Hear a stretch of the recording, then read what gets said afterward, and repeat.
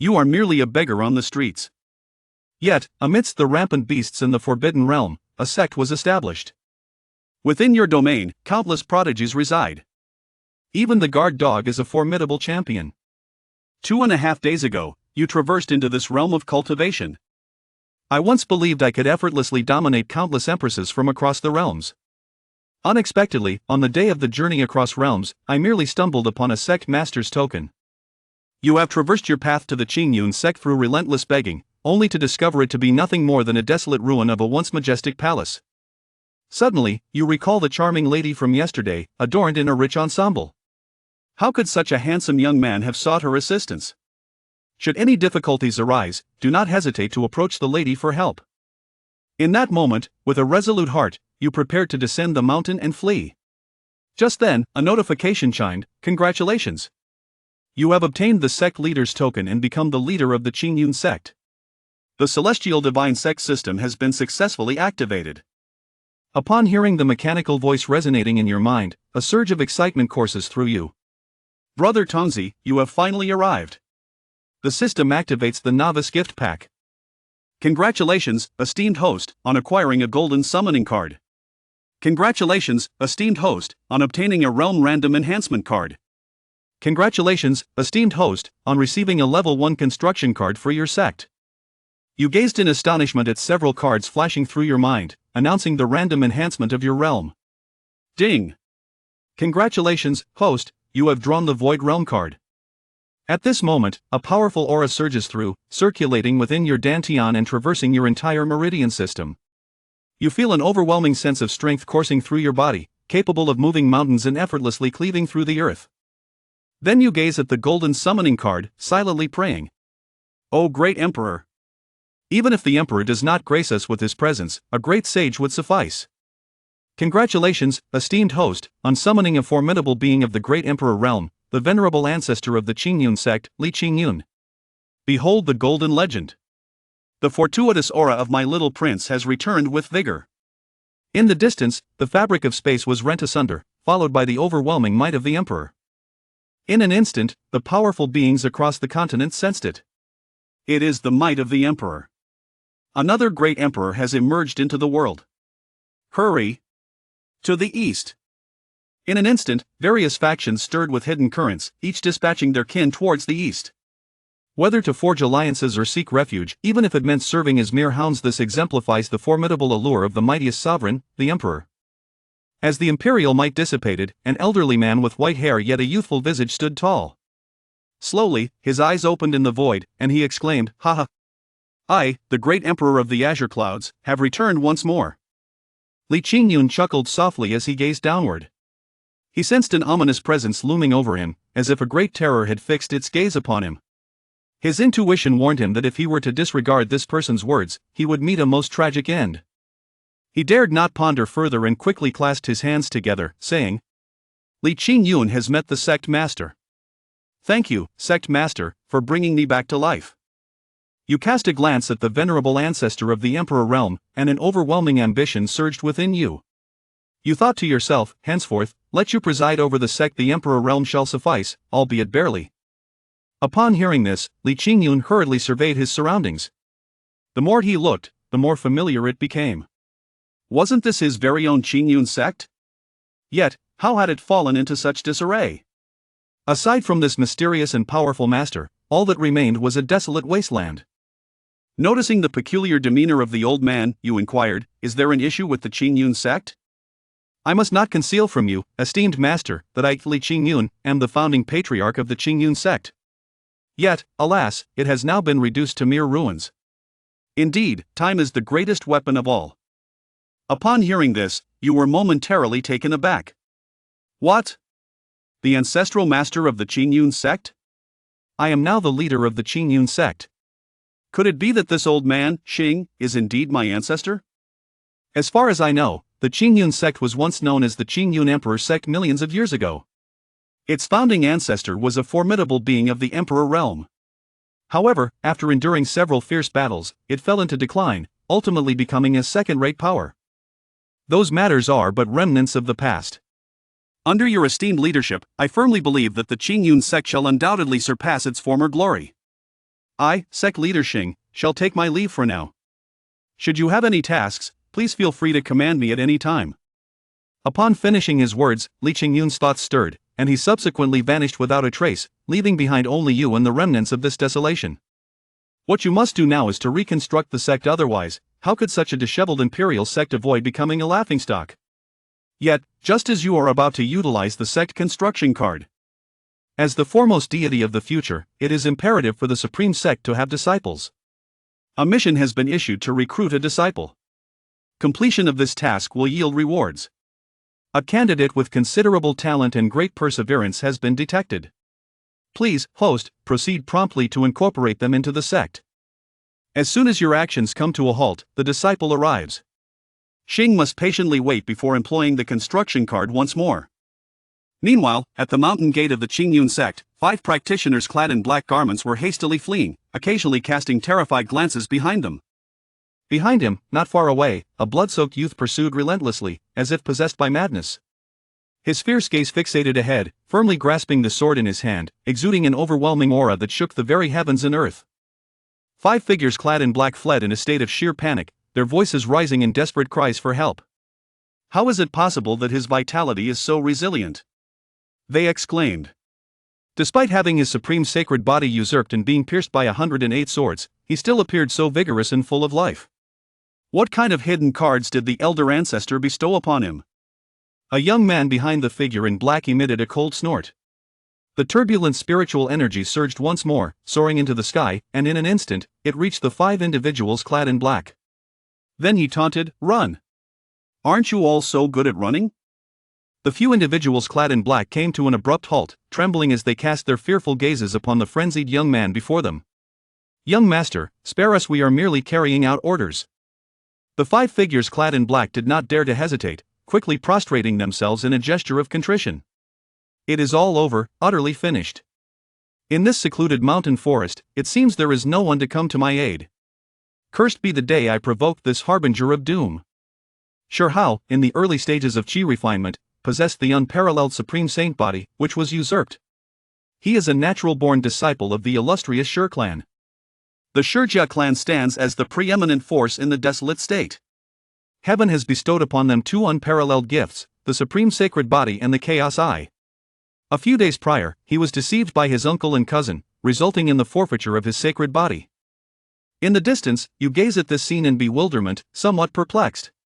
Indeed, the first disciple is inherently supreme. Although the sacred body has been taken, it can still be restored. With a little nurturing, it will become a force to be reckoned with, not the Eastern factory, but rather the prestige of the Qingyun Sect. It is rather perplexing that he, despite being stripped of his sanctity and not pursued by others, chooses instead to retaliate with his own pursuit. On the other side, the mad youth glanced coldly at the man in black and said, "In your next life, remember to keep your eyes wide open. Even if I am rendered powerless, I am not someone that a mere few of you can provoke." Suddenly, he charged forward with a vigorous stride. A surge of vibrant energy erupted forth, and the formidable intent of his fist struck towards the 5 figures clad in black. As the 5 figures clad in black realized there was no escape, they unleashed a furious roar and charged forward with gritted teeth. In the wake of a thunderous clash, an overwhelming surge of spiritual energy collided with one another, sending the 5 black-clad individuals hurtling backward, their bodies drenched in blood. The blood-soaked youth staggered backward a step, poised to advance and deliver a final blow. However, the aura emanating from him visibly waned at an alarming rate. It was evident that his last trump card had been exhausted. Suddenly, he was struck with terror as a wave of excruciating pain coursed through his body. Instantly, he spat out a mouthful of fresh blood and collapsed to the ground, his vitality waning. Not far away, 5 figures clad in black lay in wait, their expressions brightening at the sight. They then supported one another as they rose to their feet. "Alas! He has finally reached his limits. I am truly overcome with despair. The prodigious young master, Shi Hao, continue your reckless antics. This is what one might call the wheel of fortune turning." Xiao Jiezhu was unaware of what it felt like to be a genius. "Today, you have the fortune of becoming the first prodigy under the blade of the old ghost in my forest." A figure cloaked in black stepped forward and, after speaking, pretended to lick the edge of the blade with his tongue. "By the way, there is something I forgot to mention to you, my young master Shi Hao. After obtaining your supreme sacred body, the young master has already ventured to the transcendent sacred land of Zhengzhou. It is said that he is being nurtured with utmost dedication by the sacred land and has been bestowed the title of Holy Son. If all goes as expected, he shall be the next sovereign. You may now meet your demise. The 5 figures cloaked in black erupted into boisterous laughter. At that moment, your figure descended from the heavens. Everyone was laughing joyfully. If there are any delightful happenings, feel free to share them with me. It is unfortunate that the old ghost Lin has transformed act swiftly. However, villains often meet their demise through their incessant chatter, and it is already too late. In the next moment, with a mere wave of your hand, you send the old ghost Lin flying, rescuing the awaiting Shi Hao. You then turned to gaze at the young man in black on the ground and spoke with a calm demeanor. The youth perceives your extraordinary constitution and recognizes a connection with our sect. Would you be willing to join my order? I shall ensure your safety and well-being. Upon hearing this, Shi Hao raised his head and beheld a young man in white standing beside him, hands clasped behind his back. An aura of mystique radiated from his entire being. In the depths of his despairing eyes, a flicker of hope for life ignited once more. Senior, I am willing to join your sect, but alas, I am but a broken soul now. It matters not if I declare you a genius, then indeed you are. Even if deemed worthless, I, Qingyun, possess the ability to nurture you into a prodigy. At this moment, the venerable Lin, who was flung aside, also regained his composure. He was at the pinnacle of the void realm. Among the 5 of them, only 3 were at the initial stage of the void realm, while the other 2 had attained the peak of the nascent soul stage. Why did you not emerge when we were being pursued just moments ago, yet now you appear? The situation in the pinnacle cave is rather troublesome. However, one must acknowledge that in this world, one's background holds significance. We hail from the Shijia clan of the desolate province. This is our family matter. Can you withstand the wrath of the Shi family? The leader of the dark-clad men spoke with a fierce glare. The threat in his words was unmistakable. A peak of the void may not suffice for observation, however, within the ranks of my esteemed Qingyun Sect, masters abound. Not to mention your insignificant Shi family, even those from the sacred land must bow their heads before the might of my Qingyun Sect. What, then, is your Shi family worth? Upon hearing this, you spoke with utmost seriousness, complemented by your immaculate white attire and an air of disdain towards the sacred land, truly exuding the aura of an unparalleled powerhouse.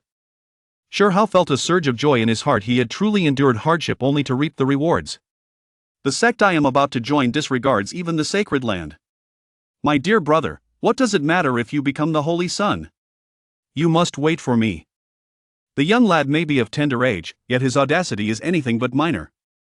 However, one must understand that in the world of socializing, a proper background is essential. You continue to express your disdain, affirming that while I may be young, my cultivation surpasses yours. It seems you have indeed devoted your efforts to training in vain.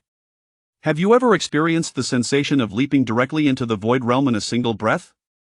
In an instant, you appeared beside them, transforming your palm into a fist, unleashing a torrent of energy that ravaged all in its path. With a single, sweeping motion, you obliterated several figures clad in black. You calmly clapped your hands, utterly unfazed. Come, let my sect guide you into the azure clouds. The young man strained to rise, bowing respectfully as he expressed, "Thank you, sect master, for your life-saving grace. Congratulations, host, on acquiring your first celestial disciple. As a reward for this task, you have received a bronze summoning card, capable of summoning beings from the golden core realm to the transformation realm. Additionally, congratulations on obtaining the 9-tripod Grand Dao Bell, a treasure from ancient times, which the human sovereign used to suppress destiny and assassinate talents. Congratulations to the host for acquiring the Celestial Divine Body. Without elaboration, this is the foremost divine body among the realms. There are no invincible physiques, only invincible individuals. Congratulations to the host for obtaining the Supreme Reincarnation Technique, tailored specifically for the Supreme Holy Body. As you walk, you ponder the rewards in your mind. In a brief moment, you arrive at the Qingyun Sect. Upon seeing the disarray surrounding him, Shi Hao quietly inquired, "Master, have we arrived at the wrong place?" The disciple appears youthful, does he not? In life, one must not merely judge by appearances. Some matters are akin to this. You possess a unique composure, speaking with a tranquil demeanor, yet secretly you hasten to contact the system. System, swiftly utilize the level 1 construction card. The usage of the sect's level 1 construction card has been successfully initiated, and it is currently materializing. As the system's notification reverberates, an ethereal aura begins to flow forth, and palatial structures rise from the ground like bamboo shoots after a spring rain, manifesting a scene reminiscent of a celestial paradise. At this moment, the venerable ancestor Li Qingyun was also stirred in secret by the unfolding events at the Qingyun Sect. Even his imperial heart, forged through countless trials, was profoundly shaken. The sect master truly possesses the ability to defy the heavens. Shi Hao was equally astonished, his mouth agape at the scene before him. Had he truly arrived in a celestial realm? In contrast, his previous existence within the esteemed Shi family now seemed akin to that of mere commoners. Yet you were prepared and not overly astonished, merely taken aback by the fact that even the first-tier sects are so disreputable. What about the second and third tiers? Truly, it is a source of anticipation for contemporary individuals. The formidable figures within the sect have all retreated into seclusion or embarked on their journeys of exploration. They shall return shortly upon the commencement of the mountain's opening. Henceforth, you must dedicate yourself diligently to cultivation, striving to surpass the outer disciples of our esteemed Qingyun. As for matters that hinder your training, rest assured that your master will resolve them in an instant. Shi Hao was initially filled with joy, only to be suddenly startled. Surpassing the outer sect disciples, it seems that each of the disciples in the outer sect possesses remarkable abilities. Moments later, within the magnificent Qingyun Hall, you occupy the esteemed seat of honor. Disciple, you are indeed the supreme sacred body, are you not? As your master, I present to you a profound technique. In an instant, a beam of violet light emanates from your hand, soaring into Shi Hao's mind. After a brief examination, Shi Hao gasps in astonishment. The supreme reincarnation technique. He then begins to scrutinize the method with great diligence. Specifically tailored for the supreme sacred body. No matter how grievous the injuries may be. Upon mastering the first level, one can reconstruct the meridians and restore the supreme body. Thank you, Master. Today marks the moment of my rebirth, akin to a phoenix rising from the ashes. After a moment of contemplation, you continued. I have come to understand your situation, my disciple. The transcendent sacred land, is it? A mere slap from the ancestor, is it? Do you require my intervention? Upon hearing this, Shi Hao promptly declined, stating, My master has already saved my life and bestowed upon me such divine cultivation techniques I cannot be overly greedy. I wish to rely on my own efforts to seek vengeance. What of the Holy Son, or the Holy Lord? After 3 years of mastering the supreme law, I shall have the audacity to bring the great sage down from his pedestal. Not bad, the heart of invincibility is beginning to take shape. Alright, you may descend to cultivate now. Feel free to choose any palace outside to reside in. After Shi Hao's departure, you once again accessed the system interface. The system utilized a summoning card. The sect currently feels too desolate, it would be better with more people. Ding! The bronze summoning card has been successfully used, and the extraction is in progress. Congratulations, host. You have summoned a guardian of the transformation realm, and it has now materialized. At this moment, as Shi Hao walked while familiarizing himself with the cultivation technique, he suddenly sensed a formidable aura, causing his brows to furrow. A figure clad in a black robe approached. There's no need for alarm. You are also a disciple of the Qingyun Sect, are you not? I am a guardian of the sect, on my way to pay my respects to the sect master. I shall not disturb you further. With that, the man turned and proceeded towards the main hall. Shi Hao was instantly taken aback, his expression reflecting shock. The sect's guardian exuded an aura he had only previously encountered in the patriarch of the Shi family. At the peak of the transformation stage, this mere guardian was comparable to the head of a top-tier faction. Meanwhile, within the grand hall of the Qingyun Sect, Wang Jian, clad in a black robe, stood respectfully below, gazing upward. He paid his respects to the sect leader. Wang Jian was at the pinnacle of the transformation realm, holding the esteemed position of a sect guardian. His martial arts were of celestial grade, mastering the heavenly sword technique at the peak of the transformation realm. At this moment, you are accessing information about Wang Jian through the system. The characters summoned by all the summoning cards within the system represent the pinnacle of their realm. If that is the case, then the ancestor has indeed reached the peak of the emperor realm, rendering him virtually unstoppable. You may depart now. Safeguard the sect. After Wang Jian took his leave, you once again summoned the system. First, exhaust all the disciple recruitment rewards before proceeding. Strengthening your own power is of utmost urgency. The manifestation of the 9-tripod avenue bell and the integration of the divine body are imminent in their potency. Ding! The successful manifestation of the 9-tripod avenue bell. Ding! The integration of the divine body is underway. At this moment, the atmosphere above the Qingyun Sect swirled with tempestuous winds and clouds. An extraordinarily rich aura of spiritual energy instantaneously enveloped the heavens and the earth. Subsequently, a grand bell, radiating an essence of Tao, materialized from thin air before descending upon the rear mountains of the Qingyun Sect.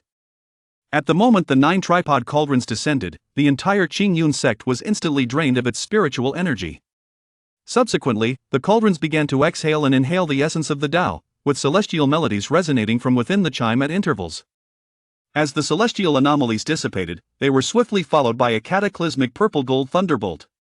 Oh heavens, behold the world-ending calamity! Could it be that an extraordinary prodigy has emerged, or is it from the east? The recent celestial phenomenon was already astonishing enough. I never anticipated that in this lifetime, I would witness the apocalyptic calamity thunder recorded by the ancient powers. Instantly, a formidable being employed their divine consciousness to investigate.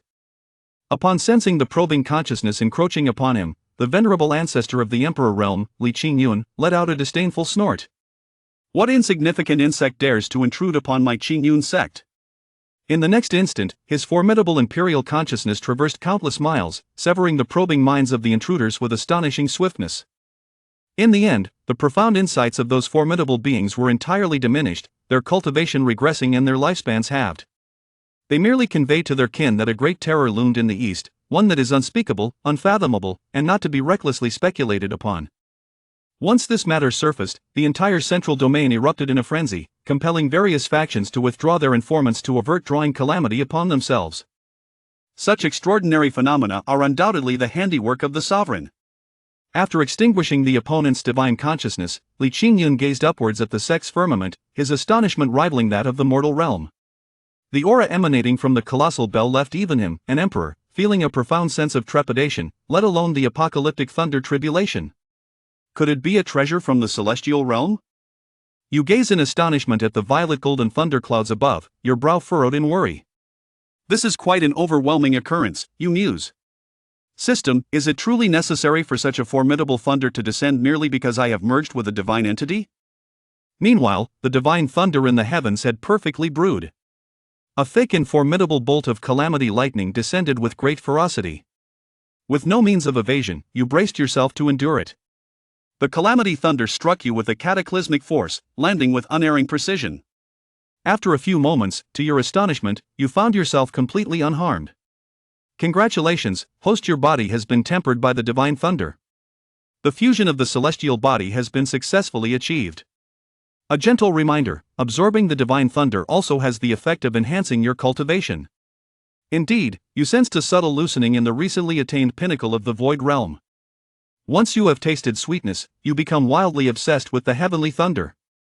The celestial bolts raged for a full 2.5 hours before finally ceasing, trembling as they vanished between the realms of heaven and earth. The venerable ancestor Li Qingyun, who witnessed everything, widened his eyes in astonishment. The cataclysmic divine thunder, which instilled fear in him, struck the sect master for a full 2.5 hours. Yet, the sect master remained utterly unscathed. Indeed, the sect master surpasses me 1,000-fold. After absorbing the divine lightning below, you exhaled deeply. Subsequently, you opened your eyes, revealing captivating violet orbs, within which danced arcs of purple electricity. This must be what is referred to as a gaze that strikes like lightning. Perceiving the immense spiritual energy coursing within you, you were taken aback. You had reached the pinnacle of the transformation realm. One does not ascend through realms in such a manner. It is not as if one evolves a grand stage each day. It is akin to a humble cow suddenly soaring into the sky on an airplane. Before merging with the divine physique, you could merely be regarded as a prodigy with swift cultivation. However, thereafter, you transformed into an unparalleled genius capable of battling across vast realms. The remarkable physique is not solely manifested in the prowess of cross-border battles. The elevation of innate understanding and talent transcends barriers. Now, the speed at which you absorb spiritual energy is 100-fold greater than before. As a disciple of the foremost divine sect in the future, one cannot afford to be complacent. A task is now issued to recruit a second prodigious disciple. Completion of this task will yield rewards. The gathering for the recruitment of disciples in Qingyun City will take place in 3 days at Lingzhou. I urge the host to prepare in advance. The following day, the Eastern Domain's Tianji Pavilion announced that the triannual Disciples Recruitment Conference would take place in 3 days at the Qingyun city of Lingzhou. Upon the emergence of this news, Lingzhou was instantly set ablaze with excitement. After a decade of arduous cultivation, remaining unnoticed, they finally attained recognition across the realm in a single day. This was precisely the opportunity they had been waiting for. Have you heard?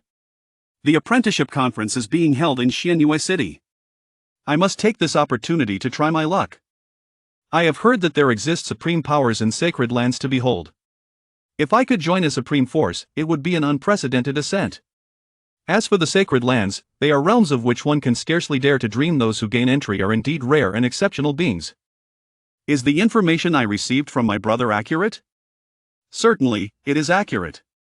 The son of my cousin's neighbor resides next door, and he personally informed me that his elder brother is begging in Qingyun City. What are we waiting for? It is not advisable to delay. Let us set forth without hesitation. This scene unfolds in every nook and cranny of the Eastern Domain. After all, within this vast expanse, there are merely 5 sacred grounds. Countless prodigies from time immemorial are converging upon the city of Qingyun. Meanwhile, in the bustling streets of Qingyun City, 2 striking figures traverse the vibrant thoroughfare, capturing the attention of numerous earnest cultivators. Sister, this Qingyun City is quite vibrant, indeed.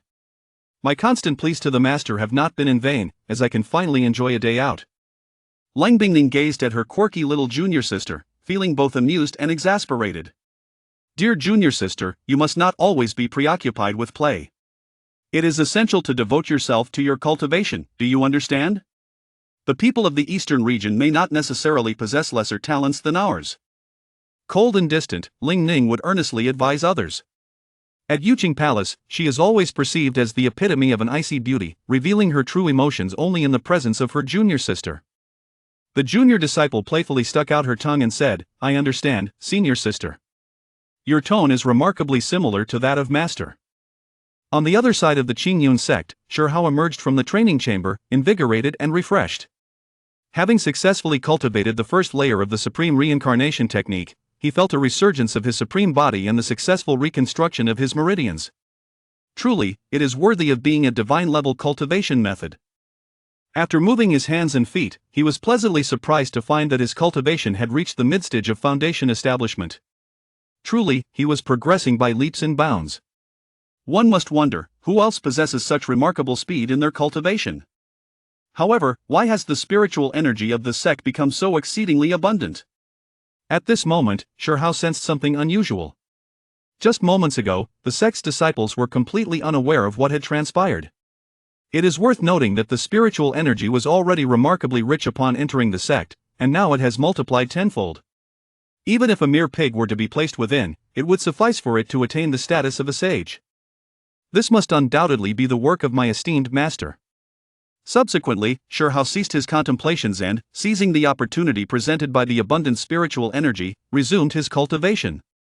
In the blink of an eye, 3 days have passed. You, along with your master and Wang Jian, have arrived at the Disciple Recruitment Conference in Qingyun City. Ladies and gentlemen, the apprenticeship conference commences today. The first round of selection is a talent assessment. Participants aged below 25 and above the golden core stage are eligible to take part in the selection test. Surrounding the area are countless black stone pillars, each illuminated more brightly according to one's innate talent. A minimum talent level of 3 stars is required to pass, otherwise, one will be disqualified. Those who successfully complete the talent assessment may proceed to the second round of mental and practical selection, where rankings will be determined based on their overall performance across 3 matches. The top contender will gain entry to the sacred grounds, while the top 5 will join a dominant faction, with the remaining candidates being freely chosen by the other sections. This regulation was established following discussions among the Tiangong Pavilion and various influential powers. As for those who are eliminated, they will be claimed by whichever sect desires them. though they may not be deemed worthy. Now, as names are called, individuals step forward for testing. Zhao Bing, 23 years old, mid-stage golden core, 3-star talent, qualified. Next. Passerby A. 25 years old, mid-stage golden core, 2-star talent, disqualified. Next. Thousands of black stone pillars commence their evaluations simultaneously. In a corner of the grand competition, the event has begun. Senior sister, yay! I've been utterly bored these past few days. Last time I snuck out, the master discovered me and grounded me for a whole 3 months. Senior sister. Do you think there are many geniuses in the eastern region? Lang Bingning, slightly distracted, hurriedly replied, one must never underestimate the world, there are always talents beyond talents. And heavens beyond heavens. Oh. Lang Bingning's distraction stemmed from an unsettling feeling of being observed, as if a piercing gaze were scrutinizing her. Indeed. When she glanced toward a nearby pavilion, she spotted a picture-perfect youth smiling at her, a striking figure with sharp brows and captivating eyes. Their depths shimmering with an enchanting purple light, akin to an ethereal immortal. Startled, Lang Bingning quickly averted her gaze, and the youth turned his attention elsewhere. The sensation of being seen dissipating as if it had been merely an illusion. She concluded that the young man was extraordinarily remarkable. The eastern region truly harbors hidden talents. Shaking her head, she dismissed her thoughts. Interesting, have those from the central region arrived? Feng Qingyang mused while examining the system panel. Lang Bingning, master sister of the Yuling Palace, central region, cultivation level, initial stage of transformation. At that moment, a notification chimed, ding, second child of destiny detected. Host is advised to recruit promptly. They have arrived. The system displayed the profile of the child of destiny. Lin Bai. Eldest son of the Lin family in the Great Zhou dynasty, physique, Qinglian Sword Body, not activated. Chapter 6, the worthless Lin Bai and the arrogant Wang Tian. The disciple recruitment event was in full swing, with eliminated participants displaying dejection.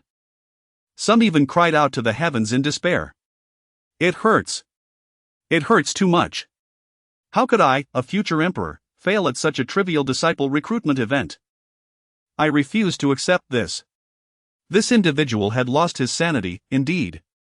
At the age of 25, he had only reached the intermediate stage of Qi refinement. He claimed to be the strongest in the Qi refinement phase, destined to become an emperor. What a farce. After uttering these words, he kicked the ground in frustration.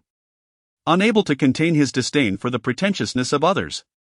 Even I, the King of Versailles, could no longer tolerate such arrogance. On the other side, a young man in white, with a chiseled face and sharp eyebrows, spoke to comfort Lin Bai. Do not be disheartened, brother Lin Bai. Where you do not find a place, another will surely welcome you. I believe in you, one day you will soar to great heights. Alas, was that truly the case? The speaker was none other than Lin Bai, the eldest son of the esteemed Lin family of the Great Zhou dynasty and the nominal future head of the family. His lineage was indeed illustrious. At the tender age of 8, he had reached the initial stage of Qi refinement, becoming renowned throughout the city. Yet, fate had other plans. A decade later, he remained stagnant, a mere joke in the eyes of many. For 10 long years, he had made no progress. Trapped in the initial stage of Qi refinement.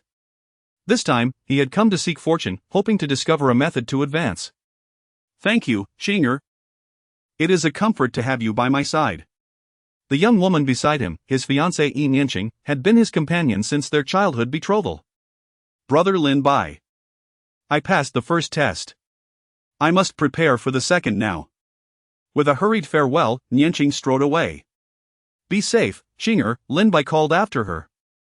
Watching her retreating figure, slowly suppressing the envy that flickered in his gaze. Why? Why is this happening? He had witnessed the earlier scene of despair, where the man had cried out in anguish, only to be ultimately toppled by another. The memory pierced his heart deeply. It was unbearable.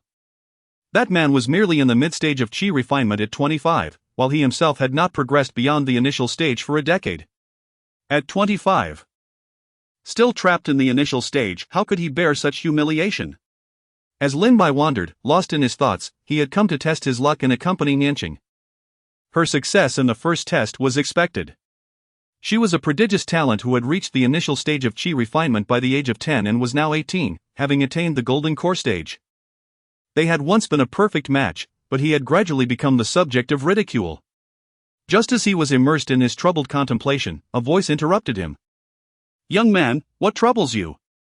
Our sect takes great pleasure in assisting others, feel free to share your concerns with us." Upon hearing this, Lin Bai paused, halting his steps as he regarded the three individuals before him. Before me stood three individuals. The young man in black robes, claiming to be from our sect, had hair cascading like a waterfall, and his violet eyes were particularly extraordinary. Beside him stood a youth exuding an overwhelming presence, towering at 8 feet, accompanied by a middle-aged man whose depth remained inscrutable. "May I inquire who you are?" Lin Bai asked, puzzled. Surely, this individual had not come to mock me. Lin the Great Useless, had he? "I am the master of the Qingyun Sect. I, Qingyun, find a connection with you and, recognizing your exceptional talent, offer you the opportunity to ascend to greatness by joining my sect." This thunderous proclamation from Feng Qingyang left Lin Bai utterly astounded. Tears streamed down his face. For a decade, 10 long years he had waited for a chance, for a mentor to recognize his worth. However, the Qingyun Sect? He had never heard of it. But it mattered not, any sect would suffice, for he had never received an invitation in all those years. "Me? You must have mistaken me for someone else," Lin Bai cautiously replied, fearing the embarrassment of being wrongfully approached. He was perplexed that even with his notorious reputation as the Great Useless, someone would seek him out. "Are you questioning the Qingyun Sect?" Feng Qingyang raised an eyebrow. Once assured, Lin Bai quickly clasped his hands together. "No, I would not dare to. I wish to join the Qingyun Sect." "Excellent, you shall come to cherish the decision you make today." Ding! Congratulations to the host for successfully recruiting the second genius disciple. Task completed. Task rewards being distributed. Congratulations, host, you have received a silver summoning card. Congratulations, host, you have obtained the 10,000 Swords Tomb, now manifesting in the back mountain of the Qingyun Sect. Congratulations, host, you have acquired the Qinglian Sword technique. As rewards were announced, Feng Qingyang opened Lin Bai's profile. Lin Bai, initial stage of Qi refinement, physique, Qinglian Sword Body, inactive, identity, eldest young master of the Lin family of the Great Zhou dynasty. No wonder this lad was at the initial stage of Qi refinement. It appeared that his inactive physique absorbed his spiritual energy. Without an appropriate cultivation method, he could not progress. There was no need to linger at this disciple recruitment event any longer. In due time, when the Qingyun Sect's reputation shook the eastern domain, countless prodigies would come seeking to join. Let us return to the sect. "Ah, Master," Lin Bai intended to speak, wishing to inform Nian Chang of this good news about joining the sect. However, he was interrupted as a few individuals approached. "Oh? Is that not the eldest young master of the Lin family? Why is the great talent of Lin not participating in the second round of tests? Could it be that he truly failed to pass the first round? Laughable. Young master, why insult swine in your remarks? Ah, you crack me up. This lad is even inferior to a pig." Those who failed the first round of testing nearby remained silent, their anger suppressed. For the newcomer was none other than Wang Tian, the young master of the esteemed Wang family, one of the most prominent clans of the Great Zhou. Chapter 7, Ruthless Annihilation, Exchange Conference. Wang Tian. Upon seeing the newcomer, Lin Bai gritted his teeth in anger. This fellow truly is a persistent spirit. Ha ha. It is indeed I, your esteemed self, who has come to pay a visit to you, the useless one. Wang Tian is Lin Bai's arch-nemesis. Their families are among the foremost powers in the Great Zhou, perpetually engaged in open and covert rivalry. One day, while Lin Bai was out shopping with Nian Chang, Wang Tian was captivated by Nian Chang's beauty. Consequently, he often humiliated Lin Bai, seeking to provoke him further. "Oh, these three beside you are friends of young Master Lin? A pleasure to meet you." Wang Tian, lacking in cultivation, could not discern the realms of Feng Qingyang and his companions. However, it was evident that anyone associating with the so-called waste Lin Bai must be ordinary. Indeed, birds of a feather flocked together. It was no surprise that those who played with young Master Lin were all inept. Wang Tian arrogantly gestured towards Feng Qingyang and the others. Wang Tian, cease your insolence. Upon hearing Wang Tian's insults directed at his master, Lin Bai hastily stepped forward. Young master, I believe I heard them mention they are from the Qingyun Sect. Lin Bai had also joined the Qingyun Sect. Oh? The Qingyun Sect? Which sect is that? Wang Tian pondered why any sect would accept Lin Bai, this useless one. Ha ha.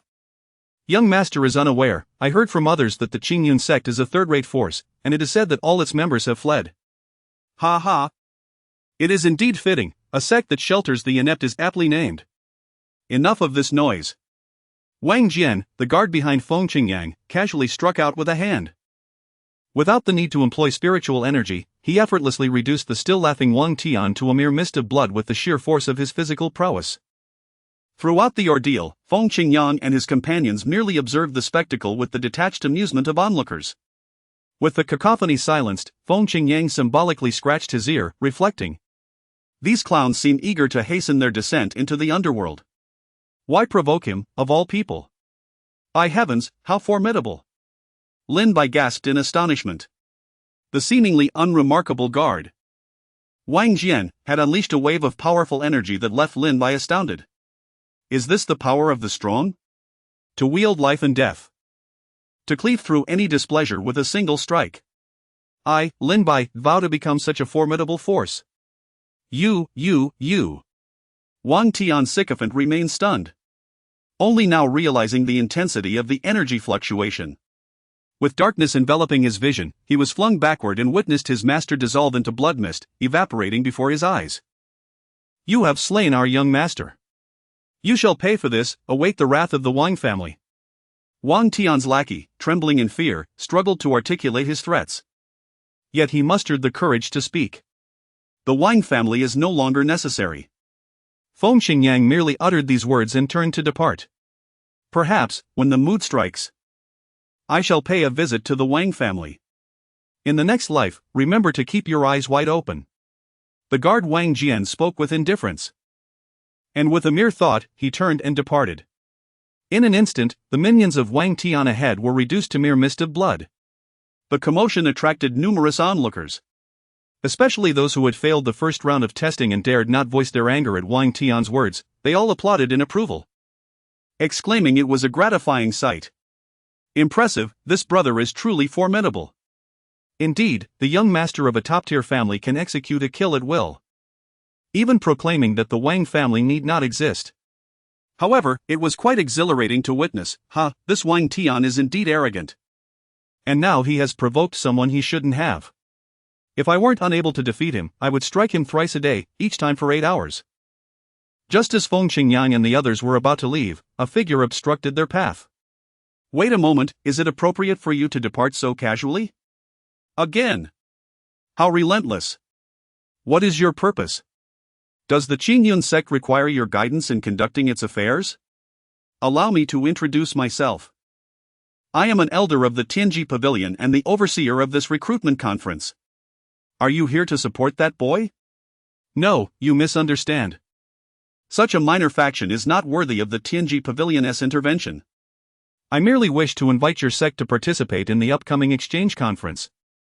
He was puzzled as to why a seemingly inconsequential faction like the Qingyun Sect possessed a mysterious powerhouse. Could it be that a descendant of the Qingyun Sect had acquired the Emperor's legacy? The allure of the Emperor's legacy alone was immense. Observing the elder before him, who appeared youthful despite his white hair, Feng Qingyang hesitated momentarily. Ding, as the future foremost figure of the Divine Sect, one cannot lack a reputation. A time-unrestricted task has been issued, reputation in the Eastern Domain. The task has no time limit, and rewards will be granted based on the extent of task completion. Reputation in the Eastern Domain? Very well, our Qingyun Sect shall embark on its first step into the world through this exchange conference. Since I am rather bored, I shall indulge you for a while. Subsequently, Feng Qingyang and his 3 companions were escorted to the central pavilion to await their turn. Along the way, Feng Qingyang introduced Wang Jian and Shi Hao to their newly appointed disciple, Lin Bai. Lin Bai, this is your senior brother Shi Hao. And this is Wang Jian, our protector of the Qingyun Sect. Upon hearing this, Lin Bai humbly greeted them. Greetings, senior brother. Greetings, Elder Wang. He was surprised to find that the formidable Elder Wang, in his eyes, was merely a guard within the sect. Moreover, this senior brother seemed quite extraordinary. His talent must surpass that of Qing'er. He felt fortunate to have allied himself with such powerful figures, who would dare to look down upon him now. Lost in his daydream of elation, Lin Bai laughed aloud, only to realize his folly and resume a facade of seriousness. This spectacle amused Feng Qingyang and the others. Ah, junior brother, if you have something joyous, do not keep it to yourself, share it with your senior brother, Shi Hao jested, finding this new junior brother quite entertaining. Lin Bai shed his initial awkwardness, revealing his inherently humorous and optimistic nature. It was merely the burdens of his cultivation struggles and the incessant mockery from others that had compelled him to adopt a different persona. Ha ha! In this moment and setting, I am inspired to compose a poem. The inept Lin Bai of the Great Zhou, drawn by reputation, arrives at the disciple gathering.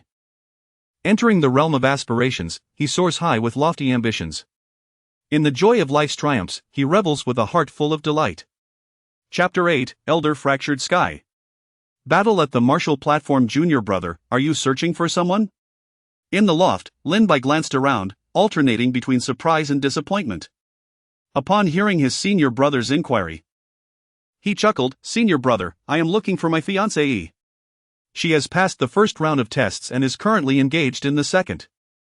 Shi Hao patted his junior brother's shoulder with a grin. I didn't realize that while you struggle in your cultivation, you flourish in matters of the heart. How enviable. Meanwhile, Feng Qingyang, absorbed in meditation, did not join their banter. System, I would like to use the silver summoning card. It is prudent to have a trump card. After all, although he did not truly require one, with a great emperor-level ancestor at his beck and call, it seemed unnecessary. Yet, such a resource would eventually be put to use. One can never have too many powerful allies. As for the remaining Qinglian sword art, it would be better to pass it on to Lin Bai upon returning to the sect. Ding, silver summoning card used successfully, summoning in progress. Ding, summoning successful. Congratulations, host, you have summoned a peak fractured sky realm expert. Currently being inscribed. Is it merely a peak fractured sky? It will suffice. He thought with a hint of disappointment. One must understand that the silver summoning card can summon beings of the highest sanctified realm. Nevertheless, he felt a sense of contentment. After all, the goddess of fortune cannot always favor him. In the previous attempts using the gold and bronze summoning cards, he summoned the highest realms permitted within their limits. Master. A middle-aged man appeared silently beside Feng Qingyang.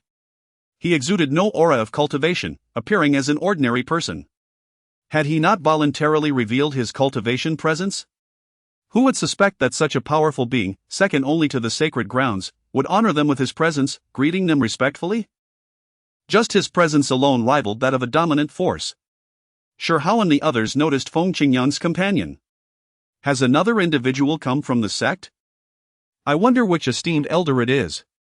Lin Bai remained unaware of the affairs concerning the Qingyun Sect. Feng Qingyang had informed Shi Hao that the sect's powerful figures were either in slumber or wandering the world. Junior brother, this is an elder from our Qingyun Sect. Let us approach and greet him. As Shi Hao and Lin Bai arrived, Feng Qingyang spoke. You have come at the right time, allow me to introduce you. This is Elder Yi Bai from our outer sect. An outer sect elder. Both Shi Hao and Lin Bai were momentarily taken aback. If even the guardian Wang Jian was so formidable, the strength of an elder was surely beyond measure. Shi Hao, Lin Bai, we pay our respects to you, elder. They spoke in unison. Ah, no need for excessive formalities, Elder Yi Bai acknowledged with a nod. Feng Qingyang, in deep thought, noted the increasing number of sect members. The Qingyun Sect still lacked its own distinctive attire. One should not underestimate the importance of sect attire, it serves to foster a sense of belonging and honor among disciples, significantly enhancing the sect's recognition. Ding, it is imperative for the future foremost divine sect of the myriad heavens to possess its own attire. Would it not be a laughingstock if word spread? At this gathering, a task was announced, promising rewards of exclusive attire for the sect. Just as one feels drowsy, a pillow is offered. Feng Qingyang's spirits lifted, for the system always appears at the most opportune moments. Ahem. Enough of the trivialities. It is time for us to showcase our talents. Meanwhile, the disciple recruitment conference was nearing its conclusion. The disciples from various sects had nearly made their selections. Among those accepted by the Holy Land was an 18-year-old youth at the initial stage of the Yuaning realm, a sight to behold indeed. The remaining candidates were divided among the dominant powers and other factions. Those chosen were brimming with ambition. Ha, I have finally joined the esteemed Yangyang sect. Congratulations, Brother Bai. Your wishes have been fulfilled. On the competition grounds below, the senior sister remarked, the recruitment conference has concluded, let us depart. Hearing the junior sister's words, Lang Bingning casually replied, let us wait a moment longer. I have received word that there will be an exchange conference among the sects shortly, let us observe. Ah. Among them, the one with the greatest talent is that 18-year-old at the initial Yuaning stage. I doubt I could even best him. And I am already at the mid-stage of Yuaning. Are you not going to heed your senior sister's advice? On the martial arts platform, the host announced, esteemed guests. The recruitment conference has been a resounding success. We shall now commence the exchange conference among the sections. Various sects were invited to the center of the gathering. A privilege reserved for those above the first-tier status. Lesser sects could continue their activities as they pleased. Feng Qingyang and his companions were also invited. As instructed by the elder of the Tianji Pavilion. Why can I still not see Qing'er? Shi Hao, sensing his companion's thoughts, offered comfort, junior brother. Your sister must have been selected by a major power and left in haste without the chance to bid farewell. Yes, I understand, senior brother. Now, esteemed guests. As we gather here, the exchange conference officially commences. Each sect may send forth their most promising disciples to compete, ensuring that the ages are comparable. So as not to bully the young. The eyes of the sect sparkled with excitement, this was indeed an excellent opportunity to shine. Such a grand recruitment conference had captivated the attention of the entire eastern region. Even though it had concluded, its residual fervor lingered, allowing one to bask in glory for a lifetime. The disciples of the various sects understood this well. Ha, in that case, I shall not be polite. I, Xiaohui of the Yangyang sect, am here to offer my guidance. Who among you dares to engage in battle? I, Jiang Kuei of the Heishan sect, seek to learn from you. With that, the two engaged in fierce combat, exchanging blows in a relentless struggle. On the martial arts platform, spiritual energy surged. After a quarter of an hour, Jiang Kuei was struck down from the stage. After a fierce battle lasting a moment, victory was claimed by Xiaohui of the Yangyang sect. The Holy Land, having not participated in the recruitment, departed early. Winning would bring no honor, while losing would be a tremendous disgrace. Numerous dominant and top-tier powers sent their disciples to the stage, and the battles raged with fervor. Master, I shall also stretch my limbs. Upon witnessing the scene, Shi Hao could no longer contain himself, ever since his injuries had healed. He had yet to engage in a proper battle. Has he reached the nascent soul realm? Feng Qingyang cast his gaze upon the poised Shi Hao, who had arrived in Xianyu City at the peak of the Golden Core stage and had quietly made a breakthrough. Indeed, Master. I advanced after merely taking a few steps. Goodness, my senior brother is now at the nascent soul stage? Lin Bai gazed in astonishment at his senior brother, who was of similar age. It was truly disheartening to see such disparity among peers. Moments later, on the stage below, Shi Hao soared onto the martial arts platform and proclaimed loudly, I am Shi Hao from the outer sect of Qingyun Sect, here to seek guidance. Clad in a black robe, standing at a towering height of 8 feet, his chiseled features radiated an intense battle spirit. Qingyun Sect? I have not heard of this sect before. Yet, it seems improbable that a nameless sect would participate in such an exchange event. Ah, it dawns on me. This must be the sect that has fallen from the ranks of the imperial sect to a third-rate power. The various sects below murmured among themselves. All present were prominent figures of the eastern region, not just any nameless individuals who could be challenged at will. Elder, why does this Qingyun sect, a mere third-rate power, sit here to spar with us? An elder from the Tiangong pavilion, noting the commotion, stepped forward to clarify. Is there a problem? I invited this Qingyun Sect personally. Anyone who disagrees may approach me for a challenge. He intended to assess Qingyun Sect at the sect conference, to discern whether they had discovered the legacy of the Emperor realm, and perhaps to partake in their fortunes should that be the case.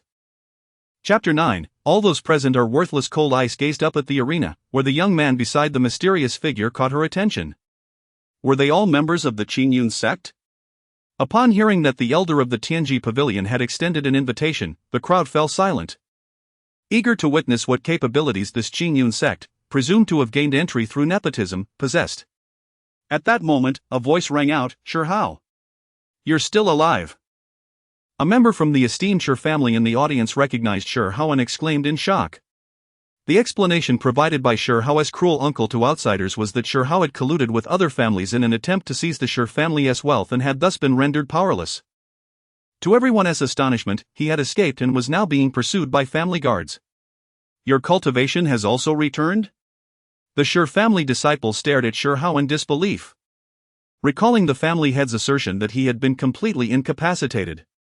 A moment of introspection revealed that Shi Hao was merely at the initial stage of the nascent soul realm. Fortunately, he had not fully regained his powers. I am at the late stage of the nascent soul realm. If I capture this Shi Hao and present him to the family head, surely I will be generously rewarded. Shi Hao, you traitor, prepare to meet your end. The other sect members, recognizing the arrival of a formidable adversary, adopted a spectator's attitude, conveniently ignoring their earlier claims of not bullying the weaker. On the pavilion, Master. Is the senior brother all right? Lin Bai inquired anxiously, observing the unfolding scene. No need to rush, just watch, Feng Qingyang replied, confident in Shi Hao's prowess. As the supreme sacred body, if Shi Hao could not battle across realms, he might as well work in a factory. Meanwhile, Shi Hao also recognized the newcomer. Shi Jian, the top lackey of his uncle, had once been excessively obsequious towards him. It was time to unleash his ruthless side and target Shi Jian first. Supreme Reincarnation Technique. Shi Hao channeled his full energy, causing an eruption of spiritual energy around him, creating a formidable aura that made his long hair dance wildly. Impressive. Despite appearing only 18, he emanated an extraordinary presence, rivaling that of the previous champion of the gathering. However, while the spectators were astonished, they remained skeptical, given that his opponent was 2 minor realms above him. What a pity, such a fine talent. Just then, Shi Jian charged forward, and the two collided. With a thunderous crash, they struck each other, unleashing a torrent of spiritual energy that swept across the martial stage. To everyone's astonishment, Shi Jian, at the late stage of the nascent soul realm, was sent flying, while Shi Hao stood firm in place. This is impossible. A disheveled Shi Jian struggled to rise, feeling as if his internal organs had been displaced, his face a mask of disbelief. His late-stage nascent soul cultivation could not even budge Shi Hao. There are far more impossible things in this world, now I shall send you on your way. Shi Hao proclaimed, forming a fist with his palm, as spiritual energy surged furiously towards his fists. This technique, derived from the Supreme Reincarnation Technique, was tremendously powerful, far surpassing imperial-grade martial skills. No! You cannot kill me! Elder! Save me! As Shi Hao charged toward him, Shi Jian realized he could not withstand the impending attack and hastily called for help from his family. An elder from the Shi family rushed out upon hearing his plea, but was promptly intercepted by the guard, Wang Jian. Do you presume to bully the weak? Thinking that my Qingyun Sect lacks defenders? In an instant, he struck the approaching elder, sending him flying. A peak stage of the transformation stage. As the elder tumbled through the air, astonishment flooded his mind. On the arena, at that very moment, Shi Hao launched a fierce assault, his colossal fist magnifying in Shi Jian's eyes. Then, with a tremendous blow, he sent him crashing down from the arena, lifeless. Wow! What immense strength! Senior sister. This individual is clearly at the early stage of the nascent soul, even beneath my cultivation level. How is it that he dispatches those at the late stage of the nascent soul with such ease? This is true talent. I have long warned you not to underestimate others, explained Leng Bingning from the side. the elder from the Heavenly Mystery Pavilion gazed with envy, recognizing the formidable techniques and martial arts on display. It appears they have indeed acquired the legacy of the great emperor. He subtly signaled to the allied forces in the shadows. The disciples from their factions began to leap onto the arena, leaving the uninformed spectators bewildered. Good heavens! It seems they are preparing for a collective assault. Ha ha ha! Are you all joining forces? This saves me the trouble of facing each one individually. Now this is exciting. Shi Hao, filled with battle fervor, laughed heartily at the sight. You are exceedingly arrogant. Zhao Sheng from the Qinglian Sect has come to challenge you. Mo Tian from the Mo Sect has arrived for a duel. Shi Kuei from the Qi Sect seeks to test his skills. One after another, they introduced themselves, numbering over a dozen.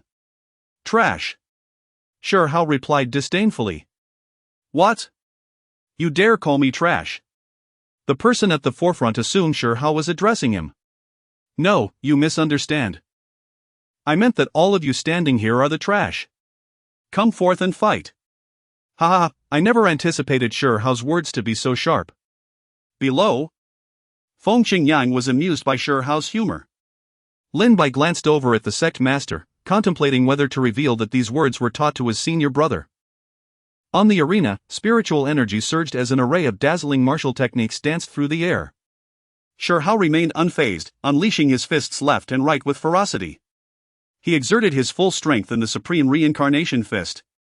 He had yet to employ his utmost power. The Supreme Holy Body was his greatest trump card. And these lesser challengers were not worthy of such an advantage. In mere moments, the dozen or so opponents on the stage were sent flying one after another, crashing heavily to the ground, rendered incapable of further combat. What the heck? Is this Shi Hao from the Qingyun Sect on some forbidden substance? Indeed. Over a dozen individuals cannot contend with him, and among them are 4 or 5 prodigies at the midstage of the nascent soul. The onlookers from various sects gazed at Shi Hao as though he were a monster. Especially those sects that had dispatched their disciples, they exchanged incredulous glances with one another. This is abnormal. Could it be true, as the elders suggested, that they have obtained the legacy of the great emperor? At this moment, the elder from the Shi family, who had been struck down by Wang Jian, regained his composure. Shi Hao, you traitor, you have killed Shi Jian. Once I report this to the elder council, you shall be apprehended. He was utterly perplexed. Shi Hao had been rendered powerless by the clan leader, so how could he possess such strength? Moreover, how had he forged a connection with the Qingyun Sect? Just now, the Qingyun Sect casually dispatched an individual who was a peak transformation god realm expert. It seems this old man has yet to recognize the gravity of the situation, Feng Qingyang remarked coldly. Naturally, the elder from the Shi family is not foolish. He speaks boldly here with confidence. He clasped his hands and addressed the crowd. Esteemed guests, this Shi Hao is a traitor of my Shi family. I implore you all to assist us in capturing this rogue. As you may be aware, the young master of the Shi family has already journeyed to the central domain sacred land, where he has reportedly been conferred the title of Holy Son. When our young master returns to the eastern domain, there shall be ample rewards. Chapter 10, The Elders Act. Treading upon the various sects, the words of the elder from the Shi family were sincere in a third of their essence, yet laced with a sevenfold threat. The sacred land of the central domain. The Shi family had now entangled itself with the revered sanctum of the central domain. The onlookers from the various sects, unaware of this development, were left in astonishment. It must be noted that the central domain is the ultimate destination for all cultivators. A sanctuary where spiritual energy flourishes several times more than in the eastern domain, a realm rife with both peril and opportunity. Ruled by those of the supreme and emperor realms. One could assert that the sects of the eastern domain are scarcely worthy of even offering their shoes to those of the central domain. Of course, were this statement to reach Feng Qingyang's ears, he would undoubtedly retaliate with 2 resounding slaps, indignantly questioning, "Is my Qingyun Sect subject to your whims? How dare you suggest such a thing?" Not far off, an elder from the Tiangji pavilion witnessed the unfolding scene and his eyes sparkled with intrigue. To traverse the iron shoes in search of an elusive path, only to find it effortlessly before me, what an opportunity! He mused. He observed the 5 from Qingyun Sect, noting that the man who had just acted was at the pinnacle of the transformation stage. The others included an ordinary man clad in black and an inscrutable youth, both of whom were exceedingly young, so much so that he could be their grandfather, leading him to believe their cultivation was unlikely to be substantial. As for Shi Hao and the so-called weakling at the initial stage of qi refinement, they were easily dismissed. Shi Hao to Lin Bai, are you not aware of basic courtesy? Thus, he once again conveyed messages to the various factions, urging them to spearhead an assault on the Qingyun Sect. Rest assured, we from the Mo Hai Sect shall assist in this endeavor. And we from the Fu Yang Sect as well. In broad daylight, such a traitor exists. Regardless of their affiliation, our Qi Fa Sect must lend a hand. The earlier actions of Shi Hao from the Qingyun Sect had brought disgrace upon several sects in public. This was an opportune moment for revenge. A chance to partake in the spoils of the emperor's legacy alongside the Tianji Pavilion, and also to curry favor with the Shi family, truly a threefold benefit. With the leadership of these sects, opportunistic factions and those blinded by greed swiftly joined the fray, creating an overwhelming momentum. Bestowing a favor upon the Shi family was an incredibly advantageous transaction. The formidable members of the participating factions surged into the sky, their powerful presence scattering the clouds above. Together, they aimed to subdue their targets. The arena was charged with spiritual energy. A fierce battle was imminent. This was far removed from the trivial contests witnessed during the earlier disciples' recruitment and exchange events, which were merely child's play in their eyes. 6 at the true realm, alongside more than 20 at the transformation stage. On the outskirts, sister, we must leave quickly, lest we become embroiled in this chaos. The uninvolved factions and onlookers had long retreated, wary of being swept into the turmoil. This was no trifling matter. Lang Bingning pondered briefly, you go ahead, junior sister. Without waiting for her sister's response, she turned and soared towards the center of the arena. Sister! What are you doing? At that moment, as the multitude prepared to engage, a figure descended from the skies. Her flowing hair danced in the wind, and her snow-white garments radiated an ethereal beauty, akin to that of a celestial maiden. So enchanting! Upon her arrival, Lang Bingning cast a cold gaze over the assembly, declaring, I, from the Yuqing Palace, will protect the people of Qingyun Sect. The various factions were immediately taken aback. From where has the Yuqing Palace emerged? Who is this audacious girl, speaking so boldly? A group of frogs at the bottom of a well. I, the Jade Purity Palace, am a transcendent sacred ground of the central domain. You should carefully consider your actions. Lang Bingning coldly remarked upon noticing their ignorance of their own sect. At the same time, she exuded her formidable aura of cultivation. Transformation stage. A transcendent sacred ground. My heavens! Such a youthful presence at the transformation stage. This woman must undoubtedly be a prodigy from the central domain. How astonishing it is that the Shurjia has fortuitously intertwined with the sacred grounds of the central domain. How did this small Qingyun sect forge a connection with such a grand force? A bunch of useless fools, it seems I must personally intervene. Zhang Lao of the Tianji Pavilion, who had originally intended to remain in the shadows and reap the benefits, could no longer sit idly by upon witnessing their hesitation. Humph. They may fear your Jade Purity Palace, but I do not. My Tianji Pavilion is also a sacred ground of the central domain. Should you engage with me? I assure you of your safety. An elder from Tianji Pavilion also ascended, revealing his peak cultivation at the true person stage. Upon witnessing this, Lang Bingning furrowed her brows. Tianji Pavilion's eastern domain branch? It seems she would have to reveal her trump card. At that moment, a resounding voice echoed, what a delightful gathering! Today, as my sect finds itself in need of entertainment, I shall gladly indulge you. At this juncture, Feng Qingyang and his companions leisurely approached the center of the arena. Master! Upon seeing Feng Qingyang and his companions arrive, Shi Hao felt as though he had found his anchor. With such a formidable sect backing him, what was there to fear? Master, I have caused trouble for the sect. This incident was instigated by him, had it not been for his actions. The Shurjia would not have brought Shi Tian forth to embarrass themselves here. Not to worry, merely a trifling matter. Thank you for your kind intentions, miss. Feng Qingyang acknowledged with a wave of his hand before turning to Lang Bingning. Although he did not comprehend why this woman from the central domain chose to assist their Qingyun sect, it was essential to maintain proper etiquette at such a crucial moment. A favor bestowed during adversity is worth far more than mere embellishment, even if he did not require it. The various factions observed the composed demeanor of the leading youth, momentarily perplexed about his true intentions. Could it be that the Qingyun Sect possessed some hidden trump card? Such was the thought of Lang Bingning and the other factions. Humph. Mere pretense. The elder from Tianji Pavilion declared, launching the first attack. Knight White and Wang Jian, alongside Feng Qingyang, ascended with similar fervor. Lang Bingning momentarily set aside her intention to employ her trump card. She wished to see what further moves this young man, whom she had only recently met, possessed. However, should any unforeseen circumstances arise, her trump card would swiftly eliminate any threats. Those who offend my Qingyun Sect shall face death without mercy.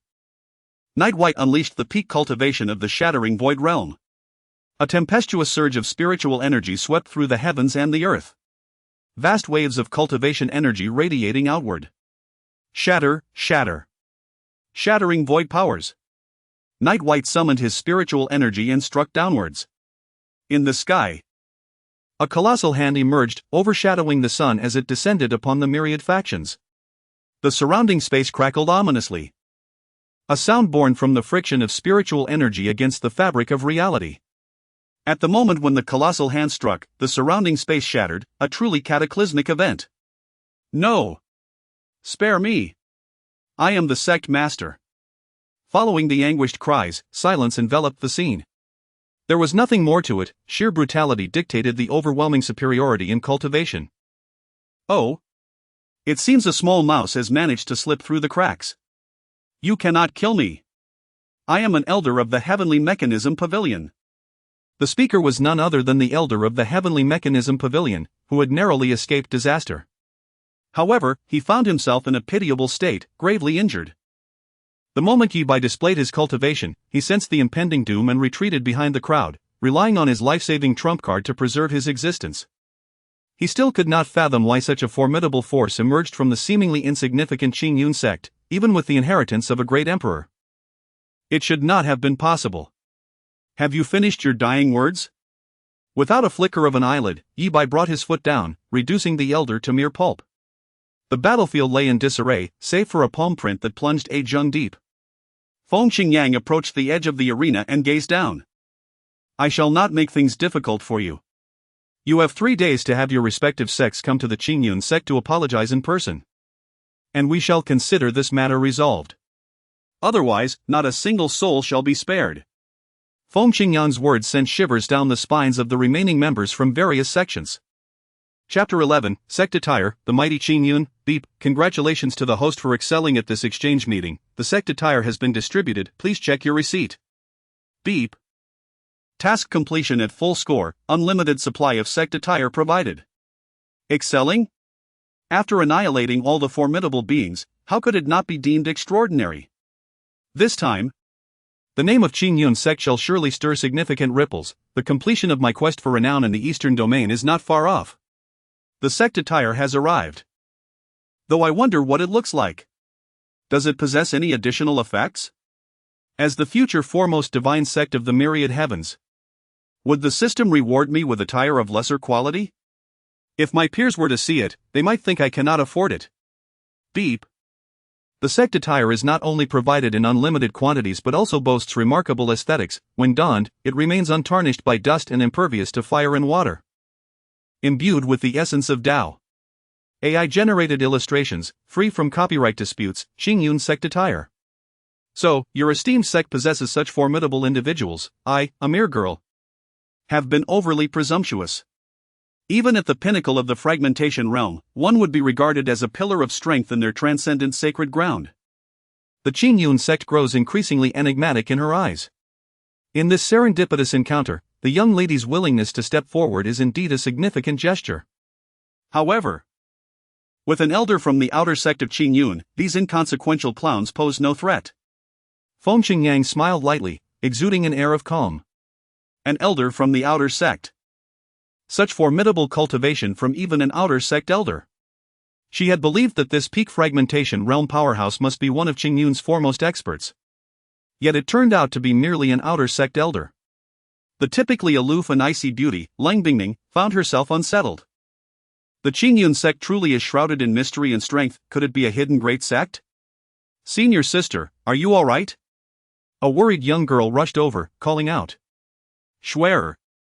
Did I not instruct you to leave first? Why have you returned? The newcomer was none other than Lang Bingning's junior sister, Lu Shui. Since senior sister has not departed, I shall not leave either. Upon witnessing her senior sister ascend to the arena's center amidst so many formidable beings, she had grown frantic, ready to draw the life-saving talisman bestowed by their master. Just then, she saw a powerful middle-aged man emerge from Qingyun Sect, effortlessly dispatching all foes, prompting her hurried return. Lang Bingning felt quite moved. Though her decision was unilateral, her junior sister remained steadfastly by her side. All right, this matter is settled. Let us return to the sect. With Feng Qingyang's words, Lang Bingning stepped forward, sincerely clasping her hands. Sect Master of Qingyun, may I accompany you to your esteemed sect?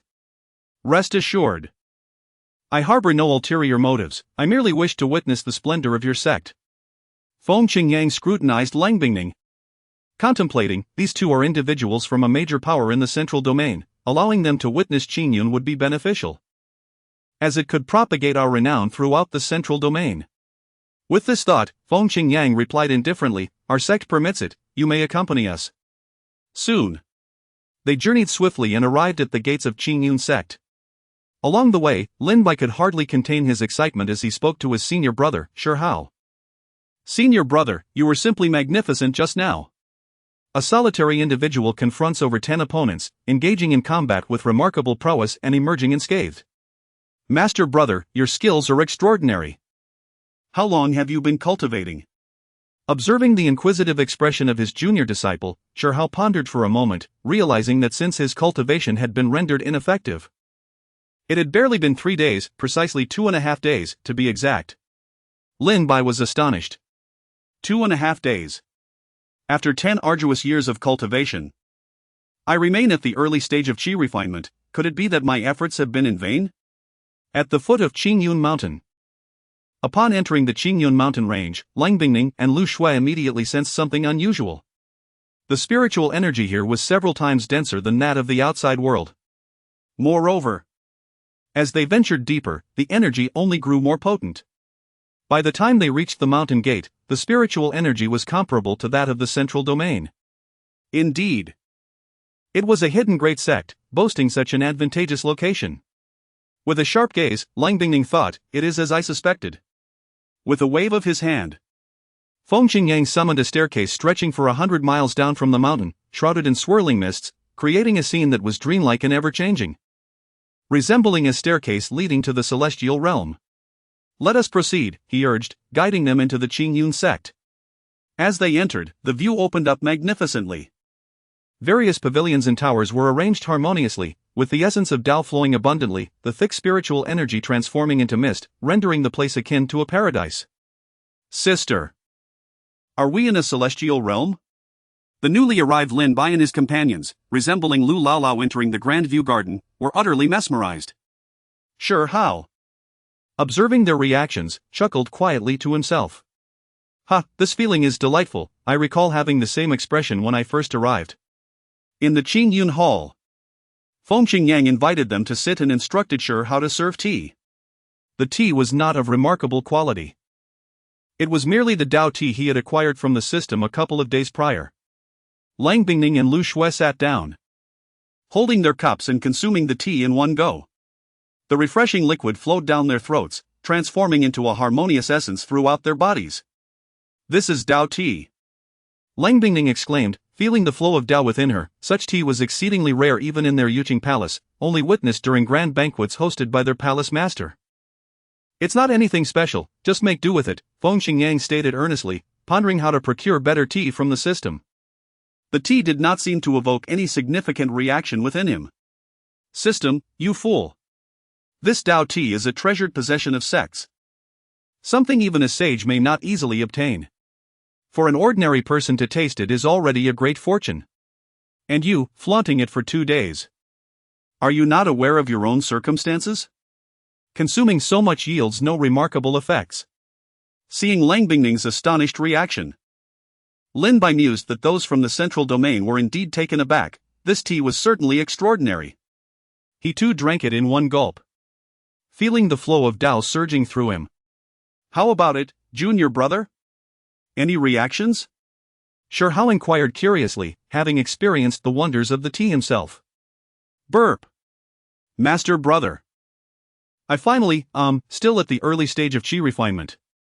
Lin Bai belched, expressing his frustration. Aside from sensing the fullness of the initial stage of chi refinement within, there has been no change in my realm. Senior sister. I believe I have seen this tea before, treasured like a gem by our master. The master referred to by Lu Shui is, of course, the head of Yuqing Palace.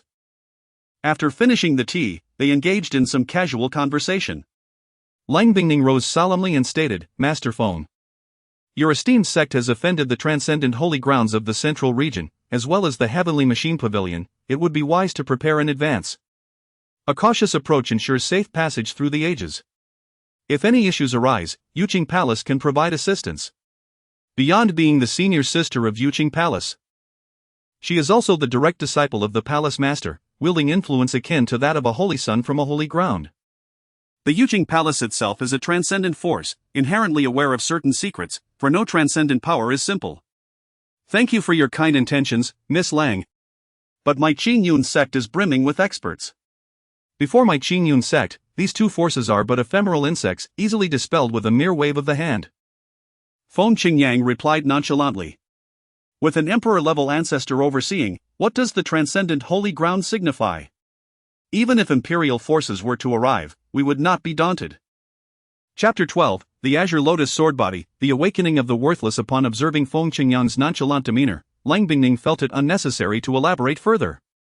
There was no need for Feng Qingyang to offer additional explanations. Soon enough, during the competition for supremacy in the central domain, the world would witness the might of the Qingyun Sect.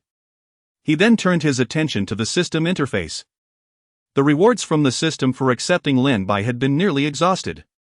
The silver summoning card had been utilized, successfully summoning an outer sect elder at the peak of the void-shattering realm, and the 10,000 Swords tomb now resided in the back mountains of Qingyun Sect. He sensed an increase in the presence of powerful sword intent emanating from the back mountains, although its intensity was somewhat subdued due to the suppression of the 9 tripod. This place could serve as an excellent training ground for future disciples. As for which disciple would acquire the divine sword, it would depend solely on their own fortunes. The only task remaining was to tailor a cultivation method for the disciples.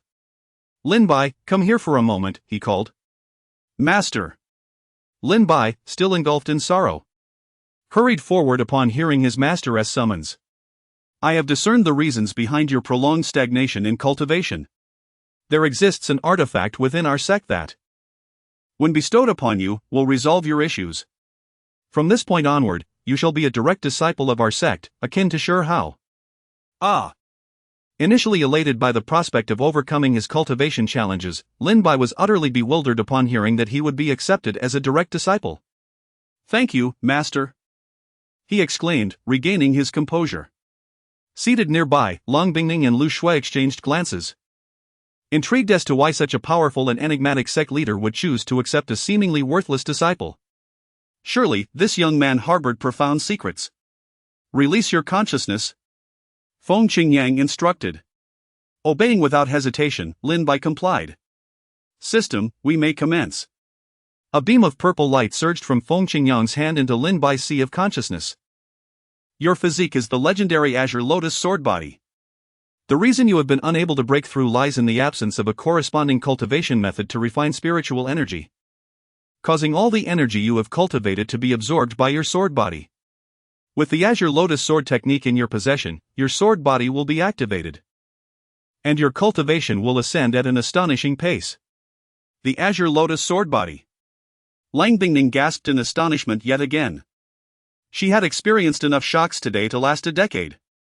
She recalled her master speaking of a formidable Azure Lotus Sword Body from the Middle Ages, who had once defied the heavens and slaughtered emperors during the peak of the Sacred King era, later revered as the Sword God. Little did she expect to witness such a divine physique in the Eastern Domain today. Moments later, outside the Grand Hall, after an hour had passed, Lin Bai, seated in meditation, joyfully opened his eyes. Master, I have broken through. Having just completed the first layer of the Azure Lotus Sword technique, His previously stagnant cultivation surged forth like a torrent, breaking through the barriers of realms with explosive vigor. From the initial stage of Qi refinement to the peak of Qi refinement, then from the initial stage of foundation establishment to its peak. He finally came to a halt at the pinnacle of foundation establishment. At the pinnacle of foundation establishment. In the blink of an eye, he had advanced 7 realms.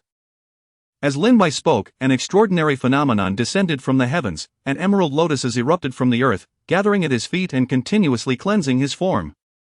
The marvel in the lotuses soon dissipated, leaving Lin Bai feeling as if he had been reborn. In this moment, he felt compelled to compose a poem, 10 years of hardship and delay, enduring cold glances and harsh words each day. At last, my divine body awakens. Emerald lotuses break the realm, unshaken. Indeed, his sword body had been activated, and his realm had consecutively advanced. Truly, he was a disciple chosen by the system. Breaking through as effortlessly as one drinks water, though he still fell slightly short compared to me. Just as Lin Bai was about to utter another word, a formidable sword intent emanated from the back mountain. Master, could it be one of our sect's senior sword masters practicing there? Inquired senior brother Shi Hao, speculating that perhaps a renowned figure in the sword realm had returned. The sword intent was indeed powerful.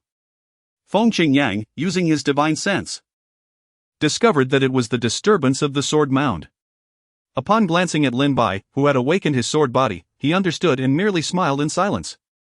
While Shi Hao and the others marveled at the overwhelming sword intent, a 3-foot-long azure peak soared through the air, its sword intent sharp and piercing, swirling around Lin Bai before landing steadily in his palm. Master, so the formidable sword intent emanated from this sword? The Azure Lotus Divine Sword, exclaimed the knowledgeable Lang Bingning, her voice filled with astonishment. She had seen this sword in a sword manual. It was indeed the sword of the sword god, which had supposedly vanished alongside the sword god in the Middle Ages. Why then did it appear here? Oh, Miss Lang recognizes this sword? Feng Qingyang inquired, intrigued by her identification. He himself was unfamiliar with the sword, only knowing the system's introduction of the myriad swords buried within the sword mound. Yes. I once chanced upon it in a sword manual. It is called the Azure Lotus Divine Sword, the weapon of the sword god from the Middle Ages. This sword slayed saints and emperors in the hands of the sword god, ranking first in the sword manual. Coincidentally, that sword god possessed the Azure Lotus Sword Body. Hence the sword was named accordingly. Indeed, this sword was fortuitously acquired by our Qingyun Sect during the Middle Ages. It seems to be fated with my disciple. Having flown over on its own, Feng Qingyang said nonchalantly. The Middle Ages. Tens of millions of years ago. The Qingyun Sect is indeed a hidden giant. A formidable force with a legacy spanning millions of years. No wonder the sect possesses such profound depth. In truth, Feng Qingyang's words were half true and half false. The Qingyun Sect had indeed endured for millions of years, but one could only describe its survival as a struggle. Who could understand its trials? My disciple. You have heard as well. Since this divine sword is fated to you, I shall gift it to you as a token of your entry into the sect. Thank you, Master. Rest assured, I will not tarnish the reputation of this sword and the sword god. Lin Bai replied, his heart resolute. The Azure Lotus Sword. Let us together protect the sect and our loved ones. He reverently caressed the blade.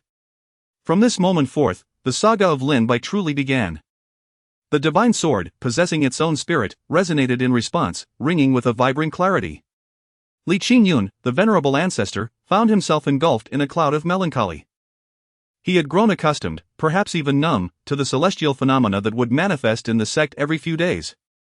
In his youth, he lacked such extraordinary talent. Having ascended to the realm of the great emperor through relentless trials and serendipitous encounters. Upon arriving at the sword tomb on the back mountain, he immediately sensed something extraordinary.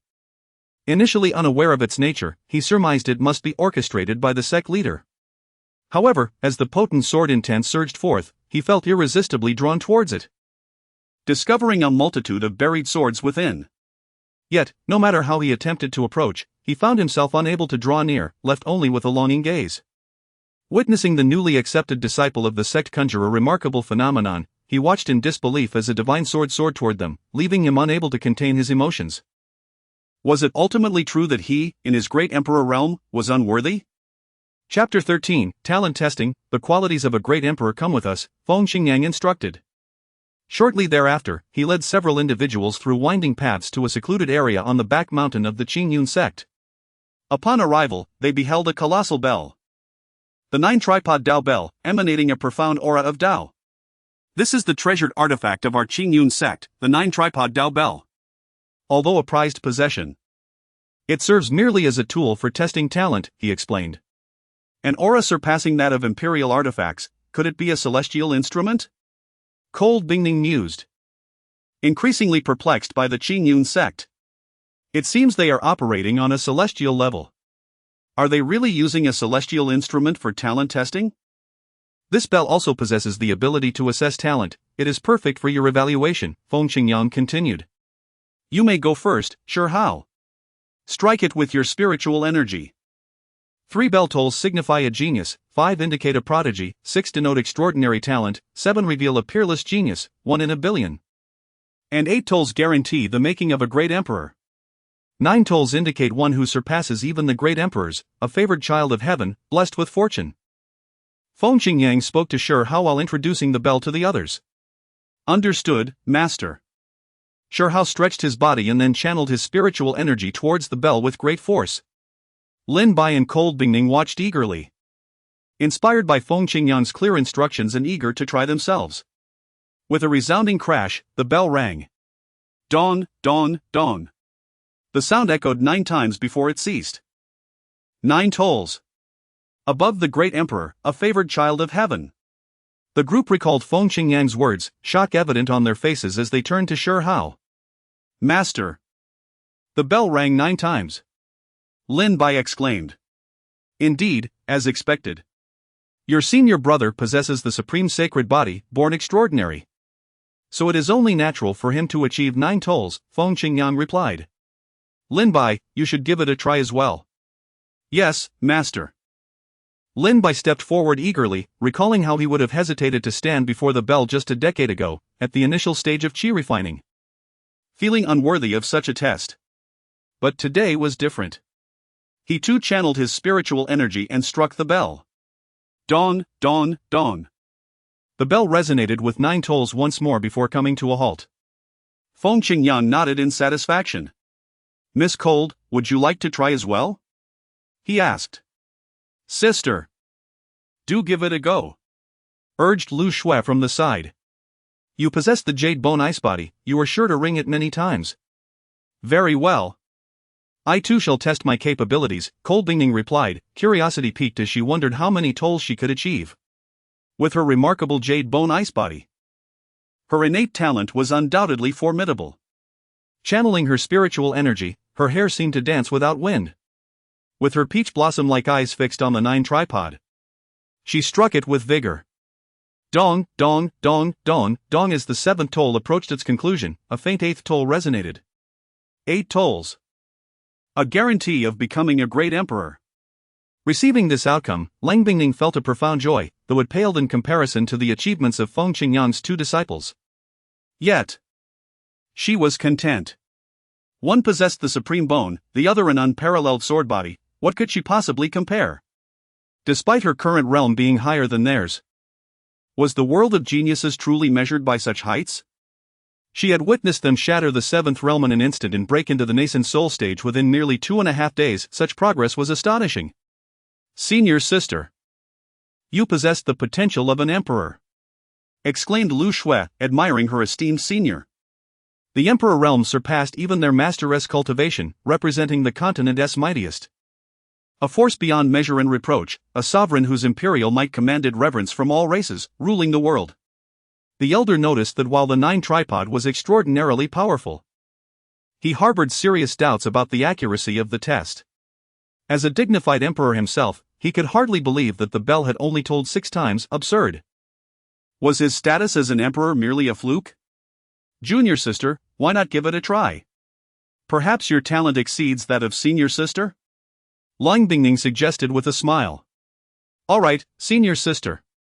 Lu Shui replied eagerly as she approached the 9-tripod, channeling her spiritual energy into it. This time, The bell chimed 7 times before it ceased. A transcendent prodigy, 1 in a billion. It is evident that none chosen as direct disciples of such extraordinary forces are ordinary. Senior sister, it rang 7 times. Ha ha. My talent is quite commendable too. After they had all completed their tests, they turned to Feng Qingyang, who stood aloof with his hands clasped behind his back, all pondering the same question: how remarkable was their master's talent? Master, I wonder how many times you would strike the bell. Shi Hao could not contain his curiosity. Except for Shi Hao, none had witnessed Feng Qingyang in action. Yet none could overlook his enigmatic and formidable presence, the air of dominance that rendered the sacred land insignificant, the aura of strategic mastery that evoked disdain. Undoubtedly. Master will ring the bell 9 times. Lin Bai confidently declared, echoing the consensus among them. The talent of our sect speaks for itself, Feng Qingyang mused, noting that all had completed their tests. With only himself remaining, he decided to give it a try. Harboring a hint of curiosity yet unwavering confidence that he would achieve 9 chimes without fail. Is my celestial body merely a jest? With a casual punch, he struck the 9 tripod. The entire apparatus trembled, emitting a resplendent light, a beam shooting skyward, causing the heavens to upheave. Boom, boom, boom. The bell resonated a full 10 times. Ah, this. What began as a casual test unexpectedly shattered the limits of the bell. 10 signifies perfection, indicating that his talent had reached its zenith, leaving no room for further enhancement. Should he feel elated or despondent? It posed a conundrum. By heavens! Master's talent is indeed astonishing, I cannot compare. Shi Hao and Lin Bai, who had initially felt a sense of pride, were instantly awestruck by their master's extraordinary aptitude. 9 chimes were impressive, yet their master had transcended all boundaries, rendering the notion of limits obsolete. After a while, the 2 sisters, Long Bingning and Lu Shui, took their leave from Qingyun Sect, bidding farewell to Feng Qingyang. Their absence has been lengthy, and if they do not return soon, Master may express his displeasure. Master Feng, until we meet again, I sincerely invite you to visit my Jade Clear Palace when you come to the central domain. To the 2 young ladies, I hope our paths cross again. And should the opportunity arise, I shall pay you a visit. Farewell.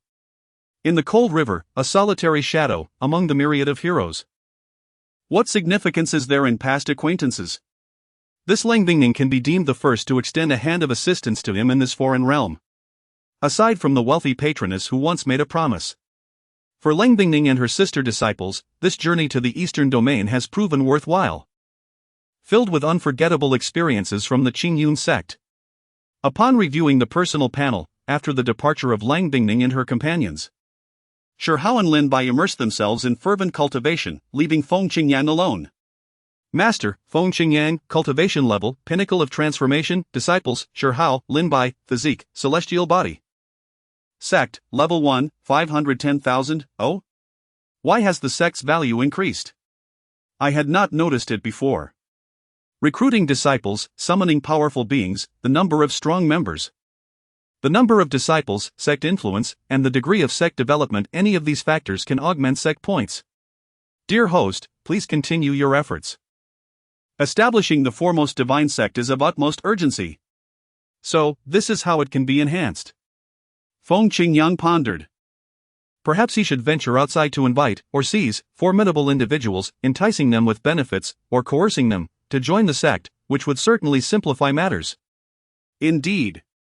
The Qingyun Sect is currently understaffed and lacks completeness, with many facilities like the alchemy hall left unattended.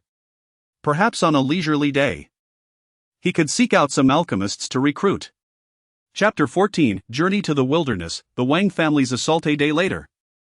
Shi Hao and Lin Bai emerged from the training hall. Haha, senior brother, I have made significant progress with my Qinglian sword technique. Lin Bai exclaimed with delight. Is that so? Congratulations, junior brother. I too have advanced further in my supreme reincarnation technique, Shi Hao responded with a nod of satisfaction. After sensing the spiritual energy within himself once more, Lin Bai proposed, endless solitary practice is not sufficient, how about we spar with each other, senior brother? Indeed. I was just lamenting the lack of opportunity to showcase my skills. I shall suppress my cultivation level for our spar. Shi Hao, a fervent warrior and devoted practitioner, readily agreed to his junior's challenge.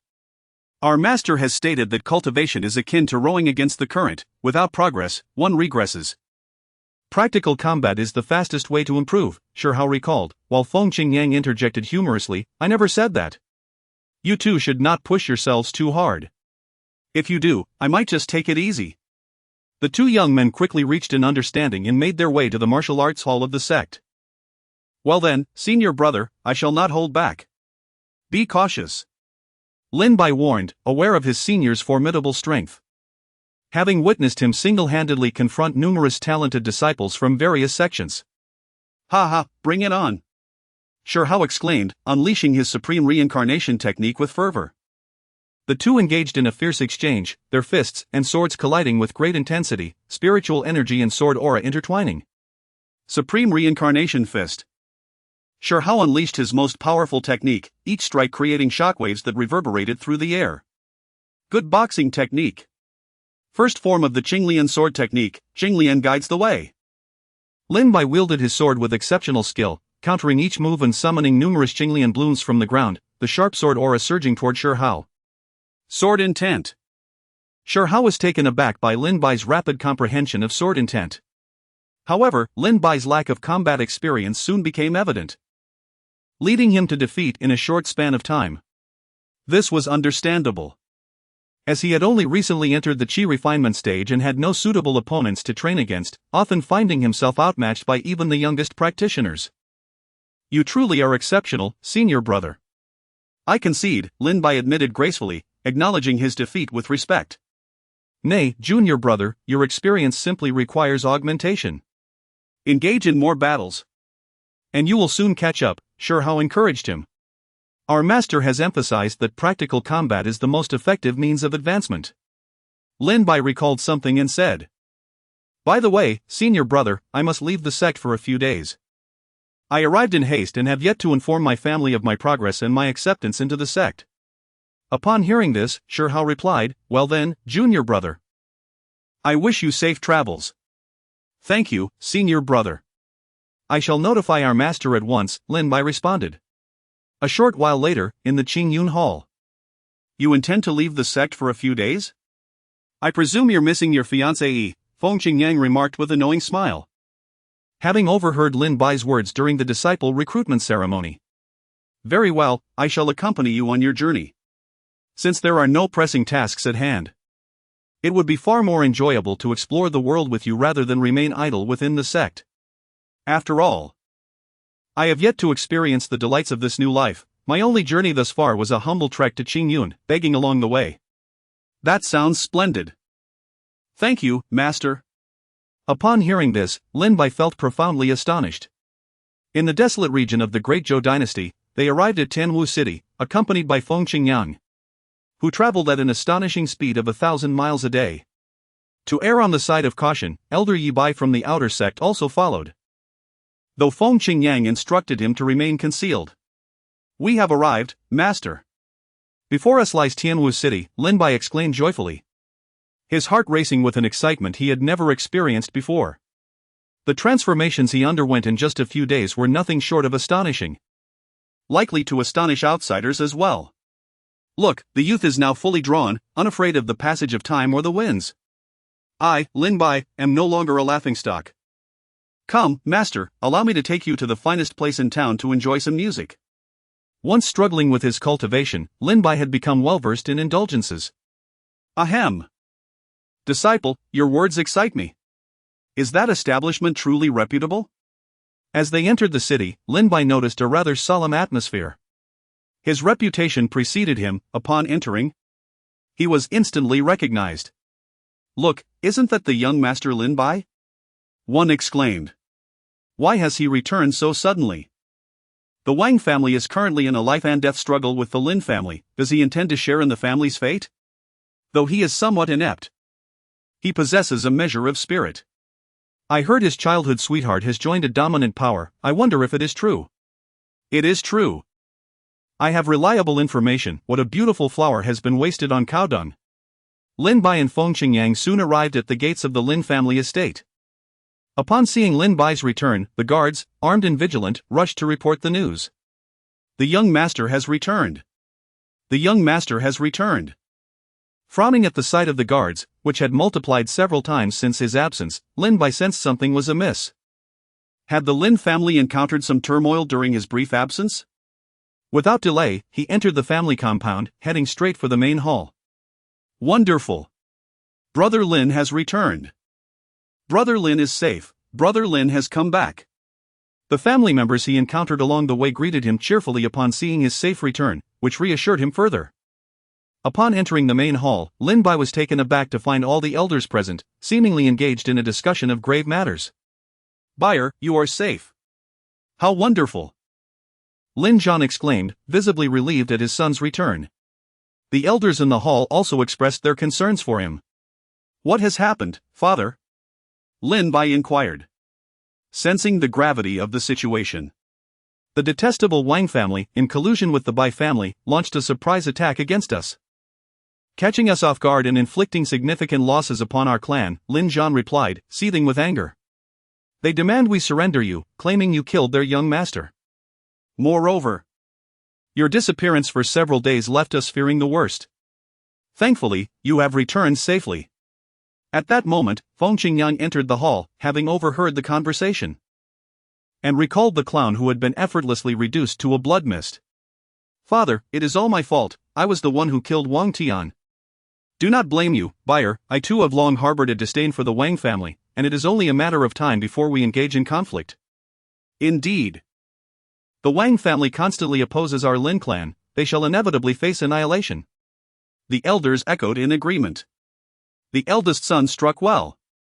Wang Zhan and the esteemed elders observed as another figure entered from outside. Clad in white as snow, a youthful man with sword-like brows and starry eyes. "Buyer? Who is this?" "Ah, allow me to introduce my esteemed master, who is also the leader of the Qingyun Sect." "Qingyun Sect? Why does that name sound so familiar? Yet I cannot recall." "Those forces that were vanquished by the Qingyun Sect have sealed their news, currently deliberating their countermeasures, hence the information has yet to disseminate." "Buyer? You have joined the sect?" Lin Zhan exclaimed joyfully. After a decade, a sect has finally accepted him. "Yes, father. Moreover, with my master's assistance, I have awakened my physique and transcended my cultivation level. Please, sense my aura." Upon saying this, Lin Bai emanated his personal energy. Pinnacle of Foundation Establishment. Lin Bai's display astonished the members of the Lin family, shaking them to their very core. In just a few days, he has broken through multiple realms. The once fallen prodigy has returned as a sovereign. The Lin family is destined for greatness. Many elders were moved to tears. "Excellent! Excellent! Excellent!" Lin Zhan, in his excitement, could scarcely articulate his thoughts. So it was Buyer's master. "Master, please take a seat. Attendants, bring forth the finest tea." The flustered Lin Zhan hurriedly welcomed. Chapter 15. The flick of a finger to annihilate the enemy. The Lin family's allegiance do not stand on ceremony. Esteemed head of the Lin family, Lin Bai is not only a disciple of my Qingyun Sect but also my direct apprentice, thus, he is akin to family. By the way, regarding that Wang family, I have previously declared that the existence of the Wang family is no longer warranted after the demise of Wang Tianshi. They have had their time to maneuver. But it is now time to fulfill our promise. Feng Qingyang's declaration left the members of the Lin family in a state of astonishment. The illustrious Wang family, a top-tier power, had their fate sealed by this young man's seemingly trivial words? What manner of force is the Qingyun Sect? Could it be a hegemonic power? Master Feng, the Wang family has allied with the Bai family, boasting 4 true masters among them. Our Lin family possesses nearly 2. While both the Wang and Bai families have 2 each, collectively controlling Tianwu City through mutual checks and balances. It remains a mystery how the Wang family has secured the Bai family's allegiance. Indeed, Master Feng, the Wang family is exceedingly cunning. We have suffered losses at their hands before. Father, there is no need for concern. Our Qingyun Sect is replete with experts. A mere Wang family dares to challenge us.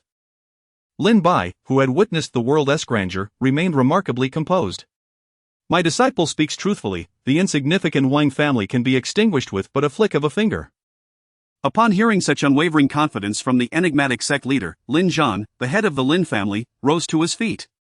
In that case, I, as the head of the Lin family, decree that our entire clan is willing to follow Master Feng's commands. We shall heed Master Feng's directives. Lin Zhan commanded, with the elders echoing in agreement. There is no need for all of you to take action. Yi Bai will visit the Wang family.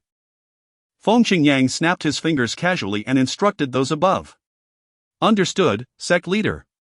A middle-aged man's voice resonated from above, exuding an aura of unfathomable strength. Lin Zhan gazed in astonishment at Feng Qingyang, who sat below, leisurely sipping tea, his eyes now filled with awe. What formidable being is Bai's master? He himself is in the mid-stage of true mastery, yet he failed to detect the presence of another, indicating that this individual must possess power far beyond his own. Could it be of the fragmentation realm? Such a powerful cultivator must obey his commands, revealing the terror of his authority. Moments later, at the Wang family estate. The grand hall of the Wang family was filled with individuals. The head of the Wang family has agreed, we shall eradicate the Lin family. And all of their resources shall belong to the Bai family. Indeed, head of the Bai family. As long as we can annihilate the Lin family, everything they possess will rightfully be yours. The audacious Lin family dared to slay my Tianer. I yearn to devour their flesh and wear their skin. Wang Tian was their only son, and his talents were exceptional among his peers. He had even boasted, my son Wang Tian has the potential to become an emperor. Head of the Bai family, our last assault inflicted severe losses upon the Lin family. If our two families collaborate with full force this time, the Lin family is destined for annihilation. While the heads of the Wang and Bai families deliberated the specifics of exterminating the Lin family, they remained blissfully unaware that their own demise was imminent. All members of the Wang family, come forth to meet your end. A resounding voice echoed from above. Who dares to be so audacious? How dare that reckless individual wreak havoc upon my Wang family? The disciples of the Wang family were immediately incensed. It had always been we who bullied others, and now someone dared to bully us? In the past, matters that were difficult to resolve in the city were easily settled with but a simple word. My father, Wang Er. The head of the Wang family and the elders in the grand hall were also furious. They streamed out to discover which audacious soul had dared to disturb the Wang family. Upon emerging, they beheld Yi Bai in the air. Who is this nameless fool seeking death? The head of the Wang family, already simmering with anger, was infuriated to witness someone daring to cause a ruckus alone at the Wang family's doorstep. Yi Bai, observing that his adversary not only refused to submit but also dared to retaliate, immediately struck back. The overwhelming power of his peak-level cultivation stirred the winds and clouds. Those of the Wang family with lesser cultivation were instantaneously crushed by this formidable aura. The head of the Wang family and the elders found themselves immobilized, oppressed by the intensity of the pressure. Head of the Wang family, when did you offend such a powerful being? If you wish to die, do not drag my Bai family down with you, exclaimed a terrified member of the Bai family. Esteemed sir, I do not recall having offended you. Why then do you strike at my Wang family? Stammered the head of the Wang family, his face ashen. You have angered someone beyond your means to provoke. Yi Bai replied coldly, believing it prudent for them to comprehend their predicament. Hearing this, a member of the Bai family quickly interjected, wait a moment, esteemed elder. It was this detestable Wang family that offended you, we belong to the Bai family. Might you spare us? I am willing to offer all our family assets to you. Oh? The Bai family? Splendid. A twofold achievement. How fortunate that I need not make another journey, Yi Bai declared. As he spoke, a colossal hand descended from the heavens, its overwhelming force crushing everything beneath it. With a resounding crash, the Wang family was reduced to rubble. Soon, news of the Wang family's annihilation spread throughout the city. Have you heard? The prestigious Wang family has been obliterated. I just found out, it seems the Wang family offended a mysterious powerhouse. And the Bai family suffered the same fate. The head of the Bai family and the elders were all eradicated, leaving the Bai family virtually extinct. Discussions regarding this event filled every tea house and tavern in Tianwu City. many speculated whether the mysterious powerhouse could have been summoned by the Lin family, especially in light of the Wang and Bai family's joint assault on them. Shortly thereafter, at the Lin family's Grand Hall, Feng Qingyang was invited to take the seat of honor. They received the news of the Wang family's destruction promptly, all astonished by the terrifying power of the Qingyun Sect, which could annihilate the Wang family with a mere snap of its fingers. Sect Master Feng, here are all the resources of the Wang and Bai families. I humbly present them to you, Lin Zhan said, offering a spatial ring. With the Wang and Bai families vanquished, the Lin family now stood unrivaled in Tianwu City. Feng Qingyang accepted the offering. No sect would refuse an abundance of resources. By the way, Sect Master Feng, we have one more request.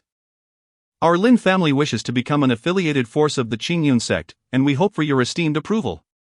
Lin Zhan and all the elders of the Lin family bowed respectfully to Feng Qingyang. Feng Qingyang consented, recognizing that the Lin family did not engage in the treachery typical of other clans. United in purpose, they maintained their status as a top-tier power without diminishing the prestige of the Qingyun Sect.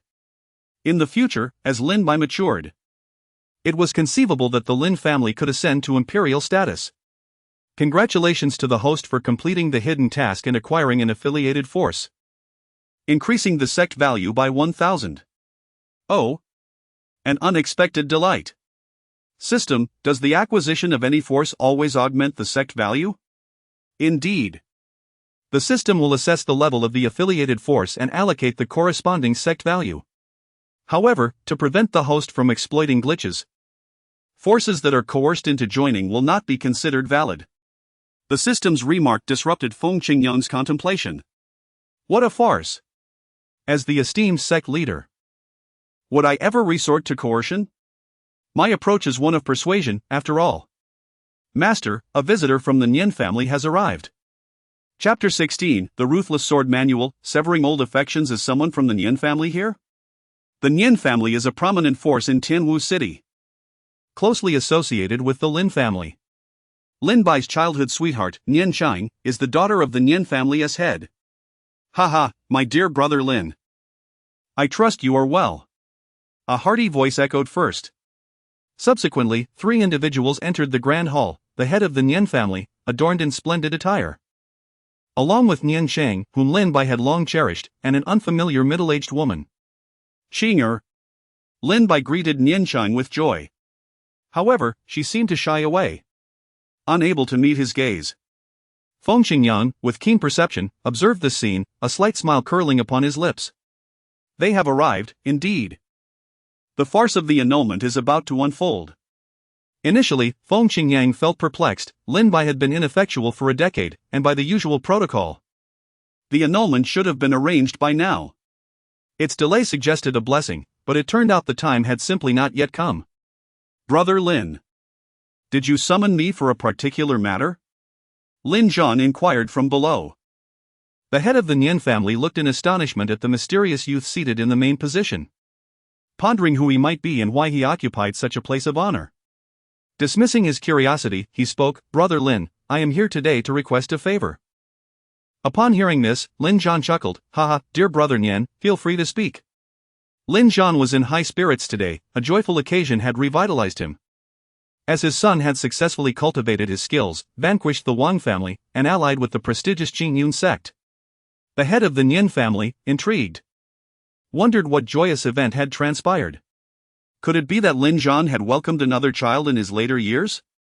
Soon, his brows relaxed as he stated, I have brought Qinger here to annul the engagement. Very well, I agree. Lin Zhan exclaimed, momentarily caught off guard, his expression turning bewildered.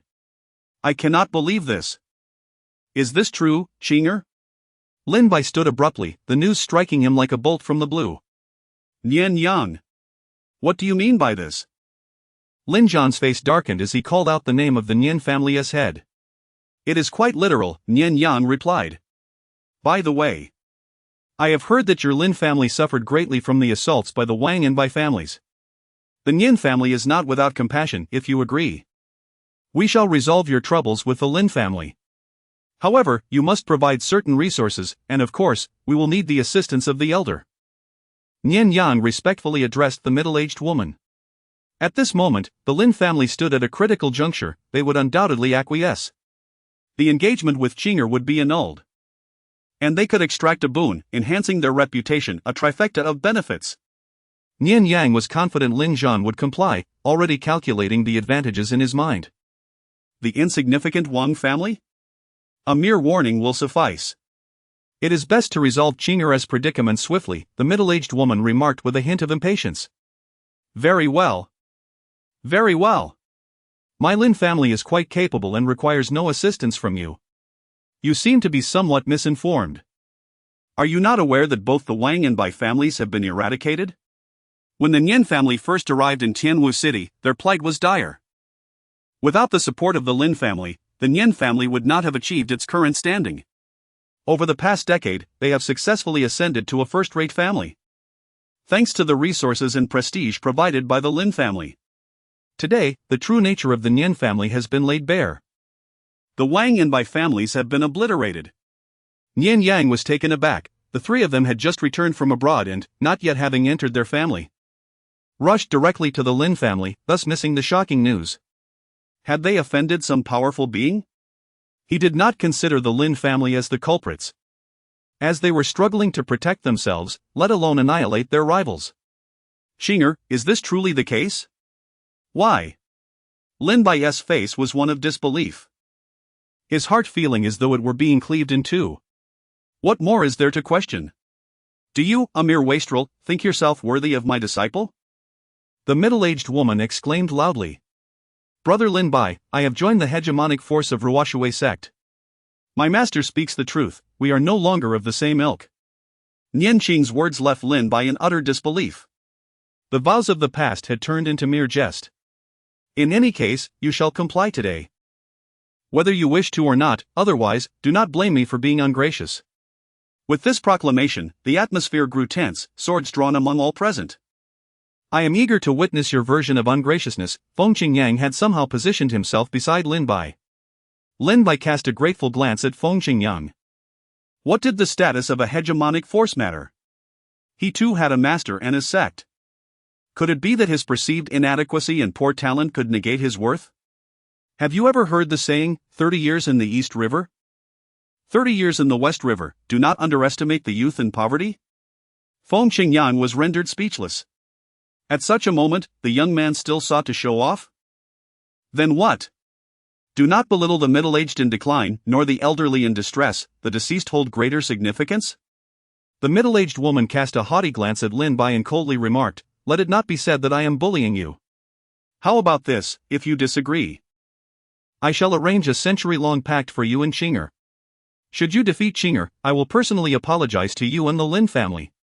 How does that sound? At these words, Feng Qingyang's expression turned icy. A century?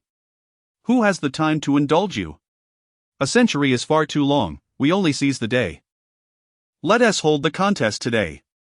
If she defeats Lin Bai, I shall annul this marriage proposal, however, if she fails, she will be dismissed.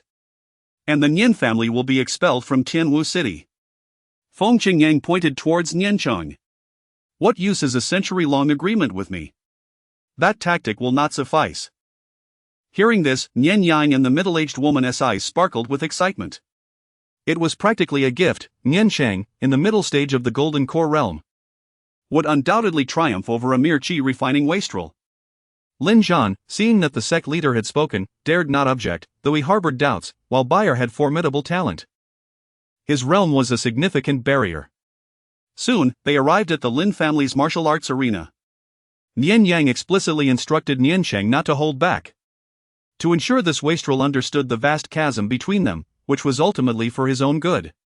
Disciple, today I shall impart to you a powerful sword technique. Listen closely. In a heart devoid of women, the sword is drawn with divine intent.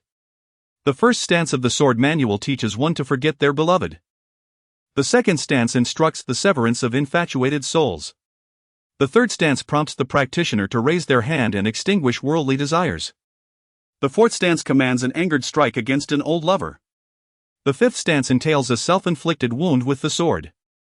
The sixth stance reveals the opening of the heavenly gate with a single leaf. Comprising 6 stances in total. mastery of these techniques elevates both one's inner state and swordsmanship to an unparalleled level. I have committed them all to memory, Master, Lin Bai declared. Observing the seriousness etched upon his disciple's face, Feng Qingyang mused inwardly, "Ah. I merely spoke whimsically, this sword manual consists solely of words, relying entirely on personal enlightenment." Meanwhile, upon entering the training arena, Lin Bai continued to murmur the sword techniques, in a heart devoid of women. The sword is drawn with divine intent, the first stance. Go, brother Lin Bai. You can do it. Cheer up, young master. The crowd, composed of Lin family disciples and relatives, fervently rallied for Lin Bai. In contrast, Nian Yang scoffed, "It's not about who shouts the loudest, true strength speaks for itself." Xinger. Remember my words, proceed, came the exhortation. In the training arena, Lin Bai faced off against Nian Chang. Initially conflicted, Nian Chang's expression gradually turned impassive, while Lin Bai remained bowed, lost in his murmurs. Lin Bai, concede, I shall not show mercy, she declared, yet Lin Bai paid her no heed. Nian Chang, channeling her spiritual energy, lunged at Lin Bai with her sword, fully intent on delivering a lethal strike. In that moment, as his former beloved sought to bring him harm, Lin Bai experienced a sudden epiphany, entering a profound state of enlightenment. Indeed, I have attained understanding. Xinger, do not hold back. Otherwise, you are destined to lose. A middle-aged woman recognized Lin Bai's state and promptly cautioned Nian Chang. Upon hearing this, Nian Chang pushed her spiritual energy to its limits. In a heart devoid of women, the sword is drawn with divine intent, devoid of, she thought. Just as Nian Chang's sword was about to pierce him, Lin Bai abruptly opened his eyes. Azure Lotus Sword. The Azure Lotus Sword materialized in his grasp, radiating a dazzling brilliance as he swiftly drew it to meet her attack. Chapter 17, Those who defy the masters shall be punished. A powerful force sent Nianqing flying. Peak of Foundation Establishment. Lin Bai, brother. Have you begun to cultivate? Nianqing asked incredulously. No one remains perpetually downtrodden. As long as the heart endures and ambition persists, even the smallest insect can transform into a dragon. Lin Bai spoke slowly, wielding his sword as he approached his former beloved step by step. Once more. What does it matter if you are at the peak of Foundation Establishment? I am in the mid-stage of Golden Core. No matter what, today, I cannot afford to lose. The first move of the sword technique, forget the beloved. Sever the ties of infatuation. With a flick of his hand, he extinguished the mundane world. 3 sword moves, slash, thrust, pierce. The martial arts arena was filled with spiritual energy, and sword aura danced in the air. Under the 3 sword moves, Nianqing's sword was effortlessly knocked from her grasp. Despair enveloped Nianqing as she sat on the ground, staring blankly into Lin Bai's eyes, which were imbued with an unfamiliar coldness. The 4th move of the sword technique, fury at the former lover. As the Qinglian sword was about to pierce Nianqing, Lin Bai's demeanor was 9 parts indifferent, with 1 part veiled reluctance. Stop. A middle-aged woman soared onto the martial arts arena, positioning herself protectively in front of Nianqing. Qinglian Sword Art. Qinglian asks the immortal. Lin Bai abruptly altered his sword technique, unleashing the most formidable move he had comprehended thus far. A sky filled with Qinglian transformed into a colossal sword, charging towards Lin Bai. In that instant of collision, Lin Bai was sent flying. The disparity in their realms was insurmountable, a gap that talent alone could not bridge. Fire! Brother Lin Bai. Lin Bai was propelled off the martial arts arena, retreating a full 10 steps before regaining his balance. This transpired in the blink of an eye, leaving the members of the Lin family momentarily stunned. You dare! Lin Zhan and several disciples of the Lin family erupted in furious outrage. On the verge of losing? How could they allow a mere Qinglian to bully them, as if the Lin family had no one to defend them? Such formidable talent! How could he contend with me at the peak of Foundation Establishment?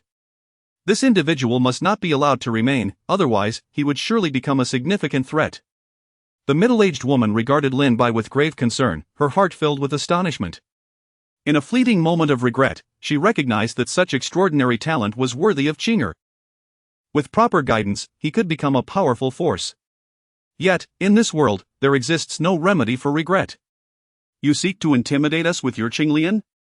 How dare you? Feng Qingyang approached Lin Bai, assessing him with his spiritual sense. He was unharmed, merely exhausted from overextending his spiritual energy, and coldly addressed the middle-aged woman. And what if you do? In our water sect, aside from the sacred grounds, we fear no one. The middle-aged woman resorted to underhanded tactics, attempting to exert pressure. Indeed. With a senior from the upper sect present, you must withdraw from this marriage. The previously stunned head of the Nian family swiftly regained composure. Realizing that if Qing'er were to lose, what did it matter? The water sect was a dominant force, what was there to fear? You should ponder how the Wang and Bai families met their demise, relying on the protection of their superiors. Feng Qingyang responded coldly to Nian Yang's words. Nian Yang stood momentarily frozen, recalling the unease he felt upon entering an unfamiliar youth seated in the position of the Lin family head, effortlessly bypassing Lin Zhan's authority. Could it be that the Lin family had aligned themselves with a powerful force? What is the Hua sect, truly? Much like the Wang and Bai families, eradicating you would be as effortless as a mere flick of the wrist. Pitiful wretches, destined to be trampled underfoot for all eternity. How dare you insult me, Hua? Before the middle-aged woman could finish her words, a colossal visage appeared in the sky, darkening the atmosphere, accompanied by thunder and lightning. Those who defy the will of the sect master shall face annihilation. A gigantic hand descended, reducing the middle-aged woman to mere dust. The head of the Nian family was so terrified by this spectacle that he lost control of himself. Behold! The power you rely upon is but an ant before my Qingyun Sect. Your daughter's talent is unworthy even to serve as a shoe-bearer for my disciple. The sect master is magnificent, and so is the Qingyun Sect. As a subsidiary force of the Qingyun Sect, the members of the Lin family felt a sense of pride witnessing this scene. The satisfaction was beyond measure. Disregard their cultivation and cast them out, banish them from Tianwu City. After Feng Qingyang spoke, he turned and departed, leaving the rest to the Lin family. As for why they were not slain, well, sometimes living can be more tormenting than death. Thus, the Nian father and daughter, stripped of their powers, were expelled, and the Nian family left in disgrace. On this day, the citizens of Tianwu City were left in a daze, as a series of shocking revelations struck them one after another. First, the Wang and Bai families among the three great clans were uprooted entirely. Then, the Lin family, with its overwhelming influence, declared itself a subsidiary of the Qingyun Sect.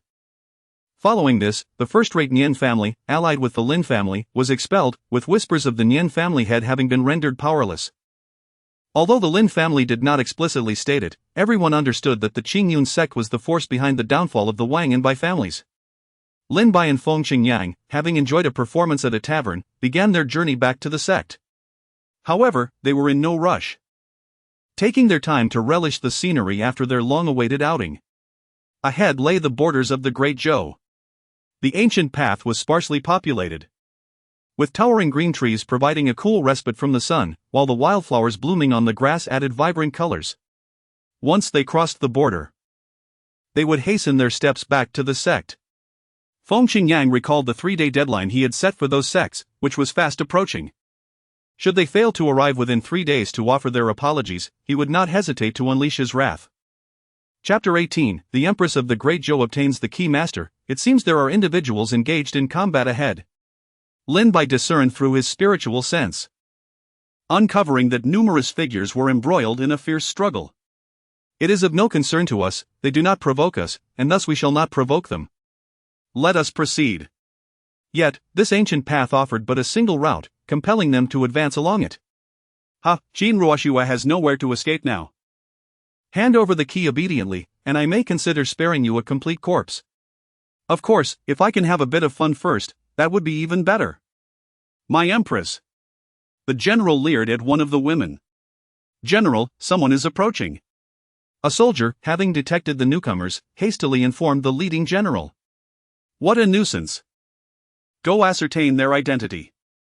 On the ancient path, over 50 mounted soldiers surrounded 2 women, launching an assault. You treacherous rebels, do not think you can obtain the key.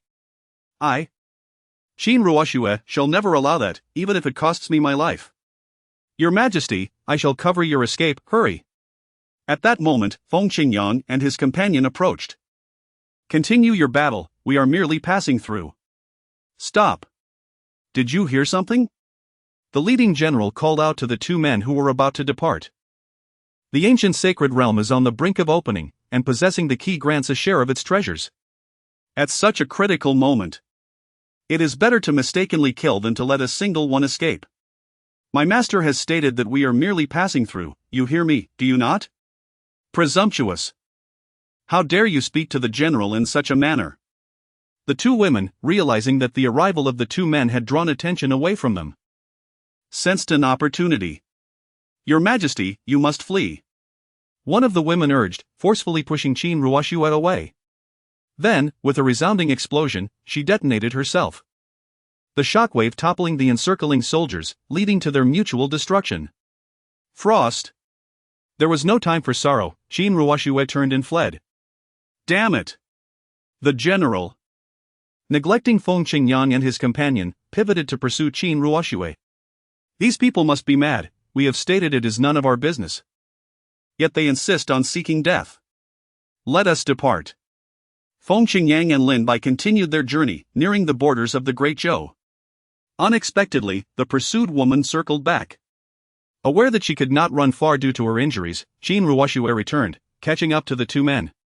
Young master, please save me. Qin Ruoxue implored. Feng Qingyang scrutinized the approaching woman, having distanced himself earlier, he had not observed her closely. Up close? Her beauty could indeed be likened to that of a fish that sinks beneath the waves or a flower that eclipses the moon, with traces of valor evident in her brow. However, her appearance was marred by days of relentless pursuit, leaving her dust-covered and disheveled. Her garment torn to reveal large patches of fair skin. Just a pretty face, nothing more. Feng Qingyang felt no stir of emotion. Why should I save you? What merit do you possess that warrants my aid? Merely because of your looks? Feng Qingyang examined her identity through the system, discovering that her background was rather intriguing.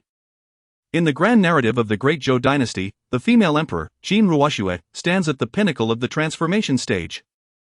A treacherous minister has fabricated news that the empress executed 10 loyal officials, igniting turmoil throughout the dynasty. Rebellious subjects conspire to dethrone her and establish their own rule. My lord, she declared, this is the key to the ancient saint's secret realm. I find myself alone and this artifact is of no use to me. I entrust it to you. Qin Ruoxue produced an object from her bosom and presented it to Feng Qingyang. He accepted the key, idly toying with it. Oh? The ancient saint's secret realm? He mused. Indeed, my lord, possessing this key grants entry to the realm, which is replete with abundant resources, fortuitous encounters, and legacies. In 3 days, the secret realm will open within the Qinglian dynasty, and with this key, one may enter. Quite uninteresting. Feng Qingyang retorted. What allure does the legacy left by the saints hold? Within 3 years, every disciple of the Qingyun Sect shall attain the status of a great emperor. Yet, the resources might be worth considering. No, I mean engaging in fair competition. Beep. As the future foremost divine sect of the realms, the disciples are insufficient to gather. A mission to recruit a talented disciple has been released. Completion will yield substantial rewards. It has been detected that a talented disciple will emerge within 3 days in the Qinglian dynasty. The host is advised to proceed promptly. Feng Qingyang's eyes sparkled with renewed interest. It had been days since the system last issued a task, and he was eager for the rewards. In the Qinglian dynasty? He pondered. Could it be that I am destined to enter the secret realm? How fortuitous that I possess the key. Meanwhile, Qin Ruoxue, hearing Feng Qingyang express his disinterest, felt a wave of despair wash over her. The once mighty empress found herself cornered. Observing her earnest plea for assistance, Feng Qingyang noted her willingness to offer treasures, almost to the point of kneeling before him. A true gentleman knows when to yield and when to stand firm. A woman of strength can be both gentle and fierce. This empress possesses the potential for greatness. However, given your sincerity, I may grant you a chance at salvation. Yet, you must. Before he could finish, Qin Ruoxue eagerly interjected, no need to deliberate, I am willing, my lord. As long as I have my life, nothing else matters. Whether serving tea, warming the bed, or sharing a night, I am prepared to do it all. In her desperate plight, Qin Ruoxue clung to this flicker of hope. Very well. Accompany me back to the sect, he replied. He could choose to abandon her and stride away with the key. But that would be akin to leaving without compensating for the service rendered. One must bear the consequences of their actions. Lin Bai, standing nearby, remained silent and composed. His gaze unwavering, having achieved a state of mind devoid of distractions. Yet, he yearned to compose a poem, joyful return to hear tragic news, with a single hand. The Bai family is subdued. The disdainful family retreats from engagement, with drawn sword, I sever ties with my beloved. Thank you, my lord, for saving my life. She said gratefully. I am Qin Ruoxue, you may call me Ruoxue. She refrained from revealing her identity as the Empress of the Great Zhou. As the dynasty had ceased to exist. That tale could wait for a time when she might rise again. Suddenly, the sound of orderly hooves echoed from behind. Qin Ruoxue? Where do you think you're going? The conspirators had indeed allied. No mercy shall be shown. The leading general, upon seeing Qin Ruoxue in the company of the two men, was filled with fury. First, they sent someone to divert his attention, and then executed a cunning stratagem to draw him away from the scene. How profound are the machinations of this empress! Xing Daorong, the foremost general of the Great Zhou, nearly fell into their trap. Chapter 19, The Conspiracy of the Clan's Young Master, They are pursuing us. Qin Ruoxue exclaimed anxiously, her strength depleted and her spiritual energy exhausted, rendering her unable even to flee. Fear not, I have assured your safety within the Qingyun Sect. Why such cowardice? With our sect present, what is there to fear? Yes. Sect Master. Yi Bai, escort them to meet the King of Hell, Feng Qingyang remarked casually. In the ruthless world of cultivation, the strong command life and death with merely a word. Without a backward glance, he continued on his path. Qin Ruoxue surmised that a powerful figure from the Qingyun Sect must be following them. But who is this King of Hell? Why must they meet him? Moments later, Xing Daorong from the Great Zhou arrived with his men. Not finding the trio, they were confronted by a man in black robes blocking their way. Hey! Why do you obstruct my path? Step aside at once, or I shall slay you too.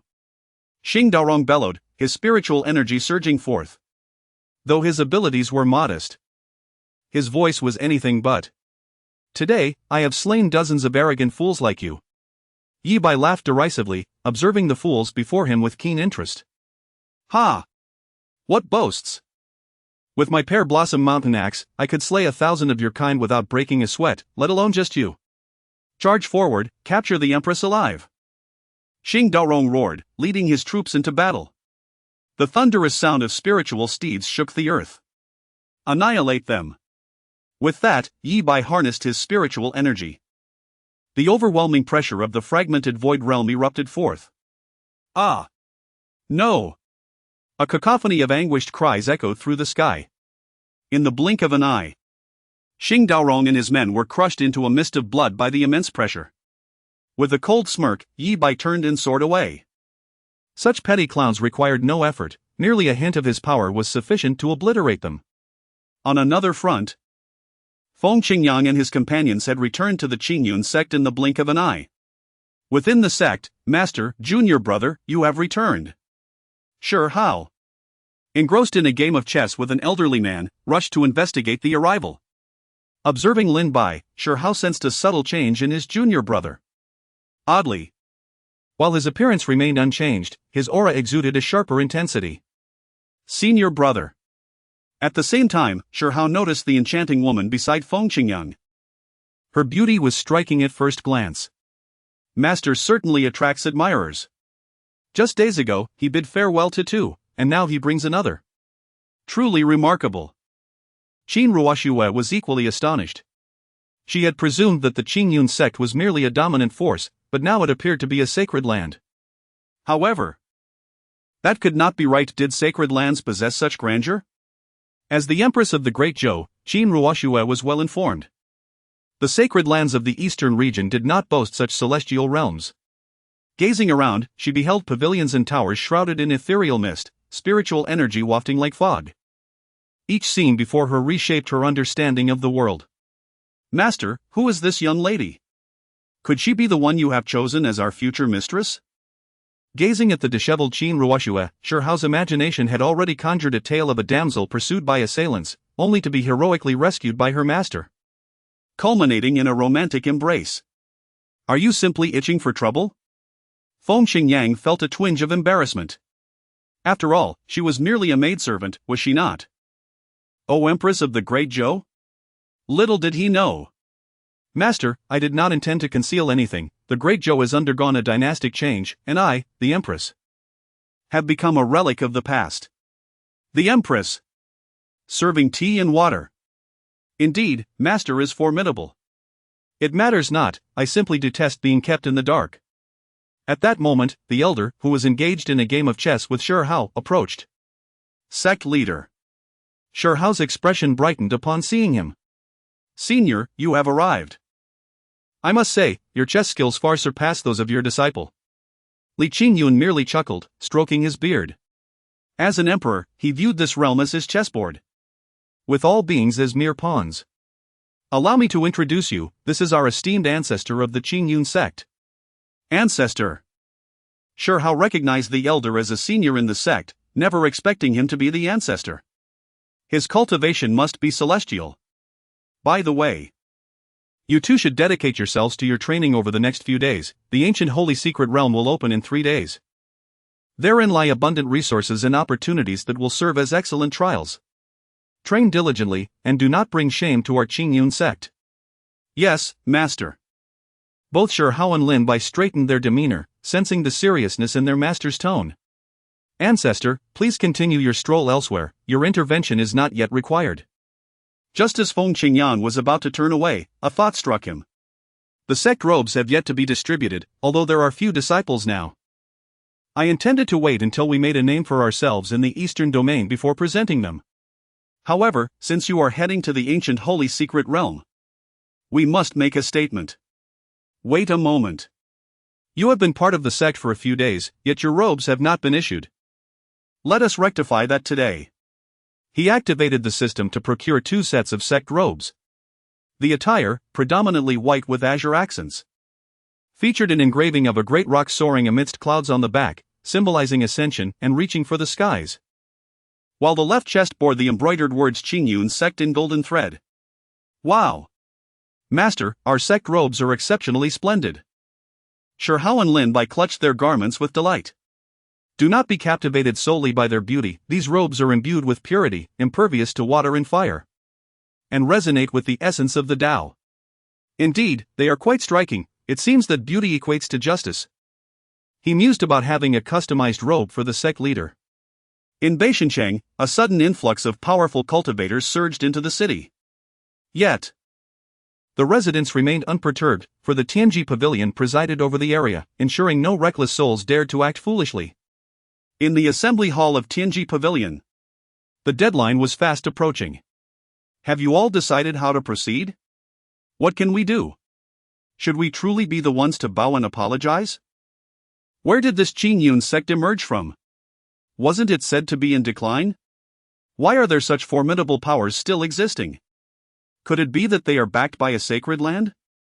Though they hold dominion as the overlords of Lingzhou and possess top-tier influence, they pale in comparison to the might of the sacred ground. The powerful figures from various sects who participated that day were ruthlessly slain, leaving only a few to return with the grim tidings. Should they fail to pay their respects and offer apologies within 3 days, not a single soul would remain. Yet, does offering an apology not equate to bowing down to the adversary? Fortunately, today the Heavenly Mechanism Pavilion has extended an invitation to convene and discuss this matter. The Pavilion Master has arrived. Esteemed guests, the Qingyun Sect has slain our esteemed elder from the Heavenly Mechanism Pavilion and has also massacred the strong from your respective sects. Yet they audaciously demand that we offer apologies? We must unite to eradicate the Qingyun Sect. I am in favor. Upon the Pavilion Master's declaration, several sects emerged in support, voicing their agreement. To submit to them would undermine our standing in the eastern region. However, they possess peak-level void-shattering experts. Could there be even greater entities behind them? surely, they are backed by a sacred land. Moreover, the mysterious woman who appeared that day claimed to hail from the transcendent force of Yuqing Palace in the central domain, which has been safeguarding the Qingyun Sect. We dare not provoke them. Some sects, seeking to avoid conflict, expressed their thoughts. Let us offer our apologies. It is better than losing our lives, and indeed, they were at fault initially. The consequences arose from the instigation of the Heavenly Mechanism Pavilion's elder and the promises made by the Shijia clan. What of their backing by a sacred land? I have already reported to our headquarters in the central domain, and the main pavilion has dispatched powerful reinforcements. Upon hearing the pavilion master's words, the assembly felt reassured. With the Heavenly Mechanism Pavilion's experts leading the charge, what do we have to fear? Chapter 20, The Great War Approaches. Visitors from the central domain. The entire Lingzhou was stirred by this significant movement. The three dominant forces in Lingzhou, the Tiangong Pavilion, the top 10 elite powers, and over 20 first-rate factions, were all mobilized. It can be said that nearly all major forces in Lingzhou joined the campaign against the Qingyun Sect. The previously obscure Qingyun Sect suddenly gained notoriety. The exchange conference held that day was also brought to light, revealing a disciple of the Qingyun Sect who triumphed over more than a dozen geniuses in a cross-border battle. The pinnacle experts of the Qingyun Sect ruthlessly slaughtered the powerful figures of various factions. The transcendental force from the central domain, the Yuqing Palace, vowed to protect the Qingyun Sect. The Qingyun Sect even eliminated the elders of the Tiangong Pavilion. These explosive pieces of news thrust the Qingyun Sect into the spotlight. In Xianyue City, people marveled at the audacity of the Qingyun Sect to challenge all major forces in Lingzhou. However, this could very well lead to dire consequences for them. There were speculations regarding the Qingyun Sect's hidden strengths. They possessed pinnacle experts, seemingly pressing them towards the sacred grounds. It was believed that only the sacred grounds could eradicate such a multitude of powerful factions. Yet, one must note that the Tiangong Pavilion was the strongest among them. And it was said that even the main pavilion from the central domain dispatched formidable figures. In the bustling taverns, conversations abounded regarding the impending war. At the gambling house, excitement filled the air as betting commenced. Come one, come all. The odds for the Qingyun Sect versus the major forces are currently at 110. I'm placing my bet. I wager on the major forces to win, putting down 10,000 spirit stones. Let us gamble for a chance at glory and revelry tomorrow night. Goodness, my friend, are you out of your mind? You dare to bet on the Qingyun Sect winning? I admire your courage, but at this rate, you might find yourself homeless by tomorrow night. In Tianwu City, the Lin family had become the target of public disdain, eagerly awaited for their downfall. The reason was simple: the Lin family had announced their affiliation with the Qingyun Sect, and now, with the heavy news circulating, they too were thrust into the limelight. Many believed the Lin family had latched onto a powerful ally. But now it seemed that this ally was on the verge of collapse, likely dragging the Lin family down with it. Indeed, it's unfortunate. Just as they became the foremost family in the city, their luck has turned sour. The games of the powerful often leave the smaller factions in the most dire straits. We should prepare early to avoid being caught in the crossfire. Within the Lin family, the head of the family declared, all disciples above the golden core stage must be ready. As the elder spoke, the family head, Lin Zhan, stepped forward. Everyone, our main sect is about to engage in battle with the major forces. As an affiliated faction, we cannot stand idly by. Moreover, my son Lin Bai is the sect master's direct disciple, and the Qingyun Sect has saved our Lin family's lives. In this battle, even if we perish, we will not retreat a single step. Are you afraid? No fear. No fear. No fear. Let us ignite the flames of war. We march to the Qingyun Sect.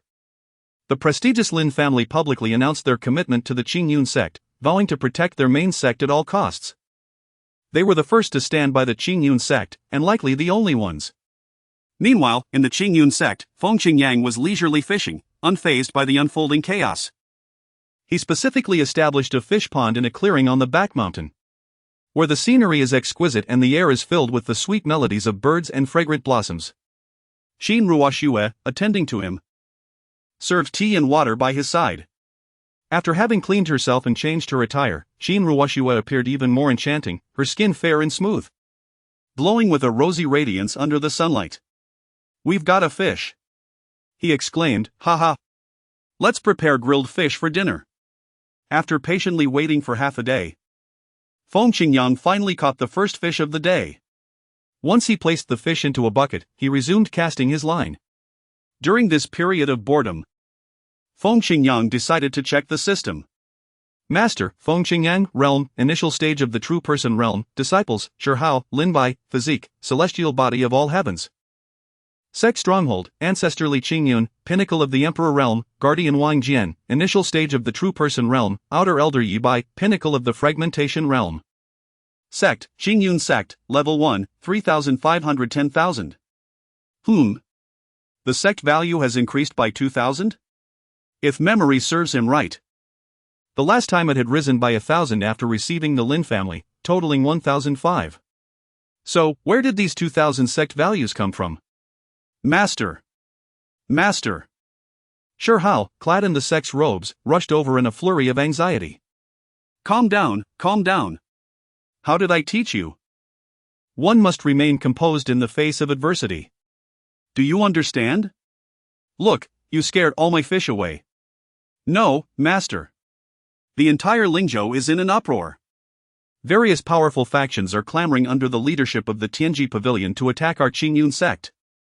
I even heard that powerful figures from the Tianji Pavilion in the central domain are on their way. Shi Hao hurriedly relayed. I thought the sky was falling.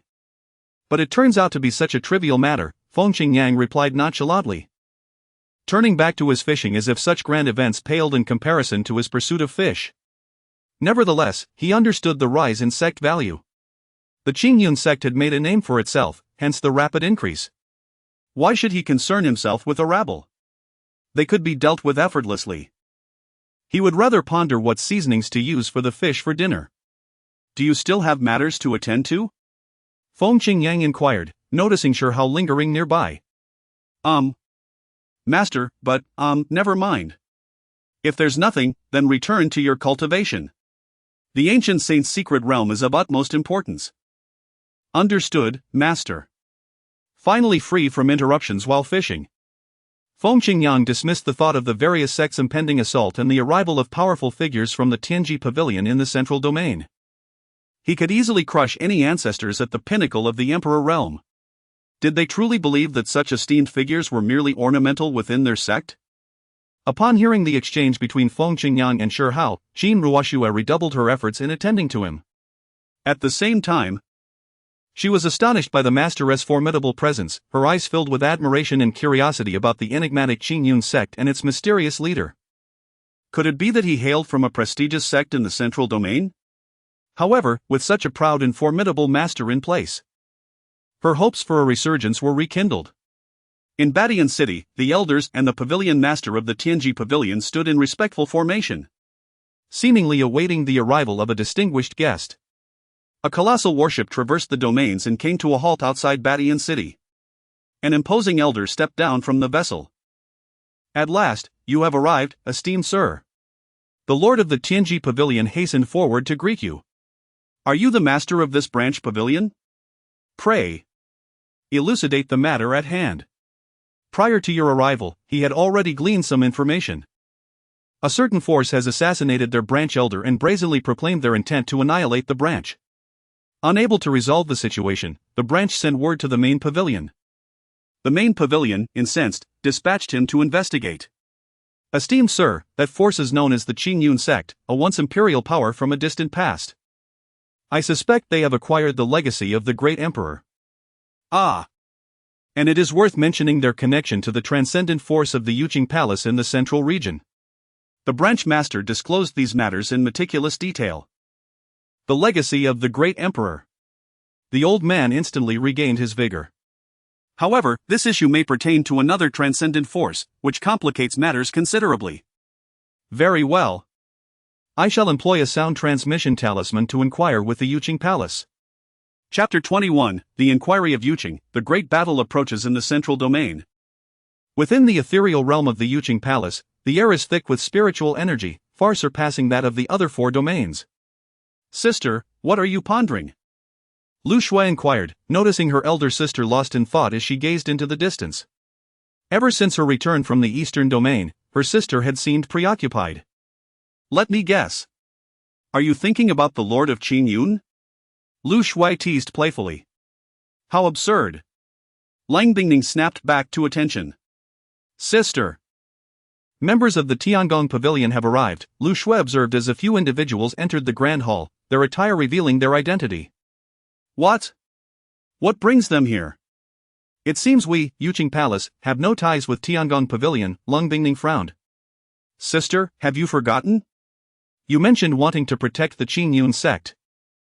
An elder from Tiangong Pavilion was killed by the Qingyun Sect, could this be related? What? This is unacceptable, I must seek an audience with Master. Lang Bingning hurriedly rose and rushed toward the hall. Ha ha. Sister, you still claim you weren't thinking about the Lord of Qingyun, Lu Shui chuckled, quickly following her. In the Grand Hall, Palace Master, we shall take our leave, the Tiangong Pavilion representatives announced, having already prepared to depart. Master. Binger, Schwer, you have arrived. The Palace Master of Yuqing Palace, a middle-aged woman with an enduring grace and youthful complexion, greeted them. Master, what business do the Tiangong Pavilion members have with us? Lang Bingning approached with long strides, her expression laced with confusion. Strangely enough, the elders from Tiangong Pavilion inquired about any connections we might have with the Qingyun Sect in the Eastern Domain. These individuals are utterly perplexing. How could our esteemed Yuqing Palace, a prominent force in the Central Domain, be entangled with a mere sect from the East? The Palace Master expressed her disdain, emphasizing their status. Master, the Qingyun Sect has some ties to Binger. Lang Bingning hesitated before speaking. The Palace Master's brow furrowed. What? Binger? Do you know of this Qingyun Sect? Upon hearing this, Lang Bingning and Lu Shui narrated their experiences in the Eastern Domain and their encounters with the Qingyun Sect in detail. Thus, it seems that the Qingyun Sect can indeed rival our esteemed forces in the Central Domain. Who would have thought that such a remarkable sect could exist in the Lesser Eastern Domain? The Palace Master was taken aback, her frown deepening. Indeed, Master. My sister and I were also astonished upon our visit to the Qingyun Sect. If the Qingyun Sect is as formidable as you say, we need not worry. A sect of such stature would naturally not fear the Tiangong Pavilion. However, Lang Bingning attempted to continue, but was interrupted by the Palace Master. Without hesitation. If one wishes to foster a good relationship with our Yuqing Palace, it is only natural to exhibit corresponding strength. A weak sect cannot engage in diplomacy. The rapport between two powers is founded upon equal strength and the exchange of benefits. Meanwhile, in the Eastern Domain, at the Hall of the Heavenly Mechanism Pavilion, the elder chuckled, Ha! This Qingyun Sect is merely posturing, deceiving you all. Let me say this, how could an obscure sect from the Eastern Domain possibly have ties with a transcendent power from the Central Domain? Upon receiving the news, the elder of the Heavenly Mechanism Pavilion laughed heartily. The main pavilion has informed us that they sent someone to inquire at Yuqing Palace. And they do not recognize this Qingyun Sect at all. The woman who stood up that day was merely a pawn employed by Qingyun Sect. How splendid! My lord! When shall we make our move? They are eager for revenge. If we could seize the imperial legacy of the Qingyun Sect, what a delight that would be! Today? He replied. My time is precious, and the spiritual energy in the Eastern Domain is far too scarce. I cough if I do not absorb the spiritual energy from the Central Domain. Indeed, the representatives of various sects could only smile in agreement. Coughing from lack of Central Domain spiritual energy? If it weren't for your formidable cultivation, I would make you experience that the pain of humiliation here in the Eastern Domain is no different from that in the Central Domain. Before long, the major powers began to mobilize. The three dominant forces, the Luoyang Pavilion, the Fire Sect, and the Heavenly Sword Gate, along with the top 10 elite sects, including the Fuyang Sect, the Red Law Sect, the Yingxi Sect, the Heavenly Illuminating Sect, the Fire Sect, the Blade and Sword Sect, the Heaven and Earth Society, the Beastmaster Sect, the Rising Sun Sect, and the Sun and Moon Divine Teaching, as well as over 20 first-rate forces, surged towards the Qingyun Sect under the leadership of the Heavenly Mechanism Pavilion. Massive warships blotted out the sun as they charged forth, creating a tumultuous crowd wherever they went. Everyone yearned to witness this epic battle firsthand. They have arrived. The forces are on the move. My goodness, so many warships! A man exclaimed. The citizens of the city were astonished by the dense array of warships in the sky, and the entire spirit state was in an uproar. The last time so many major powers besieged a single force was a long time ago. It seems that the Qingyun Sect is doomed, with so many major powers involved. Indeed, even the second-rate sects in our city wish to participate, hoping to glean some leftovers from the major powers. But guess what? They are utterly dismissed and told to stay away. Meanwhile, at the Qingyun Sect, the sect leader, the venerable ancestor Li Qingyun, stood respectfully behind Feng Qingyang. His imperial realm consciousness enveloped the entire eastern domain. He was already well aware of the slightest movements of the various forces. Let us proceed. It is time to stretch our legs. Since they wish to play, we of the Qingyun Sect shall indulge them. Outside the Qingyun mountain range. After traveling for hundreds of thousands of miles, the various forces arrived. My lord, according to the information, the Qingyun Sect is situated within this mountain range. The elder at the forefront of the worship took a deep breath. What a truly auspicious location! The spiritual energy here is so abundant. The cough symptoms of the old man have subsided. The others quickly took note of their surroundings. The spiritual energy here is remarkably several times stronger than that of the outside world. Each person harbored their own thoughts, contemplating the prospect of annihilating the Qingyun Sect. Such a treasure of a location could not be squandered. Perhaps they should relocate their own sect here. To attack the Qingyun Sect, they would have to step over the corpses of my Lin family. At that moment, a thunderous voice resonated from the east. A warship approached, bearing the hurried arrival of the esteemed Lin family. Who are they? Are they courting death? Indeed, with so many formidable factions present, they are braving peril. This scene left the distant onlookers bewildered. Could it be that the Qingyun Sect has summoned reinforcements? Upon examining the insignia on the warship, it appeared to belong to the prominent Lin family of Tianwu City. The Lin family? Why would they assist the Qingyun Sect? It is rumored that the Lin family is a subordinate force of the Qingyun Sect. Lin Zhan boldly took the lead, standing at the forefront. The Lin family has sent forth 2 individuals at the true person realm, 10 at the transformation stage, and 50 at the nascent soul and void realms. It could be said that all the formidable cultivators beyond the golden core stage from the Lin family have been dispatched.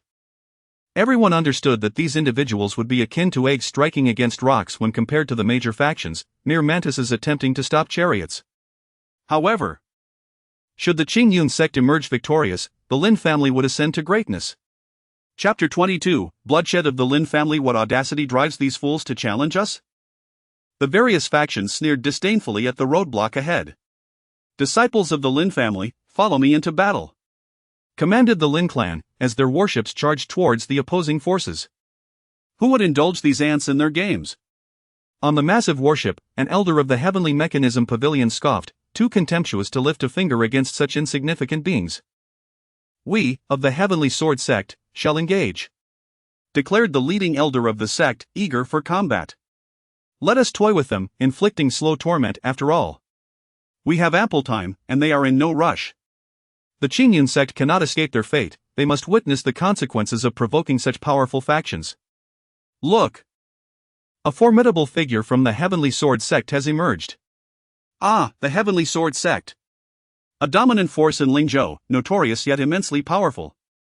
Their practitioners are said to eschew the upper sword for the lower, forsaking the golden blade for the silver. In all of Lingzhou, only the Heavenly Mechanism Pavilion dares to confront them. The elder of the Heavenly Sword Sect led the charge, followed by dozens of sword-wielding warriors. Upon contact, the clash erupted into chaos. The clang of blades, the roaring of spiritual energy, intermingled with cries of agony, filled the air. Spiritual energy surged, and sword energy swept across the heavens and the earth. Ha! You chose the path of heaven and found it barred, yet you stumbled into the gates of hell. Enough chatter, bring it on. 3 battlegrounds were established: realms of transcendence, spirit transformation, and void refinement. However, the Lin family's warriors, outnumbered by their foes, faced relentless defeat. What a tragedy! The Lin family is on the brink of collapse. Indeed, aligning with the Qingyun Sect leads to a dire fate.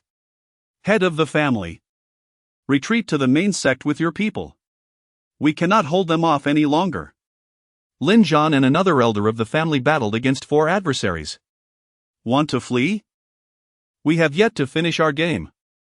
The elder of the Heavenly Sword Sect licked the blood from his blade.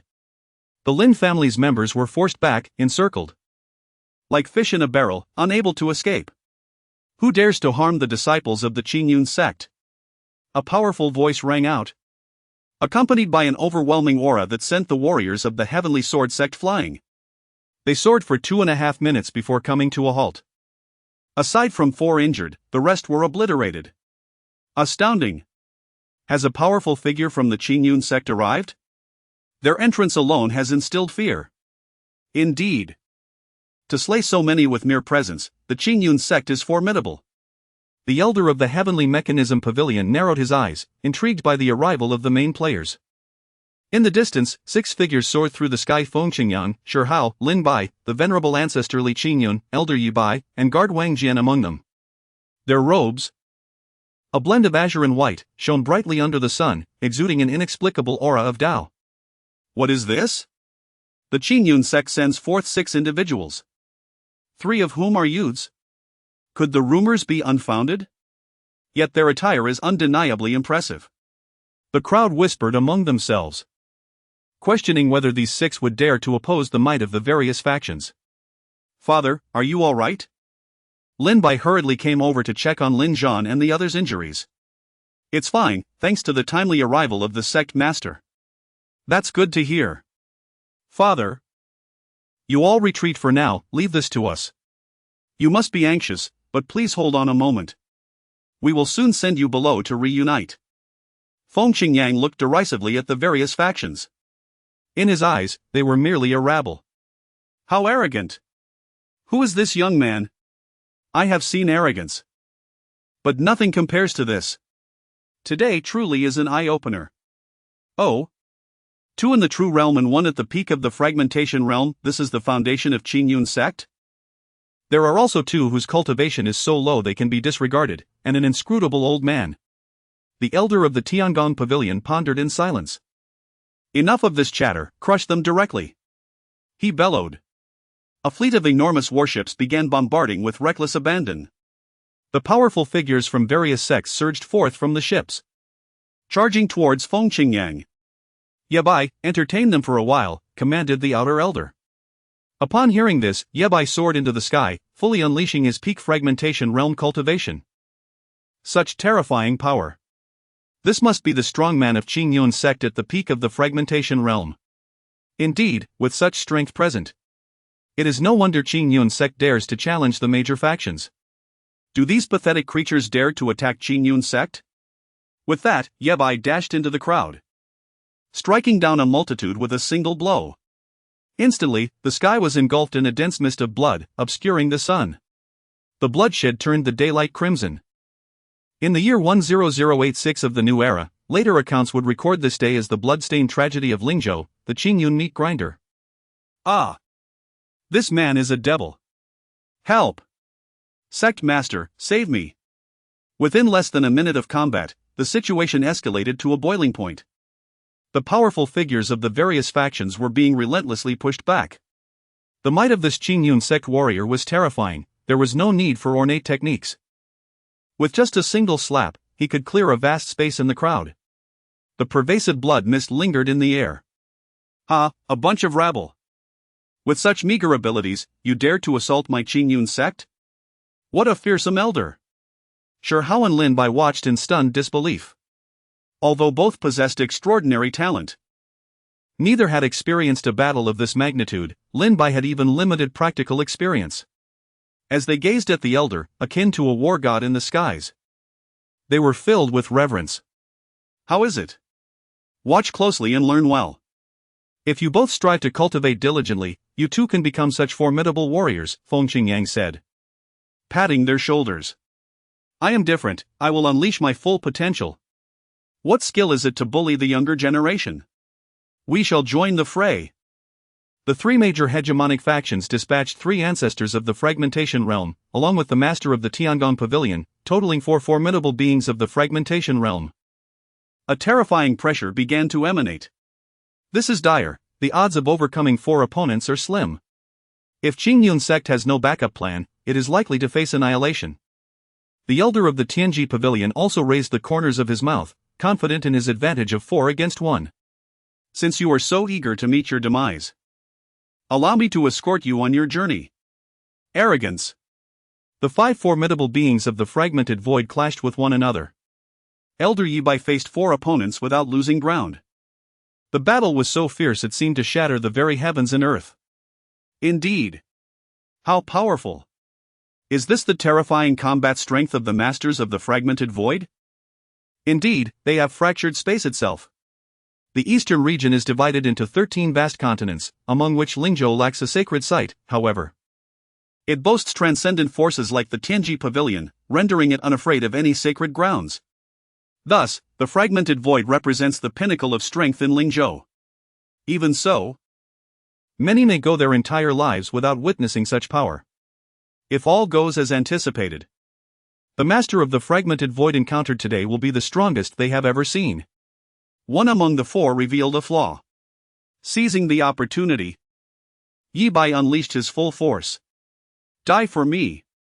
With Yi Bai's thunderous roar, the exposed elder of the fragmented void was obliterated. Elder. Chapter 23, The Emperor Strikes. Shattering the half-saints, what did the members of the Heavenly Sword Sect witness? Their revered ancestor was obliterated. Ascended to the heavens. It was over, completely over. With the demise of their ancestor from the fragmented void realm, the sect's strength significantly diminished, leaving them unable to act arrogantly in their sword practices. They were also at risk of being swallowed by rival factions. Contemplating this, they fixed their astute gazes on the remaining 3 from the fragmented void realm. Death, death. Once they perished, the sect's power would be restored to equilibrium. In the distance, a multitude of cultivators gasped in disbelief. Good heavens! The ancestor of the Heavenly Sword Sect has been annihilated. A man exclaimed, dropping his chicken leg to the ground. It was remarkable that a strong member of the Qingyun Sect could engage 4 opponents without faltering. Even more astonishing was their escalating ferocity, culminating in the annihilation of the Heavenly Sword Sect's ancestor into a mist of blood. It was truly a source of immense satisfaction. The Heavenly Sword Sect, infamous for its notoriety, deserved such a fate. If only they could overpower them, they would have relished demonstrating the might of their iron rods. Alas! Their swordsmanship was simply too formidable. The remaining 3 ancestors from the major factions were equally shaken. Among them, the leader of the East Domain's Tiangong Pavilion felt particularly vexed. Why, when they were all at the pinnacle of the fragmented void realm, was this individual so incredibly powerful? His insides quaked in fear before the man before him. Ha! Is this all you can muster? Truly, it seems even the most trivial of beings dare to challenge my Qingyun Sect. Seeing the 3 struggle increasingly while retreating, Yi Bai laughed heartily. Boy, do not be overly arrogant. Our elder from the Tiangong Pavilion has yet to make a move. I implore you, Great One, to take action. The leader of the Tiangong Pavilion, realizing that even their combined efforts were futile against this individual, feared they would meet the same fate as the ancestor of the Heavenly Sword Sect, and turned to shout towards the warship, "What a bunch of useless fools! It seems I must step in." From the largest warship of the various factions emerged an elder with a youthful appearance despite his white hair. Standing with hands clasped behind his back, he gazed down upon the members of the Qingyun Sect with an air of arrogance. Who was this man?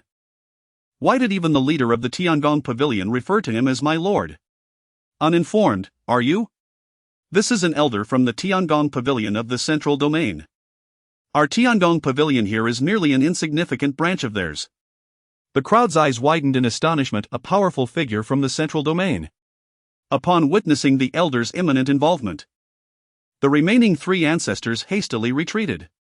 This man was terrifying. Old fool, have you come to meet your demise as well? Yi Bai remarked, though his expression turned grave as he sensed the elder's unfathomable power. You ignorant youth, when I roamed the Central Domain, you were still playing in the mud. Today, I shall let you see what true power entails. With that, the elder unleashed his formidable cultivation, a terrifying aura overwhelming the entire arena. An unmatched presence emanated from him, causing the warships of the various factions to shudder under the immense shockwave, while the onlookers were rendered immobile by the oppressive force. Only Feng Qingyang remained unfazed, maintaining his calm demeanor. Master, this old man is incredibly strong. The old man was undoubtedly the most formidable individual that Shi Hao and Lin Bai had ever encountered. Unbeknownst to them, the venerable ancestor standing beside them was an existence of imperial rank. With a mere slap, this elderly figure could have met his demise countless times. He was but an ant. How contemptible, Wan Qingyang remarked disdainfully. He perused the old man's data through the system and discovered he was at the threshold of the Saint Realm, a state known as a half-saint. The pinnacle of the fragmented void realm leads to the Saint Realm, yet these two realms are worlds apart. Representing a transcendence in the hierarchy of life, countless prodigies throughout history have faltered at this juncture. One must fully transform their spiritual energy into Saint Source to achieve a breakthrough. Those who have not completed this transformation are labeled as half-saints. Even a half-saint is beyond comparison with the pinnacle of the fragmented void realm. Dozens combined would still fall short against a half-saint. A saying reverberates within the cultivation community: break the void, draw upon the Saint Source, and attain sainthood. Who are you trying to intimidate, old man? You think you possess strength? I am merely a lowly outer elder of the Qingyun Sect. And there are many far mightier than I. Just wait. As the old man emanated the aura of the Saint Realm, Lin Bai, realizing the futility of confrontation, withdrew. An outer elder? What a farce! An outer elder can dominate the various powers of Lingzhou. How powerful must the Qingyun Sect be? Could it be that the Qingyun Sect is an ancient, reclusive sect, capable of rivaling the transcendent forces of the central domain? Upon hearing Lin Bai's words, the crowd began to speculate wildly. I detest being looked down upon, so you may as well perish. The elder of the Tianji Pavilion remained absorbed in Lin Bai's words until he heard the young man of the true person realm suggest his demise. Ha! Truly a group of ignorant fools, all talk. Before he could finish, Ancestor Li Qingyun seized him, crushing him effortlessly. A shower of blood rained down, nourishing the earth. The blood of a saint is indeed a precious substance. The aura of the saint dissipated into the cosmos, and the oppressive force that had engulfed the crowd vanished without a trace. You speak too much. What transpired? This scene unfolded in an instant. The once arrogant elder of the Tianji Pavilion was obliterated? The onlookers were dumbfounded. After all, he was a powerful figure from the central domain, transcending the fragmented void realm. Surely, a show of resistance could have been made. This fellow, akin to a child's plaything, was lifted and crushed effortlessly. My lord! The representatives of various factions were so terrified that their legs weakened. Those of a more timid disposition were utterly paralyzed with fear, causing a foul stench to permeate the air. What kind of sect had they provoked? Even a powerful figure from the central domain was annihilated. Had they known this would transpire, they would have humbly offered apologies. Yet, there exists no remedy for regret in this world.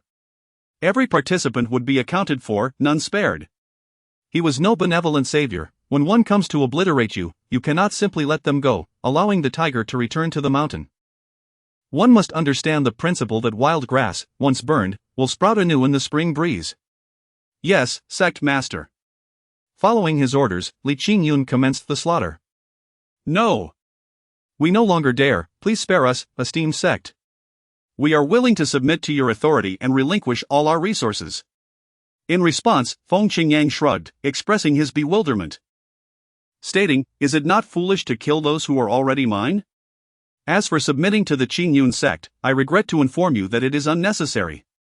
The ancient ancestor of the Emperor realm waved his sleeve, and an overwhelming aura capable of tearing the heavens and the earth swept across the major factions. The immense imperial might surged forth, casting a pall over the world. In the midst of their terror-stricken visages, they were reduced to mere fragments, dissipating into the air. Only a multitude of onlookers remained outside. Feng Qingyang leisurely stepped forward and casually uttered a few words. I shall only say this, henceforth, Lingzhou shall honor the Qingyun Sect as supreme.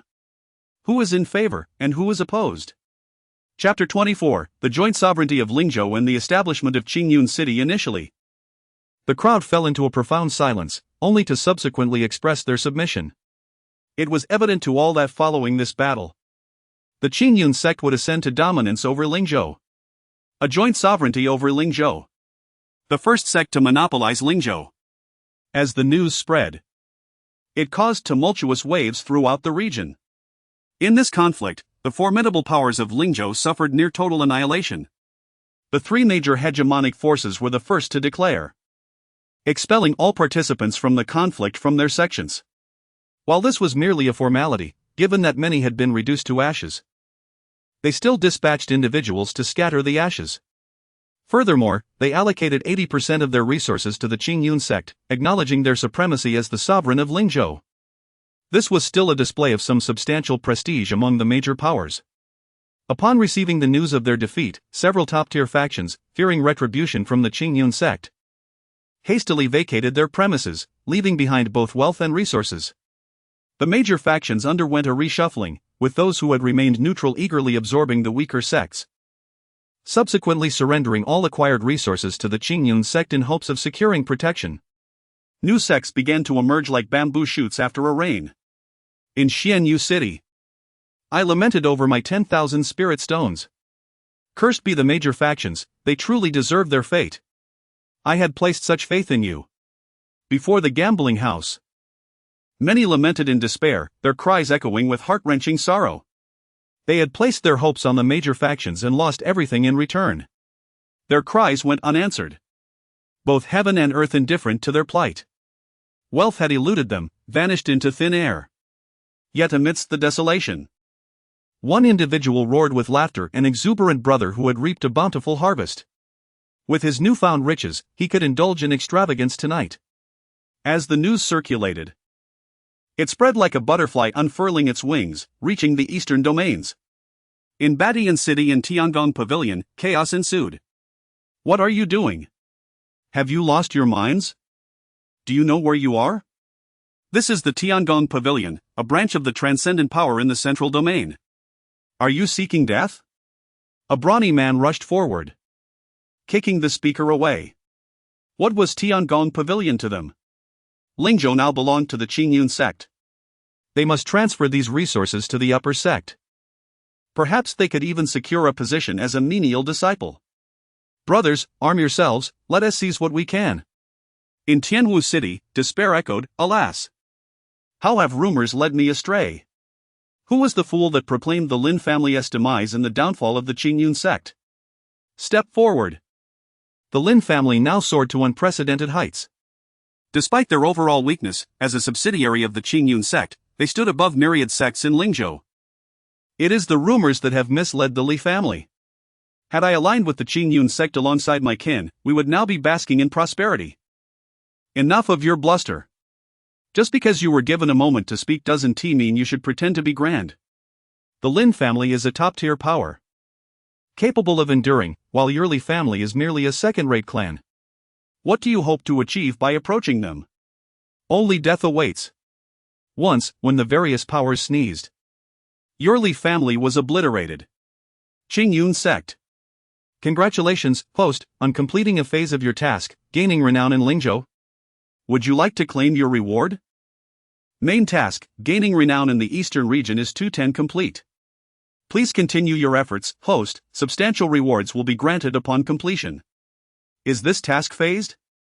System, I shall claim the reward. In the Qingyun Hall, Feng Qingyang sat in the main seat, examining the system interface. Reward claimed successfully. Congratulations, host. You have received 5 silver summoning cards. Congratulations, host, you have obtained a Qingyun worship. Silver summoning card, capable of summoning beings from the transformation to manifestation realms. Qingyun worship, a worship exclusive to the Qingyun Sect, capable of traversing vast distances in an instant, resistant to manifestation realm attacks, and can unleash a light cannon, charged with spirit stones, with power equivalent to a full-force strike from a sage. What a remarkable treasure! Unexpectedly, this system reward has once again astonished Feng Qingyang. The summoning cards speak for themselves. This Qingyun worship is indeed extraordinary. Envision commanding such a majestic vessel in battle. Obliterating foes with a single blast, how exhilarating that spectacle would be. As for the requirement of spirit stone charging? Apologies, but the Qingyun Sect is currently abundant in spirit stones. Master, the newly organized storage room is already overflowing. Shi Hao lamented, as within mere minutes, various forces arrived with several carts of goods. They brought 10 carts at a time, filling them to the brim. Goodness! Do resources come without cost? Such a frenzied delivery. In just half a day. They have rebuilt the storage room 5 times over. I never imagined there would come a day when I would be troubled by an abundance of resources. Let us accept the spirit stones. The remaining trifles can be returned. Weapons, techniques, all of it can be sent back. Otherwise, we might as well discard them. The Qingyun Sect is in no shortage of such things. Very well, Master. Shi Hao begrudgingly went to collect resources once more. Feng Qingyang then turned his gaze to the members of the Lin family in the Great Hall. Despite the disparity in power during this battle, the Lin family steadfastly aligned with the Qingyun Sect, commendable. One must ask how many forces in this ruthless realm of cultivation would do the same. Not backstabbing, nor taking advantage of another's misfortune, is already commendable. Sect Master, this is what my Lin family ought to do. As a subordinate force, when the main sect is in peril, even if separated by tens of thousands of miles, even if it leads to mutual destruction, my Lin family will not retreat an inch. Are you not afraid of death? Feng Qingyang fixed his gaze upon the Lin family members. One must understand the gravity of the situation. The Lin family was like an egg striking a stone. Though 1,000,000 may oppose me, I shall advance. Excellent. Very well. As long as the Qingyun Sect stands, so too shall the Lin family endure for eternity. What Lin Zhan did not realize was the significance of his statement. A millennium hence, reflecting upon it would bring immense gratitude. Yet, that is a tale for another time. Lin Bai. Take your father to the Hall of Techniques to select a few martial arts and techniques, then seek your senior brother for additional resources. Go forth. The Lin family's strength remains insufficient. They must bolster their power swiftly to keep pace with the Qingyun Sect. Should one inquire how to rapidly enhance their strength? Do not inquire, the answer lies in the expenditure of wealth and resources, and perhaps a touch of luck. Indeed, Master, Shi Hao nodded respectfully. Thank you, Sect Leader. By the way, Sect Leader, I have one more request. Lin Zhan, who had just turned to leave, pivoted back. Could we establish a city at a distance of 100 miles from the foot of Qingyun Sect? A city? What a splendid notion! How had he not considered this before? Great powers invariably possess their own exclusive cities, each renowned across the land, standing tall and absorbing resources from all directions. Countless prodigies flocked to such places, laying a solid foundation for their future disciples. Yes, your idea is commendable. Let us name it Qingyun City. Any lacking resources can be procured from the sect. I shall instruct the elders to coordinate with you on this matter. If we are to build, we must construct only the finest. Moreover, with the abundant spiritual energy here far surpassing that of the outside world, given time, Qingyun City is destined to become the foremost metropolis in the eastern region and the entire continent. Chapter 25, The Elder Guardian and the Hall of Techniques. After Lin Bai and the others departed, Feng Qingyang opened the system interface once more. With a surge of excitement, he rubbed his hands together. 5 summoning cards should yield at least 1 golden tier, right? It would be unreasonable not to draw a sacred realm entity.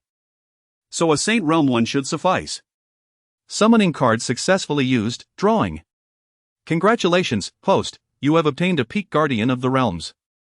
Drawing. Congratulations. Host, you have obtained a peak guardian of the realms. Drawing. Congratulations, host, you have obtained a peak guardian of the realms. Drawing. Congratulations. Host, you have obtained a peak guardian of the realms. Drawing. Congratulations, host, you have obtained a peak elder guardian of the fragmentation realm. Manifesting. Completed. What the hell? System, are you toying with me? 5 cards and not a single golden tier summon. If it weren't for the last straw yielding a peak elder guardian of the fragmentation realm, I would have flipped the table in frustration. You must honestly tell me. Have you altered the probabilities in secret? Please refrain from defaming me, dear host. This system prides itself on authenticity. The items drawn are entirely dependent on your fortune. You're making it difficult for me. Difficult? Well, if it's so troublesome, then don't bother. Moments later. Fine. I won't argue with you any longer. At that moment, 5 men clad in black robes entered the Grand Qingyun Hall. Wang Xian, Wang Yu, Wang Peng, Wang Lai, and Wang Ji. We pay our respects to the sect master, the 5 spoke in unison, their voices filled with reverence. Wang Xian, is it? You shall henceforth serve as the elder guardian of Qingyun Sect, overseeing all guardians, Feng Qingyang declared, surveying the one with the highest cultivation. Proceed and safeguard the sect well. At your command, sect master, we take our leave. Wait a moment. Noticing the incongruity of their attire compared to his own, Feng Qingyang halted them. Afterward, go to the outer sect elder to collect your sect uniforms. Upon concluding his instruction, he addressed the system in his mind. Next time, ensure that those summoned are donned in sect attire. Must we always see them in black robes? It's rather tiresome. Understood. Meanwhile, within Qingyun Sect, Shi Hao, having just completed his labor, collapsed onto the ground, panting heavily. At last, it was finished. He had never felt such fatigue, even after battling over a dozen prodigies. Handling spirit stones truly was a physically demanding task. Hey, junior brother, where are you headed? Shi Hao called out as he spotted Lin Bai approaching, followed closely by his father. Senior brother, I was just about to look for you. I didn't expect to find you here. Master instructed me to take my father to the Hall of Techniques to select a few techniques and then to gather resources from you. Shi Hao's eyes sparkled with hope, as if he had glimpsed a savior. Quickly! Send someone to retrieve them, otherwise, we shall run out of space soon. Take them away, there are far too many. I've never seen such an abundance of spirit stones, I have no interest in them. The newly constructed 6th storage hall quickly filled to capacity. The fervor of these individuals is astonishing. Even though the master has stated that the primary currency is spirit stones. As soon as they learned of the Qingyun Sect's interest in these stones, various factions hastily returned to exchange all their resources for spirit stones. Some even excavated spirit stones they had hidden underground. Subsequently, wagon loads of spatial rings were dispatched to the Qingyun Sect. The 6th storage hall was entirely piled high with spirit stones, resembling a small mountain and awe-inspiring sight. Although the Qingyun Sect boasts numerous pavilions and towers, it is hardly feasible to simply store them indoors. How could one possibly manage that? With a contemplative glint in his eye, Shi Hao pondered the implications of this situation. After much deliberation, he ultimately decided against it. What if guests arrived at the Qingyun Sect, only to be blinded by the sight of spirit stones upon opening the door? The Hall of Techniques. Let us go, I will accompany you all. It dawned on him that since arriving at the sect, neither he nor Lin Bai had visited the Hall of Techniques. Their master had directly tailored the cultivation methods for both of them. They had derived their exclusive martial skills from those methods, so they had never ventured to the Hall of Techniques. It was the perfect opportunity to observe what techniques and martial arts their master and the sect had collected. Standing before the grand entrance of the Hall of Techniques, Shi Hao and his companions admired its imposing presence. Even before entering, they were awestruck by the sight. 2 magnificent sacred beasts were intricately carved at the entrance, the azure dragon on the left and the white tiger on the right. The lifelike carvings seemed as if they might spring to life at any moment. At the apex, a plaque bore the words Hall of Techniques, each character exuding an ethereal aura that conveyed an invisible might. Flanking the entrance were imposing couplets that read, concealing the celestial arts of the heavens, surveying the boundless cosmos. Wow! Brother, the couplets of the Hall of Techniques are truly magnificent. Could it be that it contains nothing but celestial arts? I don't know. But we can find out by going in. Lin Zhan was equally struck with awe, having questioned the nature of existence since stepping into the Qingyun Sect. A paradise. It must be a paradise. The Lin family has not only gained recognition and protection from the main sect, but my son has also become a direct disciple of the sect leader. It would be difficult for the Lin family not to soar to greatness. Pushing open the grand doors, the trio stepped inside. What greeted their eyes was a meticulously arranged array of techniques and martial arts. "Father, let us begin our selection," Shi Hao urged, as they were momentarily dazzled by the overwhelming variety of techniques and martial arts available. Shi Hao casually picked up several tomes that lay closest to him. Saint Light Heavenly Sorrow Technique, Celestial Art. Created by the Saint Light Celestial King, this technique can be cultivated to the realm of the Celestial King. When the Heavenly Sorrow Technique is unleashed, who can rival it? Thousand Rain Breaking Dawn, Celestial Art. A renowned martial skill created by the Thousand Rain Celestial King. When perfected, it unleashes thousands of piercing rain swords, shattering all foes. Junior brother, these are all celestial arts. Lin Bai and Lin Zhan realized simultaneously, their hearts racing with excitement.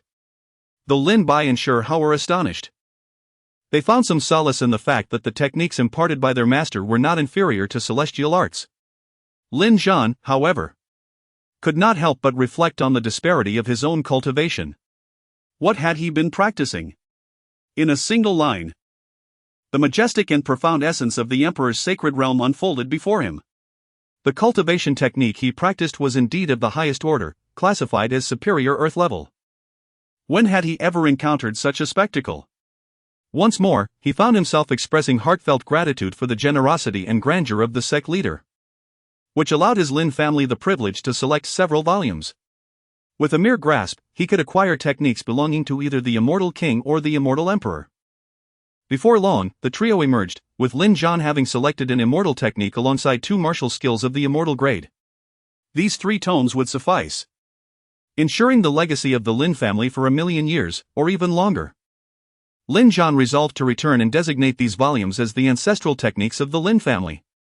Beneath the Qingyun mountain range, nearly 100 miles from the Qingyun Sect, a vast expanse had been cleared. The members of the Lin family were diligently engaged in their tasks, each face radiant with joy. For they were constructing a stronghold for their main sect, which also served their own interests. Once Qingyun City was completed, the Lin family would relocate entirely from Tianwu City to this new haven.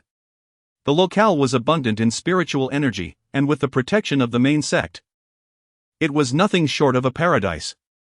Chapter 26, The Revelation of Celestial Secrets, the astonishing heavenly mechanism pavilion at the Qiyun Palace. The master, Feng Qingyang, stands at the initial stage of the true person realm, with disciples Lin Bai and Shi Hao, possessing the divine physique of the myriad heavens.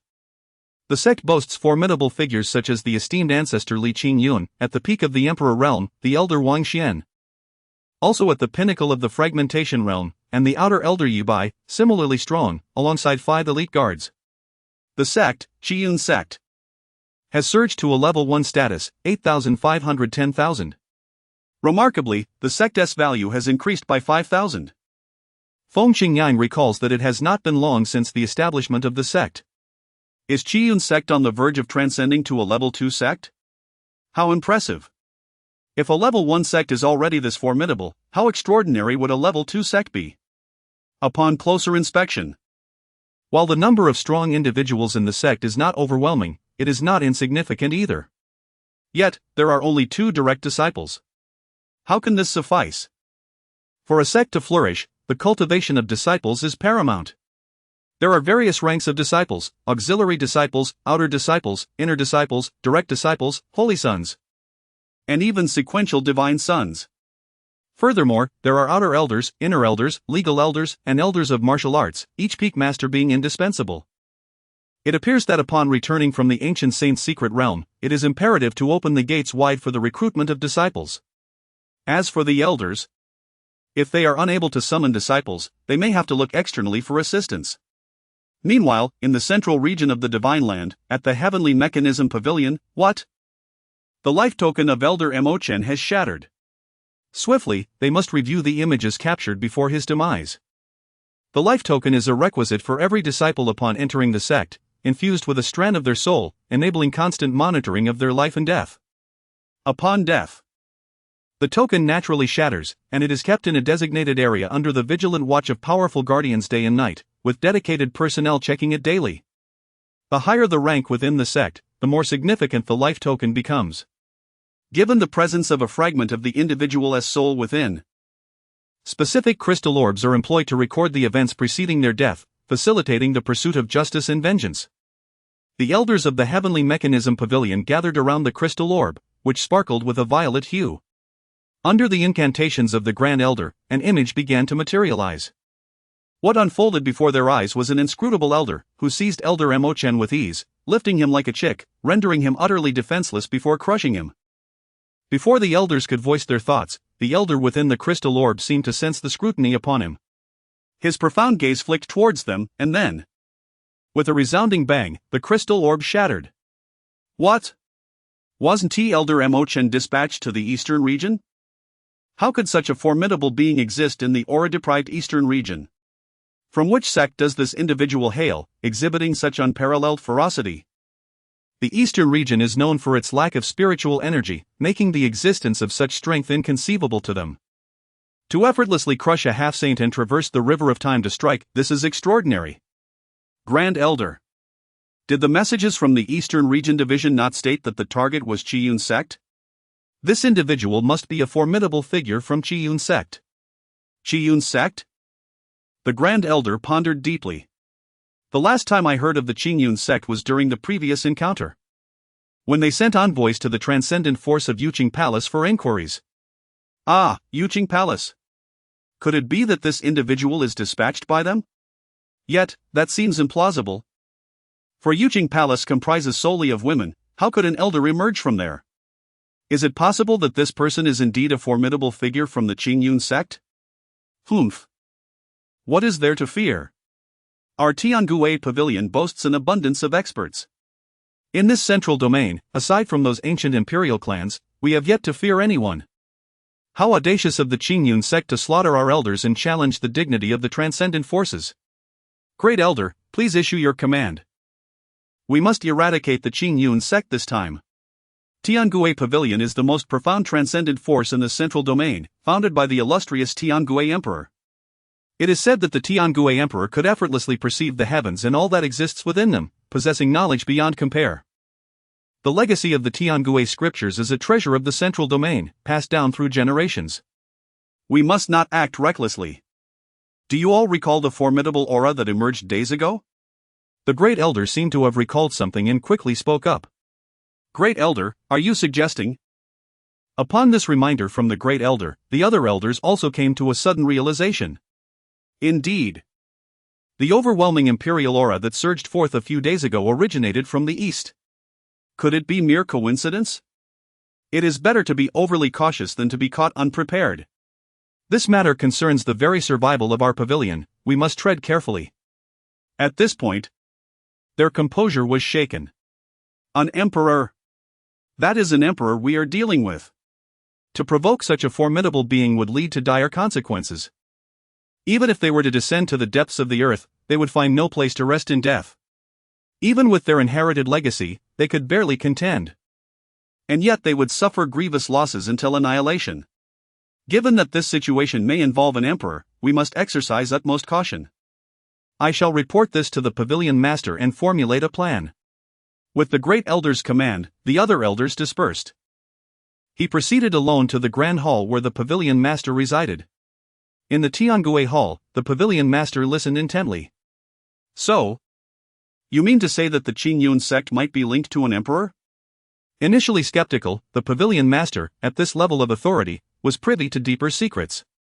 It had been millennia since an emperor had made an appearance, as they were rumored to be preparing matters that could alter the very landscape of the continent.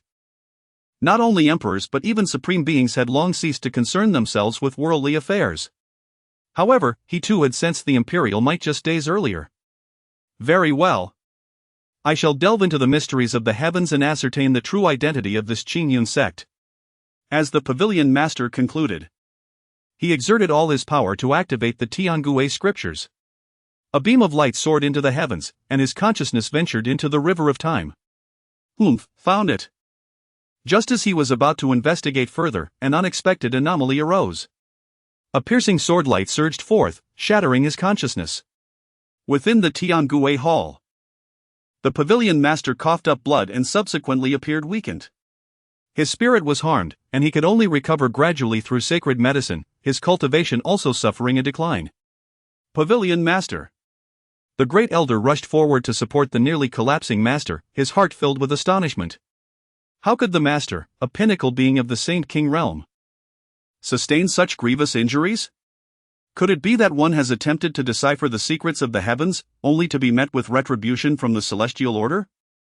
To delve into such mysteries is to act against the will of the cosmos, and a misstep could lead to dire consequences. Even the formidable emperor of the heavenly secrets, revered as the ancestor of the pavilion, has suffered the wrath of the divine order. I remain unscathed. However, the Qingyun Sect harbors a profound terror. One must not provoke it. After the frail master of the pavilion, speaking in fragmented whispers, uttered these words, he retreated into seclusion, for his soul had endured grave injuries. Reflecting upon the scene he had just witnessed fills him with trepidation.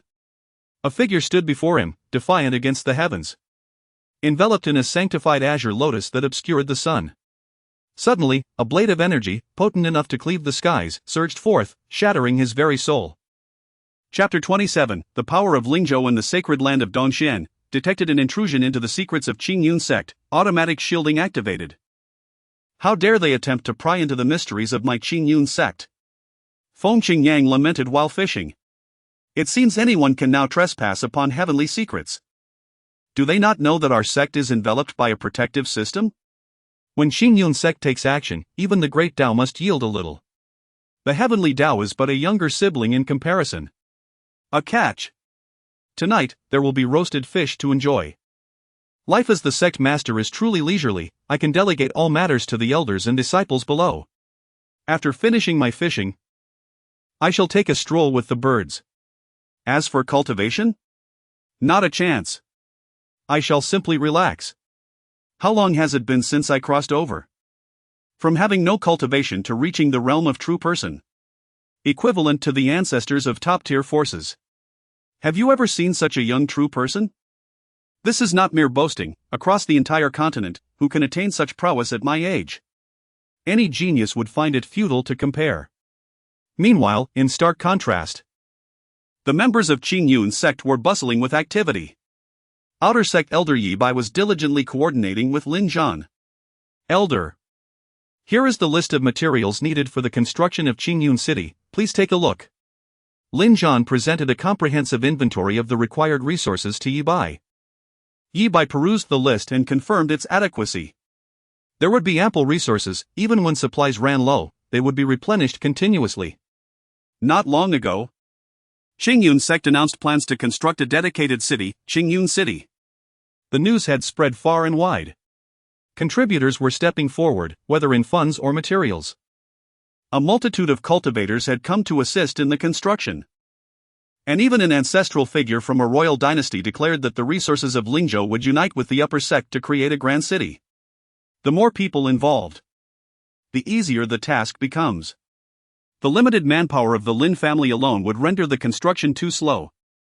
The initial form of the grand city was already visible, stretching thousands of miles in length and width. This was merely the early phase of Qingyun City. As it expands, this area would serve as the inner city, subsequently extending outward. Even at its current size, it far surpasses the combined dimensions of Tianwu City, Xianyu City, and Batian City by several folds. Judging solely by size, it is already comparable to any city in the Eastern Domain. The title of the largest city in the Eastern Domain is truly deserved. Elder Wang Xian led 5 guards from the sect to oversee the construction, ensuring no disruptions occurred. This task had been entrusted personally by the sect master, and not a single mistake must be permitted. Wang Lai, you head east. Wang Ji, proceed north. Wang Peng, go west. Wang Yu, venture south. I, along with Wang Jian, will remain here to supervise. Should any situation arise, contact me immediately. Remember, any disturbances or troublemakers are to be dealt with decisively, without further inquiry. Yes, Elder. The 4 promptly took to the skies, flying towards the respective cardinal directions. I have heard that Qingyun Sect is set to construct its own dedicated city? Your news is rather outdated. I received it half a day ago and arranged for a significant portion of our family's resources to be sent to the Qingyun Sect. If fortune smiles upon us, perhaps I could secure a position as a servant disciple in the upper sect. How delightful! Goodness, your family is swift in action. Naturally. One must act promptly to survive in these times. I shall outpace you all. He mused inwardly. I have only just received this information. I must notify my family at once. With that, the young man hurried towards his clan's direction. If he could enter the Qingyun Sect as a servant disciple, it would elevate his family's status and allow them to flourish rapidly. Meanwhile, at the foot of Qingyun Mountain, the Lin family had temporarily established a base. Most of the clan's stronger members were dispatched to construct Qingyun City, leaving behind only a few younger generations. Uncle Lin, if I cultivate this technique, can I also enter the sect like brother Lin Bai? Of course. As long as you diligently practice, when the main sect opens its doors to disciples, you shall naturally gain entry. This is a celestial technique bestowed by the sect leader. Strive hard. Before Lin Zhan stood the younger members of the Lin family, many of whom possessed commendable talents. He patiently instructed them in their cultivation and imparted the celestial technique. The youths, drenched in sweat, fervently practiced, dreaming of one day entering the main sect like brother Lin Bai. Inside the cultivation chamber of the Qingyun Sect, Lin Bai sat cross-legged, on the verge of a breakthrough. Since awakening his sword body and ascending 7 minor realms, he was poised to elevate once more in just a few short days. Spiritual energy flowed steadily towards his dantian, where a golden core was gradually taking shape, nearing its critical point. Break for me! Lin Bai shouted. And the barrier between the foundation establishment and golden core realms shattered in response. Ha, I have reached the golden core realm. I shall soon catch up to senior brother. What nonsense are you spouting, junior brother? I too have just broken through to the mid-stage of the nascent soul. Shi Hao declared, emanating his cultivation aura with a grin, revealing a harmless smile. I'm not trying to dampen your spirits, junior brother. With diligent effort, you can certainly catch up to me. Goodness, senior brother. Your cultivation seems as effortless as drinking water. In just a few days, you've advanced from the early to mid-stage of the nascent soul? Truly impressive. Just as swift as your martial arts. Meanwhile, a storm was brewing in the outside world. A message spread across the states: the ancient saint's secret realm would open in one day in the Qinglian dynasty of the wilderness state. Forces in possession of the key could enter. As the local host, the Qinglian dynasty invited various factions to the royal capital to discuss matters concerning the secret realm. Major powers across the states convened to deliberate on this event, but only those with the key could partake. Without the key, discussions were futile, though one could always attempt to seize it. The ancient saint keys are destined for the fortunate. They can be acquired through force or chance. With a total of 100 keys available. The Eastern Xian Holy Land. The Eastern Xiancheng Land is one of the 5 sacred places in the eastern region, situated in the desolate state. It has been surmised that the location of the ancient sacred secret realm's awakening coincides with this desolate state, which offers numerous geographical advantages. The Eastern Xiancheng Land boasts a rich legacy spanning several 100,000 years. The term sacred place here does not refer to those established by saints and their subsequent descendants. Only those forces with contemporary saints presiding over them can rightfully be called sacred places. Should a solitary saint, like the last remaining one, fall from grace, the sacred place may devolve into a dominion-level power. However, such fallen dominions are of the highest caliber, as they possess the sacred laws passed down from saints, thereby holding a significant potential to ascend back to sacred status. Within the majestic hall, an elder from the sacred land stood respectfully, clasping his hands in salute, and spoke, "Holy Master, the ancient sacred secret realm will open in one day. Will it be led by the Holy Sun again?" "Indeed. Let the Holy Sun lead this time as well. Additionally, select 20 of the most gifted inner disciples to accompany him," came the authoritative voice of the Holy Master of Eastern Xiancheng. The ancient sacred secret realm is not only abundant in resources and various legacies and fortuitous encounters, but it also serves as an exceptional training ground. This allure is significant even for the sacred land itself. During the last awakening of the secret realm, an individual emerged with the legacy of a saint, soaring to unprecedented heights thereafter. Chapter 28, The Qinglian Dynasty and the Saintly Prince Wang Tung. The following day, in the desolate province of Huangzhou, the Qinglian dynasty stood as the venerable sovereign power. It is said that the dynasty was founded by an ancestor of semi-holy cultivation, who left behind a legacy of semi-holy teachings, thus securing a prominent position among the dominant forces in the royal capital, Qinglian City. Today marked the day of the secret realm's opening, and the city buzzed with an extraordinary fervor. To preempt any potential mishaps, the monarch of the Qinglian dynasty dispatched a substantial contingent of imperial guards to safeguard the royal city, prepared to address any arising troubles. Within the Qingyun Sect, Feng Qingyang summoned his disciples, Shi Hao and Lin Bai. Today is the day the ancient holy secret realm opens, a splendid trial ground. Although your talents are remarkable, your practical experience is lacking. The competition for treasures within the secret realm will undoubtedly be fierce. I trust that upon your return, your combat experience will have significantly improved. I shall not provide any life-saving cards, your survival relies solely on your own strength. He had no intention of entering the secret realm himself. It would be a source of ridicule for the head of a province to venture inside. His primary purpose for attending was to recruit a third prodigious disciple. Understood, Master. Shi Hao and Lin Bai exchanged glances and replied respectfully. Without the protection of their master and the elders of the sect, they could only depend on themselves. A flower nurtured in a greenhouse cannot withstand the tempest, only those that flourish independently can stand resilient against the storm. Time waits for no one, let us depart. With that, Feng Qingyang summoned the Qingyun worship from the system space. After preparing ample spirit stones, the three of them boarded the vessel. The massive warship, charged with energy from the spirit stones, roared to life and soared into the distance, traversing vast expanses in the blink of an eye. In Qinglian City, the atmosphere was electric with excitement. Various provincial forces had begun to arrive in succession, all eager to explore the treasures of the secret realm. If their sect's disciples could obtain the inheritance of a saint, their sect would soar to unprecedented heights. The secret realm imposed a restriction: participants could not exceed the age of 22. Ensuring that only the most talented disciples from various sects could enter. Were it not for such limitations, the treasures within would have long been plundered by the formidable powers. A colossal warship hovered above Qinglian City, inciting a wave of commotion. More than 20 individuals, both male and female, emerged from it. Leading the group was an imposing elder accompanied by a strikingly handsome young man. How audacious! Isn't the royal capital a no-fly zone? How dare they anchor their warship above the city? Before the words could fully escape his lips, a friend beside him quickly covered his mouth and gestured for silence. Hush! Lower your voice, are you seeking death? Don't you realize what day it is?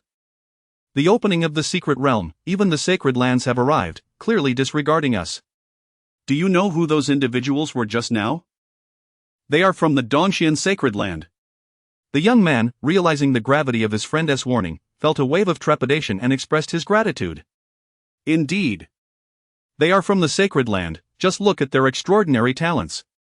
In the tender years of youth, many have already reached the pinnacle of the golden core, with the leading young individual even having attained the realm of the nascent soul. Alas, with my limited talent, should I manage to serve as a mere errand disciple in the sacred land, it would be a life well spent. After the Holy Sun enters the secret realm, your guidance for the inner disciples will be essential, an elder remarked to the young man beside him. Indeed, with the Holy Sun's remarkable talents, we shall rely entirely on his command within the secret realm. The disciples of the sacred land, regardless of gender, gazed at the Holy Sun with reverence. His innate abilities and strength were beyond their reach, and this opportunity to train alongside him warranted the cultivation of favorable relations. In truth, all disciples selected for this venture possessed commendable talent. However, compared to the Holy Sun, the disparity was akin to that of clouds and mud. Rest assured, I shall take good care of my junior brothers and sisters, the Holy Sun, Wang Tung, said with a charming smile, relishing the elevated status that came with his position. Before long, a grand warship hovered above Qinglian City, from which Feng Qingyang and two others emerged. Master, this royal city is bustling with life, exclaimed Shi Hao, taking in the dense throngs below. How could it not be lively? The major powers from various states have arrived. Let us proceed to the royal palace. Where discussions will take place among the great factions, replied Feng Qingyang. Who are these individuals? One man wondered, noting their audacious demeanor. Could they be from the sacred land? His companion did not deter him. Instead, he frowned in contemplation, having noticed the embroidered insignia of the Qingyun Sect on their robes. Qingyun Sect. Is that the dominant sect of Lingzhou? The reputation of the Qingyun Sect, which had risen to prominence in Lingzhou, had gradually spread to the outer states over time. Although Lingzhou lacked the presence of a sacred land, it was home to the transcendent force of the Tianji Pavilion. The Qingyun Sect had annihilated the branch of the Tianji Pavilion, leading to a perception of weakness from the outside world. While their victory over the elders dispatched from the middle domain's Tianji Pavilion was indeed astonishing, it was widely believed to be ephemeral. Once the Tianji Pavilion responded, they would undoubtedly send stronger forces to counteract. As various powers continued to arrive, only 3 of the 5 great sacred lands had made their appearance: the Eastern Shan Sacred Land, the Lanyu Sacred Land, and the Tianqing Sacred Land. The Lanyu Sacred Land, a formidable force with a legacy spanning hundreds of thousands of years, was led by the Holy Maiden and several inner disciples, under the guidance of the contemporary saint. In contrast, the Tianqing Sacred Land, though a rising power with limited heritage, was founded by the current Holy Master. The Tianqing Saint, who ascended from semi-saint to saint through a fortuitous encounter, soaring to new heights. The Tianqing Sect had thus risen from a dominant force to a sacred land. Within the Qilin royal palace, a young girl clad in a flowing red gown beseeched her father, "Father, please allow me to go." "No, Yuer, the secret realm is far too perilous. It is wiser for your elder brother to undertake this journey," he replied firmly. "Father, my Phoenix sacred body was activated a month ago, and my power is now on par with that of my elder brother. Truly, heaven bless our Qilin dynasty. Our Qilin dynasty is poised for greatness." From a young age, Hua Qingyu possessed a unique constitution, yet it remained dormant until now. Despite reaching the foundation establishment stage, she could not progress further, which left the king in despair as he sought answers far and wide, but to no avail. The Phoenix sacred body. Without a doubt, it is destined to become an unparalleled constitution for a holy king. Yuer, how did you manage to activate it? The sovereign still found it astonishing, having attempted numerous methods without success, only to discover that his daughter had quietly achieved it. "I had a fortuitous encounter a month ago, father." Although the Qilin king remained skeptical, he refrained from pressing further, recognizing that everyone harbors their own secrets. "Very well, Yuer, you shall accompany your elder brother on this journey." "Thank you, father." Hua Qingyu joyfully dashed out. Chapter 29, The Phoenix Sacred Body, the Narcissus Empress Senior. My father has consented to my entry into the secret realm. Now I can search for the sacred medicine to heal you. I am grateful, Yuer. A cold, ethereal voice resonated in Hua Qing's mind. "Senior, this is my promise to you, it is my duty." It must be noted that her awakening of the Phoenix Sacred Body was indeed a fortuitous encounter. A month prior, during her travels, she stumbled upon a peculiar ring in a valley. Feeling drawn to its beauty, she decided to bring it back. Little did she know, within the ring resided a remnant soul, the very senior she spoke of. She had pledged to aid this senior in procuring the sacred medicine for nurturing the soul and to safeguard the ring. The senior had expended considerable spiritual energy to assist her in awakening the sacred body. However, without the corresponding techniques, she could not unleash the full potential of her sacred form, a fact that the senior acknowledged as beyond remedy. Typically, they communicated through spiritual thoughts. In the Qilin Palace, the hall was filled with attendees. After discussing various matters regarding the secret realm, they dispersed, awaiting its opening. As always, the secret realm did not discriminate based on power. All unclaimed treasures were claimed by the capable, relying solely on individual strength. If a disciple were to perish within the realm, no sect, including the holy places, would seek retribution afterward, otherwise, they would be met with collective wrath, a testament to its brutality. This was tacitly accepted by the powerful factions. A place rich in opportunities for trials, those who emerged alive would naturally become the core of their sects, while those who perished were deemed lacking in both strength and luck. Thus, there was no reason for a sect to expend effort on a deceased disciple of insufficient ability. Well then, esteemed guests, let us conclude our discussions here. The secret realm is about to open, please take a moment to rest in my royal city. The Qinglian monarch declared with a smile. Detected the third genius disciple, host is advised to proceed quickly. Completion of the task will yield substantial rewards. So, she is the princess of the Qinglian dynasty. Another fortuitous encounter? Feng Qingyang mused as he accessed her personal profile. Hua Qingyu, princess of the Qinglian dynasty. Realm, late golden core, physique, Phoenix sacred body, fortuitous encounter, discovered a ring containing the remnant soul of the Narcissus Empress a month ago, thus activating the sacred body. Where did the Narcissus Empress come from? A golden finger, perhaps? You two should find a place to rest, I have matters to attend to. Feng Qingyang advised Shi Hao and Lin Bai before turning away. Alas, where could master be going? Lin Bai queried, perplexed. Who knows? Does master have acquaintances here? Shi Hao replied. Come, let us explore the city, it is a rare outing, last time, you came with master and did not bring me along. He pulled Lin Bai towards the bustling streets. By the way, junior brother, about last time, how is your fiancée? I haven't heard you mention her lately. You must have surprised her greatly with your newfound cultivation upon returning home, Shi Hao inquired with envy. Life has been quite arduous, my junior brother has a fiancée. While I, as the eldest disciple, have yet to even hold a girl's hand in 18 years. Lin Bai lamented. I have reached a state of being devoid of thoughts of women, drawing my sword as if it were a natural instinct. Though Shi Hao spoke lightly. His eyes betrayed a hint of anguish. It dawned on him why his junior's demeanor had shifted so dramatically upon his return that day. Women can indeed be formidable. Fortunately, he himself was not, though whether to feel relieved or fortunate remained uncertain. Outside the palace, Hua Qingyu noticed a figure trailing behind her. Could it be a stalker? How dare someone focus their attention on a princess? This scoundrel possesses audacity. Who goes there? Step forward. Hua Qingyu shouted as she turned. As her words echoed, a striking young man clad in azure and white approached. Seeing him, Hua Qingyu relaxed her guard slightly. Such a handsome gentleman could hardly be the stalker she feared. However, she still cautiously inquired, Who are you, and why do you follow me? Her hand rested on the sword at her side, ready to act at a moment's notice. You are Hua Qingyu, correct? Feng Qingyang asked, observing the young lady before him. How do you know my name? She questioned, furrowing her brow. As the third princess of the Qinglian dynasty, she ought to be a figure of renown throughout the realm. Yet her dormant abilities had kept her from emerging into the public eye. People only knew of a mysterious third princess, with little else known about her. Why do you know my name? What is it you seek? She pressed, her expression growing more serious. I possess knowledge of the heavens and the earth. And am aware of all things, he declared. All-knowing?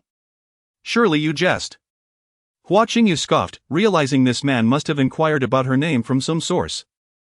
I have come to offer you an opportunity to alter your fate, should you choose to seize it, he continued. Alter my fate? Pray tell, she replied. Intrigued by his proposition. It is simple, become my disciple and join my Qingyun Sect, and I shall ensure your ascent to greatness. Oh. So it's a recruitment for your sect, she said, somewhat relieved. Why should I join your Qingyun Sect? How does it compare to my Qinglian dynasty? With a mere flick of the wrist, I could extinguish it, Feng Qingyang remarked with a slight smile. Humph. And how does your Qingyun Sect fare against the sacred land? The sacred land? Merely ants, beneath our feet, he retorted. Such arrogance. She vowed that these were the most audacious words she had ever heard. To claim that a dominant force could be so easily extinguished? That the sacred land deserved to be trampled?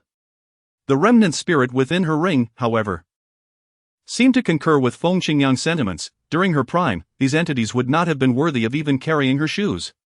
Agreement aside, she could not fathom why this man, at the initial stage of the realization realm, would utter such claims. Did he perhaps have the backing of a significant power in the central domain? I am correct, am I not, Lady Shui Xian? Before Hua Qingyu could collect her thoughts, the young man uttered yet another perplexing statement. Lady Shui Xian? Who is that? To whom is he speaking? The fragmented soul within the ring was astounded. How could he possibly know? Could it be that the dustless emperor sent him? Yet, that seems implausible. They believed my soul had perished and could not possibly locate this place. So, who is this person? Do not concern yourself with my identity. If you wish to learn more, you must first join my Qingyun Sect. This sect bears no obligation to engage in idle chatter with you. A buy one get one free offer, indeed. Though this empress is but a remnant soul, she can still be of use, barely qualifying as an inner sect elder. It would certainly be advantageous to have a female elder. You agree to his terms. Senior. Mu Shuixian conveyed through her spiritual consciousness to Hua Qingyu. Regardless of this man's character, his knowledge of her identity indicates he is no ordinary individual. Very well, I shall join the Qingyun Sect. Qingyu has met the master. The senior has bestowed great kindness upon her and would certainly not bring her harm. Chapter 30, Reacquisition of a Genius. The secret realm unveiled, Mu Shuixian, residual soul state, can exert the power of a sage at full strength. The daughter of the Mu family, an imperial clan in the central domain, was schemed against by Emperor Wuchen 100,000 years ago. By a stroke of fortune, her residual soul fled into the Milong Ring and arrived in the eastern domain's wasteland. The system also displayed Mu Shuixian's interface in detail. Congratulations to the host for completing the task of recruiting a talented disciple. Rewards have been granted. Congratulations to the host for receiving 5 silver summoning cards. Congratulations to the host for acquiring a disciple trial tower, which has materialized within the Qingyun Sect. Congratulations to the host for obtaining a sect-exclusive secret realm, which has manifested in the back mountain of the Qingyun Sect. Congratulations to the host for receiving the Phoenix Transformation Sacred Art. Additionally, for recruiting a powerful being above the saint level, an extra lotus body sculpting lotus has been awarded. Disciple Trial Tower, a tower 100 stories high. Fraught with perilous mechanisms, within, one cannot die, but failure in challenges will result in being ejected. Sect-exclusive secret realm, accessible through sect contribution points. It is replete with opportunities and countless demonic beasts, an essential choice for disciple training. Lotus body sculpting lotus, capable of housing residual souls and reshaping bodies. It inherently possesses the lotus sacred body constitution. Once again, 5 summoning cards, along with a disciple trial tower and a sect-exclusive secret realm. Quite commendable. Now, elders are in place, and the sect is well equipped with various facilities, ready to widely recruit disciples. As for this lotus body sculpting lotus, it can be bestowed upon Mu Shuixian, considering it is an additional gift. However, obtaining items from the Qingyun Sect is not as simple as it seems. A contract must be signed, committing to work for the Qingyun Sect for 100,000 years. Should she still be around after that century? Another contract can be arranged for another 100,000 years. Recruitment completed. Feng Qingyang brought the still bewildered Hua Qingyu into the city. Just stepping out for a stroll, and now he has a disciple? She has even joined the sect? The ancient saint's secret realm is about to open. Everyone is already waiting outside the city. Master, is the ancient saint's secret realm about to open? Are disciples from our Qingyun Sect also attending? Hua Qingyu inquired of her newfound master. If the Qingyun Sect had not sent disciples, she could represent the sect herself. Only 2 have come, your senior brother and second brother. Once we enter the secret realm, the 3 of you will act together. Oh. Hua Qingyu contemplated whether to inform her father first. Never mind, she decided to wait until the secret realm opened. Master. Shi Hao and Lin Bai, summoned by Feng Qingyang, approached promptly. Let me introduce you, this is your junior sister. Soon, the 3 of you will enter the secret realm together. Wow, junior sister. They had previously wondered what their master was up to, and it turned out he was recruiting a junior sister. Hello, junior sister, I am your senior brother, Shi Hao. Lin Bai. Rest assured, my second brother and I are quite powerful, we will protect you well. Shi Hao was the first to extend a warm greeting. Hua Qingyu examined her 2 senior brothers, one was tall and robust with a chiseled face, while the other possessed sharp eyebrows and starry eyes, exuding a cold elegance, resembling the protagonist of a novel. The appearance is quite pleasing, yet I am uncertain of the true prowess.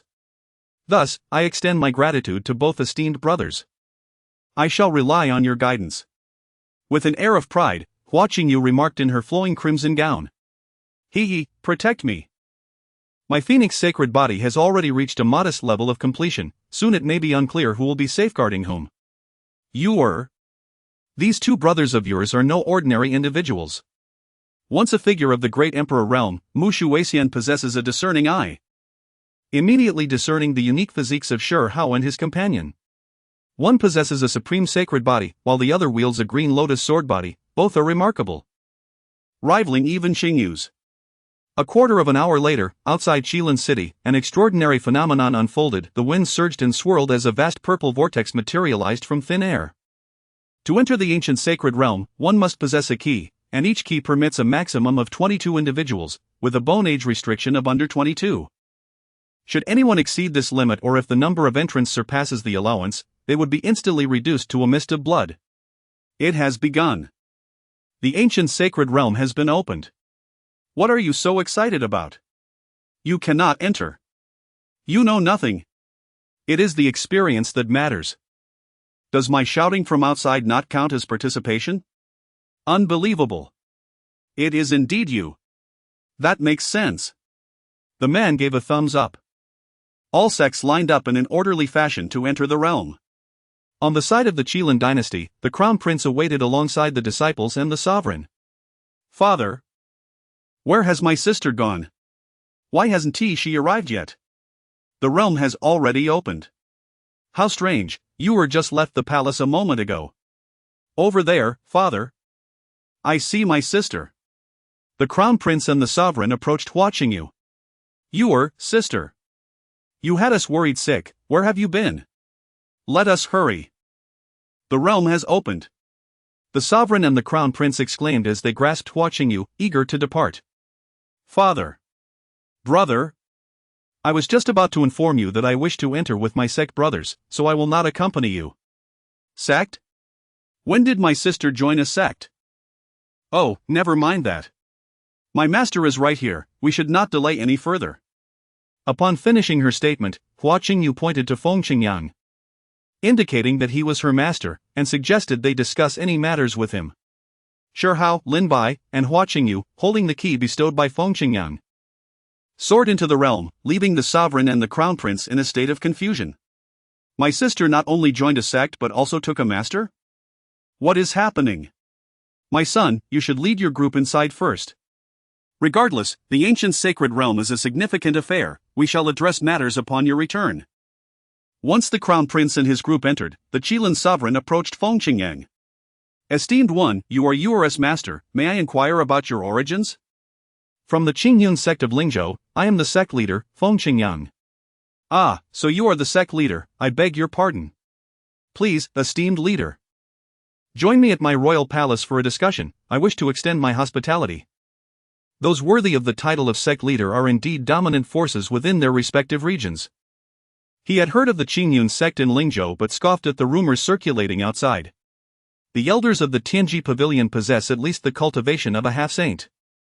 Yet the Qingyun Sect was able to annihilate them with apparent ease, even executing them in an instant. What does this indicate? It suggests that the Qingyun Sect is under the protection of a saint. As for the retribution from transcendent forces? Do not jest, they have already slain your elders. And the Tianji Pavilion must be aware of this. Yet, they have not dispatched anyone to respond. He suspects that the Qingyun Sect harbors some astonishing secret or perhaps enjoys the backing of a powerful ally from the central domain. It is indeed a fortuitous circumstance for you to join such a formidable sect. Chapter 31, The Ancient Fault and Encountering the Holy Sun in the Secret Realm of the Ancient Saints. As the blinding white light illuminated before them, they closed their eyes. Upon reopening them, Shi Hao and his companions realized they had arrived in the secret realm. The remnants of clouds in the sky were a deep crimson. And the desolate land was strewn with skeletal remains, interspersed with eerie cries resonating from afar. Gazing into the distance, the expanse was vast and boundless. A scene of utter desolation.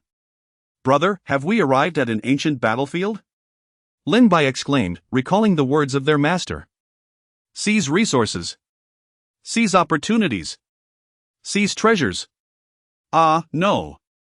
The master expressed it more subtly, emphasizing sincerity. For instance, your resources are plentiful, it must be burdensome to carry them all, right? Your opportunities are splendid. They are now mine. Rest assured, our Qingyun Sect would never lay claim to even a thread of yours. Feng Qingyang remarked, excellent. You resonate well with my sentiments. But what treasures could possibly exist in such a desolate place? Perhaps we should gather some bones for the master to brew a soup. You ask me? I have no idea, Shi Hao furrowed his brow. This is our first visit, if you inquire of me. To whom shall I pose the question? The second senior brother stated sagely, indeed, this is unmistakably an ancient battlefield. Oh, sister, do you possess knowledge of this secret realm? Please, enlighten us, Shi Hao and Lin Bai urged. To know oneself and one's adversary is the key to victory in every battle. I have heard from my father. She continued, that this realm was once a powerful holy land from the ancient era. During that time, the demonic clans invaded, prompting the various holy lands of the eastern region to unite in resistance, with this being the primary battleground. Hua Qingyu gestured towards the barren ground beneath them. The battle was cataclysmic, a tempest of bloodshed, where numerous saints perished. Ultimately, it was only through the intervention of the emperor of the central region that this tragic conflict was brought to a close. As a consequence of this battle, the eastern region was left in ruins, its heritage fractured and riddled with scars. This explains why, in the present day, there are only 5 holy lands remaining in the vast eastern region. Furthermore, this secret realm is a creation of that emperor, who fashioned the main battlefield into a miniature world using a precious artifact, allowing the forces that possessed the key to train their disciples and inherit the legacies of the saints. As Hua Qingyu spoke, her tone grew increasingly somber. No inhabitant of the eastern region remains untouched by the sorrow of this history. Saints clashed with demons, holy lands united, and the major powers vied for dominance. That was the most harmonious period in the eastern region's history. Once, the eastern region basked in glory, where prodigies competed, strong individuals emerged, and even emperors arose. Yet all were shattered in that war, and the few surviving saints have since faded into obscurity with the passage of time. Old companions wither away like leaves in the wind. It is not an exaggeration to refer to this as the ancient fault. Enough of this. Let us return to discussing the secret realm. The holy land of the main battlefield lies deep within, where opportunities and inheritances abound.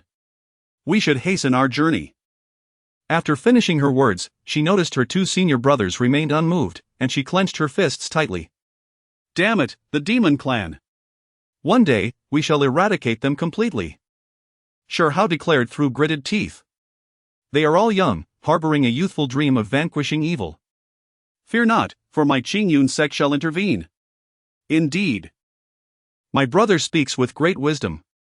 The demon race deserves to be eradicated. A hearty laugh echoed as a strikingly handsome youth, like a jade crown, approached, followed by 20 disciples.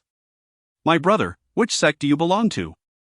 Our ideals align perfectly, why not journey together? As Wang Tang stepped closer, he noticed the embroidered name on Shi Hao and the other sect robes, Qingyun Sect. Shi Hao and his companions cautiously observed the approaching group. For one must never harbor ill intentions, yet always remain vigilant, especially in this treacherous realm that devours its prey without a trace. Brother, there is no need for alarm. I am Wang Tang from the eastern mysterious Holy Land, and these are my fellow disciples. Wang Tang continued, your thoughts resonate with mine. My greatest aspiration is to cultivate diligently and eradicate the demon race. He stepped forward and clasped his hands in greeting. Shi Hao of Qingyun Sect, he replied courteously. It is our duty as cultivators to combat evil. Upon hearing this, Shi Hao disclosed his identity as well. Ah, Qingyun Sect. The prestigious sect that has recently gained renown and dominance in Lingzhou? No wonder they are all exceptional individuals. Sure brother, this realm is fraught with peril. Perhaps we should band together? In such a treacherous environment, it is indeed wise to unite forces, especially as Shi Hao shared a common purpose with Wang Tang. Shi Hao turned to consult his junior brother Lin Bai and junior sister Hua Qingyu, both of whom expressed their agreement. Strength in numbers would serve them well. Then let us proceed, Wang brother. The group ventured deeper into the secret realm, where the sight of skeletons increased, and the ominous aura thickened. they encountered more disciples from other factions, who frequently cast glances towards Shi Hao's party.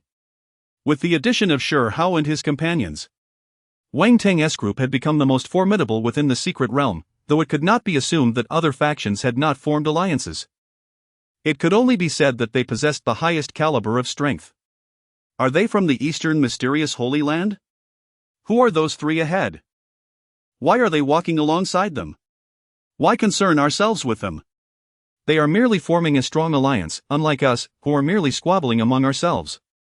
Let us move eastward. My junior has reported something intriguing in that direction, perhaps even a fortuitous encounter. In the depths of the secret realm, within a dark palace. Cake. So many fresh offerings have arrived. A demon, its head adorned with horns and its form shrouded in a malevolent aura, proclaimed, its shape flickering in and out of visibility. Indeed, my lord. These offerings look delectable, I can hardly contain my salivation. These demons, once slain, found themselves gradually resurrected due to the overwhelming malevolence saturating this battleground. Patience. For our current powers are but a fraction of our former glory, we require time to cultivate once more. However, I have discerned that these little creatures possess limited cultivation. I shall devise a trap to ensnare them all at once. Once accomplished, there will be a bounty of fresh sustenance to indulge in, ha ha ha. Gue Sha. Gather your men and make the necessary arrangements. Once we have succeeded, I shall reward you with 20 servings of fresh blood delicacies. Thank you, my lord. I shall attend to this immediately. Deep within the palace, there are indeed thousands of demonic entities nurtured under a surfeit of malevolent energy. Damn the sacred grounds. Damn the people of the eastern region. Once I emerge, I shall surely tear you to shreds. Chapter 32, The Humble Saint's Son and the Treasure Hunt in the Ruined Palace. Shi Hao and his companions halted before a cluster of dilapidated palaces, drawn by the sounds of combat emanating from within. This site, known for housing the ancient sacred grounds, martial arts and alchemy halls, was teeming with individuals eager to seize any opportunity for fortune. Let us enter, this is the first site we have encountered, one suggested. You are quite amusing. Just because you saw it first, you believe it belongs to you? Are you unaware that treasures favor the worthy? Another retorted. So, are you quite formidable then? Upon their entrance, they beheld two factions locked in confrontation, both sides bearing the marks of battle. Evidently, a fierce skirmish had just transpired. Saint Lady. Individuals from the eastern Qian sacred land have arrived, one of the onlookers announced. At this, the Saint Lady of the Lanyu sacred land, Jiamingxin, furrowed her brow and gazed at the newcomers. The two opposing factions were already evenly matched, and the arrival of a formidable new contender posed a significant threat. Compounded by their recent skirmish, their stamina had yet to fully recover. Would they find themselves ensnared in a conflict where one party reaps the benefits of another's struggle? Mu Fan, the saint son of the Tianqing sacred land, regarded the newcomers with caution, having expended considerable energy in the earlier conflict, with his spiritual essence only partially restored. Ah, who do we have here? It seems we are not the only ones to arrive at an inopportune time. Dear Jia and brother Mu, shall we allow you to continue? He quipped. As members of the 5 great sacred lands of the eastern region, the saint ladies and sons were familiar with one another, though their relationships were merely acquaintanceships based on reputation. No, your arrival is quite timely, Jiamingxin replied. Brother Wang, why don't we join forces to eliminate these individuals from the Lanyu sacred land first and then divide the treasures amongst ourselves? Mu Fan inquired tentatively. You shameless scoundrel! Jiamingxin retorted angrily, casting a worried glance at Wang Tang and his companions. In the current predicament, should these two factions truly ally, her sacred land's disciples, including herself, would surely suffer devastating losses within the secret realm. Although she possessed a life-preserving trump card bestowed by the sacred lord, it was intended for dire circumstances only. However, could the opposing faction lack their own means of survival? Ha ha ha, brother Mu is jesting.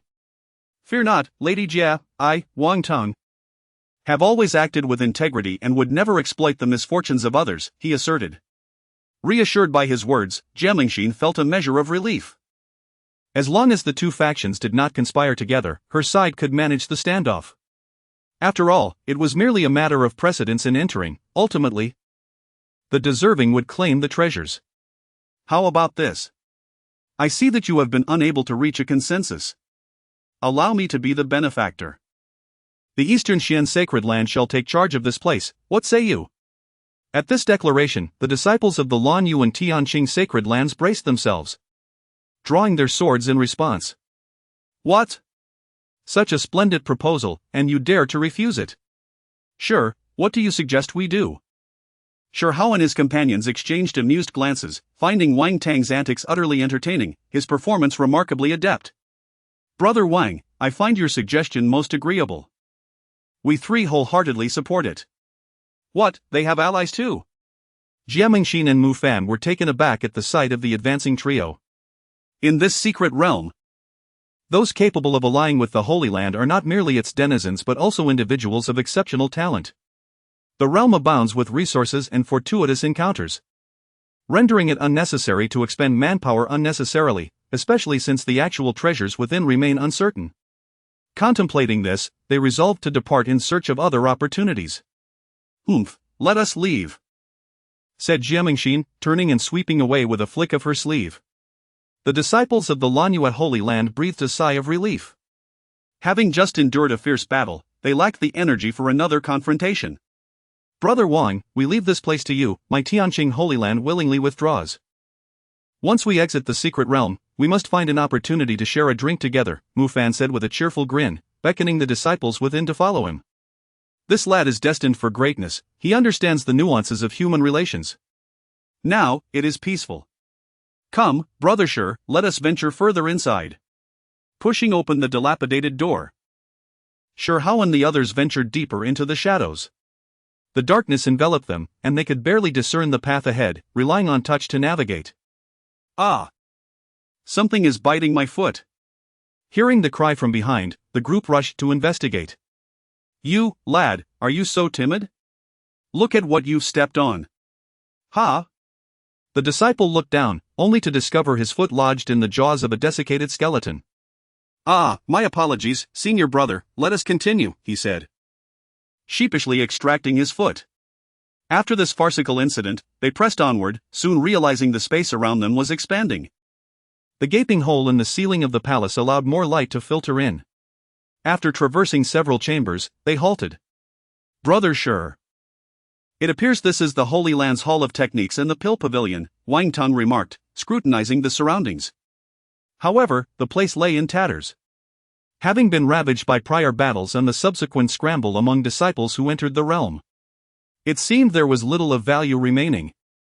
Though no one could guarantee that nothing had been overlooked, this was undoubtedly the first stop for all who ventured into the secret realm. By the time Shi Hao and Wang Tang arrived, only 2 Holy Lands remained, having temporarily allied to expel all newcomers before proceeding to compete among themselves. Thus, this location still held considerable allure. Everyone, spread out and search diligently, but remember, do not hoard anything, Wang Tong declared earnestly. Yes, Holy Son. The 20 disciples from the Dongxian Holy Land dispersed, each seeking treasures. Come, Brother Shi, let us explore as well. Senior brother. This place does not appear to hold anything of worth, Shi Hao and Lin Bai remarked, intending to fill their large bags with resources. Do not fret. Let us check over there, Shi Hao pointed toward a nearby secret chamber. Junior sister, let us go, what are you pondering? Oh, right, let us move, senior brother. Hua Qingyu had just been communicating with Mu Shuxian through her ring via spiritual thought. Senior, this is the pill hall and the scripture hall of the secret realm. It appears to be devoid of any signs of sacred elixirs. Do not fret, my perception is infallible. The sacred herbs lie just ahead, continue onward. As a being of the Emperor realm, Mu Shuxian possesses an extraordinarily powerful consciousness. Though currently in a state of residual soul, she can still distinctly sense something ahead that brings her soul profound tranquility. Chapter 33, The Sacred Medicine's Fragrance. The demon clan's bait Shi Hao and his companions searched diligently within the secluded chamber ahead. The techniques and resources had been thoroughly plundered, leaving only numerous torn remnants behind. It appeared that the previous disciples had fought fiercely over these treasures. Yuer, please check the adjacent chamber, there might be something of interest there. Mu Shuxian conveyed through her spiritual sense to Hua Qingyu. Senior brother, let us explore the neighboring chamber, Hua Qingyu suggested to Shi Hao and the others. Let us proceed, for it seems this place holds little of value, Hua Qingyu remarked, leading the way, while Shi Hao beckoned Lin Bai and Wang Tang to follow. Shi brother, it seems there is nothing worthwhile here, perhaps we should investigate elsewhere in the secret realm, Wang Tang lamented, regretting the time spent in vain. Let us pause for a moment and take another look, Shi Hao replied. Upon entering the adjacent chamber, they found it even more desolate and spacious. A place where even thieves would lament the absence of treasures. Senior, there is nothing here. Do not fret, there exists a formation here. You err, expand your consciousness. I shall temporarily control your body while I dismantle this formation, Mushu Weixian instructed. Trusting the elder within her ring, Hua Qingyu complied. Knowing that if the elder intended her harm, she would not be present today. As Mushu Weixian entered Hua Qingyu's consciousness, her demeanor transformed dramatically. What is our junior sister doing? Is she breaking a formation? Is there truly a formation here? Shi Hao and the others, unable to perceive it with their cultivation levels, looked on in astonishment. With her hands forming intricate seals, she commanded, dissolve. At her command, the formation dissipated, revealing the chamber's original state. Numerous jars of medicinal pills were neatly arranged upon the shelves, emanating enticing aromas. By the heavens! The medicinal pills were concealed by the formation, no wonder we found nothing. We've struck gold. Shi Hao and the others exclaimed in awe, realizing their fortune. Mushu Weixian, hearing their exclamations, cast a cold glance in their direction. Junior sister's gaze is terrifying. So frigid. So indifferent. Junior sister. Are you all right? Why does it feel as though you have become an entirely different person? Mushu Weixian then retreated into the ring. I am fine, senior brother. Let us swiftly gather the medicinal pills, Hua Qingyu urged. Setting off in search of the sacred medicine for soul restoration. Shi Hao, Lin Bai, and Wang Tang began inspecting the jars one by one. These are Linglong pills. And here are Qiyang pills. Wang Tang exclaimed, holding several vials up to his nose, scrutinizing the pill patterns and recognizing their significance. No wonder this ancient and powerful sacred ground possesses these long-lost pills. Senior brother, come quickly, there are inscriptions here. Shi Hao called out, prompting Wang Tang to hasten over. They found Lin Bai staring intently at a stone table, upon which several lines of inscription were etched. I am an elder of the alchemy division of Tianshan Sacred Ground.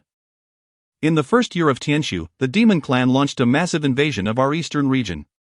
Our Tianshan Sacred Ground united with various forces to resist. Yet the disparity in strength was overwhelming. We are uncertain how much longer we can endure. To prevent those demonic entities from ravaging my sacred pill hall, I have specifically established this formation. Should you manage to unravel it, all the elixirs shall belong to you. The demonic forces should have been repelled, I hope. Elder Mo Fenglu of the Heavenly Dust Sacred Land. It turned out to be a formation left by the alchemy elder of the Sacred Land. The trio of Shi Hao gradually comprehended its significance. This formation was designed as a safeguard against the demonic tribe, suggesting its considerable level of complexity. However, they refrained from inquiring whether their junior sister possessed the ability to dismantle formations, for each harbored their own secrets. I found it. Senior. On another front, Hua Qingyu joyfully held a vial of elixirs.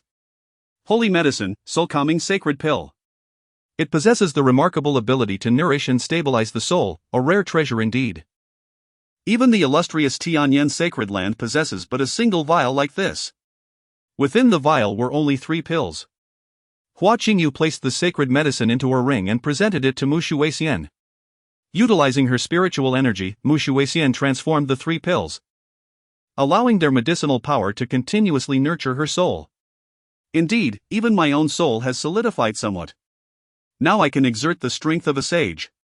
Previously, I could achieve this with utmost effort, but it would require a prolonged slumber for recovery thereafter. Senior brother, how are things? Have you packaged the elixirs? Let us depart. After completing her task, Hua Qingyu approached Shi Hao and the others, who had divided the elixirs into 1 large portion and 3 smaller ones. Junior sister, you have arrived.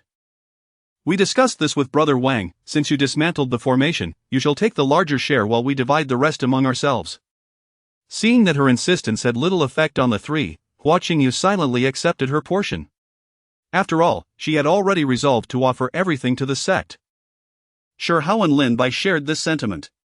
Their master had bestowed upon them great kindness and taught them unparalleled skills, thus, they must contribute to their sect. With nothing more to gather here, let us depart. The four of them tidied their belongings and proceeded outward. Wang Tong called back the disciples within the hall. Senior brother. What did you find? Ahem, I returned empty-handed. Here, this is for you. The elder from the sacred land, upon hearing his junior's words, handed him a tome of techniques. Ah, thank you, senior brother. But what will you use if you give me this? Oh, I shall manage just fine. The senior brother strode forward, inadvertently revealing 5 tomes of techniques tucked at his waist. Shi Hao and his companions emerged from the palace. This time, not only did they return laden with treasures, but the disciples of the Dongxian sacred land also discovered numerous valuable items. This phenomenon is famously known as the bargain hunting technique. However, the success of such a technique depends greatly on the location. In an inadequate place, no amount of searching will yield results. In esteemed locations such as the Hall of Techniques and the Pill Hall, even after being thoroughly ransacked, one can still uncover hidden gems. A legacy of sages has emerged in the East. Goodness! What are we waiting for? Let us hurry there. We must not arrive too late lest others seize the opportunity first. Upon hearing this, Wang Tang seized a passing young man. Not so fast. The man was about to utter a profane remark, but upon recognizing the individual before him, he hastily swallowed his words. After a cordial exchange of inquiries, they uncovered the circumstances surrounding the matter. It appeared that a few individuals had been fervently spreading the word that a relic of a palace in the east harbored the legacy of a sage. Upon receiving this news, the crowd promptly rushed in that direction. Since that is the case, let us also take a look, Brother Shi. Wang Tong remarked as he turned to Shi Hao and the others. However, Shi Hao keenly sensed that something was amiss. Who would openly discuss the existence of a sage's legacy, especially within this secret realm where everyone was a rival? It felt as though someone was deliberately luring everyone toward that location. Brother Wang, something seems off about this matter. It is likely not as simple as it appears. He cautioned. Lin Bai and Hua Qingyu also perceived the underlying tension. They were all astute individuals who could grasp the situation quickly. As for those disciples rushing forward, were they fools incapable of discerning the truth? Not at all. The allure of the sage's legacy was simply too compelling. Have you not heard? To hear the way in the morning is worth dying in the evening? Brother Shi, I understand your concerns. However, with so many of us here, including talented individuals like you and the disciples of our Holy Land, there should be no force in the secret realm that we cannot handle. It might be worth taking a chance, Wang Tong asserted. They did not entertain thoughts of other possibilities. Even if someone was enticing them to venture forth, they surmised it was merely the machinations of certain factions that had entered the secret realm. Chapter 34, The Emergence of the Demon Soul and the Brutal Massacre in the Eastern Region of the Secret Realm. A grand palace ruin attracted hundreds of disciples from various sections. They gathered here, engaged in fervent discussions about the peculiar circumstances surrounding the site. Strangely, while many had ventured inside, none had emerged thus far. An eerie silence enveloped the ruins, sending shivers down their spines. No one dared to act recklessly. Our senior brother from the sect entered, yet we have received no word, a young man expressed anxiously. Even the communication tokens have ceased to function. Our senior brother too instructed us to remain outside in anticipation of their return, yet we have lost all contact. Should we venture inside ourselves? He tentatively inquired of those nearby, fully aware that the ominous nature of this place rendered solitary exploration unthinkable. Feel free to go if you wish. Should anything happen, we shall await you at the grave, came the reply. Look over there, it seems the disciples from the sacred land have arrived. Upon spotting the sacred land's disciples, the crowd felt a surge of reassurance. Realizing that such perilous depths would require the leadership of the sacred land to navigate.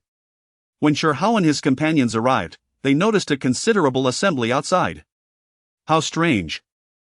Why are they waiting here instead of entering?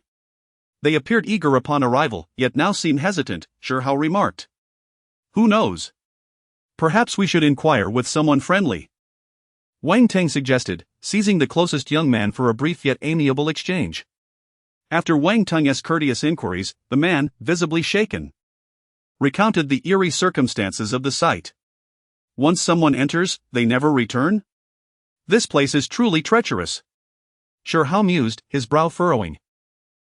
I, Wang Teng, thrive on such exhilarating escapades, he declared. Just then, Jiamingxin from the Lanyue Sacred Land and Mu Fan from the Tianqing Sacred Land arrived with their companions. Wonderful!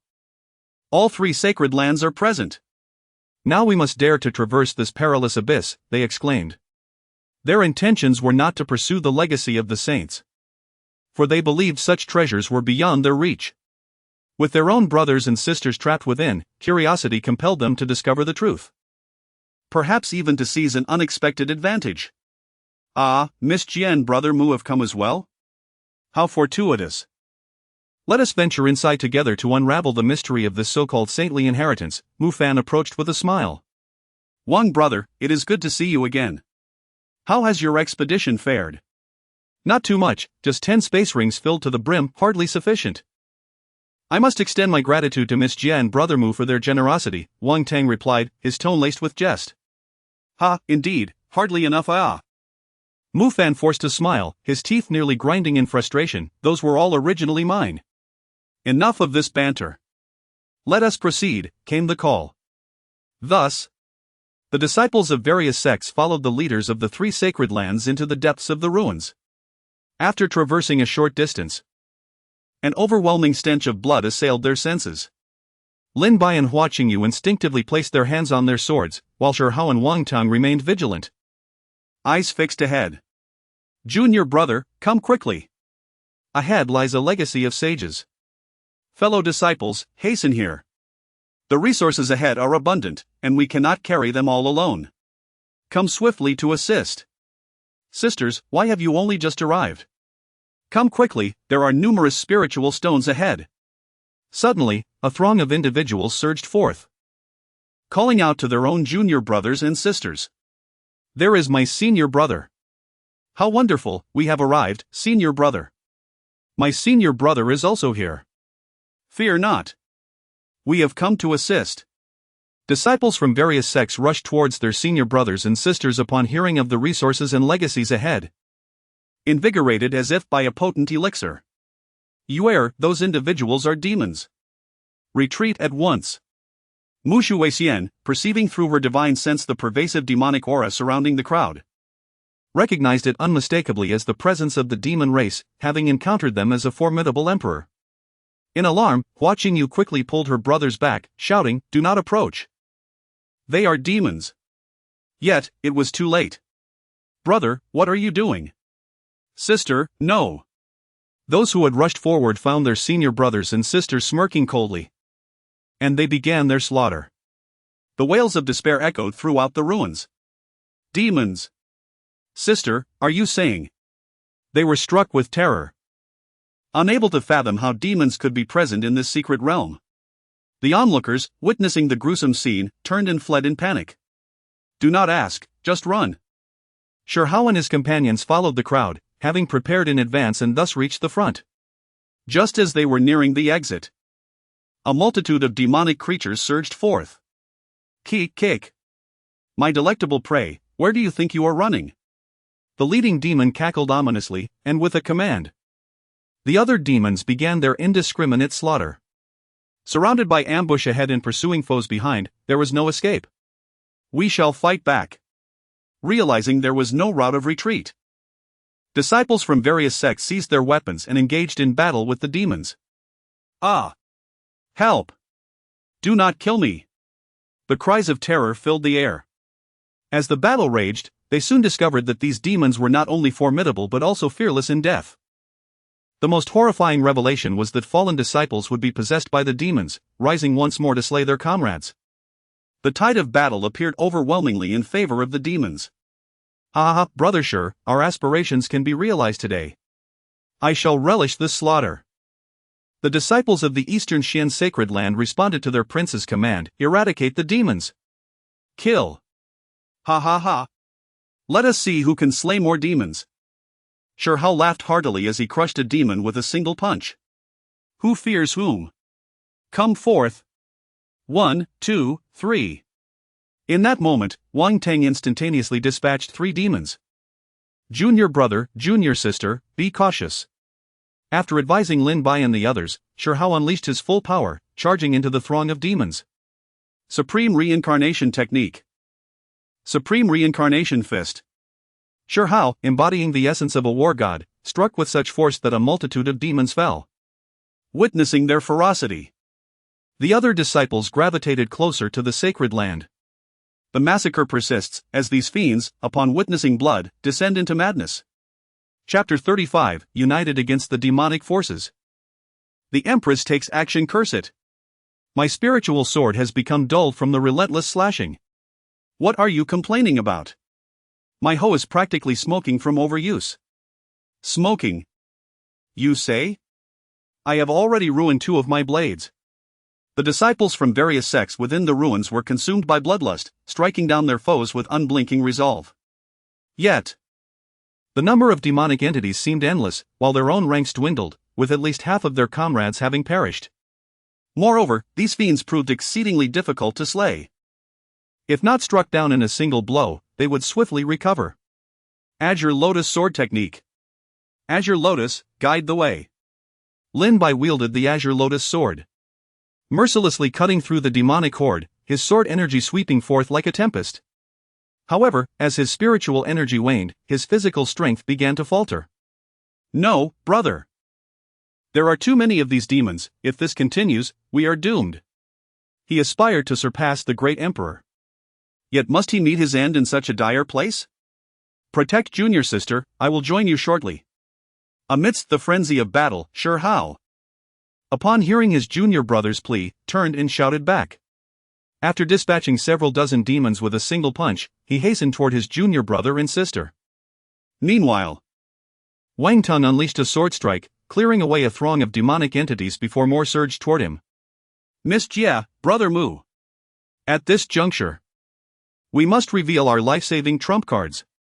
He was not one for prolonged engagements, his strength lay in swift and decisive strikes. Destined to rise above.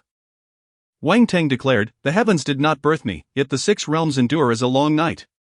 After his proclamation, he retrieved a scroll from his spatial ring. The crimson scroll contained the full might of a semi-saint, soaring into the air and unleashing its power. Accompanied by a thunderous roar, thousands of demons were crushed in an instant, creating a vast vacuum. Seeing this, the saintess of the Storm Moon Holy Land, Jiamingxin, and Mu Fan of the Sky Blue Holy Land also produced their life-saving measures. They understood that if they continued to be worn down, their own disciples would suffer casualties. And they could wait no longer. Jiamingxin removed a jade token from around her neck, while Mu Fan, like Wang Tang, unfurled a scroll. These were also life-saving gifts bestowed by semi-saints within their sects, each imbued with their utmost strength. As overwhelming spiritual power surged forth, thousands of demons were obliterated amidst their ghastly cries. The few that remained were swiftly dispatched by the combined efforts of the disciples. At last, they paused, exhaling in relief, grateful for their survival. The brutal slaughter had claimed over half of their ranks. Phew, I am utterly exhausted. At last, these cursed demons have been vanquished. Indeed, we owe our survival to the Holy Land's full commitment. Many collapsed on the ground, drained both physically and mentally. Shi Hao and the others released long sighs. It was their first experience in such a harrowing battle, a blend of exhilaration and dread. The ruins were strewn with corpses, rivers of blood flowing amidst the devastation. The group proposed to bury their fallen comrades where they lay, and all unanimously agreed. Within this secret realm, there are more or less disciples from their own sects, otherwise they would be indifferent in this perilous place. Are you all right? I'm fine, senior brother. Oh, the blood on me is from others. I am also unharmed, senior brother. After taking a breath, Hua Qingyu spoke, now realizing the profound meaning behind the elder's words regarding her 2 senior brothers. They were immensely powerful. 1. Akin to a war god, struck down a multitude of demons with each blow. The other, like a divine swordsman, dispatched foes with every swing of his blade. Yet she, due to the lack of corresponding techniques, could not unleash the full potential of her sacred body. This elucidates why formidable forces grow ever stronger, provided they do not face calamity. Their deep-rooted foundations, countless techniques, abundant elixirs, and intricate networks are unparalleled. What does it matter if your talent is exceptional?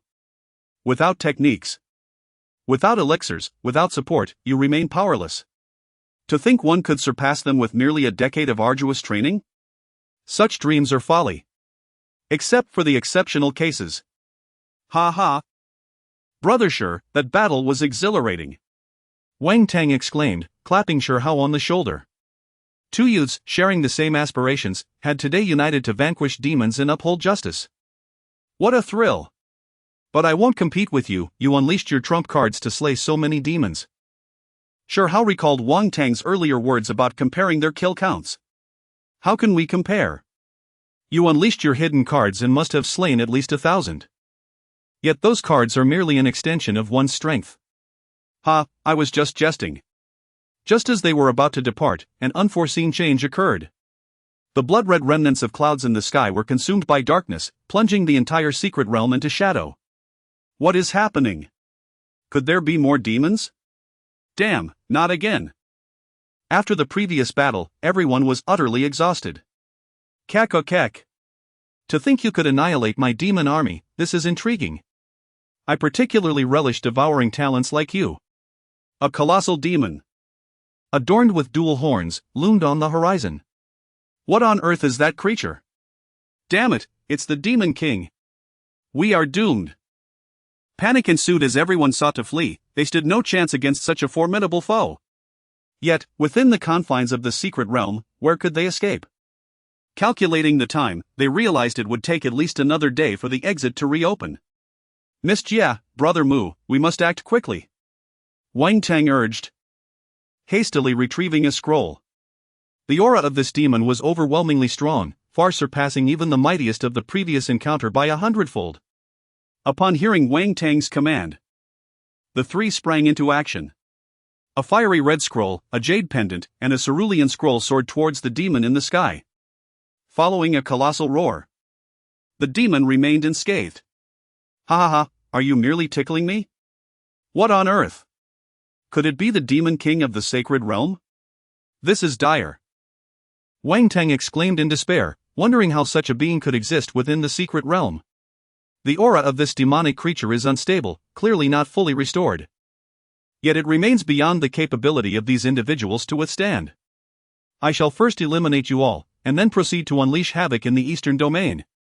As the Demon King begins to act, merely standing still, the crowd below erupts and screams. Ah! My hand! My leg! Those with lesser strength find their bodies gradually disintegrating under the corrosive demonic energy. Qingyu, release your consciousness. Just as Hua Qingyu found herself in a state of panic. Uncertain of what to do, the voice of her elder from the ring resounded once more. She promptly released her consciousness, allowing the remnants of Mu Shuexian's soul to enter. This method of intervention would come at a cost, yet, having consumed the sacred medicine earlier, it was still bearable. As Hua Qingyu and the others faced imminent death, she could no longer remain a passive observer. Utilize the Qinglian sword. Mu Shuexian asserted with an undeniable tone. Ha! Junior sister, you intend to. Lin Bai wished to say more, but upon catching the cold gaze of his junior sister, he hastily handed over the Qinglian sword. Subsequently, amidst the astonished expressions of Shi Hao, Wang Tang, and others, she soared towards the Demon King in the sky. Chapter 36, A Sword Against Evil. Return to the sect, how dare you, vile creature. Seek death. The Demon King roared in fury upon seeing someone daringly approach him with a sword. Who is this woman? Exhibiting such audacity? The onlookers were astounded that someone would confront the demonic entity soaring above. Be careful, junior sister. Lin Bai could hardly fathom that his junior sister had borrowed his sword for such a bold act. It was too late to intervene now. He could only hope for a miracle. With a thunderous roar, the Demon King unleashed a surge of demonic energy. slamming his palm downwards in an attempt to reduce this audacious challenger to mere pulp. Yet, Mu Shuixian pierced through his palm with her sword, soaring higher still. The pain radiating from his hand only incited greater fury within the Demon King, as overwhelming waves of demonic energy swept across the realm. Impossible! Who are you? Why does the Eastern region still possess such a formidable warrior? The Demon King bellowed, unable to comprehend how this young challenger could wield such immense power. Hadn't the heroes of the Eastern region been vanquished? You insignificant insect need not know my name. Mu Shuixian stood poised in the air, her Qinglian sword emanating a brilliant light as she unleashed a massive wave of sword energy. No! The Demon King sensed the lethal threat and shouted furiously. You cursed bloodsuckers will pay! Our demonic army shall return in full force. Before he could finish his ominous proclamation, the piercing sword energy cleaved through his body, and he dissipated into nothingness.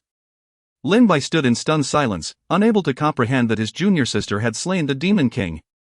As he gazed at her figure in the sky, the sword energy swirling around her as she effortlessly eradicated the demon, he couldn't help but reflect on the long journey that lay ahead on his own path of swordsmanship. Though they had been saved, the crowd remained in a state of bewilderment. If memory served, this secret realm was meant for disciples to undergo trials. And if the Demon King could not withstand even a single strike, why had she come to join them in their peril? Gradually, realization dawned upon them. It was undoubtedly a life-saving trump card provided by their sect. This secret realm prohibited those above the age of 22, making it impossible for such a powerful being to exist here. Good heavens, Brother Shi!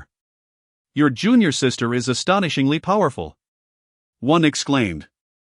Could it be that your sect leader bestowed upon her this life-saving trump card? Just look at her prowess, and then look at our own. We cannot even begin to compare. The audacious Demon King had mocked them, claiming she was merely toying with him. Curse it! One tongue lamented.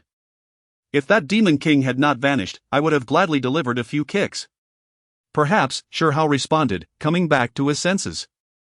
These matters were not for a disciple like him to concern himself with. Here, take this sword, Mu Shuixian said, approaching Lin Bai and handing him the weapon. This sword is remarkable. Lin Bai recognized the Qinglian sword, a legendary weapon from the Emperor's realm. It was the sword of the sword god from the Middle Ages. He was curious as to how it had come to be in the possession of his senior brother, Qingyu. Years ago, when the sword god fell, the whereabouts of his sword had become unknown, inciting a frenzied search among sword cultivators across the entire central region. How had it ended up in the eastern region? Qingyun Sect! Lin Bai exclaimed, finally coming to his senses and hastily accepting the revered sword. The following day, the disciples of various sects diligently searched the secret realm, each yielding varying degrees of success. However, no fortunate souls emerged this time. The transmission of the sage's legacy did not manifest. As the time of conclusion approached, a vortex appeared above the secret realm, identical to the one through which they had entered. Let us depart, Brother Shi, the exit of the secret realm has opened. The exit would remain accessible for only half a day. Should they fail to leave within that time, they would have to await the next opportunity for the secret realm to unveil itself. Overall, this venture had not been in vain. Outside Qinglian City, within the Qinglian dynasty, the elders of each sect awaited eagerly, hoping their disciples would obtain the sage's inheritance, or at the very least, gather additional resources. As the vortex manifested outside Qinglian City, disciples began to emerge one after another. As the time drew near, most of the sect's disciples had exited. Observing the significantly reduced number of disciples, the onlookers expressed their astonishment. The competition within this secret realm had indeed been fiercely intense. How did it fare? Was there any sign of the sage's inheritance? One elder inquired impatiently. There was none, and we did not uncover anything of value, came the dejected response. None? Then why the fierce competition resulting in so many casualties? The elder questioned, perplexed. Elder, we encountered a multitude of monstrous beings. We nearly perished within the secret realm.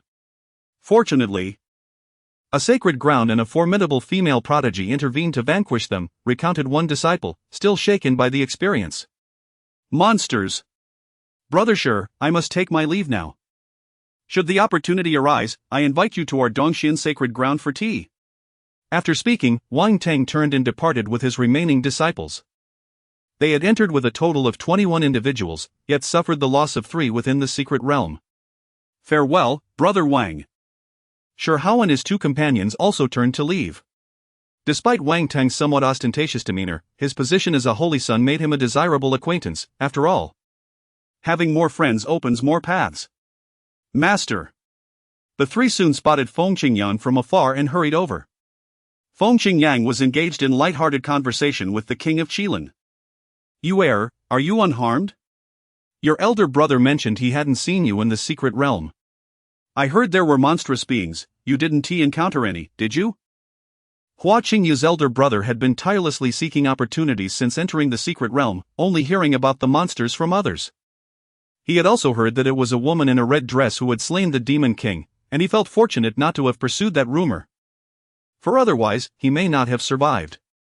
Father, I am well, thanks to the protection of my 2 senior brothers.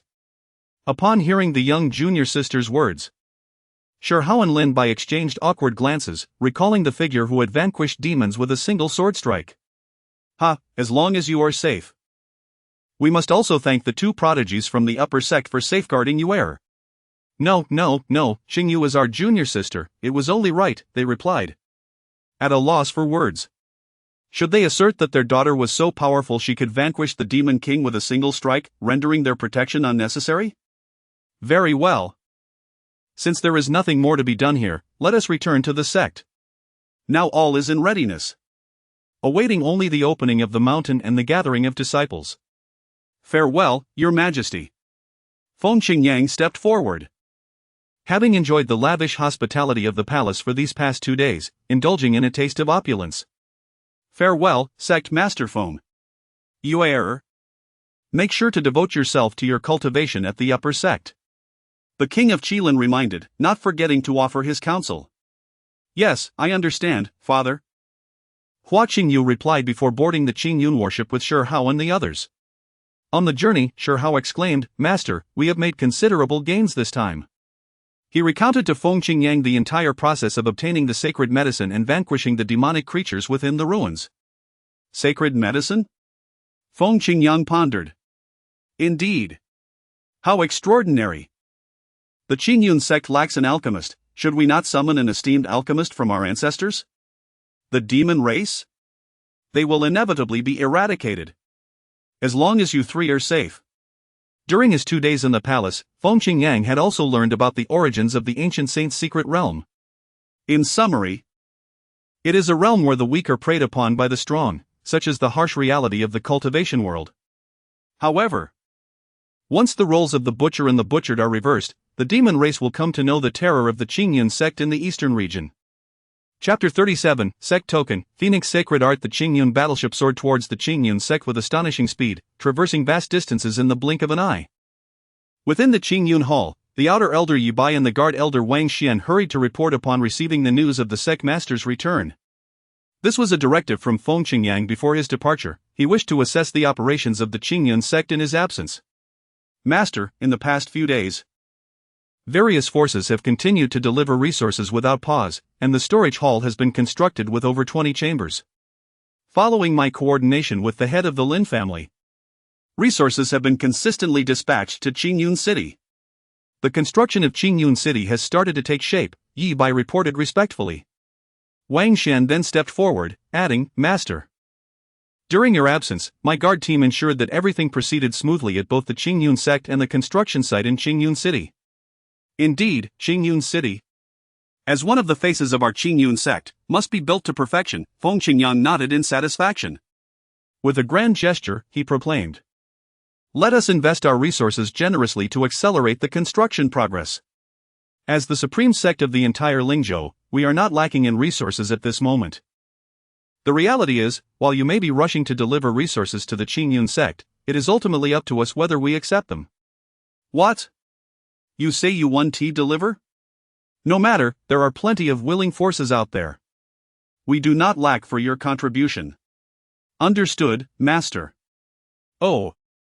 And you too prepare yourselves. We shall choose a date to recruit disciples. You may go now.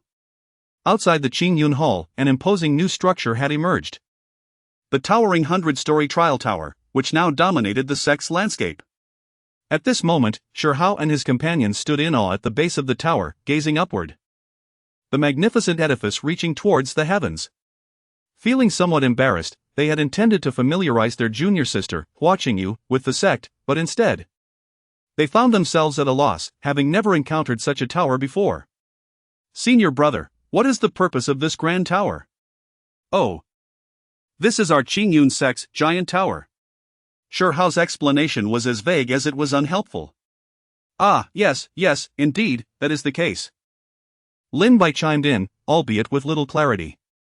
Hua Qingyu, however, felt even more bewildered. Since her arrival, she had been astounded by the ethereal beauty of the Qingyun Sect. Reflecting on her master's words from earlier, she pondered whether, in his eyes, a dominant force could indeed be extinguished with but a wave of his hand. Even the sacred lands could not compare to the Qingyun Sect. She silently acknowledged the foresight of her predecessor. Clearly, they possessed remarkable insight. At that moment, Mu Shuixian was also deeply astonished. It was not the enchanting landscape of the Qingyun Sect that surprised her, having attained the Emperor realm. She had witnessed countless spectacles and was not easily overwhelmed. Rather, it was the thought of the enigmatic sect master, who had pierced through her identity, that piqued her curiosity. Unconsciously, her divine sense expanded, seeking to unravel the mysteries of the Qingyun Sect. However, as soon as she released her divine sense, it was met with an even more formidable force that crushed it back. In her mind, a phrase suddenly echoed, considering your connection with the sect master's disciple. Should you dare to offend again, you shall be executed. Mu Shuixian was instantly taken aback, her composure nearly shattered by the weight of the emperor's aura. Such formidable strength existed within the Qingyun Sect. She dared not ponder further. Shi Hao and his companions took a brief tour within the sect before heading towards the storage hall. On their way, they fortuitously encountered Elder Lin Bai, whose expression remained composed despite the tempest of emotions within. They presented all the sacred herbs and elixirs they had collected from the secret realm. Elder, these are the elixirs we procured from the secret realm, now fully submitted to the sect. Ah, you are quite diligent, Lin Bai remarked, accepting the offerings with an air of nonchalance. Yet, why did the hand of a peak void-shattering realm expert tremble slightly? He had never before witnessed such an abundance of sacred herbs. The trio then proceeded to the Qingyun Hall, where their master had indicated he possessed something for them. Master, we have arrived, they announced. Here are your sect tokens, Feng Qingyang said, waving his hand as 3 azure tokens soared into Shi Hao's grasp. He had secured these during his 2 days in the royal palace from the system. What on earth? How does the esteemed first sect of the heavens lack even a disciple token? After delivering a stern lecture, the system generously provided a substantial batch, ample enough to streamline future matters. These tokens not only signify identity but also serve as a repository for contribution points. He had meticulously planned that various items within the sect would require contribution points for exchange. The sect would post tasks on the mission board, allowing disciples to earn contribution points upon completion, which could then be exchanged for items or access to the sect's secret realms. Moreover, disciples could also post tasks using their tokens' contribution points, albeit with a 5% service fee taken by the sect, a rather reasonable arrangement. Upon inspecting the tokens, Shi Hao and the others noted the engraving of Qingyun Sect in elegant script on the azure surface. Flipping them over, they saw the inscription directly inherited above. With these tokens, their identities and statuses within the sect were firmly established. Thank you, Master, they collectively expressed with a bow. Though some doubts lingered, had not the Master instructed them to start from the outer sect? Shi Hao frequently referred to himself as the outer sect's senior brother, now. He would have to relinquish that title to the newly admitted juniors. You 3 have traversed the ancient sage secret realm and endured the trials of a brutal battlefield. From this day forth, you are officially recognized as direct disciples. Thank you, Master. Shi Hao and his companions felt a surge of emotion, bowing deeply. For they were now unequivocally the Master's disciples. By the way, Qingyu, I have a cultivation method to impart to you. Consider it your initiation gift into the sect. Open your consciousness. Upon hearing this, Hua Qingyu extended her perception, and a violet halo enveloped her. Phoenix Transformation Sacred Art. She sensed that this cultivation method was exceptionally suited to her Phoenix sacred body, truly tailored for her. Thank you so much, Master. I will not disappoint you or the sect. If one were to act with intention, let the heavens unleash their thunderous wrath, resulting in the demise of body and spirit. She was deeply moved. The Master, whom she deemed rather unassuming, imparted such profound techniques upon her from the very moment she entered the fold. Thus, she could not help but vow an oath to the Great Way. It is essential to understand that once a cultivator pledges such an oath, there can be no turning back. Failure to uphold it would inevitably give rise to inner demons, leading to one's own destruction. No need for such solemnity. You may all descend to your cultivation. Qingyu, leave your ring behind, I have matters to discuss with her. Very well, Master. Upon hearing this, Hua Qingyu removed the ring from her hand, fully aware that her master was cognizant of the existence of the senior within the ring. They had conversed just the other day. Chapter 38, The Lotus Root Transformation, Summoning the Elders Come Forth, or Must I Formally Invite You? After Shi Hao and his companions departed, Feng Qingyang cast a fleeting glance at the Mi-Long ring and spoke nonchalantly. Upon hearing this, Mu Shuixian emerged from the ring. Currently, she existed in a state of residual soul, her form ethereal and unstable. What do you wish to discuss? Mu Shuixian inquired, intrigued by the intentions of this enigmatic sect leader. Having witnessed the formidable prowess of the Qingyun Sect, her once proud demeanor as an emperor-level being had considerably diminished. After all, they could easily manipulate her fate at any moment. I do not desire anything in particular, I merely wish to discuss a matter with you. I present you with an opportunity to alter your destiny. Come serve as an elder of my Qingyun Sect for 100,000 years. Wait. Let me rephrase that. You will essentially be laboring for my Qingyun Sect for 100,000 years without compensation. The reward? The chance to reshape your body. What say you? 100,000 years. Even as an emperor, she felt a profound sense of awe. How many lifetimes could an emperor truly afford? Would she even still exist after 100 millennia? However, the prospect of a new body was immensely alluring. Currently, in her spectral form, the notion of self-reconstruction seemed like a distant dream.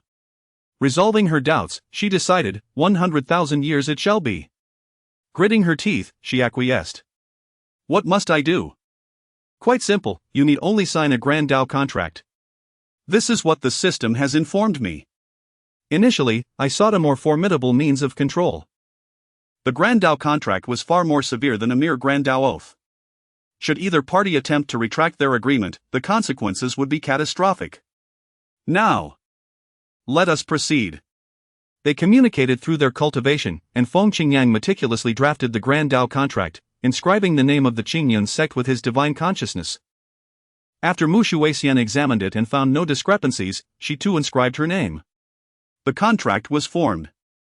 In essence, it stipulated that the Qingyun Sect would grant Mu Shuixian the opportunity to mold her body, and in return, she would serve the sect for 100,000 years. After which the agreement would cease. Any breach would result in death and obliteration, prompting a dismissive smile from Feng Qingyang. When the Qingyun Sect intervenes, even the Grand Dao must yield. Do you comprehend? Nonetheless, he deemed it unnecessary. His primary intent was to secure Mu Shuixian as a laborer. As an emperor, her role as an inner sect elder was still feasible. She could educate the inner disciples. Very well, with that settled, I shall now grant you the opportunity to reshape your body. The system produced the lotus root for transformation, and Feng Qingyang directed the lotus root to envelop Mu Shuixian. Brilliant light radiated forth, and a lotus root essence began to adhere to her form, continuously morphing into a brand new body. To Mu Shuixian, it appeared as though Feng Qingyang simply waved his hand, and a new corporeal vessel manifested before her eyes. From death to life, flesh from bone. Such miraculous creation. What extraordinary prowess! Who is this sect leader? Behold, this is the sacred lotus body I bestow upon you. Since I can grant it, I can also reclaim it. As for the Grand Dao contract, do you think I fear it? Thank you, sect leader. In response to the threat posed by Feng Qingyang, what else could she do but express her gratitude? I am but fish on the chopping block. Upon completing her transformation, Mu Shuixian manifested in her corporeal form, adorned in a flowing azure gown. To her astonishment, she discovered that she possessed a remarkable innate constitution. How extraordinary! She attempted to harness her powers but found herself limited to the strength of the Holy Realm, given that she had previously existed as a fragmented soul. Nevertheless, her status as an emperor was undeniable. She was merely regaining her former prowess, and soon her path to emperor level might would be unobstructed. Go forth, henceforth. You shall serve as an elder within the inner sect of my Qingyun Sect. Perform admirably, and we shall soon establish a sect to accept disciples. After Mu Shuixian departed, Feng Qingyang accessed the system interface once more. He still had 5 summoning cards from his previous rewards that remained unutilized. As he was about to commence the establishment of the sect and recruit disciples, he desired to summon formidable individuals. Bestow upon me gold, he commanded. The system activated all summoning cards. Silver summoning card successfully used. Drawing. Congratulations to the host for summoning Mu Tian, an outer sect elder at the peak of the fragmentation realm. Silver summoning card successfully used. Drawing. Congratulations to the host for summoning Mu Feng, an outer sect elder at the peak of the fragmentation realm. Silver summoning card successfully used. Drawing. Congratulations to the host for summoning Luo Chen, an inner sect elder of semi-holy status. Silver summoning card successfully used. Drawing. Congratulations to the host for summoning Luo Wudao, an elder of the law enforcement hall at the peak of the entry to holiness realm. Silver summoning card successfully used. Drawing. Congratulations to the host for summoning Nia Hailong, an elder of the scripture hall at the peak of the entry to holiness realm.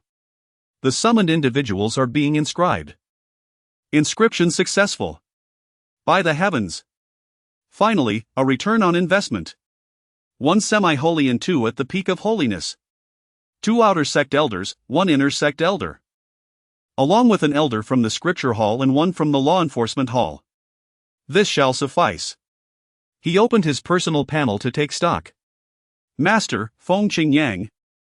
Realm, initial stage of reality, disciples, Lin Bai, Shi Hao, Hua Qingyu, constitution, Celestial Divine Body. Powerhouses of the sect, ancestor Li Qingyun, peak of the emperor realm. Elder Guard Wang Xian, peak of the fragmentation realm, outer sect elders Yi Bai, Mu Tian, Mu Feng, peak of the fragmentation realm, 5 guardians. Inner sect elder Mu Shuixian, entry to holiness realm, Luo Chen, semi-holy, elder of the law enforcement hall Luo Wudao, entry to holiness realm. Elder of the scripture hall Nia Hailong, peak of the entry to holiness realm. Sect, Qingyun Sect, level 1, 9,000 10,000. The host must strive to forge the foremost divine sect in the heavens. Time is of the essence. Curse this wretched system, why the incessant urging? He lamented. It has only been a brief period, yet the Qingyun sect has been transformed into such a formidable entity. Now, Feng Qingyang hesitated to boast excessively. Yet he sensed that the gap to ascend as the preeminent sect across the entire wilderness martial continent was merely a matter of recruiting some formidable mid-tier powerhouses and disciples. Given time, the Qingyun sect would undoubtedly dominate the 5 domains in 65 states. Outside the Great Hall, the array of elders summoned by the system materialized. 2 at the peak of holiness and 1 semi-holy. Mu Shuixian gazed upward, contemplating. Indeed, the Qingyun sect is a veritable den of hidden talents, with such strength. It could easily dominate the eastern domain. Do not be alarmed, junior sister, these are the elders of our Qingyun sect arriving. Shi Hao briefly shared what he knew with his junior sister. The formidable beings of Qingyun sect are either in a deep slumber or traveling afar. Now, as the sect prepares to enter the world and stir up the tempest, they are gradually descending to establish their foundations and recruit disciples. Chapter 39, Establishing the Sect and Accepting Disciples. Talents gathered at this moment, within the grand and magnificent Qingshan Hall, the future foremost sect of the realms contemplated its expansion. As the future pinnacle sect, how can we lack disciples? The host is requested to convene the inaugural ceremony for accepting disciples. Completing this task will yield substantial rewards. Splendid. The system resonates deeply with my intentions. This task arrives at the most opportune moment. Feng Qingyang, who had already intended to establish the sect and recruit disciples, was elated at this fortuitous turn of events. Whether for the sake of the system's task or for the glory of the Qingyun Sect, it was imperative to orchestrate a grand event. With a mere thought, Feng Qingyang summoned the mid to high-ranking members of the Qingyun Sect to the hall. Seated at the head was Feng Qingyang, with the venerable ancestor Li Qingyun meditating in repose below him. Flanking him were Elder Luo Wudao of the Law Enforcement Hall, Elder Nya Hailong of the Martial Arts Hall, Intersect Elder Mu Shuixian, and Luo Chen. The Protectors Elder Wang Xian, Outer Sect Elder Zhi Bai, Mu Tian, and Mu Feng also took their places, along with Lin Zhan, the head of the Lin family, who sat at the rear. Most of the newly summoned elders were middle-aged men, in the prime of their lives, now donned in their respective elder robes. The robes of the Outer Sect elders were a vibrant shade of blue, far brighter than those of the disciples, predominantly blue with only a hint of white. The Inner Sect elders, however, wore robes primarily in a bluish-green hue, adorned with abstract cloud patterns symbolizing the aspiration for ascendance. The robes of the Law Enforcement Hall exuded a more solemn authority, while those of the Martial Arts Hall leaned toward a scholarly demeanor. At this moment, they all respectfully gazed at the sect leaders seated at the head, each exuding an extraordinary aura. This marked the first elder conference since the re-establishment of the Qingyun Sect. Esteemed colleagues, the time has come. Our Qingyun Sect boasts comprehensive facilities and a full complement of elders, rendering us exceptionally powerful. There is no rival in the entire eastern region that can compare. However, for a sect to thrive sustainably, it must cultivate gifted disciples to ensure a seamless succession. Therefore, our sect has decided to commence accepting disciples in 3 days' time. I hereby announce the Qingyun Sect's formal entry into the world. Although we currently dominate Lingzhou, we cannot remain confined to a corner. This venture aims to extend our reach throughout the eastern region. Upon Feng Qingyang's conclusion, all elders rose in unison to express their agreement. We shall adhere to the sect leader's decree. The Qingyun Sect shall ascend to great heights. Meanwhile, in Lingzhou, news erupted like a bomb dropped into a tranquil lake, causing a stir throughout the region. In 3 days, the Qingyun Sect will accept disciples. The announcement rapidly spread across Lingzhou. In Xianyu City, the excitement was palpable. The Qingyun Sect is finally recruiting disciples. One man exclaimed. Quickly, brotherly. Our Xianyu City is the closest to the Qingyun Sect. If we delay, we may miss the opportunity to be among the first. The man opposite him, though equally excited, replied with a hint of resignation. With millions vying to join, even being the first to arrive may not guarantee success.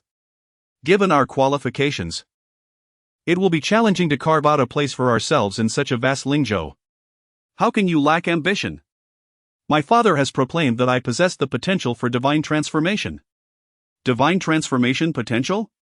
What do you truly understand? If I could join the Qingyun Sect as a humble disciple, it would indeed make my life worthwhile. Many share this sentiment. As the sect reigns supreme over the entire Lingzhou, once admitted to the Qingyun Sect, even as a mere menial disciple, one would ascend to great heights and achieve remarkable success. Countless individuals, even those who consider themselves somewhat talented, have embarked on the journey to the Qingyun Sect, which represents the pinnacle of their aspirations and the starting point of their dreams. Various powers, families, dynasties, and wandering cultivators from all corners of Lingzhou have sent their representatives. A vast multitude numbering in the billions. To emerge from this sea of billions and gain entry into the Qingyun Sect is an arduous endeavor, as difficult as soaring to the heavens. Some sect leaders have even decided to disband their own sects, hoping to test their own strength and fortune in the Qingyun Sect, even if it means engaging in menial tasks. Even the most humble of duties would bring them a sense of pride. Imagine this, what? You look down upon those who carry dung? I am the chief dung manager of the Qingyun Sect. Do you wish to be cast out from Lingzhou? The Qingyun Sect? Such a title commands respect. Meanwhile, in the Beastmaster Forest of Lingzhou, a youth shouted, "Die!" as he struck a fierce blow against a demon beast known as the Dark Tiger. The massive creature was sent flying several meters, letting out a howl before collapsing lifelessly. Were outsiders to witness this, they would surely be astonished. The Dark Tiger is a 4th-tier demon beast, equivalent to the peak of the nascent soul realm. It is worth noting that this young man is merely 17 or 18 years old, truly terrifying. The peak of the nascent soul. Soon, when my strength is restored, Lin Yao, you shall see my true power. Oh? The sect of Lingzhou is recruiting disciples? He is somewhat familiar with this minor power. Upon being reborn and awakening his memories, the most frequent news he heard was about the Qingyun Sect. Although it is small, it is currently the most suitable option for him. As he is still weak, he can leverage their resources to reach the central domain while gaining temporary refuge. Qingyun Sect, here I come. After declaring this, the youth set off without a glance back, leaving behind the dark tiger's lifeless body in the wind.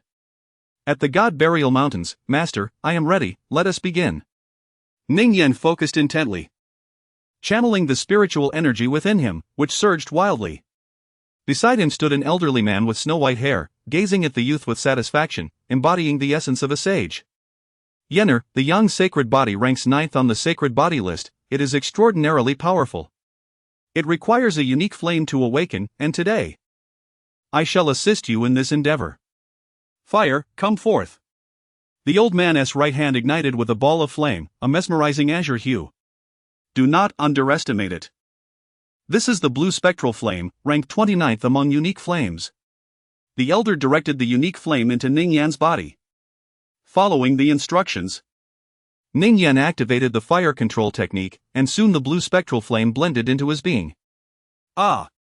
Ning Yan cried out in agony, gritting his teeth to endure as beads of sweat poured from him. As the unique flame entered his body, guided by the fire control technique, its immense power relentlessly scorched Ning Yan's meridians. A quarter of an hour later, the young man lay exhausted on the ground. Yet the slight upward curve of his lips attested to his success. Thank you, Master. After a brief moment to regain his composure, he expressed his gratitude to the elder. In truth, his master was a soul residing within a necklace that hung around his neck. For as long as he could remember, it had been his master guiding him in his cultivation, allowing him to progress with remarkable speed, which fostered a deep-seated respect within him. Indeed, Yener, now that your sacred body has awakened, your strength has ascended to new heights. It seems that the time for me to assist in reconstructing my physical form is drawing near. It is all due to your master's adept guidance. Once I reach a level of mastery, I shall craft for you a perfect body. Ah, your intentions are commendable.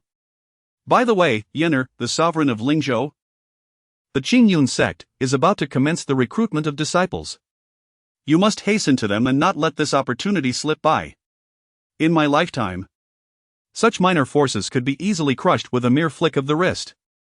However, you are still quite vulnerable at this stage. Aligning yourself with them will provide you with a measure of security in the central domain. As the elder spoke, a look of nostalgia filled his eyes. Ah! The central domain. The revered land of cultivation, where powerful beings abound like fish crossing a river. It is said that the legendary emperors dwell within this realm. With your mid-stage nascent soul cultivation, coupled with my assistance, joining their ranks will be a mere formality. Seeing such a promising disciple brought immense satisfaction to the elder, who had not anticipated that even in this desolate eastern region, a sacred body could emerge. As time passed, cultivators flocking to the Qingyun Sect traveled like swarming ants and locusts. Chapter 40, The Million Cultivators, the illusory ladder to heaven at the foot of Qingyun Sect. Just a quarter of an hour before the news broke, Lin Zhan hurried back home, only to announce a piece of exhilarating news that invigorated all the younger members of the Lin family. The main sect would commence its recruitment of disciples in 3 days. What splendid news! Now, they finally had the opportunity to join the main sect, just like their elder brother Lin Bai. Unable to contain their excitement, they lingered daily at the entrance of the main sect, gazing longingly towards it, dreaming of the day they would earn their place through their own efforts. The chance had presented itself, whether they could seize it depended solely on them. Furthermore, the Lin family was in a favorable position, as Lin Bai's status within the sect might afford them certain advantages.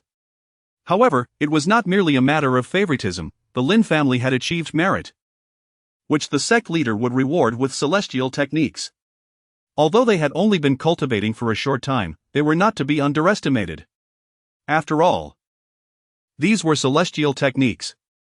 Throughout their training, each member had significantly enhanced their strength. Moreover, the family head, Lin Zhan, had attended the Qingyun Sect meeting, ensuring they were privy to the latest information and could prepare accordingly. As the 3 days passed amidst the anxious anticipation of the people of Lingzhou, the moment finally arrived at the Qingyun Sect's gates. Describing the scene as a sea of humanity would be an understatement. It was estimated that there were at least 100 million people, nearly filling the entire Qingyun mountain range, with a continual influx of more arrivals. However, there was no need to rush. The Qingyun Sect's recruitment would extend over 10 days, allowing ample time for everyone. Despite the bustling atmosphere, order prevailed. 5 guardians exuded an aura of peak reality, commanding respect and ensuring no one dared to misbehave.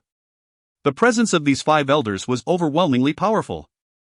Were they indeed elders of the Qingyun Sect?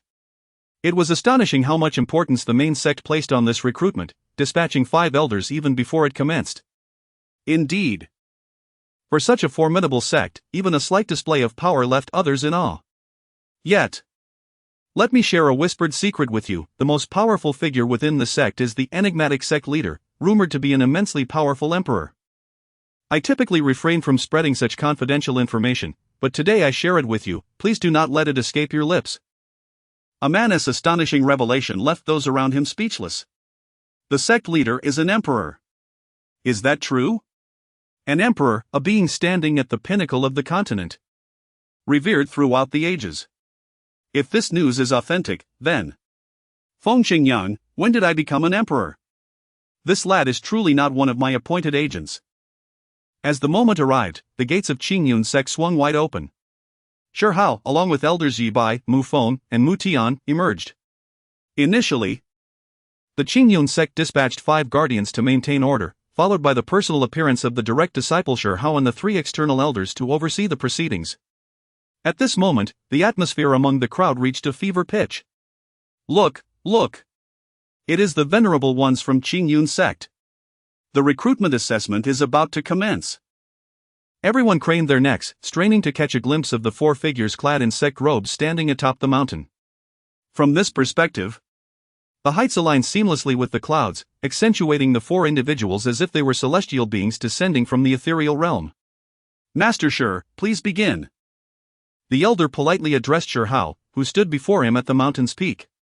Regardless of the circumstances, there must be rules to maintain order. As the Qingyun Sect becomes increasingly formalized, all individuals are expected to adhere to the regulations. They are merely external elders, while Shi Hao is the sect leader's direct disciple. So the rules must be respected. The sect's regulations are currently being meticulously drafted by the elders of the law enforcement hall. Once reviewed by the sect leader, they will be finalized, and it is anticipated that this will be completed before the conclusion of the disciple recruitment. You are too courteous, Shi Hao remarked before stepping forward, his voice ringing clear. First, I extend a warm welcome to all who have journeyed tirelessly from afar to participate in the Qingyun Sect's disciple recruitment. I wish that each of you may successfully pass the assessment and join our sect. I am Shi Hao, the direct disciple of the sect leader, and I look forward to meeting you all within our esteemed sect. With that, he concluded his remarks and gracefully stepped back. Oh, the sect's disciples are so handsome. They truly understand our hearts, exclaimed one. Indeed, I traveled non-stop for 3 days to reach Qingyun Sect, another added. With words from the sect's direct disciple, my arduous journey has been worth it. A portion of the crowd was visibly moved. Those who had managed to arrive here truly embodied perseverance and determination. Who could articulate the bittersweet emotions they felt? How could one not be touched by the sect leader's direct disciple personally wishing them success in their assessments? As Shi Hao finished speaking, 3 elders stepped forward. Standing among the other 2 elders, Lin Bai addressed the crowd below. We are the external elders of the Qingyun Sect. Now, let me elaborate on the assessment process for the first challenge, the illusory sky ladder. Upon finishing his statement, he channeled his spiritual energy and waved his hand. A brilliant azure light flashed, revealing a magnificent ladder stretching for 100 miles from the sect to the mountain gate, ascending into the heavens, with ever-changing and wondrous scenes along its path. This breathtaking spectacle left the onlookers momentarily stunned. This is the illusory sky ladder. It is quite simple. Those who step upon it from the mountain gate will pass the first assessment. The ladder presents endless transformations, with each 10 steps revealing a new illusion.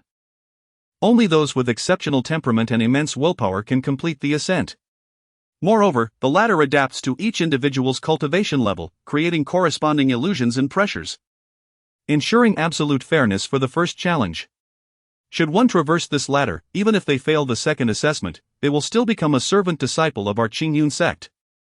As the elder concluded, the crowd at the mountain gate was already brimming with excitement, each individual eager to attempt the challenge. The first challenge is purely fair and just. It does not consider cultivation level but instead evaluates temperament and willpower. Furthermore, even if one fails the second challenge, they can still attain the coveted position of a servant disciple, a dream for many. The enthusiasm was palpable among the crowd, as they perceived the ladder to be quite manageable. After all, the sect's elders had declared it simple, so it surely would not be difficult. Disregarding talent, they pride themselves on their character and perseverance, which they consider exceptional. The servant disciples are undoubtedly in a position of control. Very well. This elder hereby announces that the first test of the illusory heavenly ladder officially commences. Chapter 41, The Trials of the Heavenly Ladder. As daunting as ascending to the skies with a commanding utterance from Elder Lin Bai, the crowd proceeded in waves onto the heavenly ladder. This grand structure was expansive enough to accommodate tens of thousands simultaneously enduring the trial. Should one falter, they would be promptly teleported back to make way for the next, allowing for a swift progression. The first group surged upwards as if the esteemed Qingyun Sect was within arm's reach. Yet, while the imagination painted a beautiful picture, reality proved to be harsh. Help! Why is there so much fire? Upon stepping onto the ladder, a man was startled to find it transformed into a veritable mountain of blades and an ocean of flames, prompting him to hastily retreat. No! Please! Don't kill me! I am a spy sent by your esteemed self. I surrender! His illusion was even more intriguing, depicting the Qingyun Sect under siege. Overwhelmed by fear, he immediately begged for mercy, trembling as he fabricated a desperate plea. I was wrong. Sect Master, I should not have revealed your romantic escapades. Spare me. Please. In his vision, he had carelessly spread tales of the Sect Master's flirtations, tarnishing their reputation, and faced merciless punishment for his lack of resolve, leading to his downfall. If Feng Qingyang were to learn of this, he would surely unleash a torrent of invective, exclaiming, "What scandalous tales are you fabricating? How dare you slander the Sect Master? Take him away and administer 300 lashes. I shall not do it again. I did not intend to betray the sect, please spare me." As for the one who truly deserved punishment, he betrayed the sect for mere gain, leading to an immediate failure. The first trial assessed one's fortitude and perseverance, designed to eliminate those lacking resolve, who would betray their own for selfish reasons, and those who are indolent. Thus, those who passed the first trial were individuals of unwavering spirit and remarkable determination. Even if one could not progress beyond the second trial, it merely indicated a natural lack of talent that cannot be remedied through mere diligence. They could be accepted as auxiliary disciples, and with the sect's guidance and their own efforts, they might soar to great heights. As time progressed, the trials unfolded with fervor. The initial batch of tens of thousands was entirely eliminated. Even the highest achiever managed only 4 steps before being sent back. Upon reaching the ground, they gasped for breath, taking a considerable time to regain their composure. Woe is me!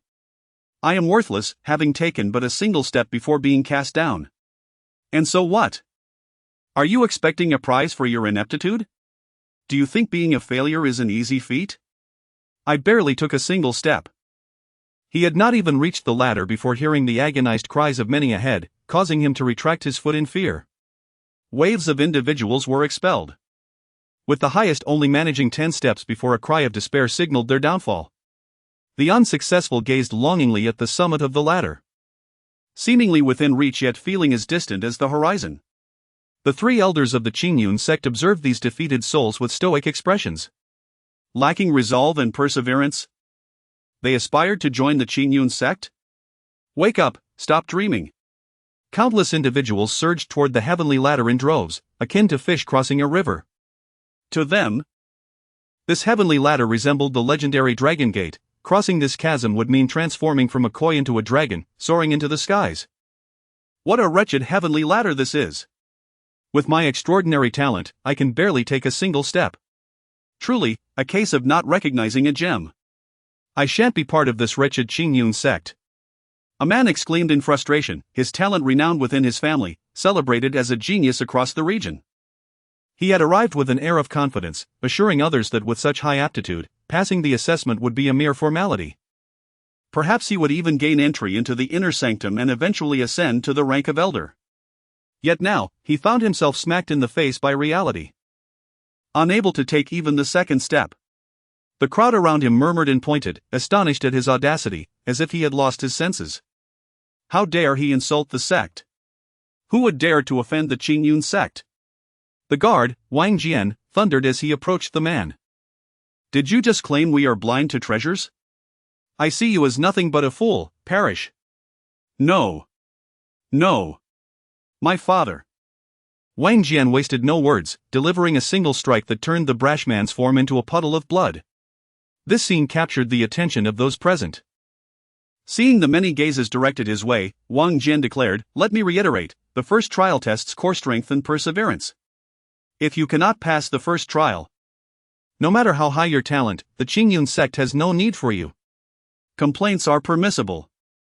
But any further insults towards our sect will result in consequences akin to this man." He gestured to the bloodied ground. Upon hearing this, many who had failed the assessment yet considered themselves talented dared not voice their grievances.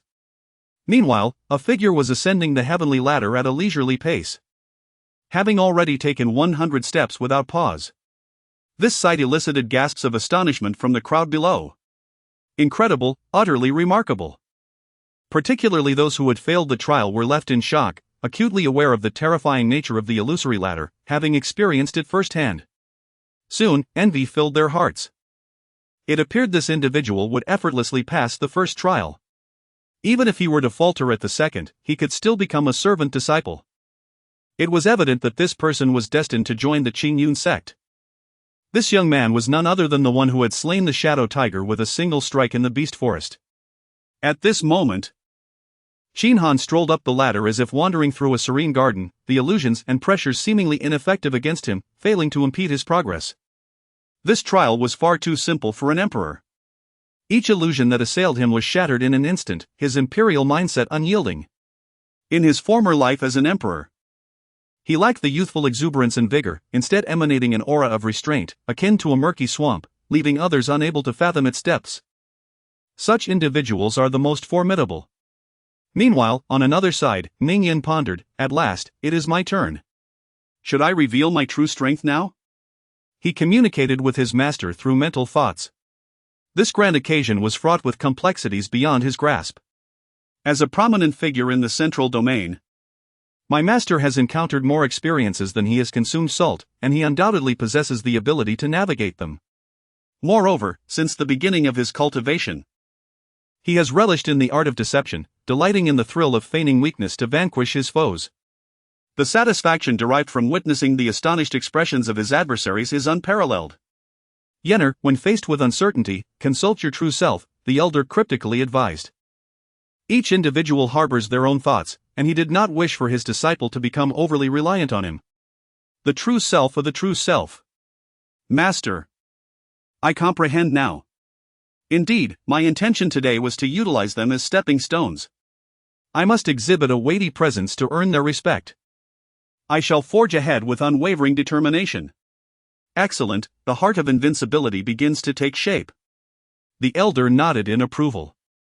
Chapter 42, Within the Qingyun Sect. The 9 tripod assessment. Behold. Look at that individual. Unbelievable.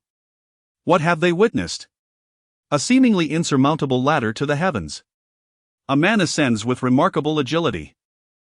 It is utterly absurd, beyond comprehension. More outrageous than the man leisurely strolling above.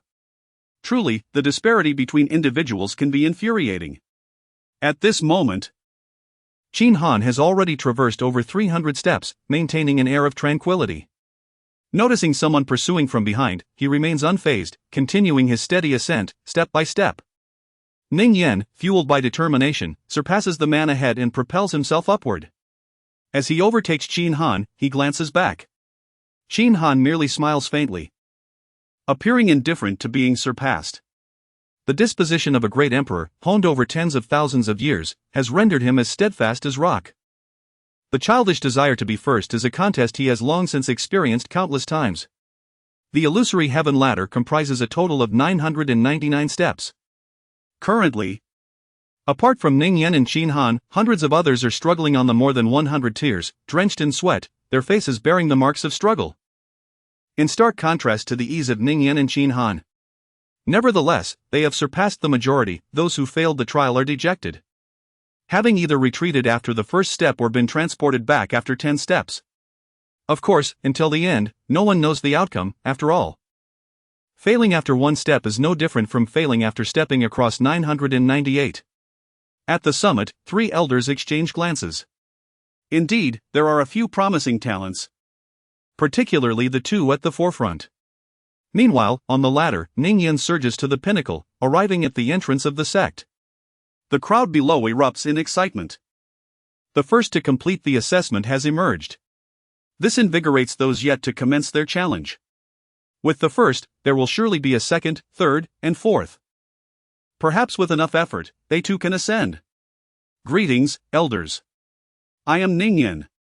After a brief pause, the elder Lin Bai smiled and said, in a moment, we will conduct the second round of testing. Your swift ascent indicates a remarkably steadfast heart and strong perseverance. You shall soon be a disciple of the Qingyun Sect. Standing atop the mountain, Ning Yan gazes down, observing that the highest climber is the young man he glanced back at earlier. He has now ascended over 800 steps. His pace still remarkably steady, leading Ning Yan to suspect that the man is intentionally moving slowly. Listening to the praises and admiration from the crowd below, he feels a sense of vindication. After 10 years of arduous cultivation, unnoticed, I have now achieved fame across the world. As time gradually passes, Shi Hao also makes his ascent. Half a day later, half of the millions have been eliminated. At this point, 1,000 individuals have gathered at the summit. These 1,000 have emerged victorious from the vast multitude, successfully reaching the peak and passing the test. Each one of them engages in joyful conversation, grateful for their ascent, fully aware of the challenges they have overcome along the way. Everyone gritted their teeth, encouraging themselves to take one more step, to persevere a little longer, to strive a bit harder. With unwavering determination, they ascended step by step to the pinnacle. The number of participants was nearly the same, and now I shall conduct the second round of the talent assessment. Upon concluding his words, Lin Bai noticed a mixture of despondency and elation among the crowd, prompting him to speak again. Now that you are considered disciples of my Qingyun Sect, do not be disheartened if you fail to pass the second round. Those who succeed in the first round will be designated as servant disciples, while passing the second round will elevate you to outer disciples. The servant disciples are ranked every 2 months, with the top 10 rising to outer disciples, and similarly, the outer disciples are ranked every 2 months, with the top 10 ascending to inner disciples. Thus, each of you has the opportunity to become an outer disciple, or even an inner disciple, through diligent cultivation. This system was established after discussions between Feng Qingyang and the elders, designed to motivate the disciples. Competition breeds motivation, and rankings are determined purely by strength. Each list records only the top 100, and any disciple may challenge those who rank higher at any time. In other words, if you possess the capability, you may ascend. The eager participants followed the elders into the Qingyun Sect, and the day they had long awaited finally arrived as they entered the sanctum of their dreams. Upon entering the sect, they were greeted by an overwhelming surge of spiritual energy. Gazing around, they beheld the ethereal mist of spiritual energy, with pavilions and towers resembling a celestial realm. It was breathtaking. A sense of awe enveloped them as they stood in Lingzhou, having never encountered such a magnificent scene that eclipsed any sacred ground. The realization that they were now disciples of Qingyun Sect, with the prospect of cultivating and living here, ignited their excitement. Previously, they had only known that Qingyun Sect was powerful, dominating the entire Lingzhou region. Now, they understood the profound depth of Qingyun Sect's heritage. Such a sect could hardly fail to rise. Shi Hao squinted, recognizing the extraordinary nature of Qingyun Sect. The density of spiritual energy far surpassed that of the central domain. From the moment he arrived at the Qingyun mountain range, He had sensed that even the surrounding spiritual energy rivaled that of the central domain. Yet he had not anticipated that the energy within the sect would exceed it by several times. Had he inadvertently stumbled into a hidden grand sect? The emperor was taken aback. Even the elder within Ning Yan's necklace was astonished. What place is this? Just moments ago, he had boasted to his disciple about having seen all kinds of scenes, yet this spectacle was indeed unprecedented. At that moment, the bell of the 9-tripod avenue had been brought forth, prepared 3 days in advance. This was a unique artifact of Qingyun Sect for testing talent. Strike it with all your might. If the bell tolls 3 times, you will have passed the test and be recognized as outer disciples. Striking it 3 times is quite simple, so relax. If you succeed in ringing it 3 times, it indicates that your talent is commendable. You may be deemed a genius. The Emperor Qin Han was again astonished. He sensed that the 9-tripod was continuously exuding the essence of the Tao, suppressing fortunes. Could this treasure be an immortal artifact? Are you telling me that Qingyun Sect employs immortal artifacts to assess talent? Such extravagance! He, like Lang Bingning, began to harbor doubts. Qingyun Sect could no longer merely be described as a hidden grand sect. Could it be an immortal sect from the upper realm? Utilizing immortal artifacts to test talent is a sheer waste of resources. Truly remarkable. Upon hearing the elder's words, the crowd immediately expressed their disbelief. Striking 3 times seemed a trivial task? You were the one who spoke of the heavenly ladder. Simple? Elder, you lack martial ethics. This must be an exceedingly challenging endeavor. One by one, the individuals formed a line to take their turns at the test. Ha! A young man struck the 9-tripod with all his might. Then eagerly awaited the outcome. Bong, bong. The sound of the bell rang twice. Failure. Next. Bong, bong. Failure again. Bong, bong, bong. The bell resonated thrice. Elder, I have succeeded. Ha ha. An ecstatic man exclaimed, for his talent had always been exceptional since childhood. However, witnessing over 100 individuals being eliminated before him instilled a tinge of apprehension in his heart. Now, a weight had finally been lifted. 3 bell chimes signified a successful assessment. The testing continued. Some were eliminated while others triumphed, each individual's joy and sorrow uniquely their own. A few individuals managed to ring the bell 4 times, and one extraordinary talent even achieved 5 chimes. After the elder's explanation, it became clear that 4 chimes indicated a higher talent than the average genius, belonging to the category of those who were better than some but not quite at the top. Conversely, 5 chimes represented the gift of an exceptional prodigy. Although the individual who achieved 5 chimes was elated, he refrained from saying much, as all who passed, regardless of the number of chimes, would be considered outer disciples, with true strength revealed only in time.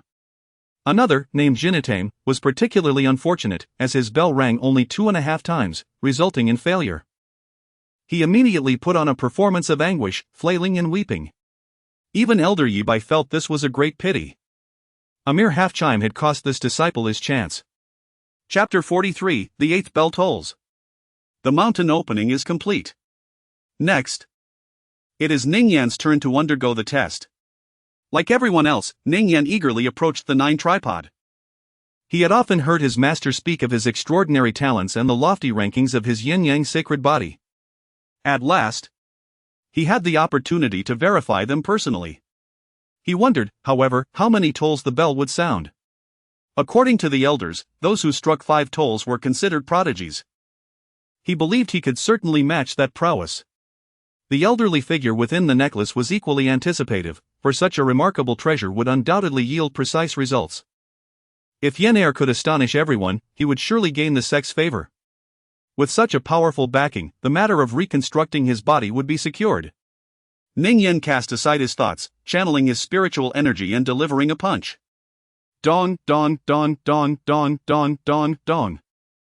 The 9-tripod resounded with a total of 8 tolls before ceasing. Blimey! 8 tolls! How can we, who struck only 2, bear this? Indeed. That is a full 4 times our own. We thought that achieving 5 tolls would suffice to eclipse them, yet here comes one even more formidable. Who is this person? How can he be so powerful? The crowd was astonished as they gazed at Ningyan. Reflecting on his reputation as the fierce individual who had ascended the illusory ladder at the first checkpoint with such speed. With a resolute spirit and unwavering determination. Coupled with such unparalleled talent, it would be a challenge for this individual not to soar to great heights. Excellent. I did not misjudge you, declared Elder Lin Bai. The first to swiftly pass through the illusory ladder, I just probed him with my divine sense and discovered that this youth possesses an extraordinarily potent special physique. I anticipated that his talent in the second round of testing would be impressive, yet I did not foresee him striking 8 tolls. Those who strike 8 tolls possess the potential of an emperor, he is destined to become one. Elder Lin Bai proclaimed. Blimey! Upon hearing the elder's words, the already astonished crowd was further agog. What kind of existence is an emperor? They had yet to even lay eyes on a lofty saint, let alone conceive of an emperor. The elder's sudden declaration that this individual, no, rather, this senior brother, was destined to become an emperor struck them with profound impact. Elder. What kind of disciple possesses the potential of 8 tolls? Ningyan inquired eagerly, envisioning the sect recognizing his talent and commencing rigorous training for him. 8 tolls. Still from the outer sect. Very well. I shall ascend step by step relying on my own strength. Upon hearing the elder's words, Ningyan felt no disappointment, he remained grounded, taking each step with determination. Hasn't he traversed this path since his cultivation began? All the way to the awakening of his sacred body? The tests continued. However, with Ningyan's 8 tolls echoing in the air, the subsequent appearances of 4 or 5 tolls paled in comparison. Next, it was Qin Han's turn to be tested. Qin Han stepped forward, caressing the 9 tripod and feeling the profound resonance emanating from it, leaving him astounded. Initially, he had contemplated simply drifting along into the sect, prepared to suppress his realm and talent with the emperor's methods. Yet upon entering, he discovered such a formidable sect, who could remain unfazed. With his formidable strength and practical combat experience, he is undoubtedly the foremost disciple of the outer sect. Yet, it appears that competitors have emerged. And one must not underestimate them. There is no room for concealment, every sect favors disciples with exceptional talent and formidable abilities. It is better for this seemingly unremarkable and steady outer sect elder brother to embrace his potential rather than remain complacent. If he is to rise, let it be as a paragon of outstanding talent and strength. His once diminished brilliance has reignited. 8 sounds, you say? I wonder how many I can produce. Qin Han struck the 9 tripod with a casual punch. Dong, dong, dong, dong, dong, dong, dong, dong. The 9 tripod resonated with 8 sounds once more. Another 8 sounds. With the potential of an emperor, he is destined to become a great sovereign in the future. This individual, wait, he is also a senior brother. And he too has produced 8 sounds. The presence of 2 individuals with such prowess has left the onlookers in a state of shock. Fortunately, they are all resolute individuals. Had they been of wavering hearts, their resolve might have shattered under the pressure. Though all are human, one produces 8 sounds while another only 2. It is truly a case where comparison breeds frustration. Indeed. This person deliberately slowed down during the first trial. Ningyan mused inwardly. He had his suspicions at that time. This individual is certainly not simple. He cast a knowing glance at Qin Han, as if to say, I have seen through you long ago. The assessment of 1,000 individuals was swiftly completed. Among them, only 400 were assigned to the outer sect, while 600 became auxiliary disciples. With the outer sect disciples constituting less than half of the total. One might think that 400 talented individuals is a large number, but one must consider the base. From billions, only 400 have emerged as outer sect disciples in the vast Lingzhou, which speaks volumes about the difficulty involved. Of course, this was merely the first trial. With a full 10 days remaining. 10 days passed in the blink of an eye. Ultimately, 2,000 individuals emerged from the billions. Among them, 600 became outer sect disciples, while 1,400 became auxiliary disciples. From the Lin family's younger generation, 10 became auxiliary disciples, and 5 entered the outer sect. Those who are close to the red become red, and those who are close to the black become black. They often observe the main sect and, driven by their love for it, stand out among millions. This is the result of the Qingyun Sect's recent recruitment assessment. Some might say, how high is his talent? Yet, he could not join the Qingyun Sect. If one cannot even pass the first trial, what use is high talent? The Qingyun Sect adheres to the principle of preferring quality over quantity in its recruitment.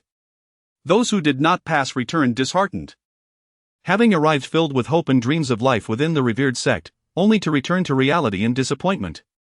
Qingyun Hall. Congratulations to the host for completing the task of opening the sect and recruiting disciples. Rewards have been issued. Congratulations to the host for obtaining the exclusive technique of the Qingyun Sect, Qingyun Immortal Method. Congratulations to the host for acquiring the exclusive martial skill of the Qingyun Sect, Qingyun Thunder Palm. Congratulations to the host for receiving the protective array of the sect, Qingyun Purgatory Array. Qingyun Immortal Method, an exclusive cultivation method tailored for the disciples of the Qingyun Sect, serving as the foundational practice. Qingyun Thunder Palm, a celestial technique that, when combined with the Qingyun Immortal Method, can unleash its utmost power, striking with the speed of thunder and the grace of drifting clouds. A fundamental martial skill of the Qingyun Sect. In the realm of the Qingyun Refinement Purgatory Formation, a dedicated protective array stands, capable of withstanding any assault from beings below the level of a great emperor. Intruders, upon breaching this sanctum, find themselves ensnared in a fate akin to that of hell, unable to escape the grasp of life and death. Once the disciples are accepted, the system rewards are promptly dispensed. At this moment, Feng Qingyang is perusing the profiles of these disciples. As the sect leader, although the elders manage the day-to-day affairs, he deems it essential to pay heed to such a significant event as the initiation of new disciples. One, an elderly figure with a golden finger, and the other, a reincarnation of a great emperor. How intriguing! The system interface reveals information about Ningyan and Qin Han, two prodigious talents of the 8 resonances. It is indeed a pleasant surprise to discover such exceptional individuals beyond his own disciples in Lingzhou. Master, at this juncture, Shi Hao, Lin Bai, and Hua Qingyu enter the chamber. Why do you three seek me instead of practicing? Feng Qingyang inquires, his surprise evident. Master, after much deliberation, we have decided to embark on a journey of experience together, Shi Hao respectfully declares.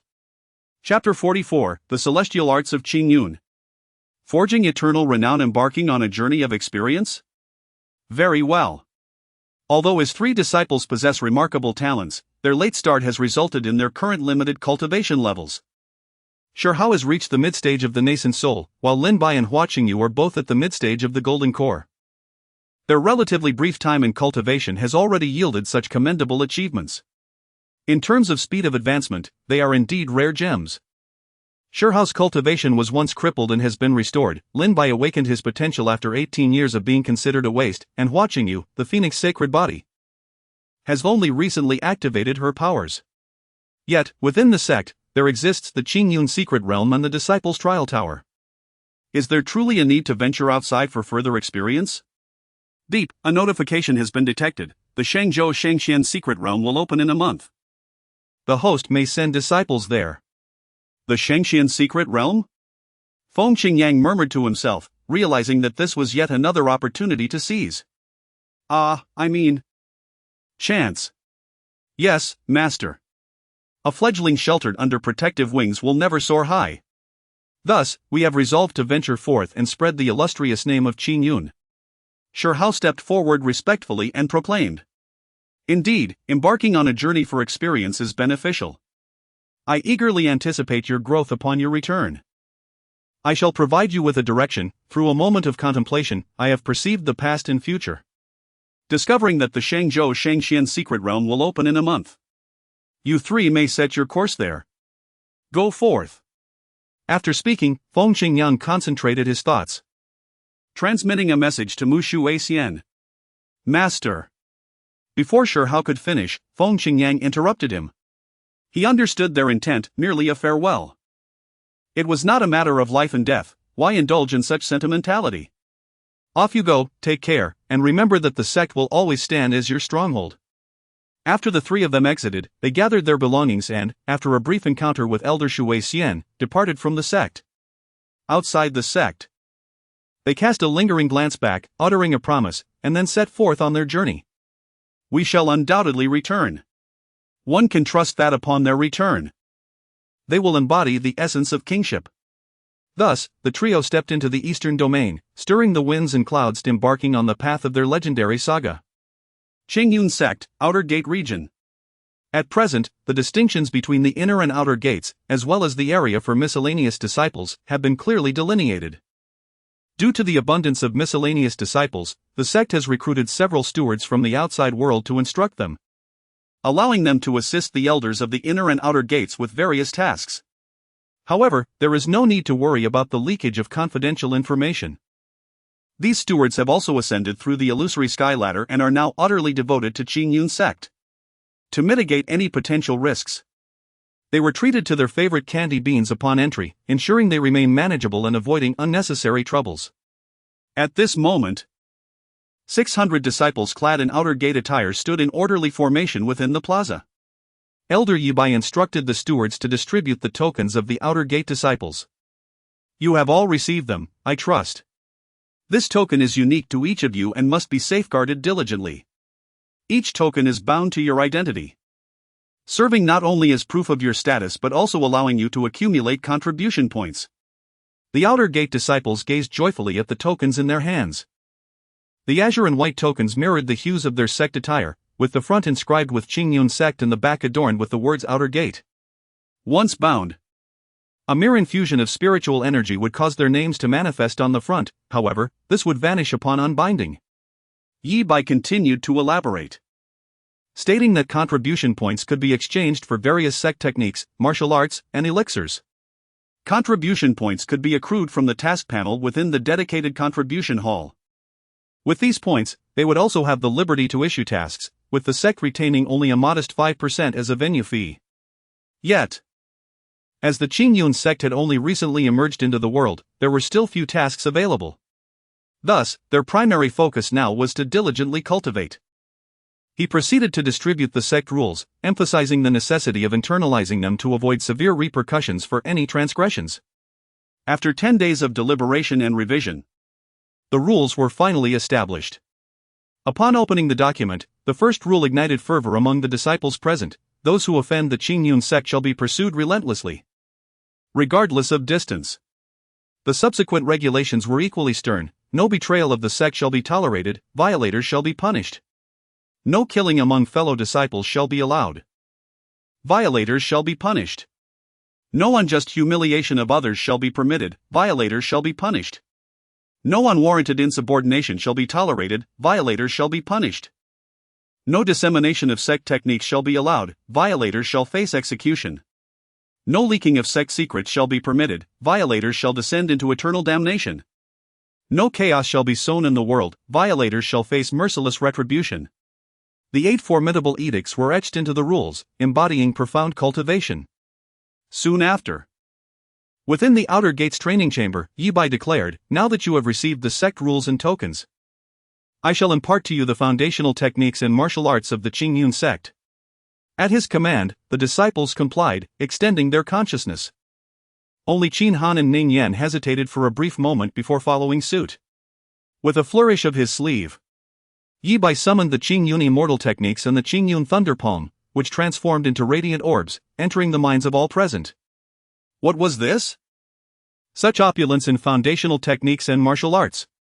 The sheer power that filled their minds eclipsed anything they had previously encountered, rendering their prior practices insignificant by comparison.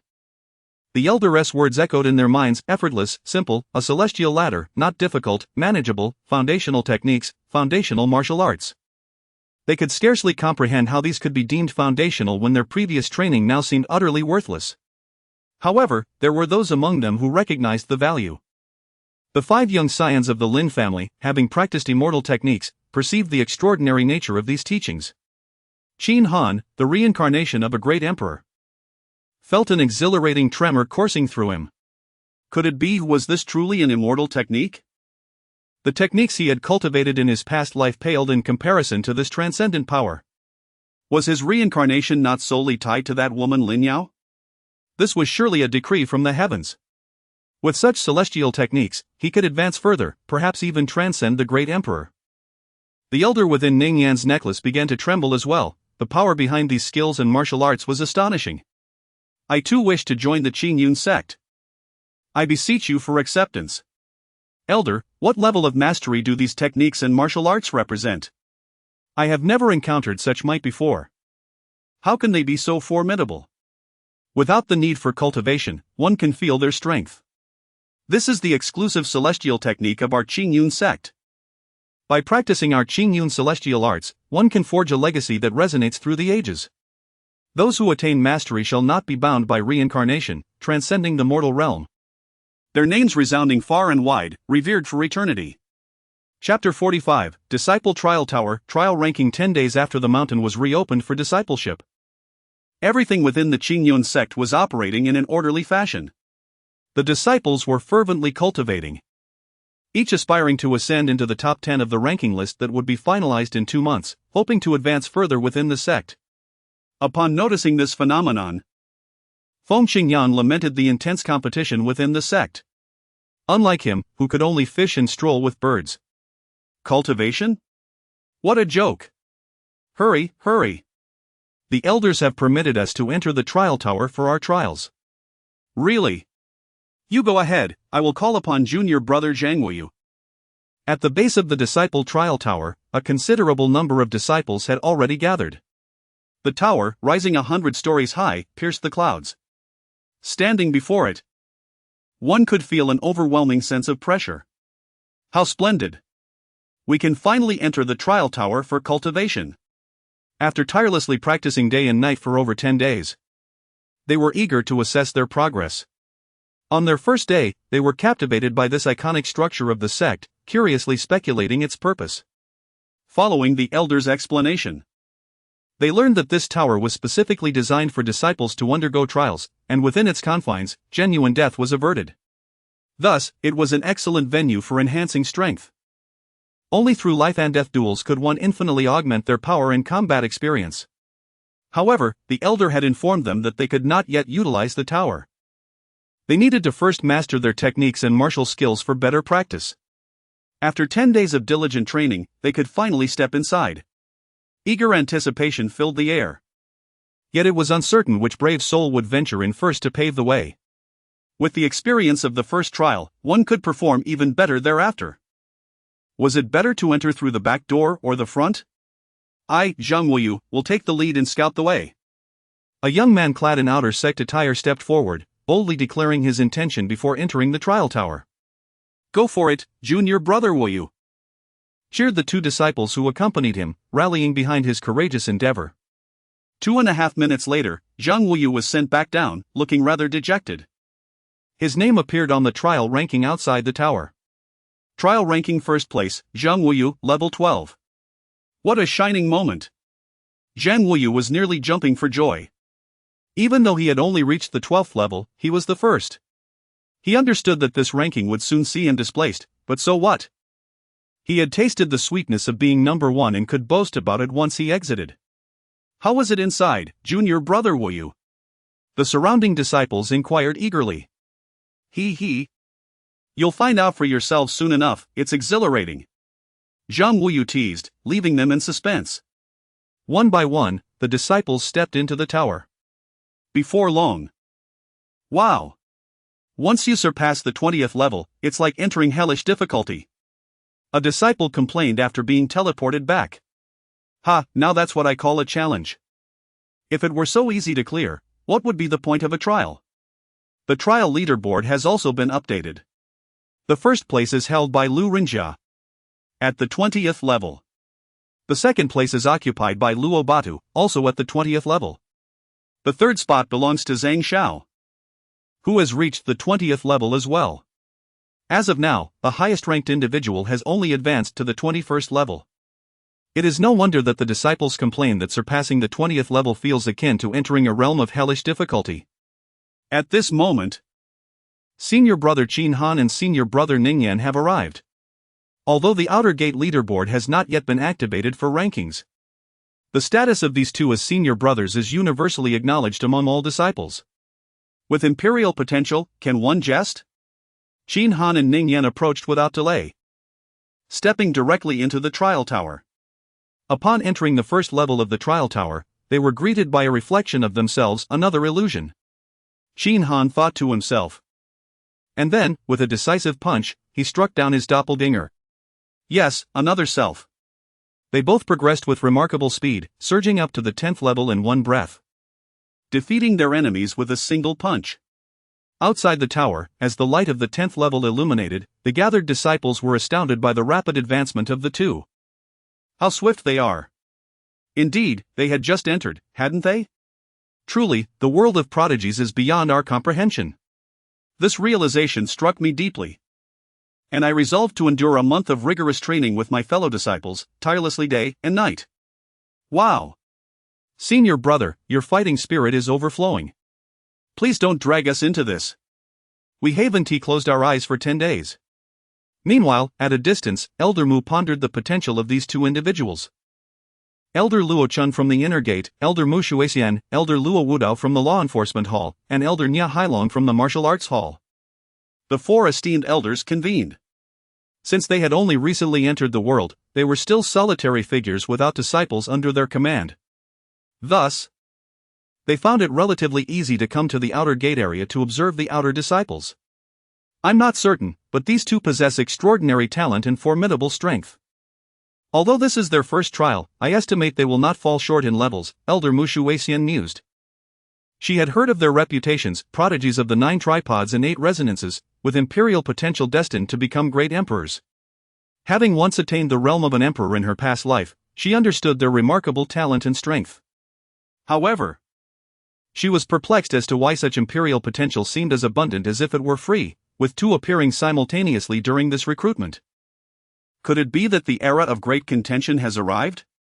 It appears these two are destined to enter the inner gate in 2 months. It seems I must also begin selecting disciples for the law enforcement hall, Elder Luo Wudao remarked. The law enforcement hall is a crucial department, tasked with maintaining order within the sect and restraining the misconduct of disciples. Currently, besides Elder Luo Wudao, it is entirely devoid of personnel. Within the trial tower, Qin Han has now broken through to the 21st level, where he encountered an unexpected surprise, Lin Yao. This level serves as a watershed, if he can surpass it. The path to the 30th level will be smooth sailing. However, this very level has thwarted all disciples who attempted to advance before him. This illusion is conjured by the obsessions residing within your heart. Although the strength is equal to that of the challenger, the deeper your fixation, the stronger the manifestation becomes. Lin Yao, you treacherous woman, I shall end your life. Though Qin Han is aware that this is merely an illusion, the warmth of flesh and blood renders him incapable of remaining calm. As the saying goes, enemies are particularly fierce upon encountering each other. From cherished love to betrayal, from daily companionship to the act of taking a life, how can such profound anguish ever be alleviated? The Lin Yao of the illusion, sensing his turmoil, reveals a faint, sinister smile. Chapter 46, Shattering this layer, the outer gate rankings. In a moment of fury, Qin Han charged forward. The tempestuous spiritual energy surged violently towards Lin Yao. The illusory Lin Yao merely let out a cold laugh, advancing with equal ferocity. With your meager strength, you dare to threaten my life? What gives you the audacity? Within the 21st layer, spiritual energy intertwined like a tempest, with the two combatants evenly matched. The more enraged Qin Han became, the more formidable the illusion before him grew. Meanwhile, Ningyan also ascended to the 21st layer, encountering someone he would never forget in his lifetime. Shen. Shener. What are you doing here? Aren't you supposed to be on your way to the... Ningyan, I couldn't bear to leave you. Come closer, Shener has something to tell you. A maiden clad in azure, her face reminiscent of a blossoming peach, appeared nearby, enticing Ningyan to approach. This is the illusion of Shener. You must shatter it at once, only by breaking it can you proceed. The elder within the necklace, witnessing Ningyan's hesitation, began to offer guidance. I understand, master, but I cannot bring myself to act against her. Xiao Shener was his childhood companion, taken away by her family to the central domain 3 years prior. Upon seeing the illusion of Xiao Shener, the long-buried yearning within him surged forth like a torrent, impossible to suppress. What did it matter if it were merely an illusion? To catch but a glimpse of her, he would gladly face death. This longing was precisely why many disciples found themselves trapped at the 21st layer. The trial tower at this level penetrated the depths of one's soul, manifesting the most profound obsessions. The deeper the obsession, the more potent the illusion became.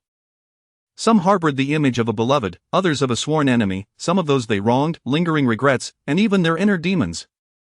Only by breaking free from these obsessions and steadfastly affirming one's true self could one advance past this layer.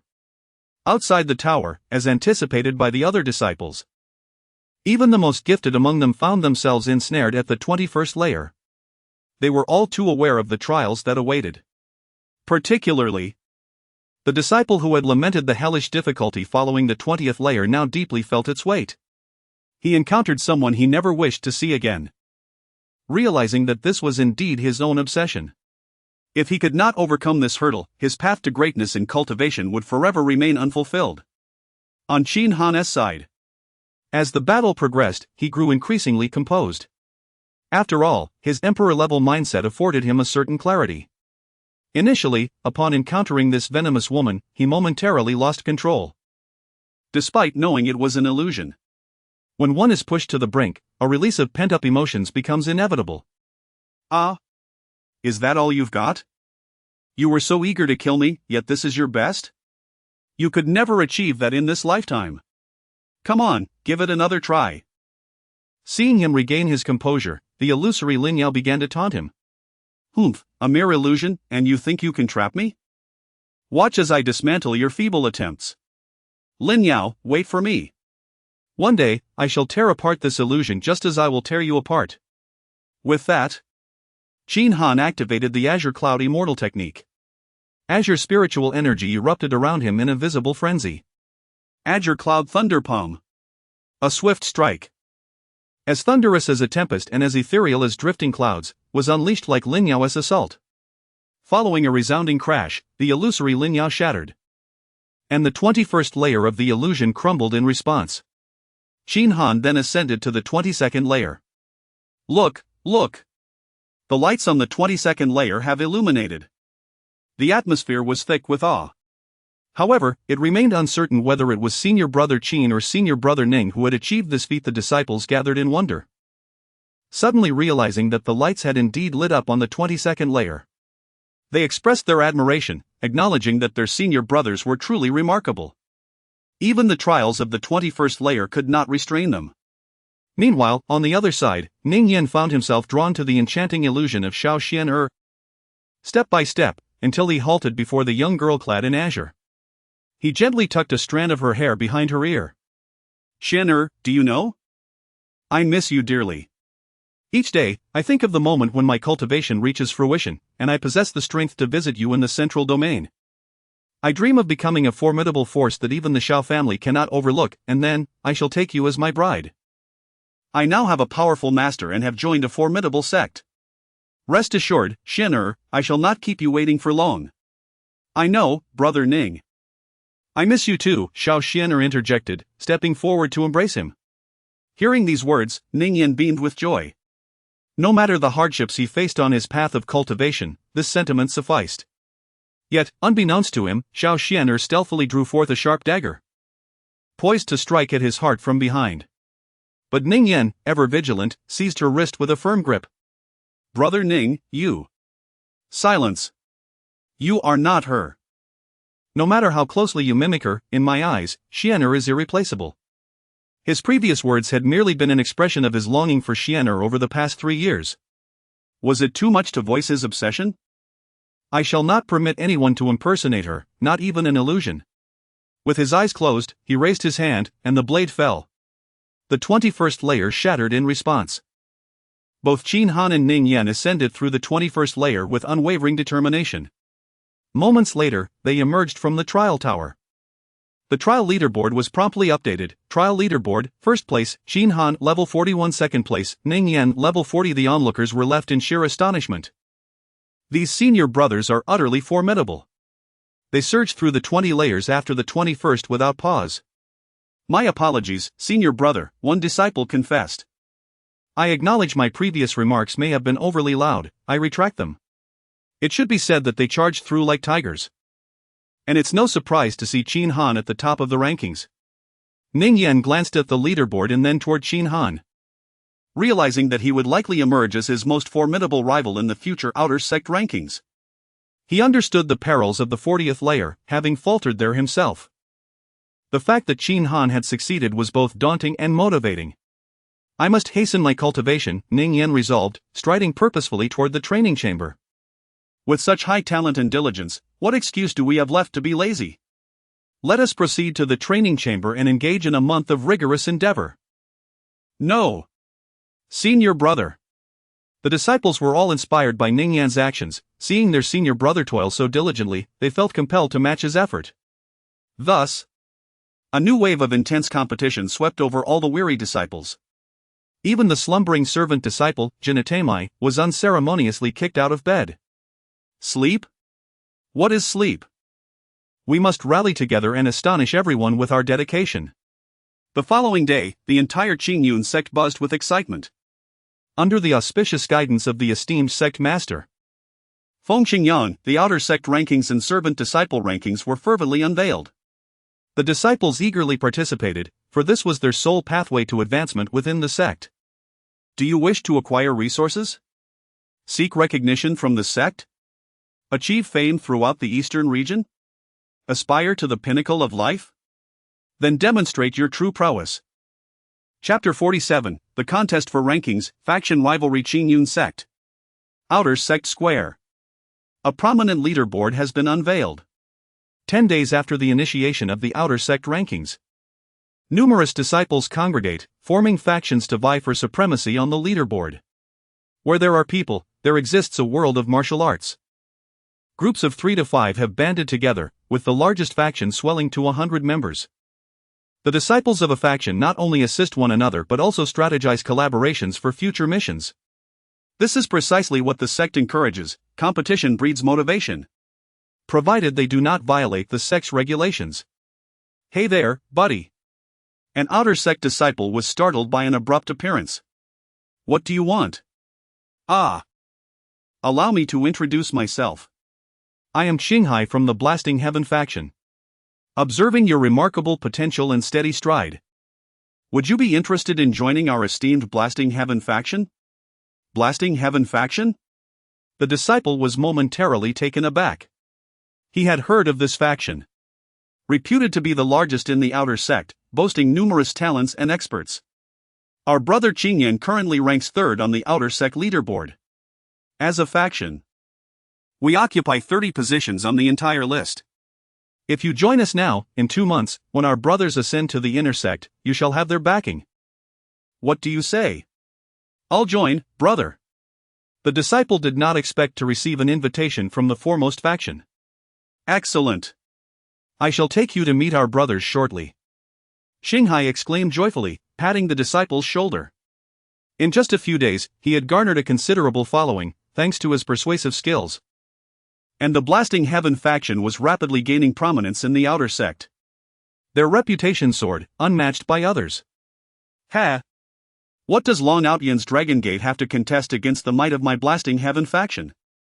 The faction he referred to, Dragon Gate, led by Long Outyan, was their chief rival and the second largest faction in the outer sect.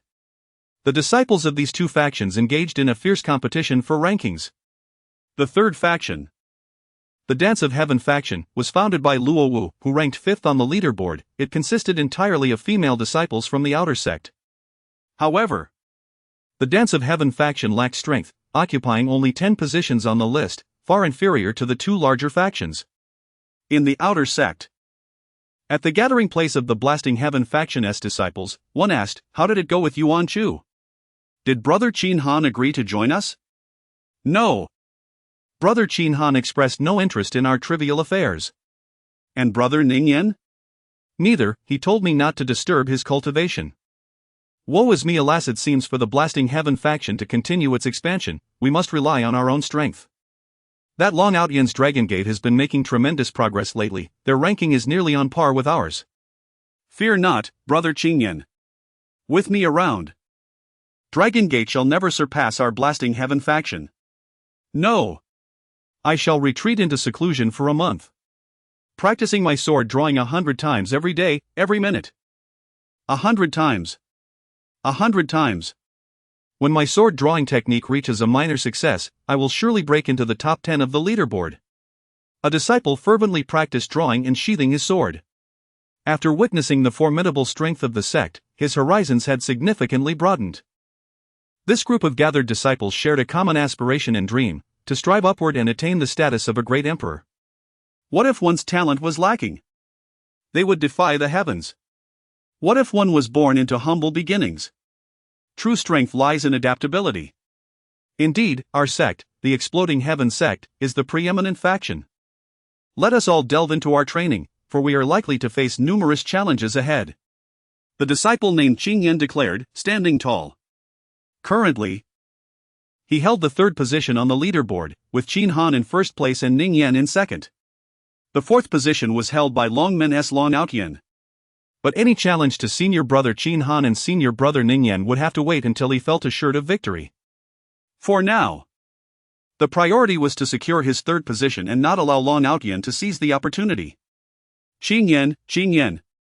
At that moment, a disciple rushed over in haste. Little fourth. Why are you in such a hurry?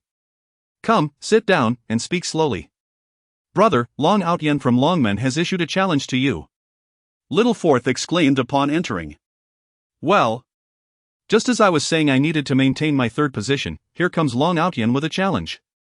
Let us go and see. At the outer sect's martial arena, a considerable number of disciples had already gathered. One disciple, puzzled, inquired of another, Brother, what occasion is it today that has drawn so many people here? Are senior brother Qin Han and senior brother Ning Yan about to engage in another battle? The disciple eagerly asked, recalling the last thrilling contest between the two, which had occurred just days prior. Everyone had been in awe of their prowess. Ultimately, senior brother Ning Yan had succumbed. But he had vowed to return for a rematch soon. No, it is senior brother Long Outyan challenging senior brother Qingyun. Ah, that is intriguing. The fourth on the leaderboard challenging the third. It seems we are in for another spectacular showdown. The man joined the throng, eager to witness the spectacle. Before long, both Longmen's and the Exploding Heaven Sect's disciples had arrived. They're here. Who do you think will prevail, brother? It's hard to say. In the last contest, the two were neck and neck. This time, the outcome is uncertain. Even before the battle commenced, the disciples began to discuss who might win or lose. Long Outyan and Qingyun ascended the arena. Long Outyan, with long hair cascading over his shoulders, exuded a carefree and commanding presence. Qingyun, an elegant youth, wielded a folding fan, emanating an air of scholarly grace. Exploding Heaven Sect. Exploding Heaven Sect. Brother Qingyun will surely prevail. Brother Qingyun will surely prevail. The disciples of the Exploding Heaven Sect cheered fervently for their champion. Long men. Long men. Brother Outyan will win for sure. Brother Outyan will win for sure. The disciples of Longmen responded with equal fervor. The atmosphere crackled with competitive spirit. Regardless of the outcome, the initial battle was a contest of momentum and morale. Long Outyan. How dare you challenge me after just a few days? Humph, I, Long Outyan, will not yield. Your previous victory was merely a fluke. Come again. Very well. As you wish. Long Outyan summoned his spiritual energy, unleashing the full extent of his peak golden core cultivation. Qingtian met him head-on, wielding a folding fan with precision. As they exchanged blows in a fierce and unyielding duel, the atmosphere crackled with spiritual energy as the two peak golden core practitioners clashed. Among their peers, only Qin Han and Ning Yan could rival their prowess, standing at the threshold of breaking through to the nascent soul stage. As the battle raged on, Qingtian intentionally exposed a flaw in his defense. Sensing an opportunity, Long Outyan struck decisively. Aha, this lad has indeed fallen for my ruse. Seizing the moment, Qingtian deftly swung his fan, sending Long Outyan flying, crashing to the ground of the arena. Senior brother Qingtian. Senior brother Qingtian. The disciples of the Exploding Sky Sect erupted in cheers, their voices rising in exuberance at their senior's victory.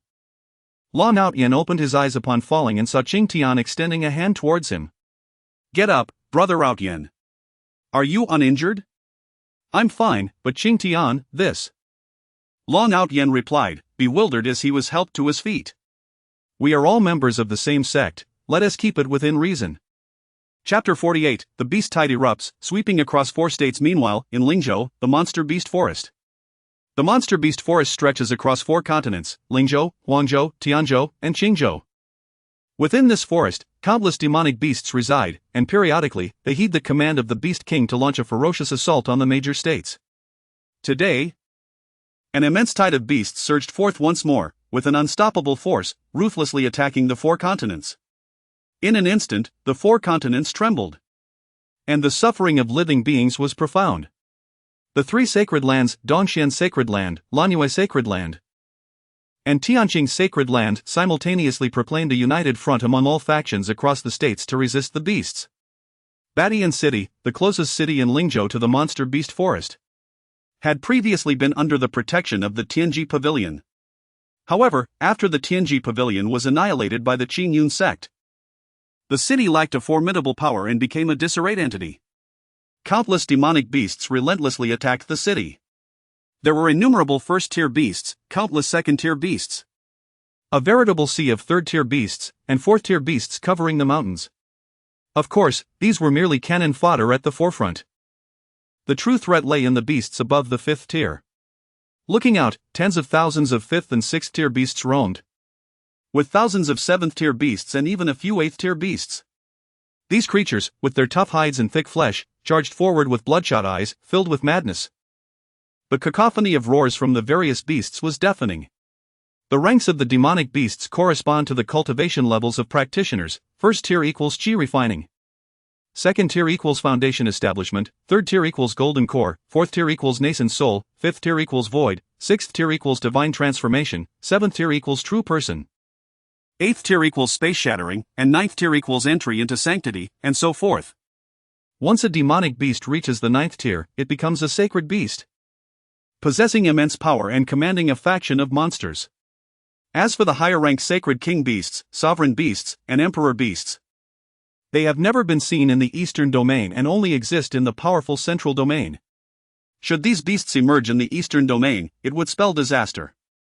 However, demonic beasts possess greater vitality than practitioners, thus making them somewhat stronger than practitioners of the same rank. It is said that the Beast King controlling the beasts in the monster beast forest is a 9th tier sacred beast, which has prompted the 3 sacred lands to act with great caution, calling for a united effort against the tide. At Badian City, the city walls were already littered with corpses, a veritable mountain of bodies, with rivers of blood flowing. The various factions defending the city had repelled the beasts' assaults time and again. Patriarch, we cannot hold out much longer. At most, we have 1 more day before the beasts breach the city. A blood-soaked man staggered before the Patriarch, urgency etched on his face. These damned beasts. No, we cannot retreat. If we do, our homeland will be destroyed by these monsters. They stood as the first line of defense in Lingzhou against the demonic beasts. If this city fell, the gate to Lingzhou would swing wide open, allowing the frenzied beasts to sweep across the land. Half a day prior, the head of the dominant faction in the city, Yi Wu of the Yi family, had united the various factions to resist the beasts. Yet, alas, the number of beasts was overwhelming. They could hold out for at most 1 more day before the city would be lost, and lives extinguished. We must endure, no matter what. I have just dispatched someone to notify the major factions of the upper sect in Lingzhou. I believe they will soon send powerful individuals to our aid. We must hold our ground. Even if it costs us our lives, these demonic beasts shall not enter the city without stepping over our bodies. At that moment, a 6th tier beast lunged at the city wall and sank its teeth into Yi Wu's arm. Ah! Yi Wu cried out in pain. Head of the family, stand back. I am fine. Quickly, defend the walls, the beasts are charging. With a fierce swing of his sword, Yi Wu cleaved the beast that had bitten him in 2, roaring in defiance. Alas! The ancestor of the breaking void realm was entangled in battle with an 8th tier beast, unable to attend to this matter. That was the true battlefield. Within the walls of Badian City, fear gripped the hearts of its inhabitants. Those with some cultivation and vigor had already taken to the walls, while the rest were either trembling weaklings hiding in the city or individuals who had already fled in panic. In the face of catastrophe, all are equal. Not everyone possesses the courage of the Yi family. Couples may once have been like birds of a feather, but when calamity strikes, they scatter. Yet they fail to realize that when a nest is overturned, how can any egg remain intact? Once a bustling metropolis in Lingzhou, Tianwu City now lay desolate. With 9 out of 10 homes empty, engulfed in flames that ravaged the land. At Qingyun Sect, within Qingyun Hall, Feng Qingyang sat in the main seat, reviewing the system interface and contemplating the direction of future developments. The Qingyun Sect had reached a developmental bottleneck. To continue its growth, it needed to expand constantly, recruiting powerful individuals and prodigies to elevate the sect's prestige. With a Grand Emperor-level ancestor and numerous elders present, there was no need to remain isolated. Master, Feng Qingyang. Realm, Midstage True Person, Disciples, Lin Bai, Shi Hao, Hua Qingyu, Physique, Divine Body of the Heavens. Sect Powerhouses, Ancestor Li Qingyun, Peak Grand Emperor. Elder Wang Xian, Peak Breaking Void, External Elders Yi Bai, Mu Tian, Mu Feng, Peak Breaking Void, 5 guards. Internal Elders Mu Shuixian, entering the Saint Realm. Luo Chen, Half-Saint, Law Enforcement Elder Luo Wudao, entering the Saint Realm, Technique Hall Elder Nya Hailong, Peak entering the Saint Realm. External Disciples, 600, Miscellaneous Disciples, 1, 400. Sect, Qingyun Sect, Level 1, 9,000 10,000. After so many days of lethargy, my realm has only improved by a minor degree. As the foremost divine body of the heavens, this is truly shameful. This cannot continue. As the sect master, I must not remain stagnant. Damn it, system, be quiet. Life's 3 great pleasures are eating, drinking, and playing. Do you understand? Of course, you, this wretched system, know nothing. In light of the host's lackadaisical behavior, this system expresses disdain and gives you the middle finger. New task released, recruit a talented disciple, completion will yield substantial rewards. Disciple interface, daughter of the master of Yudon Sacred Land, Li Yinji, realm, early stage nascent soul, 4th tier alchemist. Yudon Sacred Land, one of the 5 great sacred lands of the eastern region, deeply rooted, revered by millions for its alchemical prowess. What the hell? What a remarkable turn of events. The daughter of the Holy Lord of the Alchemy Sacred Land, you expect me to venture there and seize what is rightfully theirs? No. Wait, seize? Perhaps that is not entirely out of the question. Ahem. Just as it happens, my Qingyun sect is in dire need of alchemists. If I could acquire the entire sacred land, consider it done. I shall accept this mission, as a favor to you, esteemed system. There are no penalties for failing to complete it. Had it been during the past few days of languid idleness, I would have undoubtedly declined. However, this time, not only can I earn rewards, but I can also address the sect's demand for elixirs. Why not seize the opportunity? A single endeavor yielding dual benefits. Just as Feng Qingyang was contemplating this, the outer sect elder Yi Bai entered the Grand Hall after delivering a report. Sect Master. The tide of monstrous beasts is upon us. Chapter 49, Outer Sect Disciples, a forceful assault the beast tide? Indeed, Master. The beast tide has erupted from the monster forest, sweeping across the 4 great continents, including our Lingzhou. At the barrier of Lingzhou, Badian City is on the verge of collapse. The Yi family of Tianwu City has sent a distress signal to the major factions of Lingzhou. Upon finishing his words, Yi Bai retrieved a blood-stained letter from his pocket. Feng Qingyang, upon noticing, reached out, and the letter flew into his hands for examination. To the esteemed ancestor, I am Yi Wu, the head of the Yi family in Badian City. Today, at the hour of Chen, the monster forest first exhibited unusual activity, followed by countless beast kings launching an assault on Tianwu City. Our families have fought valiantly, yet the disparity in strength is overwhelming. It is feared that our city will soon fall, and its inhabitants perish.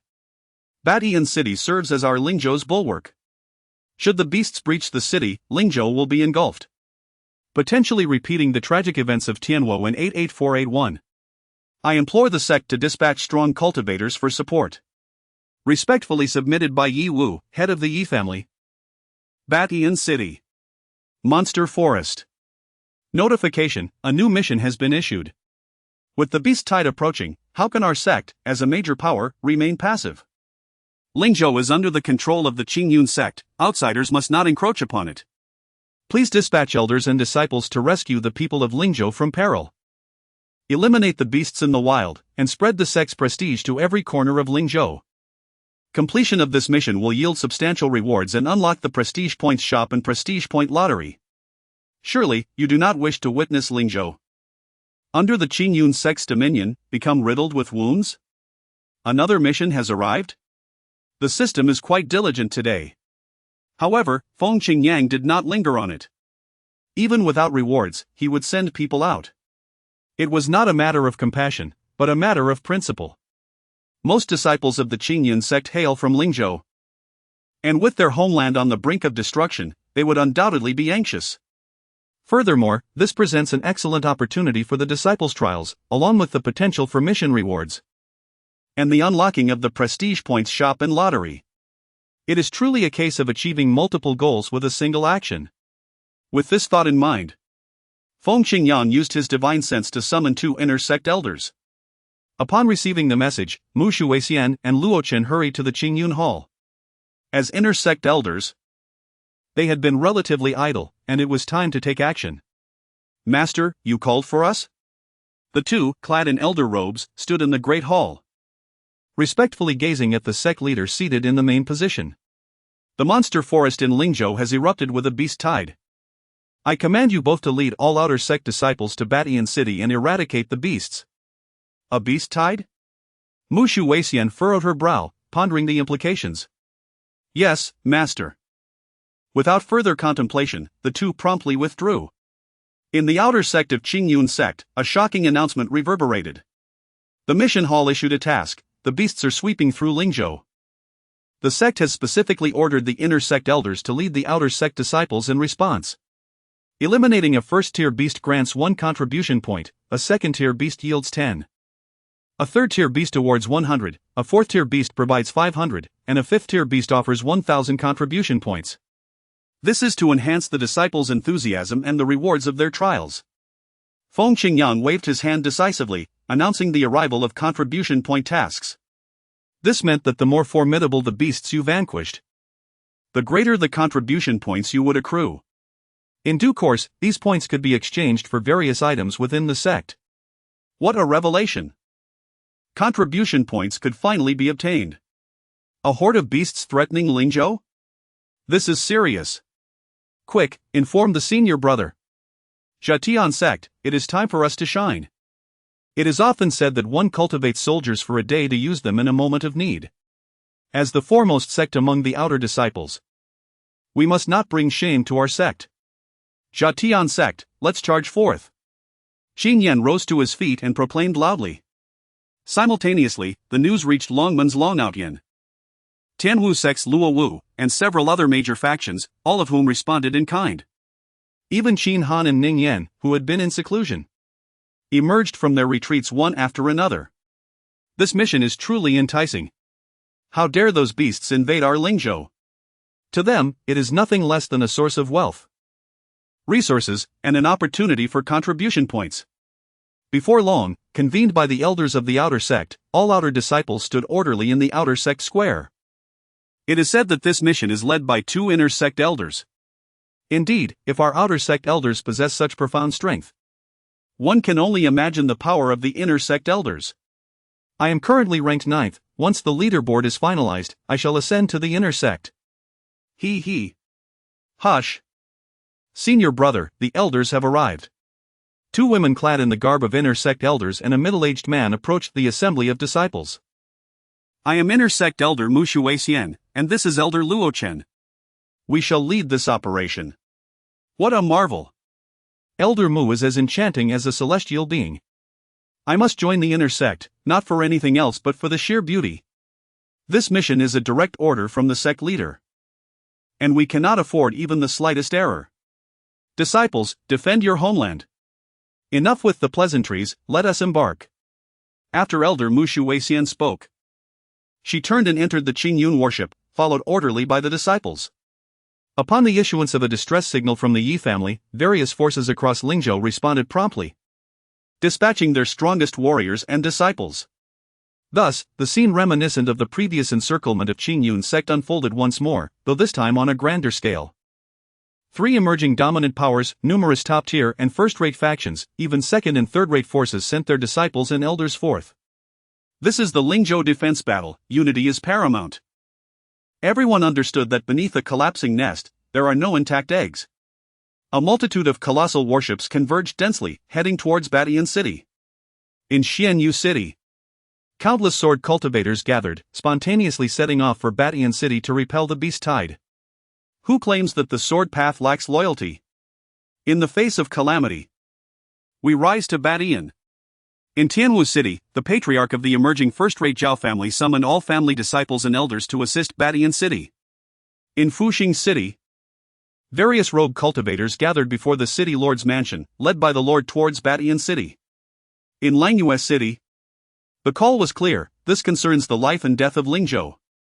Those unafraid of death, follow me. In the face of life and death, those who remain indifferent are either noble or burdened with responsibility.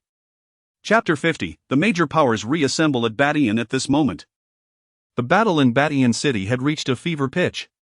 The relentless tide of monstrous beasts surged forward, undeterred by death, crashing against the city walls.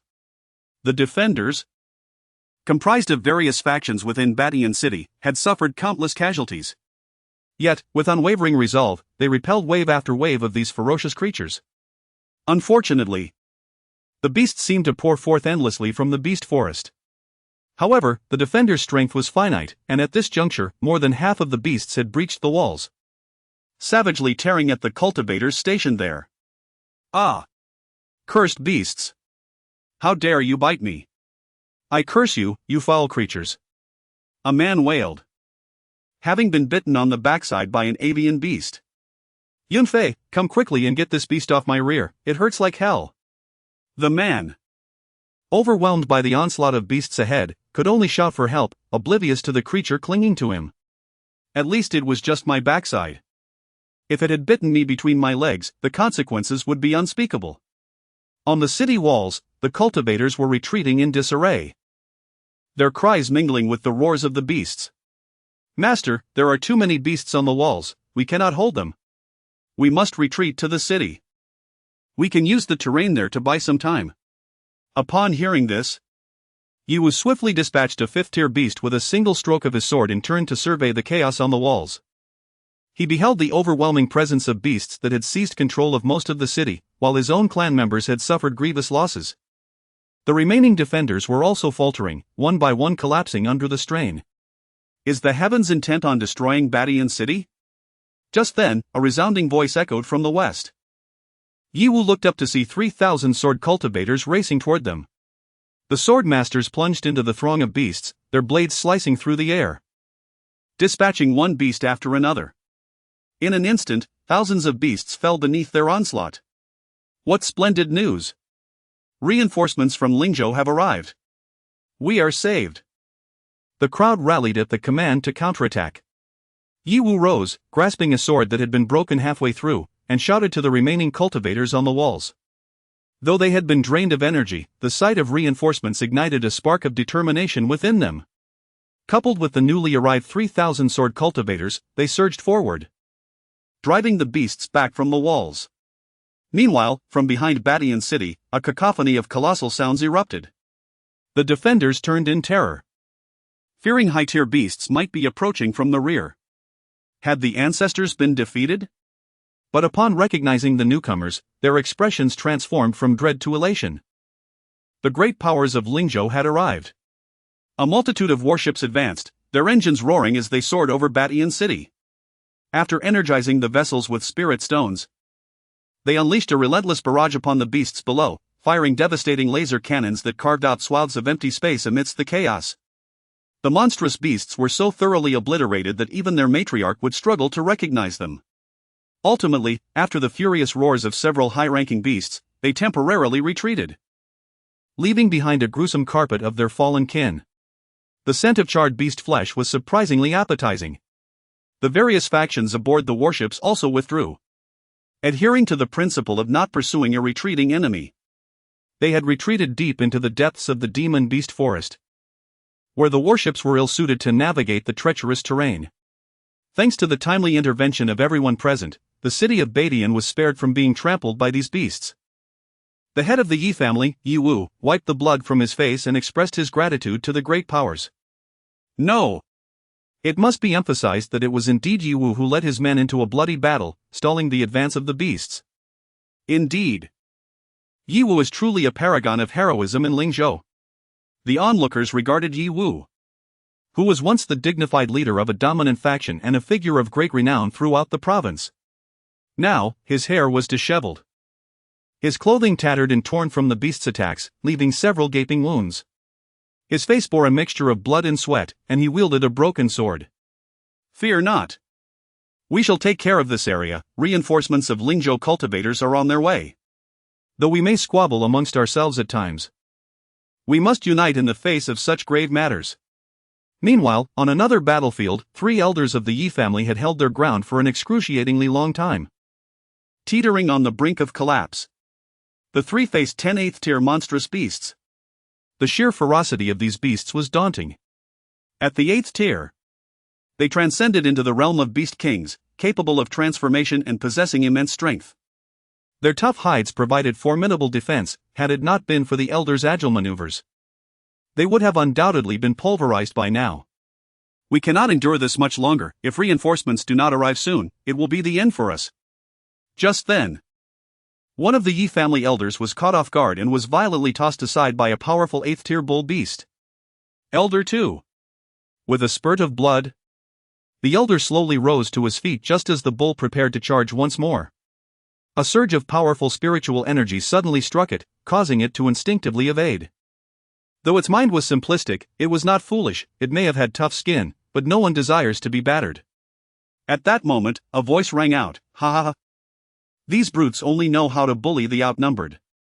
Fear not, my brethren Yi, we have arrived." The ancestors of 3 major powers had come just in time. Reinforcements had arrived. The 3 elders gazed up in astonishment. After enduring a grueling battle, their spiritual energy was nearly depleted. Had the reinforcements arrived any later, these 8th-tier beasts would have faced no opposition, and the consequences would have been dire. There were 6 in total, 3 in the mid-tier of the fragmentation realm, 2 in the late tier, and 1 at the peak. Together with the 3 elders of the Yi family, they formed a formidable force of 9 capable of confronting these 10 8th-tier beasts directly. Cursed humans! I, the old bull, shall trample you into the ground. Once the beast saint is free, we shall raze Lingzhou to the ground.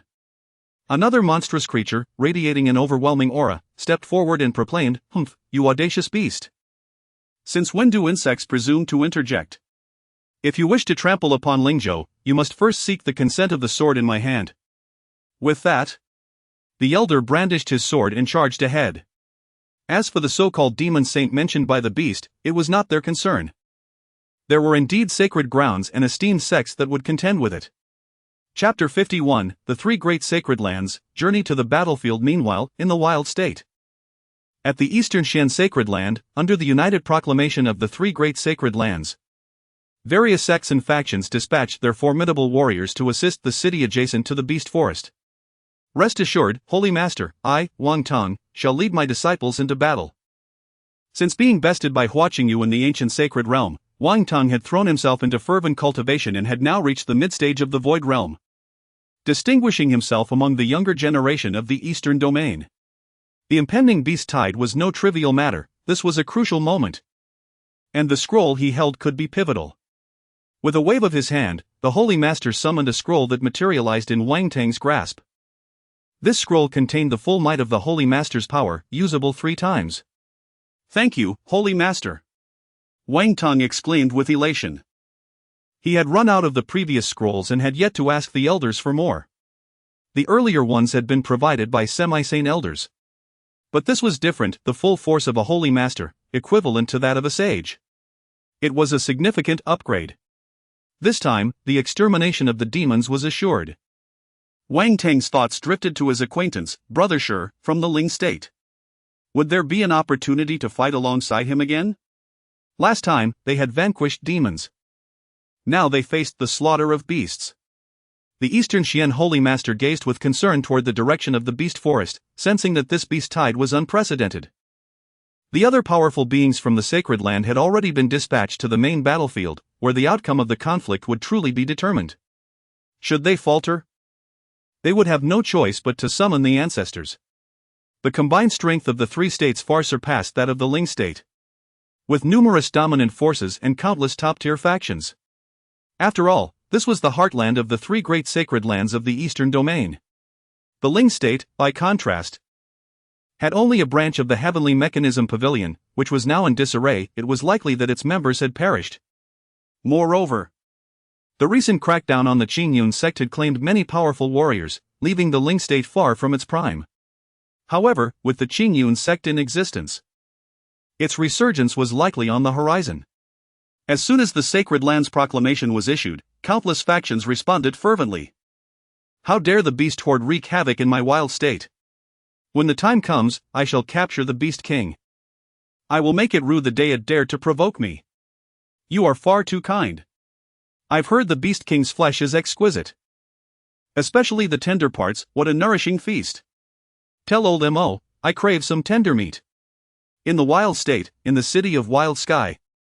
This was the front line against the beast horde. Much like the Batian city in the Ling state, the cultivators within had repelled wave after wave of beastly assaults, leaving a trail of carnage. However, they had managed to hold out until reinforcements from the major factions of the wild state arrived. The ancestors of the fragmented sky realm had rushed to the main battlefield, where 10 formidable 8th-tier beasts awaited. Simultaneously, in the Qing state, at the Tianqing sacred land, the Holy Son Mufan, at the behest of the Holy Master Tianqing, led the disciples and elders towards Chongqing City, located on the eastern border of the beast forest. Chongqing City shared a boundary with it. The overall strength of the Qing state was comparable to that of the wild state, though the foundation of the Tianqing sacred land was far inferior to that of the Eastern Xian sacred land, being a newly established sacred land. However, within the state, there exists a multitude of dominant and supreme powers. They may be slightly at a disadvantage on the primary battlefield. Tianzhou, the sanctuary of Lanyue. Under the command of the Lord of Lanyue, the entire sanctuary operates at an astonishing pace. An endless stream of resources is transported to Shangyuan City, the front line against the beasts. The Holy Maiden, Jimengsen, is leading the elders and disciples of the sect towards Shangyuan City. Should this battle result in defeat, it would spell utter destruction. At that time, the creatures of Qinzhou would suffer immensely. Chapter 52, The Majestic Might of the Celestial Sovereign. Slaughtering the multitudes of beasts meanwhile. In Lingzhou, at Batian City, with numerous factions and an incessant influx of cultivators coming to aid, Batian City stands as steadfast as a fortified bastion. It has successfully repelled several waves of beastly onslaughts. Soon, a mass of ferocious beasts surged forth once again. This time, their numbers far exceeded previous encounters, causing the very earth to tremble. Roars and growls reverberated through the air. A glance reveals hundreds of 7th-tier beasts leading the charge, closely followed by countless 6th-tier beasts, all rushing forward with reckless abandon. 7th-tier beasts are akin to cultivators at the true person stage. Good heavens! So many 7th-tier beasts! Have these creatures gone mad? Are they intent on annihilating us in one fell swoop? The leaders atop the city walls exclaimed in shock. It was as if everyone was merely making small wagers. And yet, here came the bombshell. Do they truly believe Lingzhou is an easy target? Curse it! If one dies, let them die with honor. If one survives, let them thrive for eternity. We shall fight back. Those who slay 100 beasts shall receive bountiful rewards from my family, declared the head of the Yi family. I am Zhang and the reward from the Yi family is as good as mine, laughed another. I am Wang Sanbao. Do share the spoils with me. My blade is eager for blood. Amidst their banter, tens of thousands of cultivators soared from the city walls, charging into the fray against the tide of beasts. In the face of such 6th and 7th tier beasts, the walls served little purpose, merely providing a meager barrier against the lesser beasts. Better to take the initiative than to endure passive assaults. Let us fight until the heavens darken and the earth dims. Upon contact, an explosive clash of immense momentum erupted. The beasts exuded a chilling aura, reaching up to the heavens, while the cultivators unleashed torrents of spiritual energy, sweeping the land in an instant.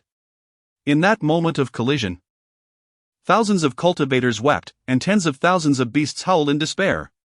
The battle devolved into chaos.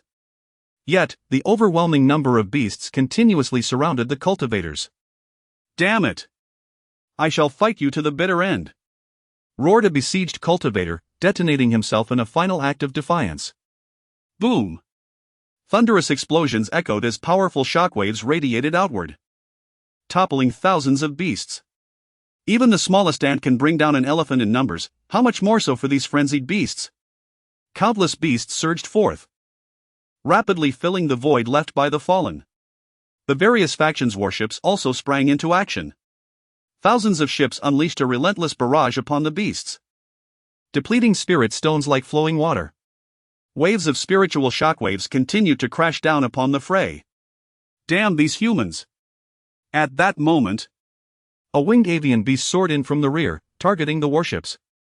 Sensing the formidable aura emanating from the beast, it was clear it was a beast king. An 8th-tier beast king. Curse it! How can there be a beast king here? Exclaimed the cultivators aboard the warships. Aren't they supposed to be on the main battlefield? Damn it! Are you not playing in the major leagues but rather in the bronze tier? The enraged Beast King unleashed a frenzied assault upon the warships of the various factions. With a single strike, a vast expanse of warships could be shattered. At that moment, a tremendous shockwave surged forth. Boom! It instantly reduced the 8th-tier Demon King to mere powder, leaving no time for a cry of despair. The onlookers gazed upward, witnessing a colossal azure warship advancing, obscuring the heavens and casting shadows upon the earth. This formidable vessel was several times larger than the greatest ships of all the major factions. The shockwave that had just obliterated the Demon King emanated from it. It was the warship of the Qingyun Sect. The powerful figures of the Qingyun Sect had arrived. The Upper Sect. Indeed, it was the Upper Sect. The might of the Upper Sect was palpable. A cultivator familiar with the Qingyun Sect's worship exclaimed, "Wonderful! The powerful figures of our Lingzhou have come."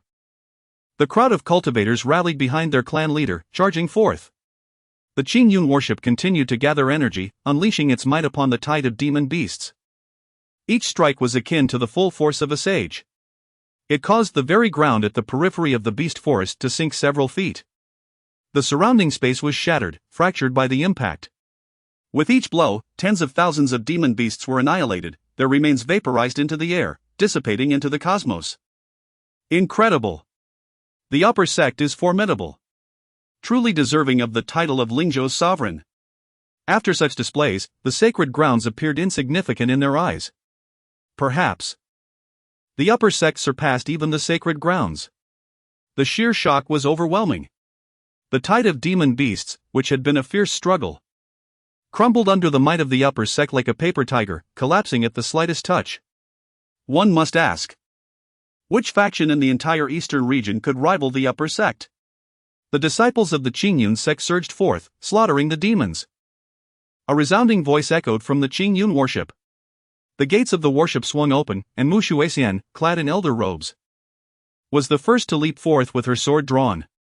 Following closely behind was Elder Luo Chun from the inner sect. The outer disciples of the Qingyun Sect streamed out in succession. It was not that they wished to resolve the matter directly with the worship, rather, the power was too great to control. The full force of a sage. Below, tens of thousands of cultivators from Lingzhou were engaged in a desperate battle with the demon beasts. There was a risk of collateral damage. To eliminate hundreds of thousands of foes at the cost of thousands of their own would be disastrous. As Mu Shuixian descended, her early-stage sage aura radiated forth. With a mere wave, a tremendous sword chi cleaved through the air, instantly annihilating tens of thousands of demon beasts. Everyone from the exploding Heaven Sect, attack! Where is the Dragon Gate? My Tianwu Sect shall not lag behind.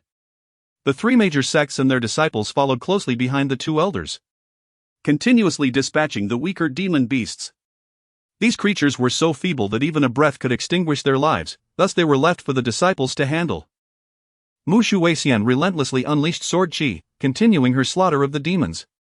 Suddenly, she sensed a multitude of intense fluctuations of power above the beast forest. Could that be the main battlefield? Elder Luo, stay back and ensure the safety of the disciples. I shall investigate that area. With this thought, Mu Shuexian turned to Elder Luochen, who was busy slaying demon beasts. Elder Luo was a half-saint level expert, sufficient to maintain control over the situation. Contributions. So many contributions. The disciples soon discovered that by effortlessly slaying a beast, the tokens hanging from their waists would automatically absorb the creature's energy, subsequently increasing their contribution points. The ground was strewn with the remains of these beasts, each one a valuable resource. They were determined to seize this opportunity. The outer sect disciples became increasingly frenzied, as these abundant resources were essential for their ascension to greatness. By the heavens! Qinghai! Bring me my great sword! I shall fell 100! Shouted the usually composed Qingyan, casting aside his fan and calling out to his junior, Qinghai. If they did not act with fervor now, when would they? Fear not, I shall catch you. Qinghai replied, hurling a 3-meter-long sword towards him. Under the leadership of their senior brothers, disciples from various sects engaged in a wild slaughter of low-tier beasts. It was as though anyone who dared to contest with them would face their wrath. The onlookers were left in stunned disbelief. Good heavens! The strength of the sect's elites is one thing, but the disciples are equally ferocious. They appeared as if they had been invigorated. Particularly striking were the 2 youths in the west, who relentlessly pummeled several 4th-tier beasts. If one dared to challenge them, they would retaliate fiercely. Should I take my leave then? Chapter 53, The Battlefield of War, the outbreak of the Holy War. Meanwhile, above the demon beast forest lies the primary battlefield of this grand conflict. Here, 9 venerable ancestors from Lingzhou engage in fierce combat against 10 8th-tier demon kings, battling for several hours without yielding an inch to one another. The struggle remains evenly matched, with neither side able to gain the upper hand. Among the Lingzhou practitioners, 3 ancestors have sustained injuries, while on the opposing side, 1 demon's wings have been severed, the bull demon king's horn has been partially cleaved, and another beast is marred with numerous sword wounds. However, this confrontation pales in comparison to those occurring across the other 3 continents. Everyone, let us not engage in reckless attacks, for such actions will merely deplete our spiritual energy. Once our power is exhausted, we shall perish here today. One ancestor, having repelled a demon king with his sword, cautioned through his spiritual consciousness. The reservoir of spiritual energy within them is finite, and over time, they feel their strength waning. The demon beasts, however, are different. As the battle rages on, they transform, utilizing their massive forms to wear down the practitioners, identify their weaknesses and strike with precision. He had discerned the vulnerability of one of the demon kings, the bull demon king.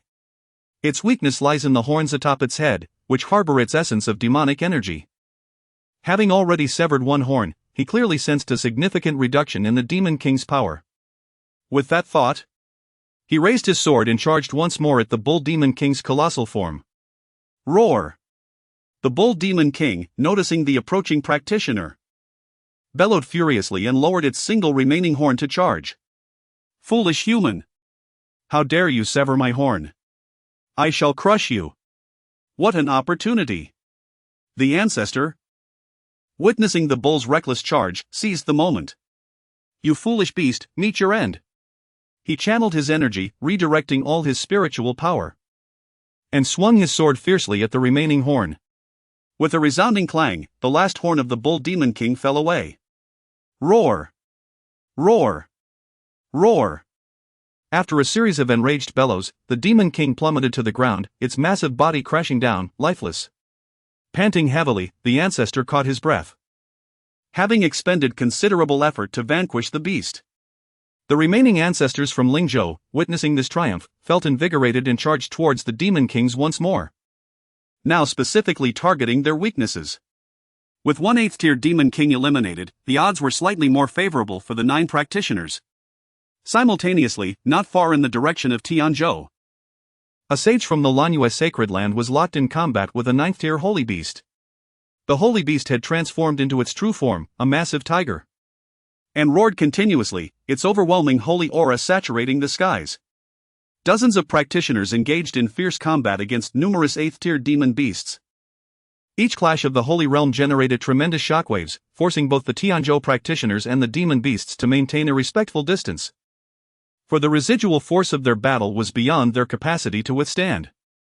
The duel within the sacred realm is not one that can be swiftly resolved. Even the vanquished party cannot be easily exterminated without incurring substantial costs. Meanwhile, in the direction of Qingyun, a saint from the Azure Sky Sacred Land is engaged in combat with a formidable 9th-tier sacred beast. This creature exudes an aura that rivals the pinnacle of the saintly realm, taking the form of a colossal bear. Its ferocious assaults upon the saint of the Azure Sky Sacred Land have proven to be a considerable headache for the latter, who, being only in the mid-stages of the saintly realm, finds himself utterly outmatched by the beast. When one's strength reaches an overwhelming absolute, all cunning stratagems become futile. He can only evade the bear's relentless attacks, hoping to buy time for other saints to arrive, lest he be compelled to seek assistance from the sacred lord. In the direction of Huangzhou, the beasts here are particularly powerful. A saint from the eastern Xian sacred land, along with 2 semi-saints, is locked in battle against 2 sacred beasts, while others engage in fierce combat with dozens of 8th-tier demon beasts. The conflict in the sacred realm seems evenly matched for the moment, but the struggle of the 2 semi-saints against a single sacred beast is clearly a desperate endeavor. As they are not of the same caliber. The sheer size of the transformed sacred beast allows the 2 to utilize their agility to evade. But had its power been measured among cultivators, they would have perished countless times over. This implies that while they have numerous opportunities for error, a single misstep on the part of their opponents would result in certain death. Overall, the cultivators from the 4 continents do not hold the advantage on the main battlefield. Should they falter, the fate awaiting them is annihilation. At this moment, Mu Shuixian arrives, flying in from the direction of Lingzhou. Upon her arrival, she observes 9 cultivators of the fragmented void realm engaged in a fierce struggle against 9 demon kings. Stand aside. Allow this saint to take over. Upon hearing her command, the 9 elders from Lingzhou unleash their full power against the demon kings, swiftly retreating. This saint? How splendid! A saint from the sacred land has arrived. The elders glance back, only to behold a strikingly beautiful sword-wielding woman, her demeanor radiating both elegance and valor, clad in a blue-green ceremonial robe, exuding a formidable saintly aura. She is not from the sacred land but rather a powerful figure from the Qingyun Sect. Indeed, the sacred realm is indeed guarded by a saint from the upper sect. The elders silently muse. They had long suspected the Qingyun Sect possessed a saint, yet none had ever witnessed one before. Those who had taken part in the previous siege against the sect had all perished. News had reached them that even the elders from the Tianji pavilion of the central domain had come, only to be swiftly dispatched, leaving them utterly convinced. Today, they finally behold the grace of the saint from the upper sect. Lingzhou, too, is a grand state under the protection of a sacred presence. Chapter 54, The sword seizes the sacred beast, the Empress strikes. The formidable presence of the Holy Realm emanated from Mu Shuixian, leaving the 9 demon kings paralyzed with terror. Their massive forms trembling under the weight of her overwhelming sanctity. My lord will bestow. Before the demon king could finish, Mu Shuixian effortlessly swung her sword, her frigid visage betraying no flicker of emotion. A piercing sword energy cleaved through the heavens and the earth. In an instant, the 9 demon kings were obliterated by this terrifying force. How dare mere insects threaten this empress? Though she could currently only channel the power of the Holy Realm, she was still the revered empress of the Middle Domain, and her strength was gradually returning. It was merely a matter of time before she reclaimed her status as a great emperor. When the emperor was enraged, the heavens would shatter, and the earth would quake. Countless corpses would litter the ground, and the stars would shift. Mu Shuixian sheathed her sword and cast a glance at the 9 ancestors. Great Lord! What are your commands? The 9 ancestors, witnessing the gruesome fate of the demon kings, stammered nervously. She is too powerful. With a mere casual strike, she annihilated our longtime foes. You need not concern yourselves with the main battlefield. Withdraw to the Batian city and assist the elders of our sect in exterminating the remaining beasts. Yes, esteemed lord.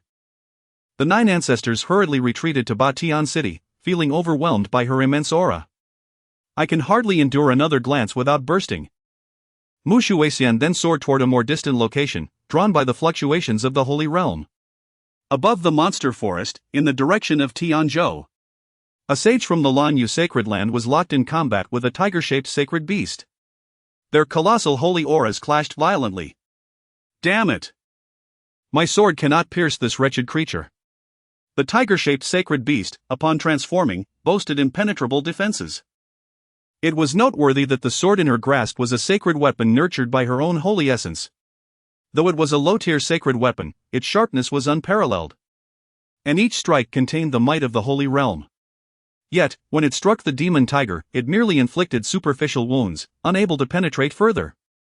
The demon tiger, on the other hand, possessed razor-sharp claws, and she had already sustained a visible gash on her back from a single swipe. Is this a late-stage holy realm beast? Mu Shuixian pondered as she approached. Our sect is in need of a few guardian beasts. If I were to present a sacred beast to the sect master as a mount, it could enhance my standing within the sect.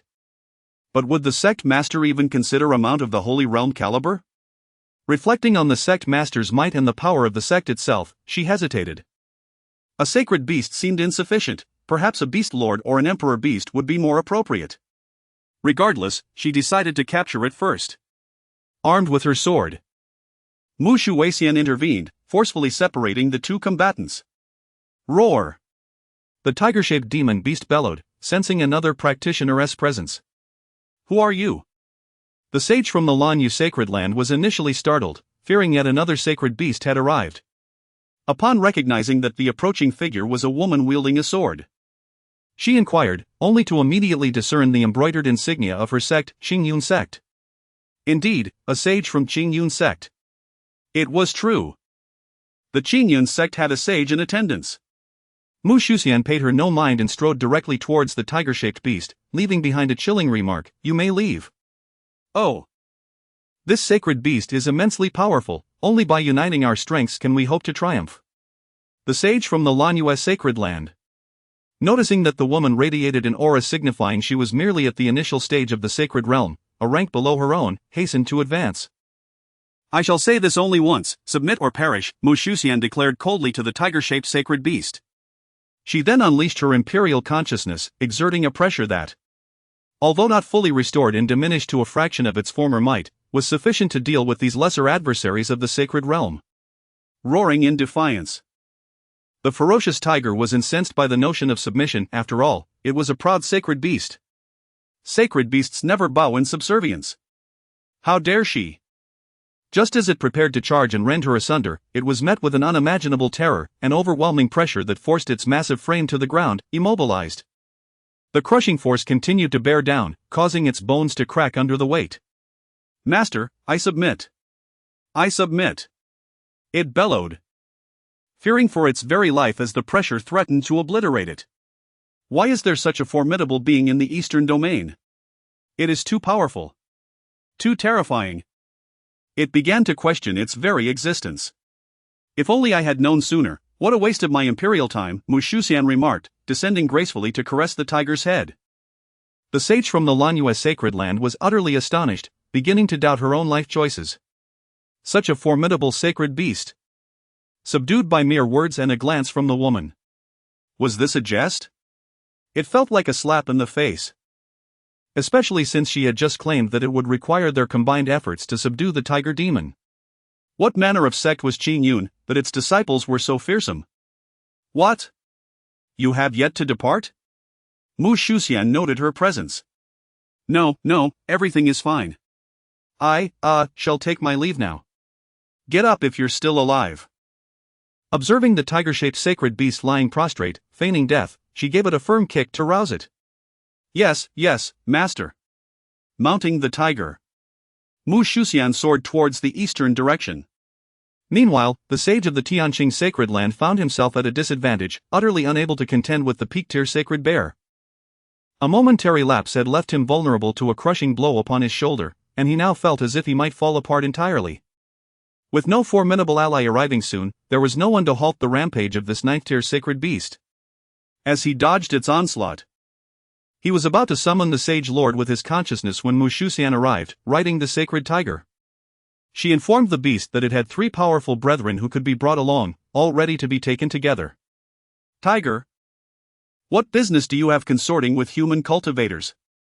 The shapeshifting giant bear beheld the approaching man and tiger, and roared, "Foolish bear! Hasten to pay your respects to your master."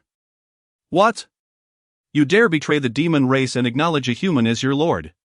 You have truly brought shame upon the sacred beasts. I shall slay you first, and then tear apart your so-called master.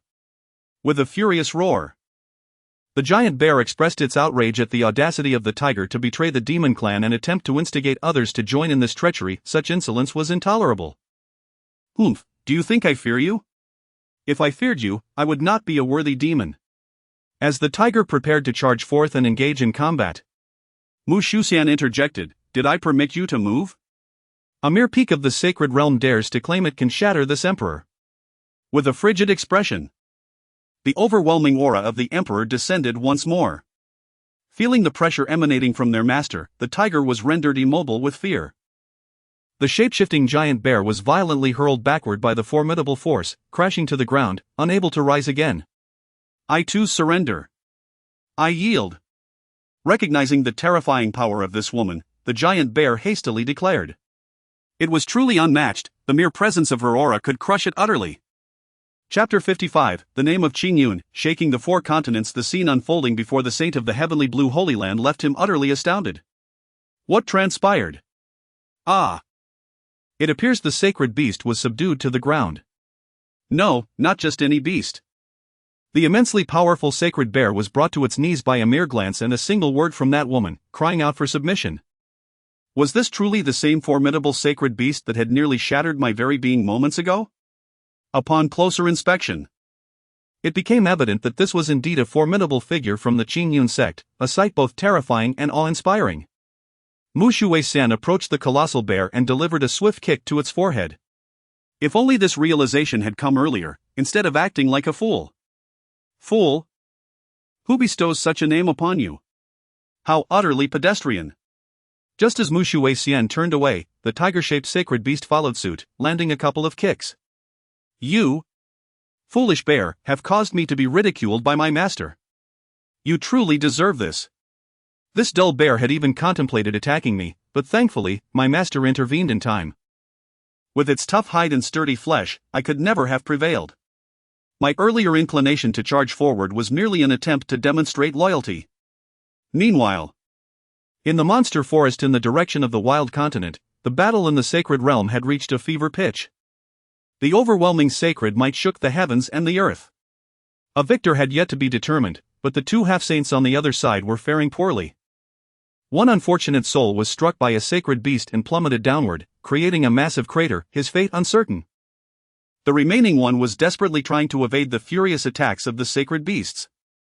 One was at the pinnacle of the sacred realm, 2 at the late stage, and another at the mid-stage. Upon witnessing the last 2 sacred beasts, Mu Shuxian mused that the most formidable among them was indeed the giant bear, which trembled beside her. "Hey, you foolish bird and that dim-witted pig, why aren't you coming to pay your respects to your master?" The tiger-shaped beast chimed in.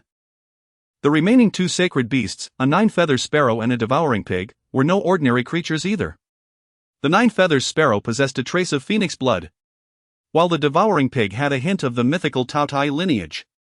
The mere presence of such bloodlines enabled them to reach the sacred realm. One can only imagine how extraordinary the true sacred beasts must be. The words of the tiger-shaped beast drew the attention of the combatants. In the distance, a woman rode a tiger, accompanied by a sacred realm giant bear. What is this situation? You too, foolish bird and dull bear. Why are you in the company of human cultivators? Pay homage to your master? Have you too betrayed the demon clan? How dare you speak of betrayal in such a harsh manner, you foolish bird? This is merely a case of virtuous beasts, or whatever it is, coming together. The figures from the Qingyun Sect elicited shock from the saints and half-saints of the eastern Xinjiang land. A powerful figure from the Qingyun Sect had tamed 2 great sacred beasts. To hell with this. The 9-feathered sparrow and the devouring pig seethed with rage upon hearing the tiger-shaped beast's words. They had initially believed the tiger and the dull bear were there to assist, only to find them subservient to human cultivators. What of the dignity of sacred beasts? What of the integrity of the demon clan? What are you staring at? Hurry up! Do we have to wait for the master to speak? Erhuzi exclaimed as he kicked the nearby clumsy bear. At this moment, Mu Shuwei-Xian chose not to intervene. As this clumsy bear possessed the highest cultivation among the four beasts and required no assistance from her. Oh, I'm on it! The giant bear roared before charging at the two beasts. After a quarter of an hour of fierce combat, the enraged giant bear sent the sky-swallowing pig flying with a powerful punch, nearly tearing the nine-feather sparrow apart. Subsequently, the giant bear effortlessly lifted them by the scruff and tossed them onto the vacant ground behind. It was a swift and efficient display of strength. The saints of the Eastern Xian Holy Land were left astounded. And the semi-saints gasped. Had these two mighty sacred beasts been so easily subdued? The strength of this sacred beast, the giant bear, was truly formidable. Even more alarming was the fact that all four sacred beasts had submitted to this formidable figure from the Qingyun Sect. What manner of power does the Qingyun Sect wield? It appears that the tides are turning in the eastern region. All forces in the east would soon find themselves overshadowed by the might of the Qingyun Sect. Once the four sacred beasts had surrendered, they let out a simultaneous roar, prompting the army of demon beasts to retreat towards the demon beast forest. Having already suffered significant losses, the remaining beasts would soon regain their strength after the tide of beasts passed, resuming the brutal cycle of survival of the fittest within the forest. The four sacred beasts revealed that this beast tide had been instigated by a powerful demon clan from the central region, compelling them to comply. In Batian City, under the onslaught of Elder Luo Chun from the semi-saint inner sect and the 9 returning ancestors of the fragmented void realm, all demon beasts outside the city were eradicated. Goodness! I've struck gold. I've slain over 100 second-tier demon beasts, contributing more than 2,000 points. Exclaimed an outer sect disciple in astonishment. He had been so engrossed in his slaughter that he hadn't even noticed the value on the sect token, only aware of his relentless onslaught against the second-tier beasts. With every swing of his blade, he was met with the thrill of victory.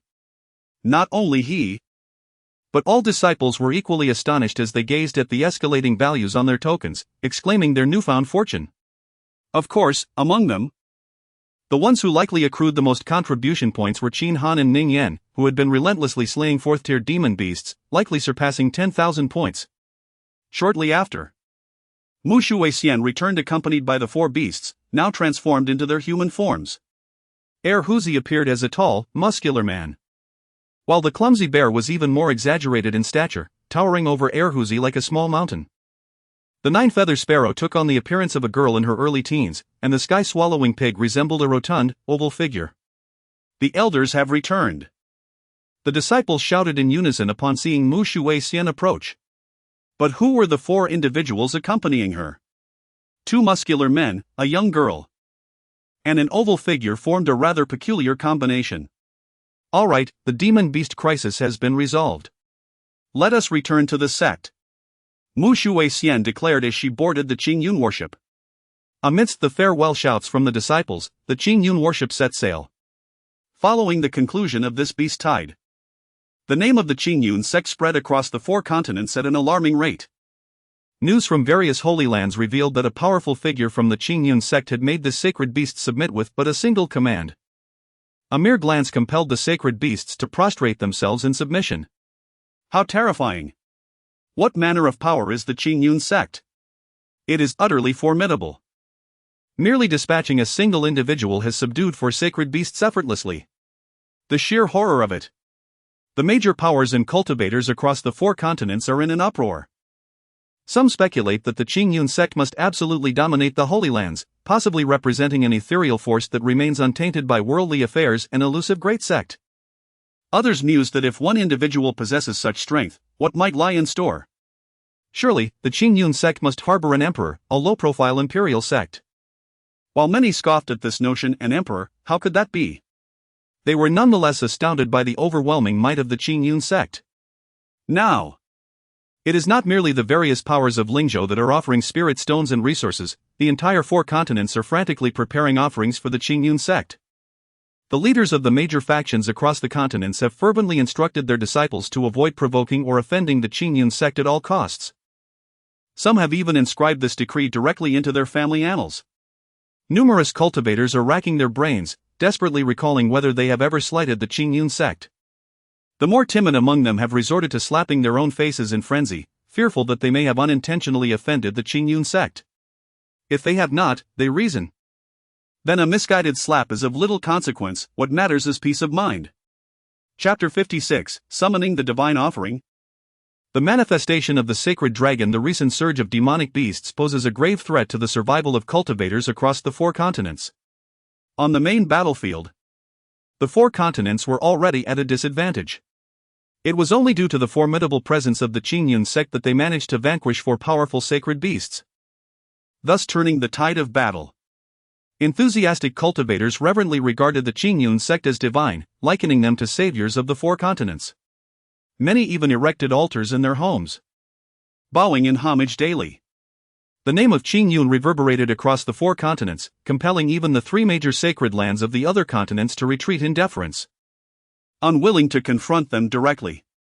When one gazes upon the entirety of the eastern domain, who could possibly rival them? Meanwhile, at the Qingyun Sect, within the Master-S Hall, Feng Qingyang stretched languidly, awakening refreshed. Although he had reached the realm of true immortality, where meditating for decades without sleep posed no challenge, fasting for 10 years would not lead to death, he still maintained the good habits he had cultivated during his time on Blue Star, late nights and leisurely mornings, with 3 meals a day. Beep. Congratulations to the host for completing the task, rewards are being distributed. Dispensed. Congratulations. The host has received 1 silver summoning card. The host has completed the task, the Prestige Value Mall has been opened, and the Prestige Value Lottery interface has been activated. As this is the host's first time accessing the lottery interface, a complimentary first draw card has been granted. As this is the host's inaugural visit to the Prestige Value Mall, a bonus of 100,000 prestige points has been awarded. Master, please check your rewards system message. Oh. The demonic beast surge has been resolved, and the system rewards have arrived. It seems the rampant demonic beasts across the 4 continents have been eradicated. Otherwise, this miserly system would not have preemptively granted rewards. Excitement surged within Feng Qingyang. It was early morning, and he was eager to make a draw. Using the silver summoning card, Feng Qingyang anticipated the outcome. Having not utilized a summoning card for some time, he wondered how fortunate he might be recently. Beep. The silver summoning card has been successfully used. Drawing. Successful draw. Congratulations, host. You have summoned the peak elder of the manifestation realm, Long Xie. Engraving in progress. Engraving successful. Manifested. By the heavens. His luck remained as vibrant as ever. The maximum limit of the silver summoning card was indeed the peak of the manifestation realm, and he had finally drawn it. However, it still did not surpass the combat prowess of the Qingyun Sect, as the presence of the peak ancient emperor loomed overhead. At times, Feng Qingyang pondered what realms lay beyond the ancient emperor. Upon entering the system interface, he discovered 2 new sections, the Prestige Value Mall and the Prestige Value Lottery. Methods to acquire prestige points: Sect Influence, Sect Intimidation, Sect Prestige. 100,000 prestige points allows for 1 lottery draw, encompassing treasures from myriad realms. The outcome relies solely on personal fortune, with the system having no authority to intervene. Feng Qingyang briefly examined the Prestige Value Mall and Lottery interface. Good heavens! The array of treasures was dazzling. A veritable cornucopia of items, truly deserving of its reputation for encompassing all realms. However, the prices were exorbitantly high. The Maid of the Emperor's Realm, 1 million prestige points, mastering both the hall and the battlefield. You truly deserve it. The Watchdog of the Emperor's Realm, 1 million prestige points, which formidable sect lacks a Watchdog of the Emperor's Realm. The Sword of Eternal Tribulation, 10 million prestige points, forged through countless tribulations. It effortlessly slays immortals and gods. The Tower of Heaven, 10 million prestige points, uplifting the heavens with a single hand, a treasure that contains demons. A pinnacle artifact of the immortal realm. Upon reviewing his prestige balance, he found a mere 100,000. He could only afford some worthless trinkets. Take, for instance, this permanent experience card for the sacred realm, valued at 100,000 prestige points. It was hardly worth anything. Could it be that the system was profiting from the disparity? Alas, it mattered little. While fortune still favored him, he would seize the moment. System. Use the first draw card. Ding, first draw card used successfully. Drawing. Congratulations, host, you have drawn. Thank you for your patronage. What on earth? Are you jesting with me? I thought my luck had returned, only to draw a thank you for your patronage, and you even congratulate me. Is killing not enough? You must also wound the heart? I refuse to believe this. System, let me draw again. Feng Qingyang expended his remaining prestige points and chose to draw once more. Ding. Consuming 100,000 prestige points, drawing. Congratulations, host, you have drawn a permanent experience card for the fragmented void realm. A great misfortune. This is even worse than spending 100,000 prestige points for a permanent experience card of the sacred realm in the marketplace. I admit my voice was a tad too loud just now, can I take that back? Meanwhile, above the Qingyun Sect, a figure descended slowly. The overwhelming aura of the peak of the sacred realm followed suit. The winds changed dramatically, and the heavens dimmed. Amidst the thunder and lightning, a man garbed in the Qingyun Sect's specially tailored attire landed. His long hair flowed like a waterfall, and his eyes were starkly black and white. The dark purple robe exuded an inexplicable sense of superiority. Yet, his expression was chillingly indifferent, as if he wore a mask of ice. Under his disdainful gaze, an immense pressure enveloped him. This scene caught the attention of even the elderly Qingyun. Were it not for the fact that this individual was also a formidable force of the Qingyun Sect, he would have been sent flying with a single palm strike. What the devil? Even I, at the pinnacle of the Emperor's realm, do not flaunt so ostentatiously. What is happening? A mighty presence has descended upon our Qingyun Sect. Indeed. Look! The disciples of the sect, upon witnessing the unusual celestial phenomena, felt the sudden shift in the atmosphere, followed by a powerful aura. They hurried over, only to behold this spectacle. Ah, it is the esteemed elder, Long Xia. Upon recognizing the embroidered name of the Qingyun Sect on the man's robe and hearing the announcement, they dispersed in relief. It turned out to be one of our own strong members. What a false alarm. Indeed, our sect is full of hidden talents. I must strive to cultivate and become such a powerful figure. I wonder if this fierce dragon of mine can cross the river. An esteemed elder. How formidable indeed. In the Qingyun Hall, Feng Qingyang, in his moment of despair, has utilized the permanent experience card for the broken void realm.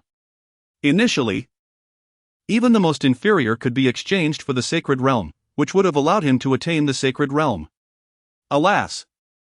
He can only blame himself for his own folly. The permanent experience card for the broken void realm has been successfully activated. Congratulations to the host on acquiring initial cultivation in the broken void realm. Chapter 57, Return to the Sect. The sacred beasts trembled. The successful use of the cultivation card brought forth an overwhelming surge of power that surged into Feng Qingyang's body. He ascended through the realms of the early stage of the true person, to the middle stage, the late stage, and finally reached the pinnacle of the true person, culminating in the initial stage of the void-shattering realm. This elevation transpired in the blink of an eye, and the foundation of his cultivation was remarkably solid, devoid of any superficiality despite the rapid advancement. His base was extraordinarily firm, as if he had been honing it for countless millennia, achieving a level of mastery that was truly sublime. The system's craftsmanship guaranteed unparalleled quality. Feng Qingyang felt an immense power within him, exponentially stronger than before. His aura was formidable. With a single punch, he could shatter the void, effortlessly obliterating his former self countless times over. One word encapsulated his experience: exhilarating. Cultivating had become as effortless as eating or drinking. No, the speed at which he advanced surpassed even that of consuming food or water. The leap through several realms occurred in the blink of an eye. He often marveled at the fact that he had only been in this place for just over a month. Transforming from a novice with no cultivation to the initial stage of the void-shattering realm, coupled with his celestial body, he could easily crush those at the pinnacle of the void-shattering realm with mere jest. Given a little more time, Even the supreme emperors would seem like ants beneath his feet, easily trampled. At that moment, Long Xie entered the grand hall. Long Xie, greetings, sect master, he said respectfully, resembling a block of ice. From now on, you shall serve as the honored elder of Qingyun Sect. The pinnacle of the manifestation realm should suffice, wouldn't you agree? Indeed. Sect master, he replied. Just then, the colossal Qingyun worship descended upon the Qingyun Sect. The elders and outer sect brothers have returned, he exclaimed. I envy those outer sect brothers, they must have garnered considerable contribution points from this beast hunting mission. Cough, what good is mere envy? We must strive diligently and surpass them, said a fellow disciple, patting his shoulder. He understood his junior brother's sentiments. His junior was merely a hair's breadth away from entering the outer sect, which would allow him to venture out with the outer sect brothers to gain contribution points. How unfortunate, he thought, that his junior's talent was only mediocre. The only event that could elevate him was this. The disciples of the miscellaneous sect were merely born with slightly inferior talents. Yet their determination and perseverance were no less than that of the outer sect disciples. It is essential to recognize that this continent is not lacking in prodigies. But how many of them can endure to become the most formidable? Conversely, many who began as nameless individuals later achieved great success. The previous ancestor of Qingyun is a case in point. With immense determination and countless fortuitous encounters, he continually surpassed his limits and ultimately became an emperor, overlooking the entire continent. The worship landed steadily within the outer sect's domain. Elders Mu Shuixian and Luo Chen were the first to disembark, followed by the 4 transformed sacred beasts, and then the outer sect disciples streamed out in succession. Once everyone had exited, Mu Shuixian waved her hand, and the Qingyun worship instantly shrank, vanishing into her possession. All right, the trial of the beast tide has officially concluded. You should all focus on your cultivation. This elder will be awaiting you in the inner sect. It was time to note that the outer sect rankings had been open for a month now. As time progresses, with merely 1 month remaining until the final ranking, there will soon be 10 disciples selected from the inner sect. As an elder of the inner sect, she will finally have a modicum of influence. It is certain that the intensity of competition for the ranking this month will surpass that of the last, given that only 10 coveted spots are at stake. Huzzah! At last, I have earned contribution points. This will enable me to exchange for items from the sect. They yearn for the powerful resources available in the sect's scripture hall and alchemy hall. Previously, without any contribution points, they had no opportunity even to catch a glimpse of these treasures. All they could do was fantasize about how to spend a wealth of contribution points if they ever acquired them. Brother, seeing your exuberance, I presume you have amassed quite a few contribution points this time? Hee, not too many, just this amount. The disciple chuckled, raising 3 fingers. 3,000. You struck it rich, brother. Hee, just a stroke of luck. Though he spoke lightly of it, the hardships endured were known only to him. He had valiantly fought against 100 second-tier demonic beasts and had exerted himself to slay 10 third-tier ones. It was through such arduous efforts that he had earned these contribution points. He had even refrained from sharpening his blade, unwilling to part with it. Thus, the notion of instant fame or success in a day is a mere illusion, as true achievement is born of relentless toil. With the exception of certain otherworldly cases. Let us proceed, brother, to see what we may exchange. Upon approaching the 4 sacred beasts, doubts about their existence once again crept in since entering the Qingyun Sect. Where is this place? Has this beast arrived in a realm of immortals? Foolish bear, slap me. Let me ascertain if I am dreaming. The second tiger inhaled a deep breath of spiritual energy, feeling 1/3 of its depleted beast essence restored instantly. This is real. This beast has never encountered such a place in its lifetime. I too. The great bear exclaimed, delivering a slap to the sacred tiger's face. This small request must be fulfilled. It had never witnessed such grandeur before, nor had it ever seen the absurd preferences of the sacred tiger. The second tiger grimaced from the blow but chose not to hold a grudge. One must swallow their own words, no matter how bitter. Expressions of astonishment adorned the faces of the 4 sacred beasts. Truly, this sect of the master is formidable. Surely, Even the great demons of the central domain would bow before such a powerful sect. With this thought, their resolve strengthened. What of allying with human cultivators? What of betraying their kind? If one dares to object, let them face this mighty sect. Even the great demons would be trampled underfoot. Let us go, Elder Luo. It is time to report to the sect leader. After Mu Shuixian spoke, she turned to the 4 sacred beasts. Do not provoke the sect leader, otherwise, you 4 shall find no resting place in death. Even if the demon emperor were to come, he would be unable to save you. Do you understand? Mu Shuixian recalled the overwhelming divine consciousness that had crushed her upon her entry into the sect. Along with the 6 words that lingered in her consciousness, dare to offend again, and you shall perish. Even now, the thought sent chills down her spine. The demon emperor could not protect us. Could it be that a supreme emperor presides over this realm? My goodness! Upon hearing Mu Shuixian's words, the 4 sacred beasts were taken aback, their imaginations spiraling. Indeed, we would never dare. They trembled as they spoke. If the master is already so powerful, merely an elder, how formidable must the sect leader be? Even if they were granted 1,000-fold courage, they would not dare to provoke such might. It is said that the esteemed sect leader could easily crush them with a mere finger. An imperial sect under the protection of an emperor-level powerhouse. They could be obliterated by a mere breath from such a being. Chapter 58, The Miscellaneous Sacred Beasts.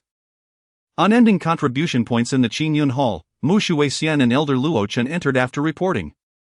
4 trembling shape-shifting sacred beasts followed behind them. Master. The tide of beasts that swept across the 4 continents has been eradicated. The outer disciples have also completed their trials and returned safely. Our Qinglian Sect has not disappointed expectations and has gained renown across the 4 continents, Mu Shuixian respectfully declared. She then glanced at the sect leader seated at the main position, who was meditating with closed eyes, seemingly indifferent to her words. Indeed. The sect leader possessed celestial prowess and must have been already aware of the situation, orchestrating strategies while overlooking all. Such was the leader's might.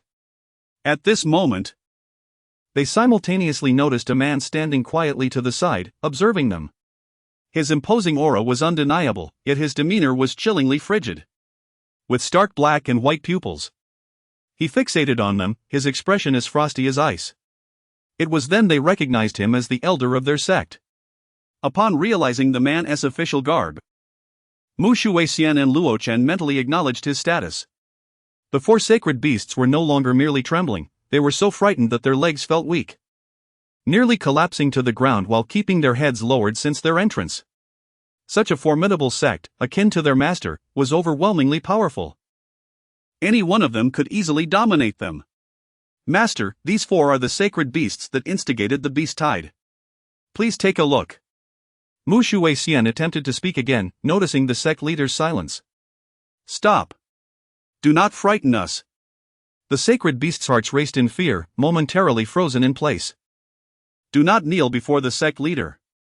Seeing them still bowing their heads unresponsive, Mu Shuixian's gaze sharpened. Little beasts. We pay our respects to the sect leader. One of the sacred beasts stammered, revealing their ranks, 1 at the pinnacle of the sacred realm, 2 in the later stages, and 1 in the mid-stage. Upon hearing this, Feng Qingyang opened his eyes and looked down. The 4 sacred beasts transformed into human forms, 2 robust men, a youthful maiden, and 1 resembling Zhu Wuneng.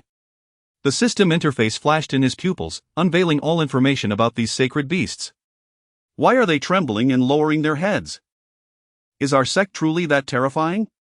Why, yes. Sect leader. Did you 4 incite the beast tide intending to sweep across the 4 continents? Sect leader. It is not our doing. A powerful demon clan from the central domain coerced us into this. We were forced. The 4 sacred beasts, upon hearing this, immediately prostrated themselves, trembling in fear. Central domain? Demon clan?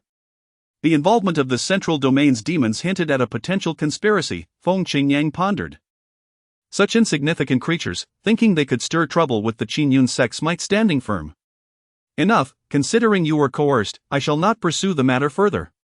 However, While you may escape the death penalty, you cannot evade the consequences of your actions. Henceforth, you four shall perform menial tasks within our sect. Among the two burly men, their strength was evident. One could easily envision them hauling water or carrying dung, their efficiency undoubtedly remarkable. As for the mountain guardians and gatekeepers, they lacked sufficient prestige. At the very least, a beast sovereign would be required, wouldn't it? Thank you, sect master. The four holy beasts spoke in unison with utmost respect. As for doing menial tasks, that would be perfectly acceptable.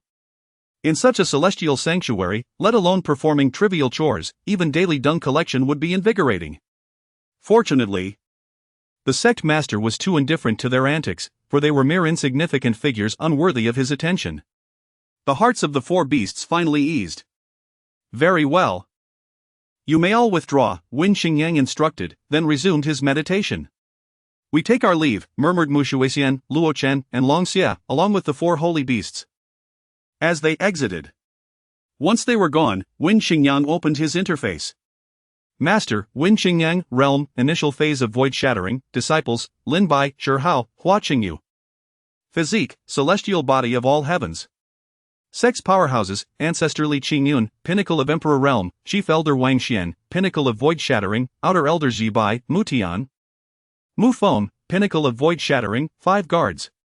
Inner Elders Mu Shuixian at Sate Realm, Luo Chen at Semi-Saint, La Hall Elder Luo Wudao, Sate Realm. Elder Nya Hailong, Pinnacle of Saint Realm. Honorary Elder Longxia, Pinnacle of Manifestation Realm, Menial 4 Holy Beasts, 9th Order Holy Beasts. Sect, Qingyun Sect. Level 1, 9,510,000. Could it be? The sect's value only increased by 500? He distinctly remembered the last time it was already 9,000. He had anticipated that such significant developments would suffice to elevate the sect to the next level. Yet, it merely rose by 500. The rewards seemed to diminish with time. What an absurd system! Setting aside these grievances, he noticed that one main quest and one side quest remained unfulfilled. Revered in the Eastern Domain. Recruit a talented disciple. How infuriating! To think that Qingyun Sect, which was so formidable, had not yet completed this task? 3 sacred lands had already submitted. Must he conquer all sacred lands to truly be esteemed in the Eastern Domain? Wen Qingyang pondered whether to summon the ancestor to crush them decisively. As for the talented disciple, he had his own plans. This child possessed considerable talent in alchemy. He could simply join the alchemy hall as an ordinary disciple. Times had changed, the sect had grown, and he could no longer accept just anyone as an inner disciple. No matter how talented.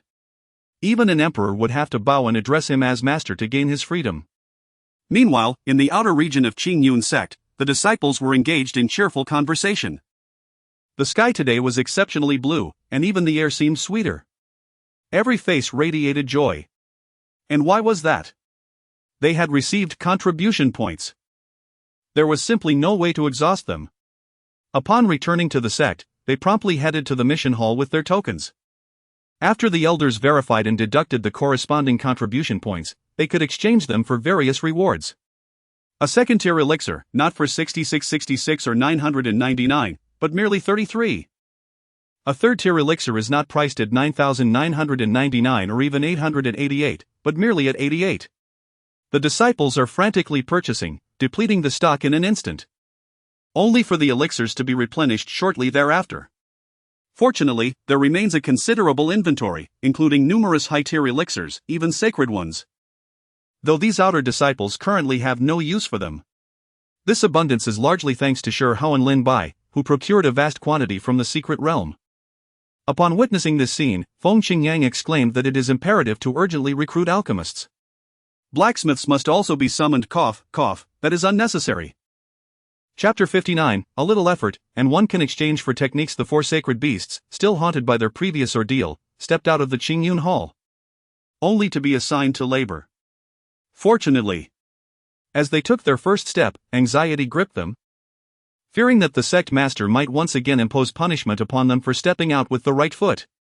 Under the radiant sunlight, a gentle breeze stirred their fur as they busied themselves. One held a tray while the other wielded a broom, oblivious to worldly affairs, focused solely on their menial tasks. Meanwhile, at the Qingyun Sect's task hall, Elder Mufong from the Outer Sect had been temporarily appointed to oversee affairs, assisted by 4 stewards. With no elder in charge of the task hall, the Outer Sect elder had to fill the role for the time being. This hall had become quite the hotspot.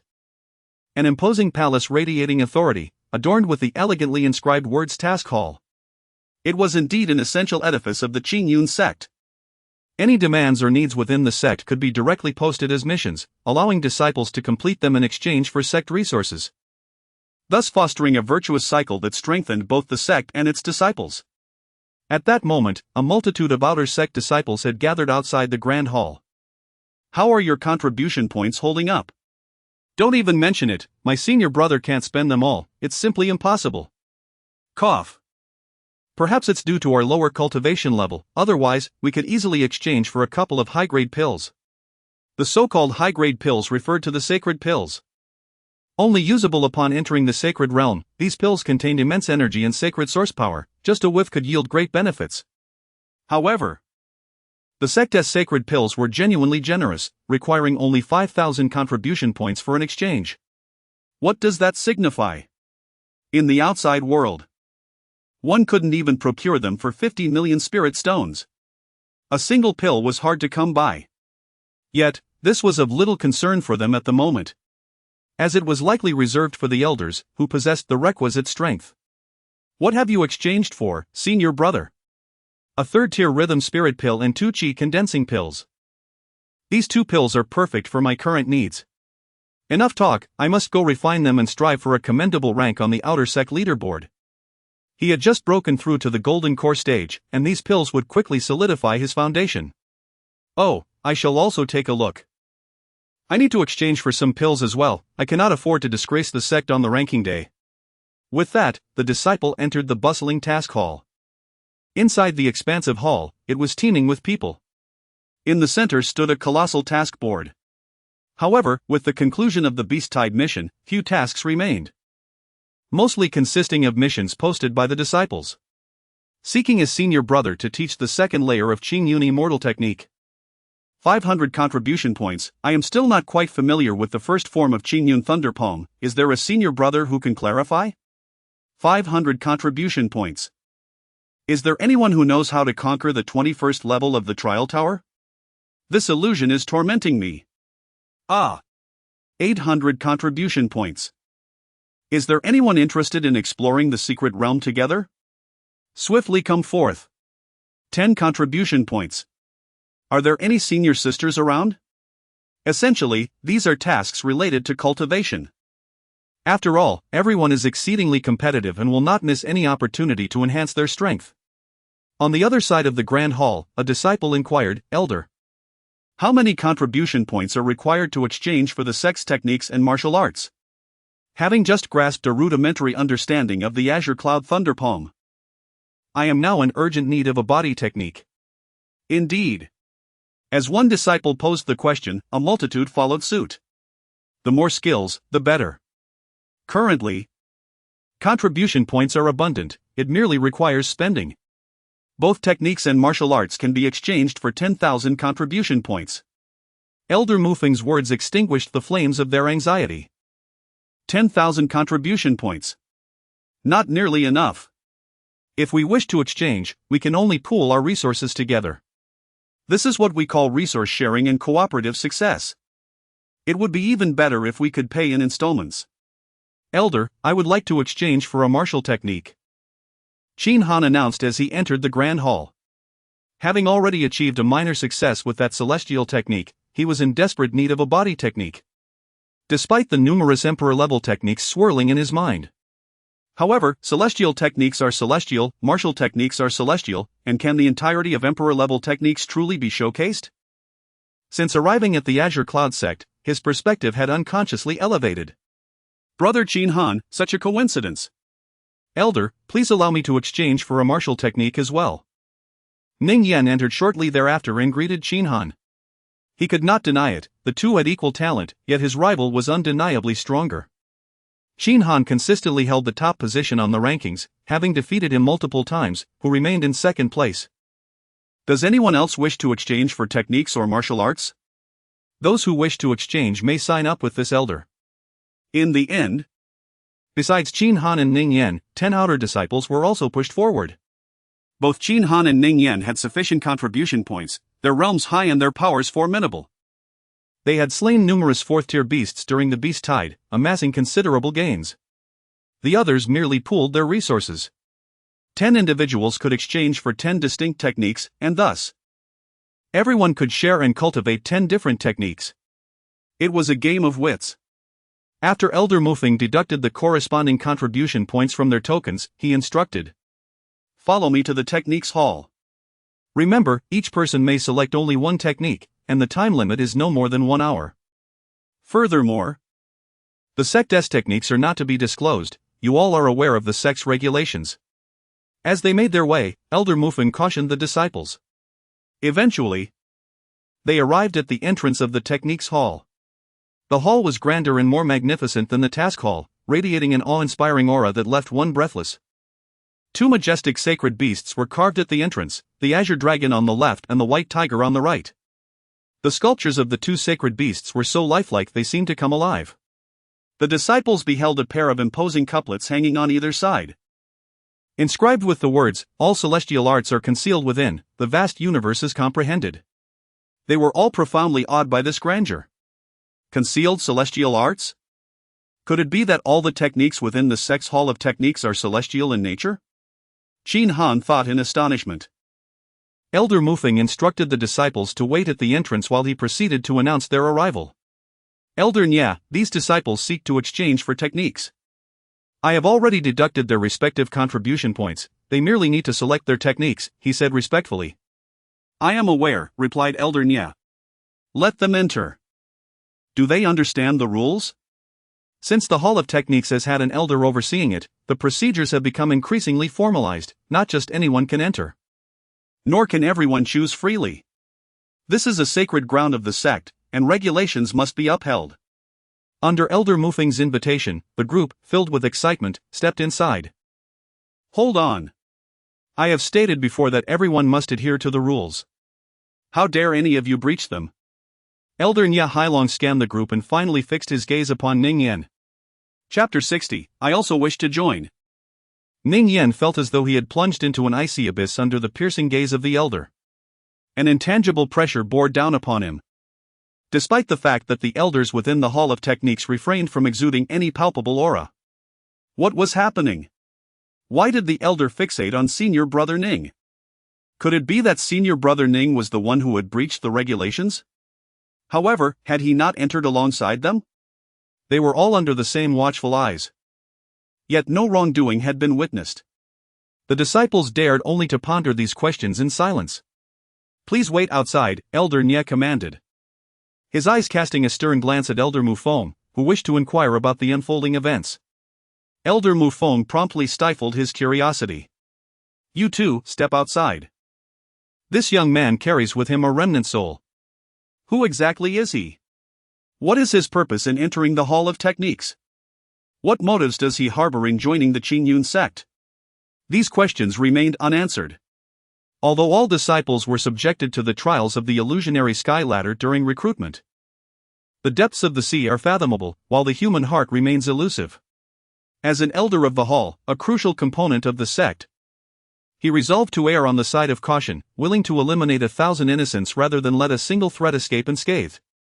Once everyone had exited, he spoke again. "I ask you, what are the 2nd and 6th clauses of the sect's regulations?" Ning Yan was momentarily taken aback. Why was the elder asking him this? Nevertheless, he responded with utmost sincerity, respectfully, "Elder, the 2nd clause states, no betrayal of the sect is permitted, violators shall be executed. The 6th clause states, the sect's techniques must not be divulged. Violators shall be punished with death." Ning Yan spoke with dignity, confident in his integrity. "Now that you are aware, explain why you have brought a remnant soul into the Hall of Techniques. Do you intend to deceive me right under my nose?" Elder Nya Hailong's penetrating gaze seemed to pierce through Ning Yan's very soul. "Oh no! This is bad. The elder has seen through my master. Surely, he doesn't suspect me of betraying the sect or divulging its secrets. The elders he typically interacted with in the outer sect were not above the sage realm, which had led him to believe he was safe from exposure. His only encounters with high-ranking members of the sect had been with Elder Mu and Elder Luo during the extermination of the beast tide. Unbeknownst to Ning Yan, Elder Mu Shui Xian had already discerned the truth. Yet, in her eyes, the remnant soul was merely a trivial entity, easily dismissed. Everyone harbors their own secrets. Perhaps it was due to the fact that his master was but a remnant soul, with consciousness diminished to less than 1% of its former glory, that the Sage Realm Elder saw through him so easily. In truth, even if he were exposed, it would matter little. The sect had treated him and all its disciples with unparalleled kindness, and its might was formidable enough not to be concerned. The crux of the matter was, however, that this was hardly the appropriate setting. Elder. Because thus. Just as Ning Yan struggled to articulate his thoughts, the Venerable Dan Qing interjected. I, Elder Dan Qing, respectfully greet you, esteemed elders of your sect. Elder. Ning Yan has been my disciple since before he entered the sect, and I have long resided within the Holy Light Chain. It is indeed a lapse on both our parts that I was inadvertently brought along this time. I would never harbor any aspirations towards your esteemed sect's techniques. As for Ning Yan's remarks prior to his entry into the sect, he once claimed that such minor factions could be easily crushed. He has long since forgotten such notions. Did I ever utter such words? It is slanderous. Do you understand, Dan Qing? I shall remember you. For now, you shall first enter the artifact, and I will report this to the sect leader for a final decision. As for Ning Yan, everything proceeds as usual. If these two truly pose a problem, it would suffice to eliminate them directly. Thank you, Elder. Upon hearing this, Dan Lao and Ning Yan respectfully replied. By the way, Elder, I have a humble request. To speak candidly, I am an elder from the Pill sect of the Central Region, who, after being schemed against by fellow elders, barely escaped with my remaining soul to the Eastern region. In my past life, I attained the sacred manifestation realm and was a transcendent Pill saint of the 10th tier. Thus, I wish to request that you inform the sect leader. I desire to meet the sect leader in person, as I wish to join your esteemed sect. Such a remarkable sect is one I aspire to be part of. Seizing this opportunity could mean the chance to reclaim my former glory. Rest assured. Although I am but a remnant soul, I possess a unique fire, the blue mysterious flame. Crafting pills of the 7th tier and below is a mere trifle for me. Therefore, I wish to become an alchemist for your sect. The arduous task of pill refinement can be entrusted to me. Meeting the sect leader? Can just anyone meet the sect leader? If every passerby were to demand an audience, the sect leader would be overwhelmed. Sacred manifestation realm? 10th tier alchemist? What does it matter if I am merely a remnant soul? Even if there were 10 sacred manifestation beings or 10 10th tier alchemists, my Qingyun Sect would not be deterred. Of course, alchemists can be summoned for pill crafting in bulk, day and night. Very well, I shall not waste more words with you. I will report your matters to the sect leader. Thank you. After expressing his gratitude, Dan Lao flew back into the Holy Light Chain. Ning Yan then removed the Holy Light Chain from his neck and handed it to Elder Nya. Alright, for now, there are no issues, please summon the individuals outside. We may commence the selection. After Elder Nya spoke, he turned and walked towards the rear of the Grand Hall. The divine consciousness of the sacred realm enveloped the entire hall, rendering personal oversight unnecessary. Yes, Elder. Ning Yan replied and proceeded to the door, pushing it open to step outside. The crowd awaited outside, filled with curiosity. Upon seeing Ning Yan emerge, they exclaimed, Ning Yan, the senior brother, has come out. I apologize, Elder, Brother Qin Han, and all fellow disciples, for having delayed you due to some personal matters of mine. I regret any inconvenience caused. Ning Yan sincerely expressed as he approached. Had it not been for my issues, I suspect you all would have completed your selections by now. No worries, no worries. It is a relief that Brother Ning Yan is well. The group of disciples, witnessing his sincere apology, promptly assured him that all was well. They had also speculated curiously about why the elder accused Ning Yan of violating the rules. Had he uncovered something? It seemed likely that it was merely a misunderstanding. Since all was well, they were allowed to enter and make their selections. Remember, you must not exceed 1 hour, and each person may choose only one book.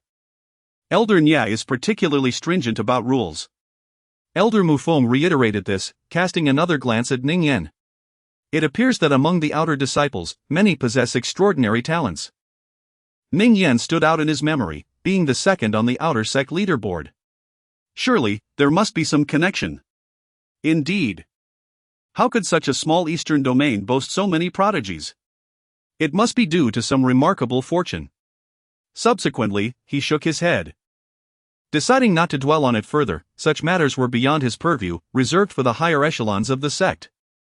Hadn't he just been about to inquire about the situation, only to swallow his words back down? Chapter 61, The Sacred Techniques of the Immortal Realm. The holy land of pill mastery within the hallowed and solemn hall of techniques, rows upon rows of martial arts and skills are meticulously arranged.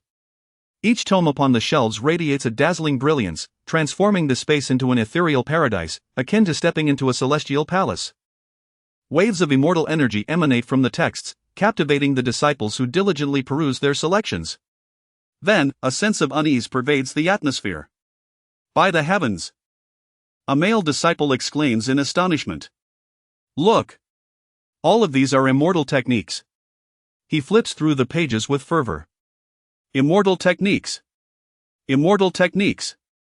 How can there be so many? It's as if they are being offered wholesale, like cabbages. 6 batches. Truly, these are claimed to encompass the myriad celestial arts. The other disciples, now acutely aware, remain silent. Their minds reeling in disbelief. Initially, they thought the elders were exaggerating when they referred to these immortal techniques as foundational skills. It turns out they were indeed speaking the truth. Guilt washes over them for their earlier skepticism. Oh, whoa! To select any one technique for merely 10,000 contribution points, where else can one find such a sect? They lament the absurdity of their earlier dismissive attitudes. It pains me deeply. I would gladly traverse mountains of blades and rivers of fire for this sect, willing to sacrifice all for the ascent of the azure clouds. Their hands hasten to flip through the pages with renewed urgency. Meanwhile, Qin Han also embarks on his selection. He considers the Great Freedom Technique, the Red Star Celestial Inquiry, the Annihilation Illusion Technique, and the Phoenix Dance of the Cold Years. Each text beckons him with immense allure, yet he seeks a technique specifically for body movement. He has all other foundational skills covered. The sect's basic techniques are also immortal arts sufficient for his needs. A lack of finesse is not a virtue. Clear Void Phantom Technique? His eyes brighten as he lifts a volume to examine. Clear Void Phantom Technique, created by the Clear Void Immortal King. This immortal tier body technique allows one to traverse dimensions with but a thought upon reaching perfection. In the river of time, tread upon destiny, as the ancient immortal king. Xing Tai Su. His heart, even at the level of an emperor, is profoundly moved. An immortal king. He wonders if he shall ever ascend to the immortal realm to witness the grandeur of such beings. This is it. This shall be my choice. In less than half an hour, all disciples have completed their selections. The plethora of immortal arts is indeed dazzling. Ning Yan, like Qin Han, has selected a satisfactory body technique, the Lingxian Void Technique. Several disciples, inspired by Qin Han and Ning Yan, also opt for body techniques, recognizing it as a shared weakness among them. There are also sword techniques, blade forms, and palm methods, an array of immortal arts and martial skills designed to enhance their prowess. It seems that once the tide of demonic beasts subsides, a new wave of competition will soon begin in earnest. Meanwhile, the sect's miscellaneous disciples devote themselves wholeheartedly to their cultivation after completing their assigned tasks each day. A lack of talent is not the issue. The true fear lies in a lack of effort. Conversely, some exceptionally talented disciples from the outer sect display an alarming tendency to become overly engrossed in competition. Recently, new members have joined their ranks, making their tasks considerably easier. They are truly industrious, even more so than the miscellaneous disciples themselves. Big brother. Don't you need to cultivate? That's not quite right, big brother. The concept of cultivation scrolls is certainly comprehensible, but why would you, a mere servant, involve yourself in such matters? The humble disciples, having not participated in the extermination of the monstrous tide, remain oblivious to the fact that these 4 labor scrolls are In truth, the four great sacred beasts. Once the disciples had departed, Elder Nya, with a mere thought, vanished from the spot. Meanwhile, at the back mountain of Qingyun Sect, who should be dispatched for this task? As Feng Qingyang contemplated while fishing, he realized that this task of accepting disciples could be swiftly accomplished, yielding both system rewards and resolving the sect's alchemical needs. However, he lamented that the system had not provided a few exceptional alchemists. What if, after completing the disciple acceptance, the reward summons yielded a few lackluster alchemists, thus betraying him mercilessly? Nevertheless, the minor sacred ground did not necessitate his personal presence. Perhaps he could send Long Xie instead? He recalled the venerable elder Long Xie, known for his frosty demeanor. Such recruitment, or commandeering, tasks required individuals who were both polite and formidable. Thus, Feng Qingyang summoned Elder Long Xie with his divine sense. Upon arriving at the sacred ground, the disciples would be compelled to prostrate beneath Qingyun's majesty. Not long after his mental summons, Long Xie appeared. Sect leader, what are your commands? As a venerable elder, he was perpetually restless, yearning for battle. Finally, the sect leader had summoned him for a task. Even his icy visage managed to form a semblance of a smile, which appeared rather peculiar, resembling a face where half was stern while the other half bore a smile. I have a mission for you. You are to journey to the Yudan sacred ground and compel them to submit to our Qingyun Sect. Ultimately, bring all the alchemists from the sacred ground here, remember. All of them. Long Xie, initially exhilarated, became even more thrilled at the mention of the sacred ground. Rest assured, sect leader, I can easily obliterate this minor sacred ground. Hold on. I instructed you to invite, or seize, them, do you understand? I did not command you to annihilate them. Such is the nature of a formidable individual. One who equates understanding with destruction. Is your family aware of your audacity? Ah, my apologies, sect leader, I misunderstood. But what if they refuse to cooperate? Is it necessary for me to instruct you on this? If they do not comply, we shall make an example of one to frighten the others. If that fails, we will resort to total annihilation. Do you think your cultivation is merely for show? The tasks set forth by the system bore no penalties for failure to complete on time. Should they dare to defy us? Disregarding the honor of Qingyun Sect would result in a loss of face for them as well. Long Xie, I had thought the sect leader was showing mercy. But this is essentially the same, isn't it? As for the Yudan sacred ground, so what? I thank you. Rest assured, I will handle it, Long Xie declared. Before soaring into the skies, tearing through space, a feat only achievable by one of the Emperor realm. Yet, with his own prowess, he traversed vast distances in an instant. It was truly vexing how the discourse so easily turned to violence. Such antics were utterly tiresome to Feng Qingyang, a traveler from another realm. A provocative remark was made, suggesting that a swift strike could silence the barking once and for all. The villain understands well that verbosity often leads to downfall. At that moment, an elder from the Hall of Techniques, Elder Nya, approached with deference. Master, I have a matter to report, he began respectfully. What is it? Speak freely, Feng Qingyang replied. Noticing the elder from the Hall of Techniques and wondering why he was not attending to his duties there. Master, this necklace contains a remnant soul that claims to be the master of an outer sect disciple who has entered our sect. They attempted to access our Hall of Techniques together, but I apprehended them. I seek your judgment on this matter. Elder Nya subsequently recounted the conversation he had with the two individuals, summarizing the details for Feng Qingyang. Oh, the disciple's name is Ningyan, is it not? Feng Qingyang mused, already aware of this information. Since their admission into the sect, he had observed it through the system interface. Noting among the recruits a reincarnated emperor and a grandfather possessing extraordinary abilities. Chapter 62, The Arrival at the Sacred Land, Manifesting Power Before the People. However, as long as the disciples pass through the celestial ladder illusion, there will be no issues. Even should their hearts waver in the future, there are ample means to maintain control. Surely you do not believe that mastering celestial techniques is a mere trifling matter? The Qingyun celestial technique does not discriminate based on talent or age, anyone may cultivate it. Moreover, it is a growth-oriented practice. As long as one is devoted to the sect, their abilities will only strengthen. Conversely, betrayal will invite retribution. As the leader of a formidable sect, it is imperative to contemplate every detail meticulously. Since this is a misunderstanding, let us grant them leniency for now. Should they err again, we will deal with it according to the sect's regulations. Feng Qingyang spoke slowly. A mere remnant soul does not warrant excessive concern. As for this remnant soul's claim of wanting to join Qingyun, how intriguing. Let him emerge. Upon hearing this, Nya Hailong promptly informed Elder Dan, who was sealed within the holy light chain, through his divine consciousness. Elder Dan's remnant soul promptly soared forth, brimming with eagerness. Yet, the elder's assertion that the sect leader is not someone one can easily meet left him feeling somewhat apprehensive. Dan Qing pays his respects to the esteemed sect leader. He proclaimed reverently, realizing that this opportunity would determine his fate. I am aware of your circumstances. I trust the elder has briefed you. Our Qingyun Sect is not only stringent in accepting disciples, but the criteria for joining is exceedingly rigorous. Pray tell, what qualifications do you possess to be a part of Qingyun? Feng Qingyang concluded, casting a casual glance over him. A trifling remnant soul need not be taken to heart.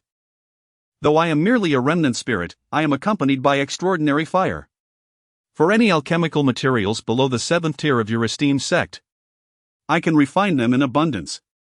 Furthermore, I am an elder of the Central Region Alchemy Sect. When I descend to the Central Region in the future, I can rally my old friends and acquaintances. I wish to join your esteemed sect and serve it faithfully. Dan Shang stood there anxiously after his declaration, uncertain whether his modest assets would sway this enigmatic sect leader. Refining an abundance of alchemical materials below the 7th tier? This old fellow seems like a ripe target for exploitation. He must be must be welcomed into the sect. Your conditions are rather mediocre, but they might suffice for a place in our sect. By the way, the matter of rallying your old friends should be expedited. A gathering of targets makes for easier harvesting. Very well, henceforth you shall be a disciple of the Alchemy Hall of Qingyun Sect. You may leave now and later collect your sect attire from the elders. Thank you, esteemed sect leader. I shall henceforth be a member of Qingyun Sect. Even if merely a common disciple. Joining such a powerful sect is akin to soaring to great heights. The future is bright. Meanwhile, in Xianzhou, at the sacred ground of Yudon. The sacred ground of Yudon stands as the sole alchemical sanctuary among the 5 great sacred lands of the eastern region. Boasting profound heritage and extensive connections, it has thrived for hundreds of thousands of years.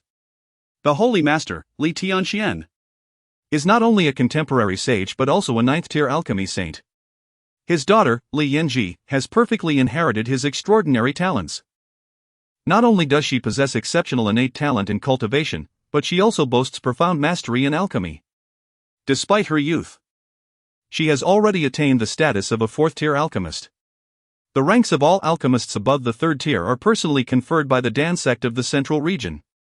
It is only with the certification from the Dan sect that one is regarded as a legitimate alchemist, underscoring the formidable influence of the sect. They monopolize the alchemists across the continent, with branches spread throughout the 5 regions.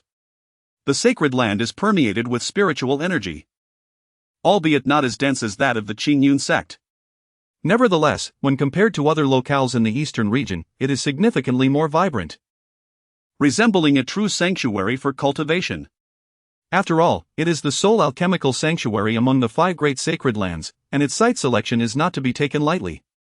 The richness of spiritual energy enhances the success rate of alchemical concoctions. Meanwhile, within the alchemy hall of the sacred land, success has been achieved. A perfect 4th-tier elixir has finally been refined. Li Yanji joyfully held a flawless elixir in her hand, exclaiming its perfect aroma. The intricate patterns on the elixir revealed its status as a pinnacle 4th-tier concoction. After over a year of diligent effort, she has finally succeeded in creating an exquisite elixir. The excitement she felt is beyond words. I owe profound gratitude to my father for his personal guidance. It is through his teachings that I have advanced in the path of alchemy, Li Yanji said, turning to her father behind her. Her father is none other than the lord of the sacred land of alchemy, a 9th-tier alchemy saint. Throughout the past year, she has continually sought his counsel. It can be said that her ability to refine fourth-tier elixirs is largely attributed to her father's influence. My daughter is indeed gifted and intelligent. Splendid. Now, Yanji, you are capable of refining fourth-tier elixirs. It won't be long before you strive for the title of fifth-tier alchemist, Lord Li Qingxian replied with a proud smile. At such a young age, his daughter is on the verge of becoming a fifth-tier alchemist. Such talent, even among the numerous alchemical prodigies of the central region's Dan sect, is exceptionally high. Recalling my own youth, I had only just begun to refine fourth-tier intermediate elixirs at her age. Truly, the new generation surpasses the old. Each wave stronger than the last. Meanwhile, above the sacred land of alchemy, the venerable elder Long Xie has just arrived. The sacred land of alchemy. This is indeed the place. Upon entering Xianzhou, he humbly sought guidance from a passerby, who confirmed this location. Oh? A mere protective array? Do they presume to obstruct me? As he soared into the air, the protective array beneath him materialized. Such arrays are typically active at all times and manifest when powerful outsiders approach. Very well. I shall shatter your array. Someone dares to force their way into the sacred land. What? Who is so audacious? The sacred land is filled with formidable beings. Are they courting death? The external cultivators were left stunned by Long Xie's actions. As local cultivators of Xianzhou, they are acutely aware of the terror that is the sacred land of alchemy. Though it is merely an alchemical sanctuary, its allure has drawn numerous powerful figures. Countless highly skilled cultivators vie to join, eager to obtain elixirs, even risking their lives in the pursuit. Today, someone dared to forcefully invade the sacred grounds. This promises to be quite a spectacle. Who would be audacious enough to intrude upon my sanctum? The cultivators of the Yudan sacred grounds also noticed the presence of Long Xie in the sky. The sight of the man, with cascading long hair and distinct black and white pupils, descending towards their holy site was striking. The guards of the Yudan sacred grounds swiftly took to the air, seeking to intercept this intruder. I am Long Xie, an esteemed elder of the Qingyun Sect, here on the orders of our sect leader. Bring forth your sovereign to meet me, I have urgent matters to discuss with him. This matter concerns the life and death of your sacred ground. And should you dare to obstruct me, do not blame me for shattering your grand formation. Such commanding presence. This proclamation ignited fervor among the onlookers from the outside world. To descend alone upon the sacred grounds, demanding an audience with the sovereign, and threatening to dismantle their protective formation if obstructed, truly remarkable. This is the epitome of one man standing against an entire sacred ground. We should take inspiration from this. Yet, it would be prudent to first ascertain whether this individual is merely boasting. Chapter 63, Ascending the Sacred Grounds. The overbearing Long Xie. Is it possible for anyone to claim the title of saint nowadays? Have the saints of the eastern region become so common? To meet the Holy Master? No. It is he who demands the Holy Master to meet him. This matter concerns the life and death of the sacred ground. And he even threatens to breach the protective formation of our sect. What audacity this so-called disciple of the Qingyun Sect possesses! The leading guard mused inwardly. This is exceedingly unusual. He observed the man, who exuded an extraordinary aura and wore a countenance as grim as death, unmistakably a person not to be trifled with. Referring to himself as this saint, surely, he cannot be a fool? A reckless individual charging into the sacred grounds without any backing would be courting death, indeed. Yet, he must have some sort of backing. He wore a knowing expression. Please remain calm, esteemed guest. If there is something you wish to discuss, feel free to share. I am the elder guard of the Yudan sacred ground. Should I be unable to resolve this, I will report to the Holy Master without delay. He simultaneously communicated with the other guards telepathically. Do not act rashly, this individual has connections. It was likely that the higher-ups within the sect had already sensed the commotion. They would discuss matters further once the elders arrived. One must understand that in this world, connections are paramount. The Qingyun Sect he mentioned is probably a prominent sect from the central region. Due to the vast expanse of the eastern region, which comprises 13 states. Aside from the four major states of Lingzhou, Huangzhou, Tianzhou, and Xingzhou that are interconnected, The other states are quite distant from one another. Furthermore, given the limited time, it would be effortless for the Qingyun Sect to send a formidable figure to deal with the 4 sacred beasts. News of this had yet to reach them. Could it be? He boldly claims to shatter the protective formations of the sacred ground, yet the Elder Guard remains so composed. This is not characteristic of him. Among the distant crowd of cultivators, some recognized the Elder Guard. Typically aloof and irritable, this contrast was indeed peculiar. One wondered what peculiarities were at play today. Previously, when a certain faction offended the sacred ground, it was this very Elder Guard who personally led the charge in confrontation. His ruthlessness was well known. Even the dogs of that faction received a few slaps as a warning. Indeed, this gentleman is correct. I was merely observing from afar and got dragged into the fray myself. You think I would converse with someone of your standing? A mere Elder Guard? Do I require dialogue with you? Long Xia replied coldly, growing increasingly impatient. He was preoccupied with how to fulfill the task assigned by his sect leader. Should he resort to coercion or intimidation? Meanwhile, the offerings and elders of the Yudon sacred ground were hastening towards this location. How audacious to disturb their domain! They were eager to discover who dared to provoke them within the borders of Xianzhou. The Holy Master, Li Qingxian, who had been enveloping the entire sacred ground with his divine sense, also detected the situation. His brow furrowed. He had been instructing his daughter in alchemy when this troublesome fly buzzed into existence. The Qingyun Sect? He had never heard of it. It was likely yet another obscure sect attempting to deceive them and swindle their elixirs. Such occurrences had transpired several times before. One could not deny that the current visitors were putting on quite the act. His spiritual sense detected the newcomer, noting the absence of significant cultivation fluctuations, which led him to dismiss the presence initially. However, soon he would need to ascertain the situation thoroughly. Father, what has transpired? Li Yanji inquired upon observing her father's sudden frown. It's nothing, merely a pesky fly. Continue with your alchemy, he replied. Oh. With that, Li Yanji resumed her manipulation of the flames, refining the elixir before her. Soon, she would achieve another successful concoction. With each attempt, her proficiency grew once, twice, thrice, and then 4 times adept. When she could effortlessly produce the pinnacle of 4th-tier elixirs, she would be ready to challenge the status of a 5th-tier alchemist.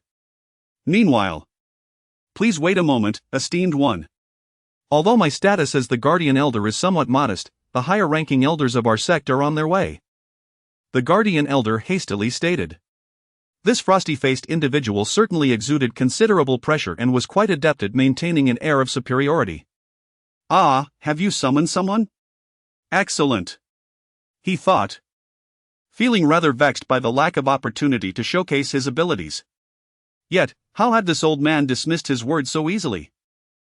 I have clearly stated that their revered leader should come personally. However, this was merely a matter of perspective.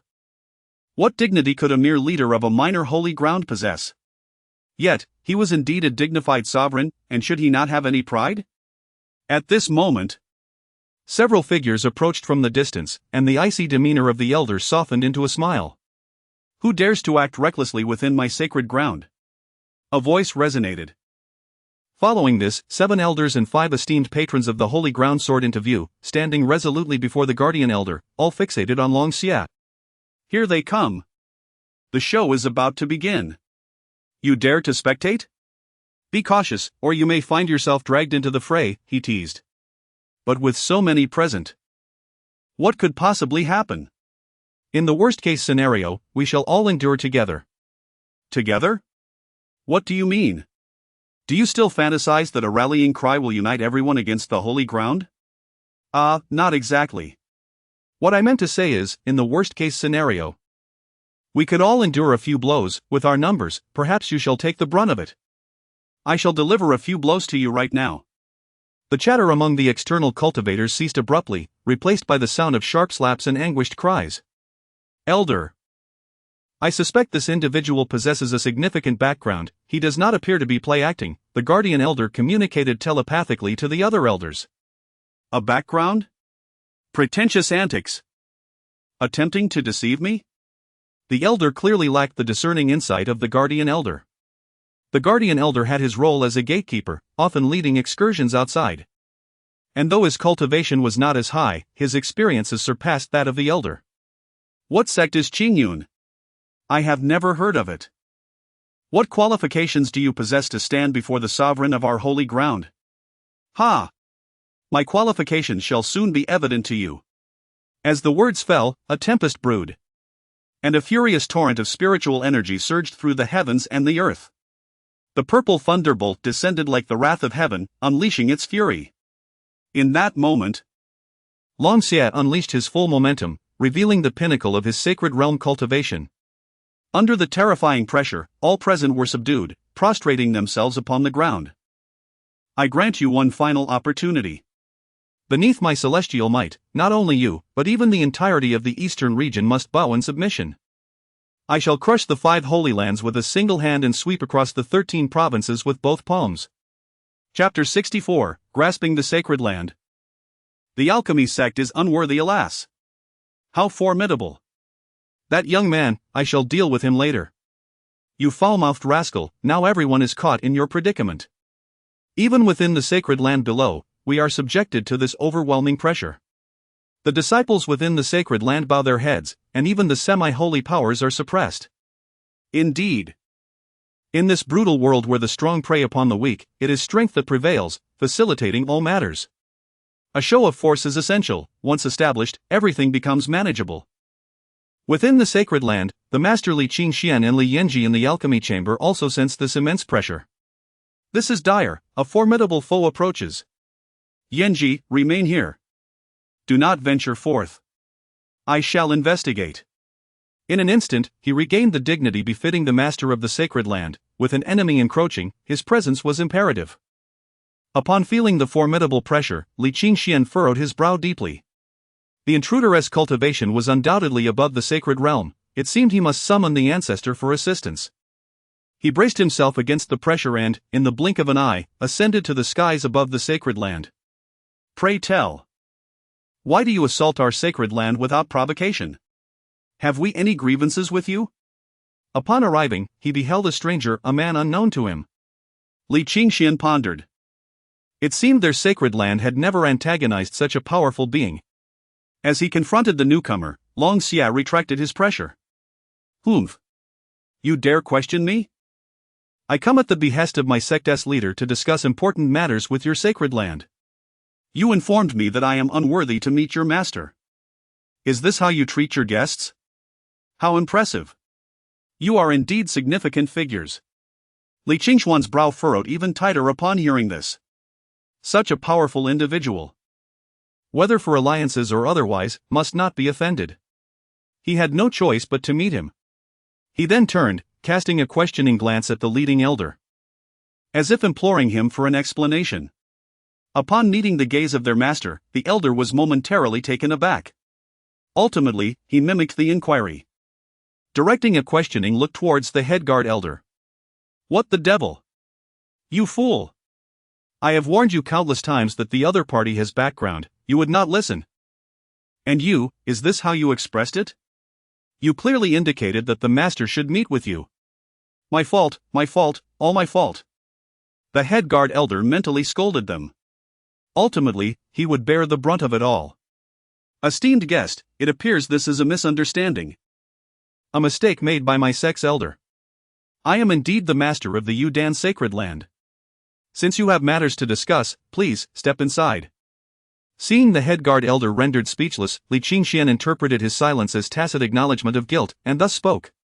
Within the great hall of the Yudan sacred land, he inquired, what business do you wish to discuss? Initially, Li Qingxian presumed the visitor to be merely a performer, yet was surprised to find him a powerhouse. Wait a moment. What allure does our sacred land possess? Merely the elixirs, after all. Would a mere actor come to deceive us? Surely. A powerhouse would not resort to outright theft. Could it be that you have come for the elixirs as well? Without waiting for Long Xie to speak, he blurted out. Elixirs? I have no interest in them. Well, that's good, Li Qingxian felt relieved upon hearing this. However, I am quite intrigued by the one who concocts them. Long Xie smiled wickedly. In the vast hall, his words seemed to lower the temperature, instilling a sense of dread. The one who concocts them, that must be the alchemist, exclaimed Li Qingxian. This powerhouse has quite the appetite.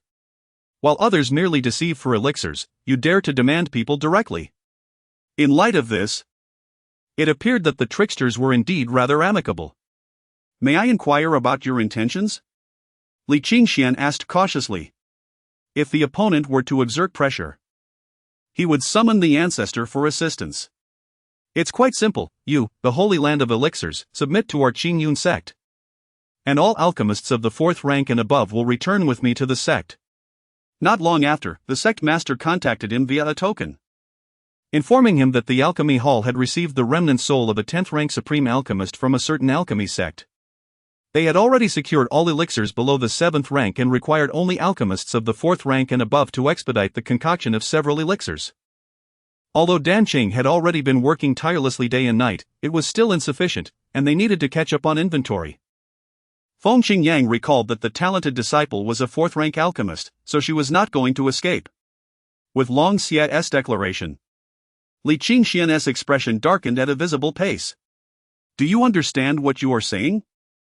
You dare to demand that our Holy Land submit to you and also require all alchemists of the 4th rank and above? What are your intentions? What? Unwilling? Do you feel that our Qingyun Sect is unworthy of your submission? Or do you think it a grievance for you alchemists to join our sect? Seeing him speak this way, it seemed he had no choice but to summon the ancestor.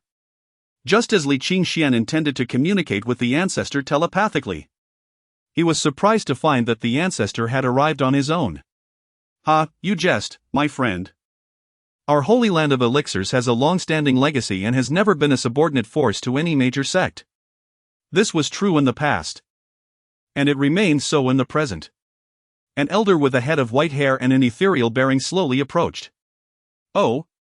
Never submitted? No need to panic. Now you have a chance, don't you?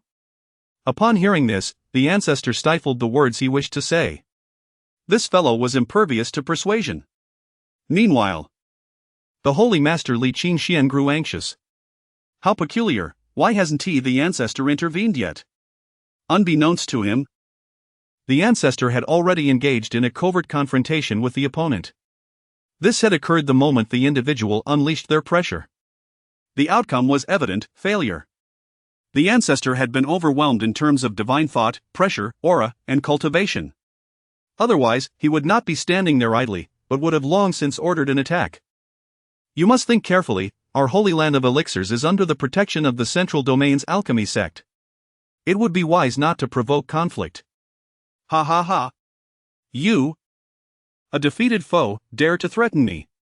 What is the alchemy sect? How dare it compare to our Qingyun Sect? Long Xie scoffed. Indeed. Your mention of the Dan Sect has stirred my memory. An elder from the Dan Sect, a transcendent alchemist of the 10th tier, has taken on the role of a disciple in the alchemy hall of our Qingyun Sect. He came to us, weeping and pleading for our sect leader to grant him admission. Ultimately, our leader, moved by his plight, decided to accept him, albeit remarking that his talents were only sufficient for him to serve as an ordinary disciple in the alchemy hall. Not only did he readily agree, but he also expressed profound gratitude, and now he is diligently engaged in the continuous refinement of elixirs. What? The words of Long Xie have left him utterly astounded. As if a millennium had passed. He shows not the slightest regard for the formidable Dan Sect. A transcendent alchemist from the Dan Sect relegated to the status of an ordinary disciple within our sect? And he had to beg for admission? Were it not for this individual's formidable prowess, the two of them might have truly believed that the other was lacking in mental acuity. Such braggadocio, delivered without even a hint of premeditation. Chapter 65, The Compromise of Yudan. Yanxi sets off. However, the situation is as such. Regardless of whether they are genuine or false, their strength is undeniable, firmly grasping the situation in their hands. One is the knife, while the other is merely the meat. The ancestor, witnessing that even the Dan Sect could not intimidate this individual, found himself at a loss. What else could be done? the Dan sect was disregarded entirely. Even he, a mid-stage sacred manifestation, could not contend with him and could only resign himself to being at their mercy. "Senior, may I accompany you?" At that moment, a figure clad in a flowing white dress entered, the graceful Li Yanji. Her hair cascaded down her shoulders like a silken waterfall, and her violet eyes sparkled with intent. She approached Long Xie and spoke softly before moving towards her father, Li Qingxian, and the ancestor.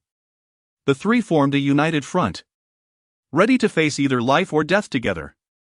"Yanji, what nonsense are you up to?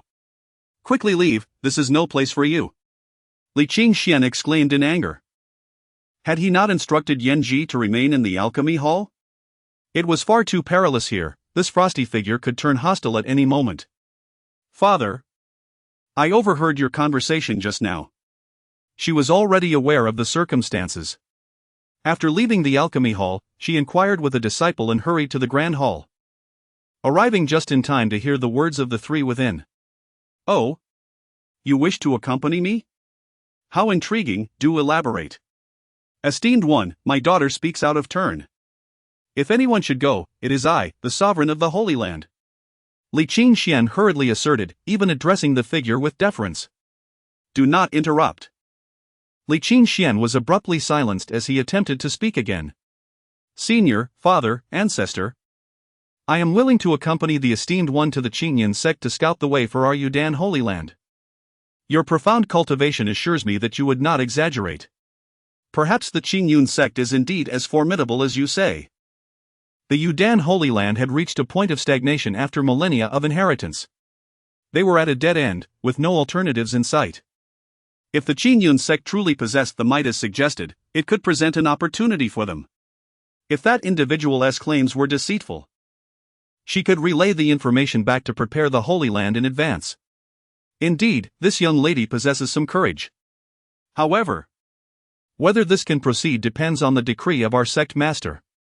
Seizing this fleeting moment, Li Qingxian and the ancestor again cautioned Li Yanji, urging her to reconsider the dangers of her decision. Alas! Imagination may be splendid, but reality is often harsh. They could not bear to see Yanji risk herself. Meanwhile, Long Xie produced the sect's token and communicated with the sect master, succinctly relaying the situation at hand. The talented disciple is indeed this Li Yanji. She exhibits remarkable courage, Feng Qingyang mused. Regardless, she would ultimately be entering the alchemy hall as a disciple. If she is unwilling to depart at that time and sends word back, can the alchemists of the Yudan Sacred Land still escape?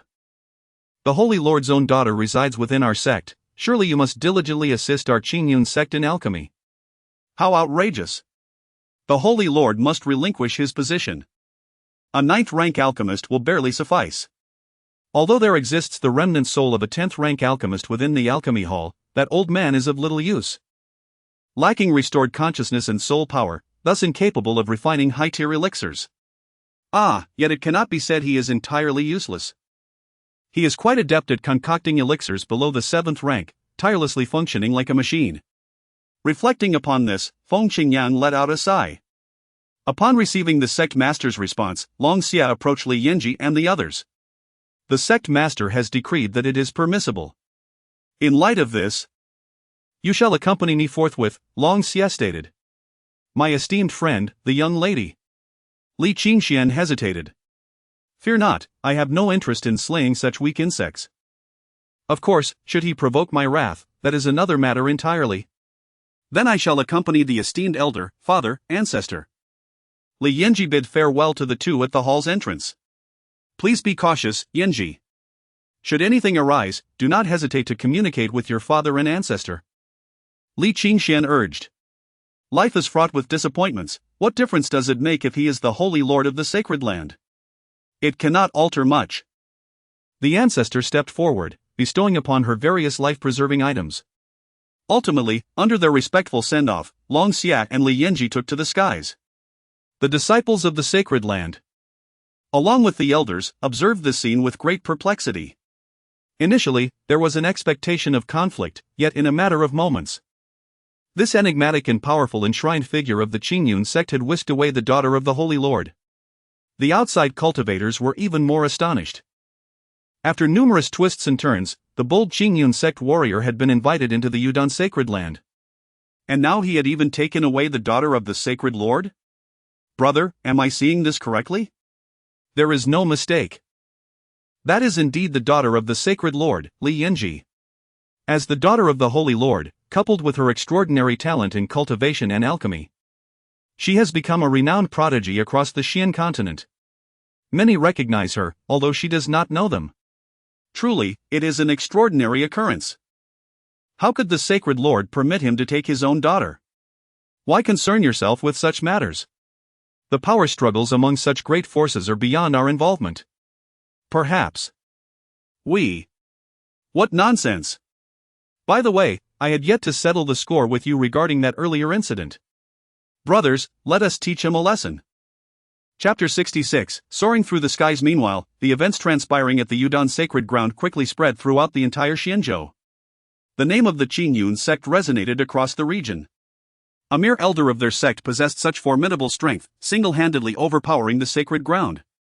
Ultimately, it was the sacred lord, Li Qingxian, who intervened to graciously invite the elder into the sacred ground.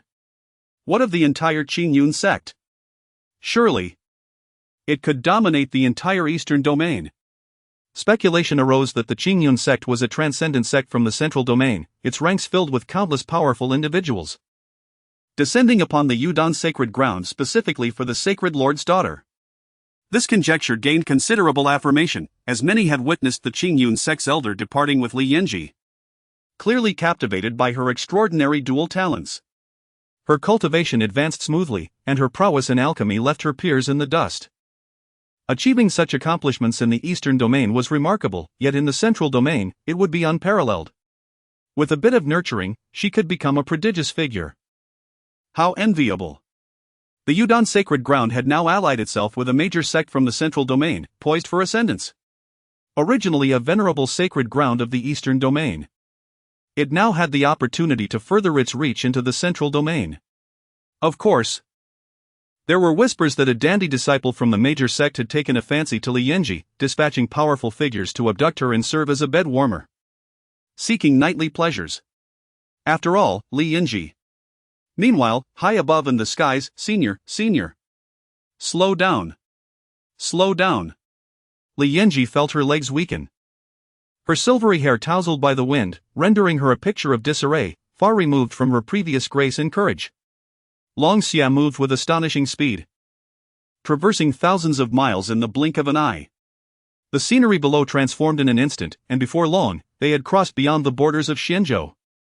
It felt akin to traversing through time itself. Li Yinji was bewildered by the rapidity. The velocity was unbearable for someone at her Yuaning realm. Unable to contain herself, she called out loudly. Long Xia suddenly came to a realization. Though he was carrying her through the skies, he had neglected to use the sacred source to shield her.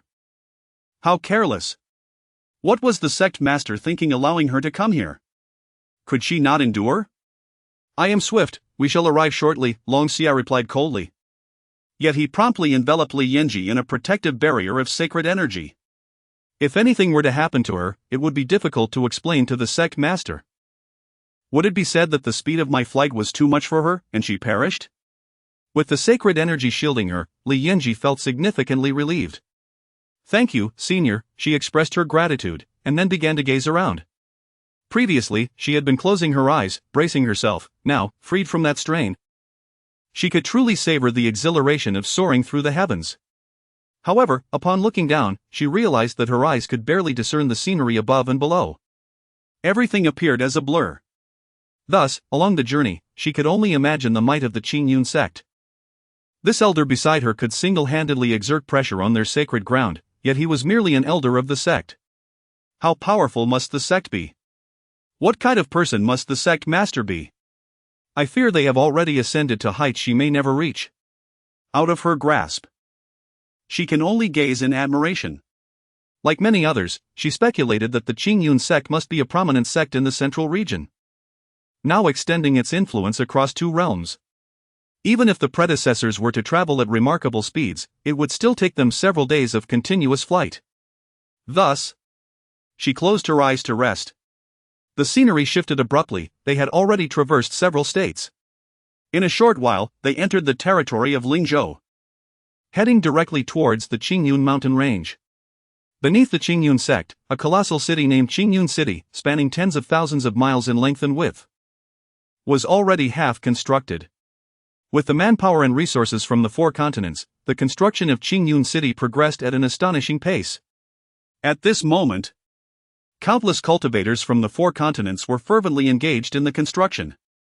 After the Qingyun Sect gained renown across the 4 continents, numerous cultivators from the neighboring 3 continents flocked into Lingzhou, eager to witness the grandeur of the sect. Upon learning that the Qingyun Sect was building a dedicated city, countless cultivators came, driven by the desire to one day become a part of the Qingyun Sect, even if it meant merely guarding the gates. Now, the Qingyun Sect was almost within reach, with a massive stone tablet at the mountain's foot coming into view. Inscribed on it in a flamboyant script were the 3 characters, Qingyun Sect. Wake up, we have arrived. Long Xia gently brought Li Yinji down to the foot of the sect's mountain.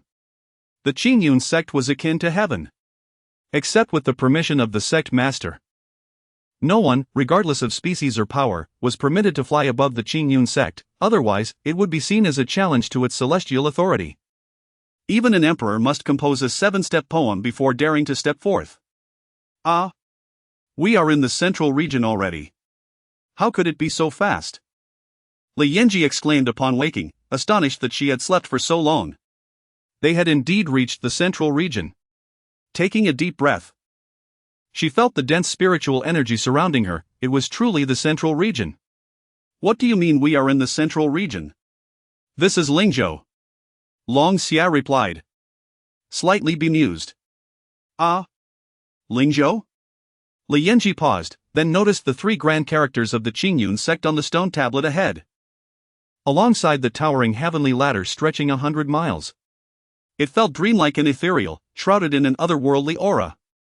Her cherry lips parted in shock as she gazed ahead. Ascending, it felt akin to stepping on clouds. What formidable power resided at the pinnacle of that heavenly ladder? In her mind, Lingzhou was merely an ordinary state in the eastern region, devoid of a holy ground, with only a branch of the Tianji Pavilion present, lacking any supreme beings. These notions were merely preconceived ideas. After all, the Qingyun Sect was a little-known sect in the eastern region. The presence of such powerful devotees within the sect undoubtedly signified its status as a major sect in the central region. To her surprise, it was situated in Lingzhou. The spiritual energy here was remarkably abundant. It seemed to be a hidden great sect. In comparison, the spiritual energy of their holy ground was trivial. One realm, one heaven. The mere exterior spiritual energy had even cured the cough of the Tianji Pavilion elder, who would cough if he did not absorb the spiritual energy of the central region. Indeed, he no longer needs to cough, for he has been crushed by the elder. What Li Yinji remains unaware of is that this is merely the peripheral spiritual energy. The energy within the sect is several times more potent than here. The spiritual energy of their holy land is but a jest when compared to that of the Qingyun Sect. Elder Long, the guard stationed at the mountain gate, greeted Long Xia as he returned with a woman. Yes, I have been dispatched by the sect leader on a mission. Let us enter the sect. Very well, Elder Long. Under the guidance of the guards, Long Xia and Li Yinji ascended from the foot of the mountain. For outsiders, without the accompaniment of a guard, reaching the sect's exterior necessitates traversing the illusory sky ladder. Should one attempt to force their way in, the sect's protective formation will teach them the true meaning of purgatory. Since its inception, the Qingyun purgatory formation has never been employed. For Feng Qingyang would never allow other forces to breach the sect. If they could penetrate your home, that would be utterly disgraceful. What right do they have to proclaim themselves the foremost divine sect of the heavens? Chapter 67, Summoning the Dan Sage, Breaking into the Sacred Realm within the Qingyun Sect. Long Xia led Li Yinji through the gates of the sect. The sight that greeted them was one of majestic palaces and pavilions, reminiscent of an ethereal paradise. Senior, is this truly the Qingyun Sect? The spiritual energy was so dense that it coalesced into mist and rain, with countless awe-inspiring structures that seemed to float like a celestial realm, overwhelming her senses. A grand sect. An unparalleled sect. What she beheld far exceeded her expectations. As the daughter of the Holy Land's sovereign, she was no stranger to the extraordinary. In the eastern domain, there was scarcely a place she had not traversed. Even the formidable central domain had been within her reach. Yet, she had never encountered a scene quite like this. Senior, what must we do to join the Dan Holy Land? Indeed, the opportunity to ascend had arrived. Whether the Holy Land could progress further hinged upon seizing this moment. Hadn't the Holy Sovereign stated it plainly? It was quite simple, the Dan Holy Land would become our subordinate force. Then, alchemists of the 4th rank and above could enter the alchemy hall to refine pills for the sect. This was also a testament to the sovereign's high regard for you. In my opinion, you should head straight to the central domain's Dan sect headquarters and procure a few transcendent Dan sages. Of course, this primarily serves the purpose of recruiting talented disciples, and acquiring additional alchemists would be a welcome bonus. May I have an audience with the sovereign? Yanji cautiously inquired. After all, whether becoming a subordinate faction or joining the alchemy hall was no trivial matter. Do you think the sovereign is someone you can simply meet? Long Xia's cold remark interrupted her. Indeed. The leader of such a powerful sect was a figure as elusive as a dragon, unmatched in strength. Perhaps even a mere breath from their Holy Land could extinguish her sect, she mused. She realized she had been rather presumptuous. Senior, I am willing to join the Qingyun Sect. As for matters concerning our Holy Land, I will send a message to inform them. You are quite perceptive, very well. Come. I shall take you to the alchemy hall. Meanwhile, in the Qingyun Hall, as soon as Li Yanji finished speaking, the system's notification chimed in. Congratulations, host, for completing the task of recruiting talented disciples. Rewards have been distributed. Congratulations, host, for receiving 1 golden summoning card. Congratulations, host, for receiving 1 cultivation enhancement card. Congratulations, host, for receiving 1 Dao refinement alchemy cauldron. Golden summoning card can summon beings from the Great Sage to the Emperor realm. Cultivation enhancement card can elevate one's cultivation by a great realm, with no restrictions and no concerns regarding unstable foundations. Dao refinement alchemy cauldron, a treasure of the immortal king, forged over millions of years from celestial iron using the Dao of eternity. Upon entering the sect, Long Xia and Li Yanji were soon noticed by Feng Qingyang. The system rewards had also promptly arrived. Not bad, a golden summoning card. This should be the first instance of gold appearing since summoning the Emperor Ancestor. Could it be another Emperor? System, use the golden summoning card. Congratulations, host. The golden summoning card has been successfully utilized, and the drawing is in progress. You have drawn the Great Alchemist Elder of the Great Sage Realm. An 11th rank alchemist. Incredibly.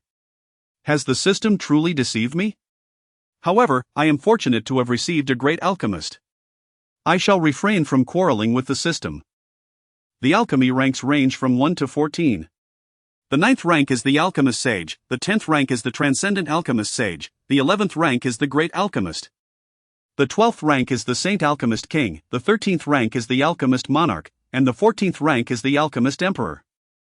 A great alchemist would be considered a high-ranking elder even within an alchemy sect. Another experience enhancement card? It seems the system can no longer tolerate my idleness. However, bestowing me an experience enhancement card merely aids my lethargy. With this boost, I shall ascend to the Saint realm effortlessly, bypassing the experience of the half-saint tier altogether. System, activate the experience enhancement card. Congratulations, host. The experience enhancement card has been successfully utilized. Congratulations, host. You have broken through to the initial stage of the Saint realm. As the system's words faded, a radiant light emanated from Feng Qingyang, accompanied by an overwhelming aura of sanctity. He transitioned through various stages: mid-fragmentation, late fragmentation, pinnacle fragmentation, half-saint, and finally into the initial stage of the Saint realm. He stepped into the Saint realm with ease, his internal energy continuously transforming and refining, releasing an unending flow of sacred power. Heavenly flowers blossomed above, while golden lotuses surged from the earth. Upon entering the Saint realm, he could survey the eastern domain. And even among the 5 domains, he would be recognized as a formidable force. Even in the central domain, while a saint may not traverse with impunity, they would still be regarded as a significant powerhouse. The initial stage of the saint realm represents a threshold. Once attained, one may indulge in the myriad experiences of the central domain and behold its splendor. In the central domain, those with strength find themselves in a sanctuary for cultivation, while the weak may feel as if they have descended into hell. A saint can establish their own sanctum, perpetuating their legacy. It is truly akin to ascending to the heavens in a single step. If those who have been trapped at the half-saint and pinnacle fragmentation stages for a lifetime were to discover that Feng Qingyang had merely been idle for over a month before effortlessly crossing into the saint realm, an elevation they could never hope to achieve, they would likely be devastated. The disparity between individuals is staggering. Some are born to be protagonists, while others are destined to play supporting roles. Having entered the saint realm, Feng Qingyang felt a surge of power, as if he could shatter the void with a single punch and crush the earth with a mere step. He could move mountains, boil the seas, and command the elements. Meanwhile, in the Qingyun Sect, a figure descended from the sky. Unlike the previous encounter with Long Xie, this time it was a low-profile elder, devoid of any ostentatious aura. Indeed, the youth are brimming with ambition, shining brightly wherever they go. In the Qingyun Hall, Alchemist Elder Mo1, Realm, Pinnacle of the Great Sage Realm, Alchemy Path, Great Alchemist. Greetings, Sect Master. The elder respectfully bowed forward. Ah, Elder Mo. From now on, you shall serve as the Alchemy Hall Elder of our Qingyun Sect. Currently, the Alchemy Hall has 2 disciples, but soon many more alchemists will arrive. At that time, we shall rely on your guidance. After more than a month of nurturing the position of the sect leader, Feng Qingyang has undergone significant transformation. He no longer flaunts his power, yet warns others not to provoke him, lest they face dire consequences. He remains composed, yet understands that youth is a time for boldness. And when necessary, he will assert himself. In essence, he has shed the naivety of his earlier days. Back then, regardless of their status, even the venerable ancestors of the great emperor realm would respectfully address him as that old man. They dared not challenge him, expressing gratitude for the sect leader's trust, pledging their unwavering dedication to the sect. As for the affairs of the Alchemy Hall, he vowed to manage them diligently. System: extract the Grand Dao Alchemy Cauldron. Feng Qingyang retrieved the Grand Dao Cauldron from the system space. Now that the Alchemy Hall has high-ranking elders, this cauldron is ready for use. Otherwise, no matter how impressive it appears, within the confines of Qingyun Sect, it is merely an alchemy cauldron, nothing more. Chapter 68, The Great Dao Alchemical Cauldron. Celestial King Alchemical Artifact. With a resounding chime, the system announced, extraction of the Great Dao Alchemical Cauldron successful. Instantly, a brilliant surge of celestial light erupted within the Grand Hall, nearly dazzling Feng Qingyang and Mo1's titanium alloy eyes. Following this was an overwhelming aura of celestial might. The sounds of the Great Dao resonating, the alchemical processes of the Celestial King, and the ringing of celestial iron converged into a harmonious symphony, akin to the celestial melodies that momentarily enlightened the ears. The celestial music permeated the entire hall. Yet, despite the extraordinary nature of this artifact, it was merely a creation of the system. Now, under Feng Qingyang's dominion, this immense celestial force posed no threat to them. Otherwise, the sheer power of this Celestial King artifact would be too much for the entire continent to bear. Outside the hall, a remarkable phenomenon unfolded in the heavens. Celestial maidens played their instruments, and the celestial beings descended. Countless ethereal figures of deities appeared above the azure clouds, all bowing in reverence. Such a rare and magnificent occurrence had not been witnessed since the last manifestation of the 9 cauldrons of the Great Dao. In the Elder Hall, directed towards the Qingyun Hall, the sect leader had summoned yet another celestial artifact. The spectacle in the sky was nothing short of breathtaking. Mu Shuixian sensed the commotion and swiftly severed her connection with the spiritual realm. The sect leader was unfathomable and not to be trifled with. How many treasures did the sect leader still possess? It was utterly terrifying. In the outer disciple area, Mu Shuixian exclaimed, "Could it be that a celestial being has descended?" The disciples were all astounded by this celestial phenomenon. The celestial music resonated, and the deities bowed in homage. They could conceive of no other possibility than the arrival of a celestial being. The Emperor Qin Han, with his profound consciousness, instinctively probed the situation, only to hastily retract his awareness. The sect was not a place for recklessness. Another celestial artifact has surely emerged, he thought, casting a deep, respectful glance into the depths of the sect, filled with awe and reverence. So what if celestial beings existed? There were countless deities above. Even they bowed towards Qingyun. In the Ancestor Hall, the sect leader had once again made a significant move. Ancestor Li Qingyun had grown accustomed to such events. Over the past month, he had witnessed myriad spectacles within the Qingyun sect and had become somewhat desensitized. It was as though he, a being of the Emperor realm, had never seen the world before. All he could do was smile wryly. With the sect leader at the helm, Qingyun would surely ascend to the heavens. In the alchemy hall, Long Xie chuckled, "Look at your astonished expressions. Our Qinglian sect encompasses treasures from across the heavens. What do we lack?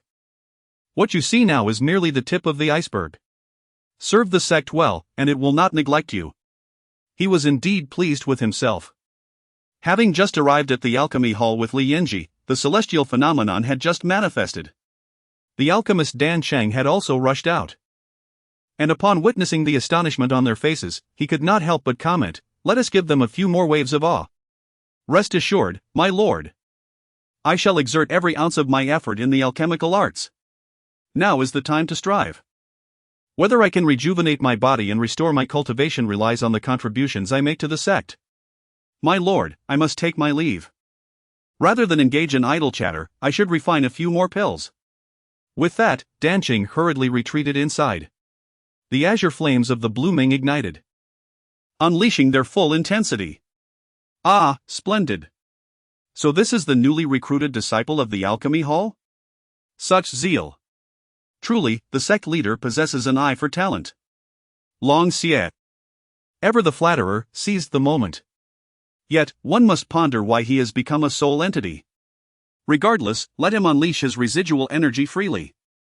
Elder, I too wish to engage in alchemy. Witnessing the fervor of the alchemy hall disciple, Li Yinji could no longer remain idle.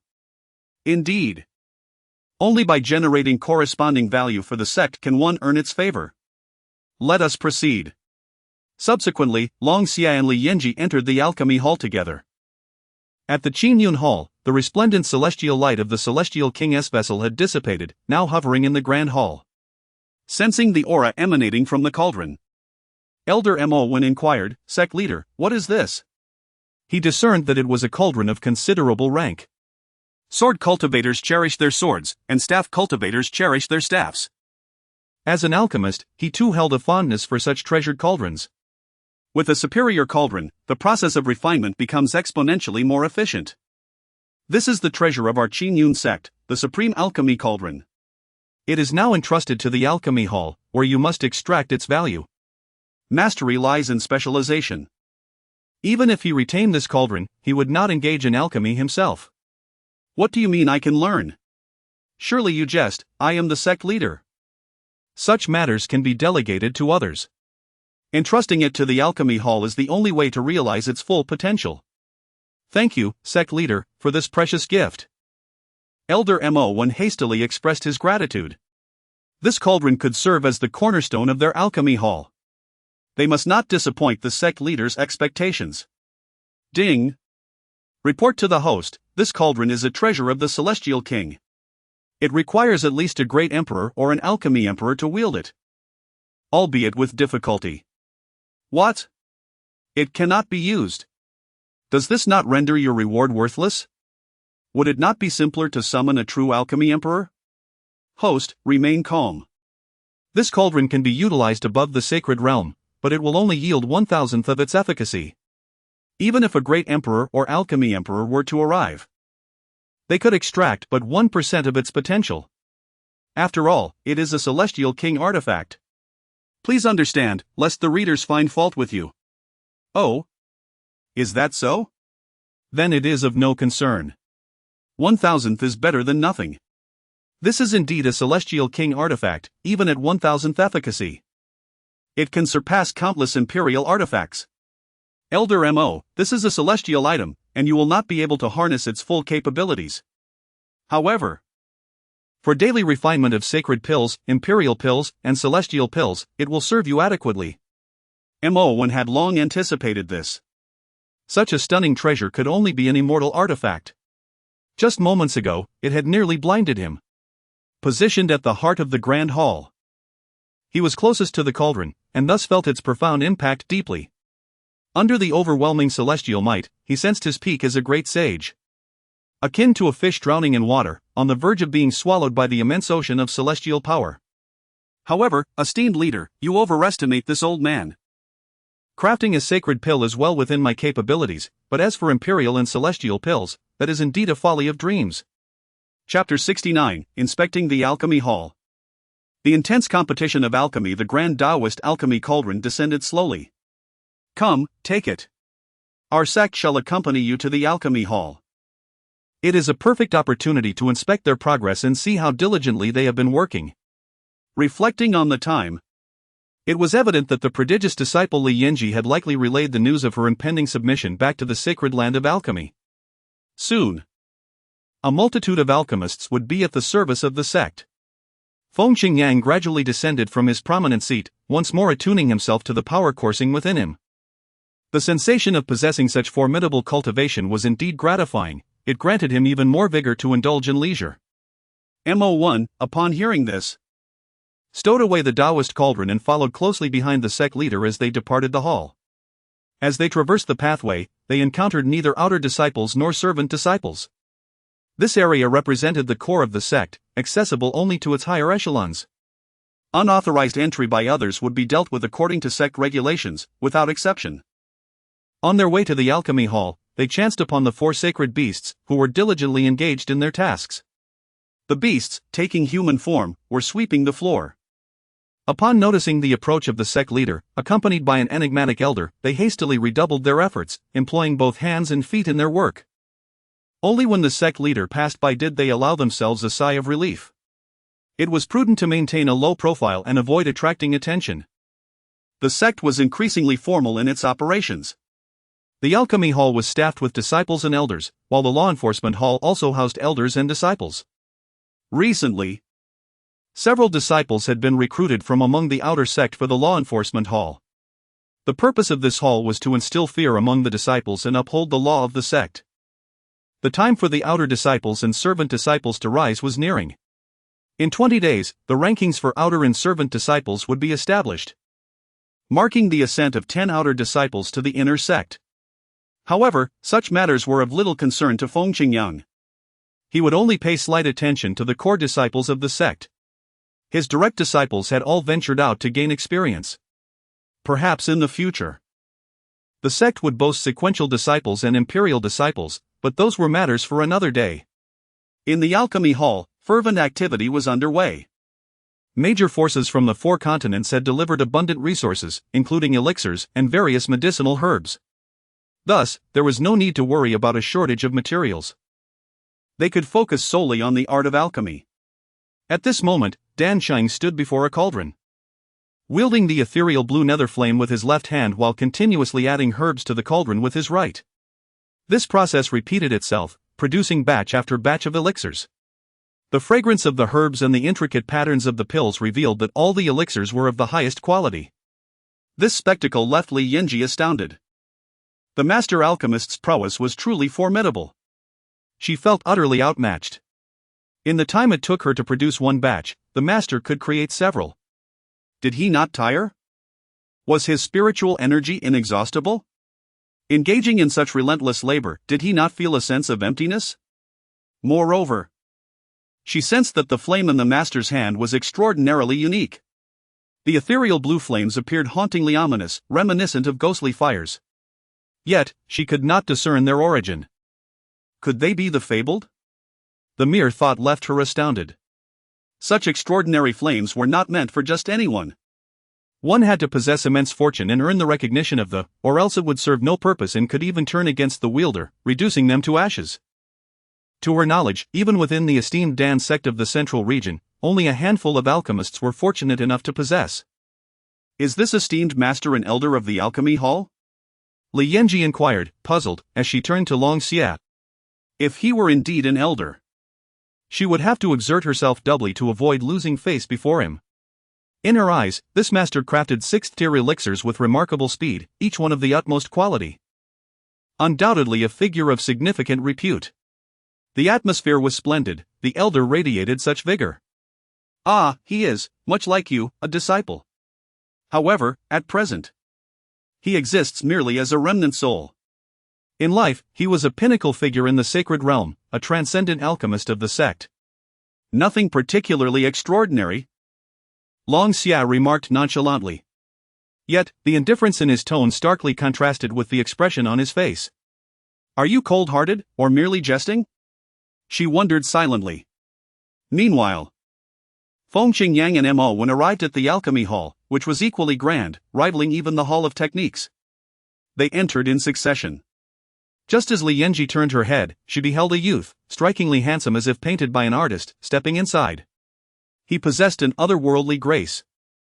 With sharp brows and starry eyes, deep pools of violet light shimmering within his gaze, exuding an air of authority befitting one of high status, imposing an undeniable pressure. Following closely was an enigmatic elder. This must be a senior figure within the sect, or perhaps a prodigy of great renown, Li Yanji mused. Patriarch? What brings you here in person? Long Xia exclaimed upon recognizing the newcomer as the sect leader, rushing forward to offer his greetings. I came to see how the alchemy hall is faring, Feng Qingyang remarked, surveying the hall with hands clasped behind him. Rest assured, Patriarch. I have completed all the tasks you entrusted to me. This is the daughter of the sovereign of the Yudan sacred land. She has already sent word to her domain, and soon, they will submit to our Qingyun Sect. At that time, the alchemists from the sacred land will also come. Long Xia gestured towards Li Yanji. What? This mysterious youth is the sect leader. Li Yanji thought, astonished. The sect's strength was so formidable that the leader must be. Now, she found herself in the presence of someone she had only dared to revere from afar, standing not far from her. Seeing the elder point towards her, she quickly composed herself and stepped forward. I pay my respects to the esteemed patriarch. Long Xia is correct. Our Yudan sacred land is willing to submit to the Qingyun Sect. During her visit this time, she encountered a multitude of experiences. The sacred land of Yudan pales in comparison to the Qingyun Sect, which she can only revere and submit to. Perhaps it could even bring the sacred land a step closer. Indeed, well done. Feng Qingyang did not engage with her words, continuing his conversation with Long Xia. Thank you for the praise, sect leader. Was there any coercion involved? Our Qingyun Sect advocates for peace, we detest violence and the oppression of the weak. Rest assured. Sect leader, there was absolutely none. I approached them with reason and emotion, and that is why they consented, Long Xia assured, thumping his chest. That is good to hear. Feng Qingyang nodded. The martial world is not solely about conflict, it is about human relationships and social nuances. But this is a different realm. Here, strength is the ultimate truth. Li Yanji exclaimed, if I had not witnessed it with my own eyes, I would hardly believe it. Chapter 70, The Submission of the Sacred Land in the Renown of Shenzhou. At this moment, Long Xia noticed the elder behind the sect leader. Indiscernible, utterly inscrutable. A supreme being within the sect. At Feng Qingyang's behest, Mo Wan stepped forward. The sect leader had taken a liking to him, appointing the elder to oversee the alchemy hall. For the time being, the alchemy hall was under his charge. Elder. The alchemy hall elder. No wonder he was so elusive. Long Xia and Li Yanji were suddenly enlightened. So he is an elder. Greetings, elder. I am Long Xia, a devotee to the elder. May I inquire your esteemed name? Long Xia approached with a question. After all, they were all part of the same sect, it was prudent to cultivate good relations. Mo Wan. Elder Mo Wan revealed his name. Mo Wan? One is not even permitted to inquire further. This left Long Xia somewhat perplexed. Inside, Dan Cheng, who was fervently engaged in alchemical pursuits, overheard the commotion. It seemed they were discussing elders and even mentioned the sect leader. What about the sect leader? Upon completing his current batch of elixirs, Dan Cheng rushed outside. I, Dan Cheng, have come to pay my respects to the esteemed sect leader. Upon arriving at the Grand Hall, he confirmed that indeed, the sect leader was present. He hurriedly approached and spoke. "Ah! I have heard that you have been performing admirably of late. Continue your efforts, and should you excel, the sect shall grant you a new physical form." Feng Qingyang offered him a verbal assurance, a form of encouragement for his disciples, which was hardly lacking in generosity. "Thank you, sect leader." Upon hearing this, Dan Chang was overjoyed. What was his relentless striving for? Was it for spirit stones? Treasures? A partner? None of these. It was for the rebirth of his physical form. Now that he had the sect leader's verbal guarantee, he felt considerably more secure. His motivation surged. "Very well, I shall leave this in Elder Mo's capable hands." With that, Feng Qingyang turned and departed. Having completed his inspection, it was time for a day of leisurely pursuits. Li Yanji did not expect to be overlooked by the sect leader. After all, she was but a junior. What right did she have to expect the attention of such a distinguished figure? Despite the leader's youth, he commanded such a powerful sect, undoubtedly possessing profound cultivation, a lengthy lifespan, and the art of preserving his youth. He was likely far older than her own ancestor when considering their ages combined. No! I must strive diligently and ascend the ranks. I must capture the sect leader's attention. Li Yanji bit her lip, silently resolved. Farewell, sect leader. Feng Qingyang departed the alchemy hall, escorted by the respect of the four. Elder Mo? So the elder's surname is Mo, and his given name is One. Longxia finally came to this realization. It was not a prohibition against asking, he had merely misunderstood. Then, Elder Mo, I shall take my leave as well. After bidding farewell, Longxia strode out of the alchemy hall. Well then, if you too have any inquiries, feel free to approach me. Thank you, Elder. Dan Cheng had nothing to ask. As a transcendent alchemist of the sect, what could he possibly be ignorant of? His only limitation was the current state of his spirit body. Otherwise, he would have already begun crafting sacred elixirs. Li Yanji, however, had several questions to pose. Learning is akin to rowing upstream, one must advance or risk falling behind. Her cultivation in the Tao of alchemy requires further study and inquiry.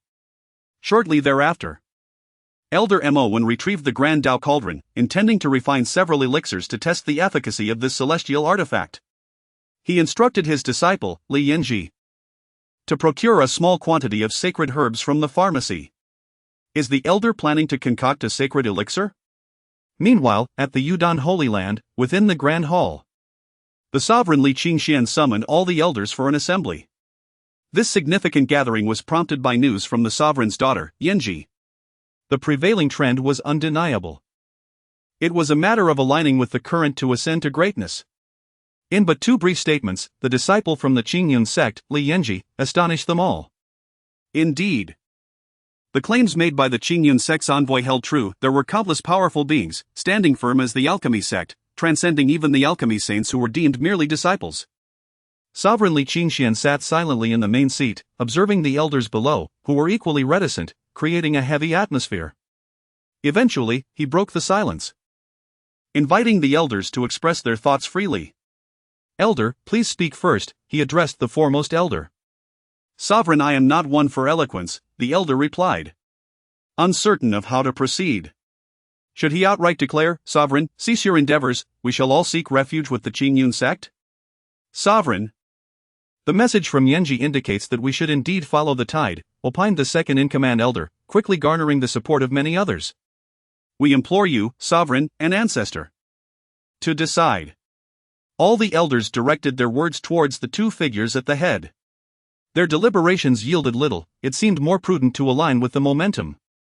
Just a day prior, the Qingyun Sect had dispatched a single envoy to overpower their entire Holy Land. What could they possibly contest against such strength? Moreover, the sovereign's daughter had acquiesced. Yanji must have witnessed their might firsthand, which prompted her succinct message. Then it is settled. I, Sovereign of the Yudon Holy Land, will submit to the Qingyun Sect and become its subordinate force. All alchemists of the 4th tier and above shall accompany me to the main sect, declared Sovereign Li Qingxian with resolution. He murmured to himself that Yanji's message was undoubtedly accurate. Submission was their sole option. To ride the wave of fortune, ascending like the Qingyun. Li Qingxian mused that perhaps this was an extraordinary opportunity for the Yudan Holy Land. In the decades to come, reflecting back, he would deem it the wisest decision of his life, though that was a matter for another time. Yet, the revelation from Yanji that the main sect, Qingyun Sect, resided in Lingzhou was astonishing. A hidden grand sect was about to emerge into the world. 2.5 days later, news of a beast tide reached Shenzhou, causing an uproar. An obscure sect had managed to subdue 4 sacred beasts with the strength of but one individual, overpowering the 3 major holy lands and gaining renown across the 4 continents. Wait. Wasn't it just 2 days ago that a lone warrior from the Qingyun Sect had breached the Yudan Holy Land? In the end, it remains unclear what agreement was struck with the sacred lands, yet the formidable figure from the Qingyun Sect has taken away their dream goddess. When did such a powerful sect emerge in the eastern domain? Their very first move has already exerted pressure on the 4 great sacred lands. It seems the eastern domain is on the verge of transformation. However, shortly thereafter, a more staggering announcement reverberated throughout Shenzhou. The Lord of the Yudan Sacred Land proclaimed that the entire sacred land would bow before the Qingyun Sect of Lingzhou, becoming its subordinate force. To challenge the leaders of the Qingyun Sect is tantamount to provoking the dignity of the sacred lands, starting with the Yudan Sacred Land itself. This is indeed earth-shattering news. The 4 states are too distant for them to do anything but lament. But this is different, the Yudan Sacred Land. A time-honored sacred land that has dominated Shenzhou for hundreds of thousands of years, and now you tell me they are aligning with the Qingyun Sect? In Shenzhou, the Yudan Sacred Land is akin to the heavens. Has the sky truly changed? In a tavern in Shenzhou, one brother inquires, is this for real? Is the news reliable? Another responds, of course. My nephew works as a sweeper in the Yudan Sacred Land, and he said it himself, how could it be false? Gradually, the news began to ferment, spreading across all of Shenzhou. Now, everyone is aware of this astonishing revelation. The Qingyun Sect is poised to ascend to great heights. Chapter 71, The Alchemist Arrives. Shocking the sacred ground another 2.5 days later, at the Qingyun Sect, in the Sect Master's Hall, Feng Qingyang was just about to commence his daily cultivation. After all, he had reached the sacred realm, he could not afford to languish any longer. As the leader of a grand sect, he ought to lead by example and take action. Those prodigies from the central region, at this age, were likely already at the void enlightenment stage. And those with extraordinary talents must have reached the transformation of spirit stage. Unlike him, who merely attained the initial phase of the sacred realm. Just as he was about to close his eyes for meditation, a notification chimed, ding, the host has new messages awaiting updates. Master, Feng Qingyang. Realm, initial stage of the sacred realm, disciples, Lin Bai, Shi Hao, Hua Qingyu, physique, celestial body. Glancing further, he noted that the sect's value had risen from 9,500 to 9,995. How long would it take to upgrade to a second-tier sect? He opened the prestige value section, which had increased significantly by 500,000. This surge in prestige was quite remarkable. Indeed, the reputation of Qingyun Sect had spread across various continents. More than half of the 13 continents in the eastern region were awed by Qingyun Sect. Among the 5 sacred grounds, 3 were intimidated, 1 had submitted. And the last one remained indifferent on less favorable days. With a little more accumulation, this prestige could be exchanged for formidable servants of the Emperor realm. Feng Qingyang mused to himself. The more Emperor-level experts, the better. Powerful imperial clans and ancient families in the central region likely had their own emperors in residence, albeit hidden from the world. Yet, this was merely his speculation, as he had only been here for a month and a half and was not well acquainted with the continents beyond the eastern region. Meanwhile, at the foot of Qingyun Sect, Li Yanji awaited someone's arrival, occasionally glancing into the distance. At last, a massive flying vessel approached from afar. But it halted at the foot of Qingyun Sect. Li Yanji had already communicated with them, informing that flying was prohibited in this vicinity. Had they not been forewarned? The ship from the sacred ground would have been crushed by the sect's powerful guardians in an instant, resulting in chaos akin to a flood overwhelming the Dragon King's temple. These individuals were all talented alchemists crucial to the sect. The alchemists from the sacred ground disembarked, led by the sacred lord Li Qingxian. As a 9th-tier alchemist saint, he had come to the main sect, knowing that the sacred ground had their ancestors stationed there. He was also eager to witness the prowess of the main sect and whether it was indeed as formidable as Yanji had described. As the group descended, they were immediately invigorated by the surrounding aura. Ah! The spiritual energy here is extraordinarily dense. I never anticipated that Lingzhou harbored such a treasure. It truly lives up to its reputation as the seat of the main sect. The spiritual energy here is several times richer than that of our sacred ground. If I could refine elixirs here, I would have a 30% increase in my success rate. A shocked alchemist from a sacred ground exclaimed, being a 5th-tier alchemist himself. If every time he refined an elixir he could enhance his success rate by 30%, his progress in the alchemical arts would accelerate significantly. If only the senior members of the Qingyun Sect had arrived sooner. Numerous alchemists had come to the sacred ground of Yudan, all 4th tier and above. There were 50 4th-tier alchemists, 30 5th-tier alchemists, 15 6th-tier alchemists, 10 7th-tier alchemists, 5 8th-tier alchemists, and 2 9th-tier Dan Saints, namely the sect leader and the Grand Elder. This indeed exemplified the profound heritage of their sacred ground. It is well understood that the path of alchemy is not a simple one. It is intricately linked to one's cultivation level, as the ability to refine elixirs of corresponding tiers requires the support of adequate mental energy, which is essentially soul power. The stronger the mental energy, the more potent the soul power. Moreover, one's innate talent for alchemy plays a crucial role. Without talent, one might remain a mere 1st-tier alchemist for a lifetime, unable to ascend to the 2nd tier, lingering in mediocrity. However, they all pursue the dual cultivation of the path of alchemy. Currently, the remaining members of the sacred ground comprised various elders and disciples, alongside numerous formidable individuals. Upon seeing the alchemists from the sacred ground of Yudan emerge from their airship, they were greeted by the sight of the sect leader walking at the forefront. "Father!" Li Yanji called out from a short distance away. Li Qingxian, upon spotting his daughter, hurriedly approached. The alchemists from the sacred ground of Yudan followed closely behind the sect leader in an impressive procession. Li Yanji turned to a nearby guardian and said, "Senior, these are the alchemists from our sacred ground of Yudan, sent here on the sect leader's command to Qingyun." The guardian nodded, affirming, "Yes, it has been communicated from above. You may proceed directly to the mountain. The elder has already briefed him, the alchemists from the sacred ground of Yudan will arrive today. Just let them through." Before long, at the Qingyun Sect, sect leader Li Qingxian and the group of alchemists, under Li Yanji's guidance, stepped into the sect. Upon entering, it felt as though they had traversed into another realm, a celestial paradise. The rich and profound spiritual energy enveloped them. They were initially awestruck by the towering stairway leading to the heavens. Little did they expect that the interior of the sect was equally extraordinary. The spiritual energy surged dramatically, transforming into a mist of ethereal beauty. The picturesque palatial structures, adorned with calligraphy that danced with the essence of Tao, profoundly stunned them. The scenes unfolding within the Qingyun Sect deeply moved them, reshaping their perceptions. Though they hailed from the sacred ground and were not unacquainted with grandeur, they felt akin to Lu Lao Lao entering the Grand View Garden. The main sect was truly unexpected. No wonder such powerful beings emerged from here. They couldn't help but express their admiration. The sect leader indeed made a wise choice, allowing them to refine elixirs in such an extraordinary place. They would eagerly embrace the opportunity. Li Yanji observed the once spirited alchemists from the sacred ground, now nearly questioning their very existence in disbelief.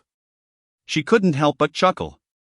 When she first arrived, she too had her eyes opened wide within this main sect. Yanji had spoken truly, this is the essence of power. Embracing the flow of circumstances, one ascends to great heights. Li Qingxian mused within. "Let us proceed, father, I shall escort you to the alchemy hall, where the elders are awaiting us." Chapter 72, The Sacred Mysterious Realm of Shangxian, the Black Emperor on the other side, in the eastern domain as Holy State. The Holy State is a vast land, distanced from the other 12 states of the eastern domain, yet historically a part of its territory. Its proximity to the central domain's Tianzhou endows it with a superior cultivation atmosphere rich in spiritual energy, giving rise to numerous formidable beings and prodigies. It can be said that its overall strength ranks as the foremost among the Eastern Domain states, further bolstered by the presence of the mightiest of the 5 sacred lands. The Tianshang Sacred Land. Today marks the 3rd day since the sacred mysterious realm of Shangxian has opened. Within the realm, 4 figures emerged from a cave. Among them, a handsome young man with long black hair cradled a small black dog in his arms. "Senior brother, there is nothing of value here. Just a sleeping black dog. What a futile excitement." The speaker was Lin Bai, the second disciple of Feng Qingyang. He scrutinized the large black dog in his grasp, finding nothing remarkable about it, as the creature remained in slumber. Moments ago, a beam of light and a faint aura had erupted from the cave, leading them to believe they might discover treasures. Yet after searching for an extended period, all they had found was this inconspicuous dog. How curious! How did an ordinary dog end up in the sacred mysterious realm? There must be something amiss. Lin Bai exclaimed, his expression showing his perplexity. "Do not fret, junior brother. The sacred mysterious realm remains open for another 2 days. Granting us ample time to explore further," replied the imposing figure of Shi Hao, the eldest disciple of Feng Qingyang, standing tall at 8 feet with a resolute countenance. The Brotherhood, along with their junior sister, Hua Qingyu, had been on their journey for over a month, responding to their master's words about opportunities within this realm. After traversing several vast lands and enduring hardships, they finally arrived just in time for the opening of the sacred mysterious realm, entering it thanks to their innate talents. Beside them were their junior sister, Hua Qingyu, and Su Yaoyao, whom they had met during their travels. Together, the 4 formed a small team, venturing forth into the unknown. Shi Hao had advanced from the mid-stage of the nascent soul realm to the initial stage of the void realm, while Lin Bai and Hua Qingyu had progressed from the mid-stage of the golden core realm to the mid-stage of the nascent soul realm. It was evident that prodigies truly excelled, their cultivation surging ahead rapidly. "Indeed, brother Lin Bai, let us explore elsewhere," chimed in Su Yaoyao. The girl adorned in a flowing green dress, her brown hair cascading gracefully over her shoulders, resembling a fairy from a tale. "Very well. But it seems we've toiled for naught. After such a long search, we've only found this insignificant creature. What use is this little black dog to us?" Lin Bai turned back toward the cave, intending to return the dog to its original place. However, to his surprise, the still sleeping dog suddenly opened its eyes.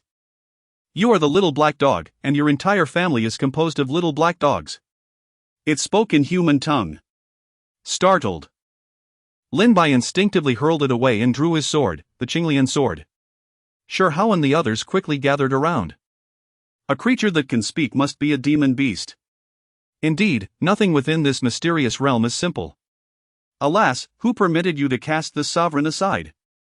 This has caused me great pain." The black dog, having been thrown to the ground, quickly regained its footing and bared its teeth at Lin Bai. "This sovereign?" The little black dog boldly referred to itself as such. Lin Bai and the others observed the canine's antics with keen interest.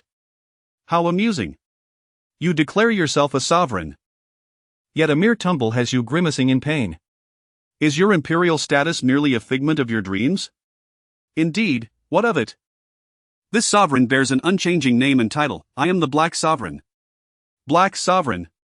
I have not heard of such a title. However, whether or not you are a sovereign is debatable, yet it is evident you are indeed black." Lin Bai scrutinized the creature, failing to discern any remarkable traits beyond its dark fur. "Damn it! Were it not for the fact that my powers have yet to be restored, I would surely bring you to heel." The Black Sovereign mused. Having just lifted its seal, it found itself devoid of strength, its injuries not fully healed. Thus, it deemed it prudent to refrain from confrontation, lest it suffer further humiliation. Yet, something about these humans struck a familiar chord within it. The little black dog then began to sniff the air intently. "Wait a moment, I am the Black Sovereign." It promptly released its consciousness, extending it to a meter in radius. Alas, even that had not recovered. This was disastrous. The 4 humans merely watched as the little black dog initially sniffed around before freezing in place. Lin Bai sheathed his Qinglian sword, deeming it unnecessary to wield a weapon against such a foolish beast. "What are you staring at? This sovereign is aware of my striking presence. But must you all fixate upon me? Humph. More conceited than I, Lin Bai remarked. Let us depart, elder brother and sister. If we linger any longer, this secret realm will come to a close. With that, Lin Bai beckoned to Shi Hao and the others, preparing to leave. It appeared that the periphery of this secret realm held little of value, deeper exploration was required. Hey, wait for the sovereign. The Black Sovereign, lacking any significant powers or even a restored consciousness, realized it needed to rely on these 4 human cultivators to survive. Thus, it called out while hastening to catch up with them. Chapter 73, Exploring the Secret Realm, Blood-Red Underworld Flower, Entering the Holy State Beneath the Stars. Beneath the wind and the dew, they drank from the droplets of nature. Upon hearing of the sacred treasures within the secret realm, they ultimately acquired a black dog. Lin Bai gazed at the tenacious little black dog that stubbornly followed him, feeling a touch of helplessness, and he could not help but express his thoughts. Ah! My poetry is improving. Lin Bai jested. Su Yaoyao chuckled beside him. In the brief month she had known Lin Bai, this humorous young man had composed no less than 100 poems. How delightful! Indeed, interesting souls can be found everywhere. His journey through the eastern region was not in vain. Shi Hao, upon hearing this, awkwardly smiled. Aside from being a tad more humorous and slightly more handsome, his junior brother had only held a girl's hand. His sole flaw was that his poetry was rather poor. Ha, having me around is your good fortune. The Black Emperor scoffed, shaking his body dismissively. These young ones are still too naive. Rest assured, as long as you assist me with this small task, I shall handle any matters for you. This secret realm was fraught with peril, and given their current cultivation level, it was wiser to hitch a ride. Lin Bai and the others paid no heed to the black dog. If it wished to accompany them, so be it. The little black dog appeared so frail and weak that it resembled a mere wisp of a creature. Let us not concern ourselves with it, we shall continue our search, Lin Bai suggested. It had been over a month since they embarked on their journey, and they should not return to the sect with cultivation levels inferior to those of the inner and outer disciples. That would be a disgrace to their master. Although their cultivation had rapidly advanced over the past month, and their strength was incomparable, they were well aware of the formidable nature of their sect, filled with treasures and celestial techniques. If the disciples within the sect exerted themselves, they would not lag far behind. When Shi Hao brought up serious matters, Lin Bai and the others grew solemn. Senior brother is right.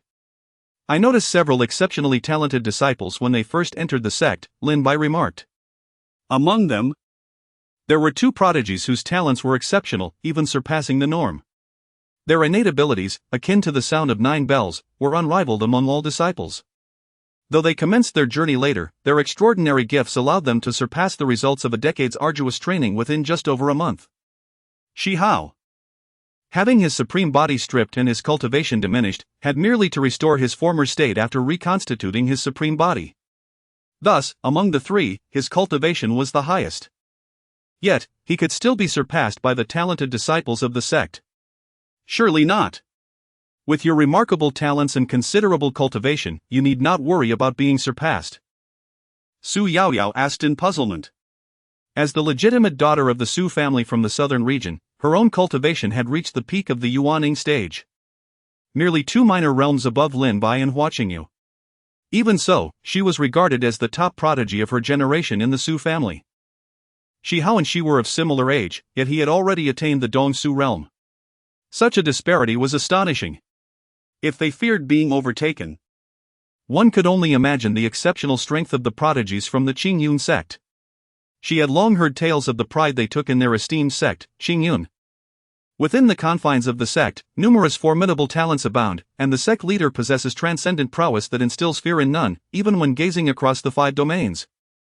The 4 of them, during their month-long journey, have frequently heard tales of the Qingyun Sect's renown overwhelming the 4 sacred beasts and intimidating the 3 great sacred lands. Indeed. Within Qingyun, countless prodigies also flourish. Should one falter, they risk being surpassed at any moment. Upon hearing Shi Hao's words, her desire to pay homage to Qingyun intensified. Such a sect is undoubtedly a source of aspiration. When will you return to the sect, brother Shi Hao? I, Yaoyao, wish to join your Qingyun sect. He. Though my talents may not suffice for core disciple status, perhaps I could settle for inner sect membership. Having grown accustomed to the southern domain, it would be delightful to join a powerful sect in the eastern domain for my cultivation. Ahem. Until one's cultivation is complete, how can one return home? Shi Hao remarked with a sigh. As for Su Yaoyao's desire to join, it ultimately depends on the sect's disposition. Presently, the sect is undertaking a large-scale recruitment of disciples, and it is unlikely they will accept new members again in the near future. After a while, the four of them arrived at the entrance of a natural cave within the secret realm. They observed a billowing crimson mist emanating from within. The cave was vast, and as they gazed into the distance, an endless abyss seemed to stretch infinitely, as if it would never end. The withered grass and decaying leaves accumulated outside, casting an air of desolation. They had perished from prolonged exposure to the tainted crimson mist. This mist seems amiss. Could there be some hidden secrets within? Lin Bai remarked, furrowing his brow. Hey, kid. I advise you not to enter if you wish to avoid death. This is not a place of good repute, the Black Emperor scoffed. Although its spiritual sense extended only a meter, the moment it encountered the red mist, it discerned that it was no ordinary phenomenon. For the sake of ensuring their safe exit from the secret realm, it felt compelled to warn these younglings. You only speak grandiloquently to frighten others. If this is not a good place, why are they all rushing in? Lin Bai pointed toward a group approaching not far away. A considerable number had already entered the cave moments ago. How would I know if it's a good place? Whether or not there are treasures, I cannot say. The Black Emperor retorted. Seeing that the young ones disregarded its warning, it resolved to let them proceed, thinking it could simply find others to amuse itself. Junior brother. Let us inquire with someone, Shi Hao suggested, striding toward a pair of men nearby, patting one on the shoulder. Brothers, might I ask what lies within? This is our first venture into the secret realm, and we are rather uninformed. The two men were engaged in a discussion when one suddenly felt a tap on his shoulder, startling him. He promptly turned and barked, "Who are you calling brother? Why did you touch me? Get lost and don't bother me." However, upon seeing the exceptional demeanor of the youth before him, he quickly altered his tone. Realizing he did not wish to provoke a potential formidable adversary for his family. "Ah, it turns out to be you, my friend. I apologize for any offense caused earlier. You mentioned this place, which is a forbidden realm of the secret territory." A forbidden realm? As Shi Hao murmured, his eyes narrowed, still somewhat perplexed. If it is indeed a forbidden realm, as the little black dog suggested, it must not be a place of good fortune, yet why do they all rush to enter? Indeed, within lies a vast blood pool, perpetually boiling, casting a crimson mist throughout the area. The cave is profound, harboring numerous demon bats. However, it is precisely in perilous places that opportunities abound. Every 10,000 years, the blood pool gives birth to a rare blood lotus, a sacred herb of extraordinary value. The timing of this secret realm's opening coincides with the maturity of the sacred herb, which is why everyone disregards the dangers to venture in. He too yearns to enter. Yet his insufficient strength would only lead to his demise. Do you think the blood in that pool comes from nowhere? Nonetheless, many self-proclaimed exceptional talents embark on this journey, unaware that they become mere sustenance for each blood lotus that emerges. Chapter 74, The Blood Pool Breeds the Nether Flower. Blooming once every 10,000 years upon the conclusion of the man's words, Shi Hao fell into contemplation. A rare sacred herb, how fortunate! What was the purpose of this expedition? First and foremost, it was to enhance one's strength. Indeed, the pursuit of power was paramount. Secondly, it was to acquire resources. Truly, it was all about gathering wealth. The rare sacred herb would be an excellent addition to his collection, and later, he could present the treasures obtained from outside to the sect, thereby enriching the sect's treasury. Thank you, brother. Shi Hao expressed his gratitude with a clasped fist and turned to make his way back. How did it go, senior brother? What's the situation inside? Lin Bai and the others, waiting nearby, approached him with eager inquiries. The man mentioned that this place is a forbidden area within the secret realm, where a sacred herb is nurtured in the blood pool, a crimson nether flower that blooms only once every 10,000 years. Shi Hao succinctly relayed the information he had gathered to the trio. The crimson nether flower? I recall seeing it in a family tome, Su Yaoyao interjected. her eyes alight with recognition. The blood pool breeds the nether flower, blooming once every 10,000 years. This is a high-tier sacred herb, possessing the ability to nourish the soul, and can be combined with blood-weeping grass, spider demon tears, and soul pearl in alchemical preparations to produce the supreme soul restoration pill, a high-grade sacred pill renowned for its healing properties. As Su Yaoyao spoke, her thoughts flowed freely. She mentioned how the location felt somewhat familiar, as it had been vividly depicted in the book she had read. However, the subsequent materials required for concocting the supreme soul restoration pill were not detailed. This implied that only the nether flower knew its precise location. High-tier sacred herb? What are we waiting for? Let us hasten inside. It would be unfortunate if others plucked our sacred herb first. Lin Bai urged, his tone betraying an eagerness that suggested the sacred herb was already theirs. Danger? Fear? While others may tremble, we are driven by ambition. In the realm of cultivators, why shy away from a confrontation? After a brief discussion among the four, they all expressed their agreement and resolutely ventured into the cave, leaving behind the little black dog. Heidi, bewildered by the wind. These mere youngsters have chosen to ignore my counsel. Poof. It seems the outside is also perilous. I should follow them after all. Heidi sensed that these young individuals were no ordinary folk, particularly the two young men and the woman clad in fiery red. Their talents were extraordinary. Wait. Did they just mention a sacred herb that nourishes the soul? Hey, wait for me. I shall protect you. Heidi hastily scampered after them, his legs propelling him forward. Upon entering the forbidden cave, the first sensation was one of damp chill. The boiling crimson mist continued to pour forth from within. The sound of squeaking echoed from the depths of the cave, likely the demon bats the man had referred to. Shi Hao speculated on their strength, pondering how to prepare for potential confrontations. The group cautiously navigated deeper inside, with Heidi closely trailing behind. What manner of place is this? If my powers were still intact, I would surely obliterate this wretched realm with a single strike. The dampness and chill are overwhelming, even my fur coat cannot withstand it. Wait, there is something ahead. Shi Hao halted a few companions, as his consciousness, honed in the void realm, sensed a group of unknown creatures advancing towards them. Lin Bai and the others immediately paused, their gazes fixed warily ahead. The atmosphere grew tense, and they held their breath, afraid to make a sound. In an instant, the dark cavern before them was illuminated. Countless demonic bats clung to the walls, while more flew towards them. Demonic bats. The four fell into a battle-ready state. As per their usual strategy, they aimed for a swift resolution. Without delay, Shi Hao surged forward, channeling the supreme reincarnation technique with all his might. His aura surging like a tempest, presenting him as a veritable god of war. With sheer force, he swept through the foe. With only his fists, devoid of any artifacts, he unleashed his full strength. Bang! Bang! Hiss! Squeak! His punches rained down, annihilating numerous demonic bats in an instant. Their shrieks echoed throughout the cavern. The formidable aura of the void realm sent many bats tumbling. At this moment, he was no longer the same, having reached the void realm. His terrifying presence was fully unleashed. The transition from the nascent soul to the void realm is a significant threshold. Crossing it greatly enhances one's power and allows for the opening of personal spiritual caverns. The more spiritual caverns one opens, the greater the reservoir of spiritual energy, which prolongs one's endurance in battle. Thus, the number of spiritual caverns is also a measure of one's innate talent. The more caverns one possesses, the stronger the talent.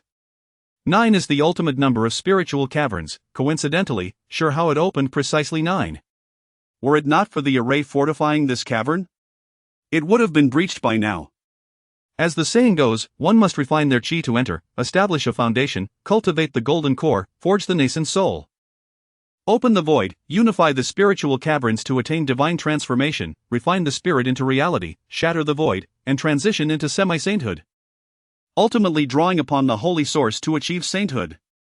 It is hard to believe that just over a month ago, I was fleeing from family guards, who were merely in the void realm.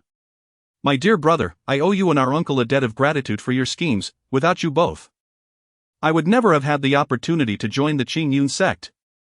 This is what they call surviving great adversity to reap future blessings. Wait. Shi Hao channeled all his fury against the obstructing demonic bats. With each strike of the Supreme Reincarnation Fist, he obliterated a multitude of bats. Meanwhile, Lin Bai and the others were also engaged in spirited combat. Ah, you wretched beasts, allow me to test my Qinglian sword technique. Lin Bai bellowed. Unleashing the first form of the Qinglian sword technique, Qinglian asks the way. A sharp blade of sword energy cleaved forth. The sword energy surged forth, unstoppable. Countless Qinglian flowers blossomed on the ground, charging towards the demonic bats with lethal intent. Chapter 75, The Fierce Battle Against the Demon Bats, the Black Emperor Strikes. The Azure Lotus slays demons, and the sword intent sweeps through. Within the cavern, countless Azure Lotuses materialized out of thin air, intermingled with sword intent, directly annihilating hundreds of demon bats. The demon bats plummeted from the sky like dumplings falling into boiling water. Die! Lin Bai incessantly wielded the Azure Lotus sword. The numerous demon bats severed emitted sprays of blood mist, blending with the ever-floating scarlet aura within the cave, enhancing the eerie atmosphere. Over the course of a month, although his cultivation advanced rapidly, his sword intent had not seen much improvement.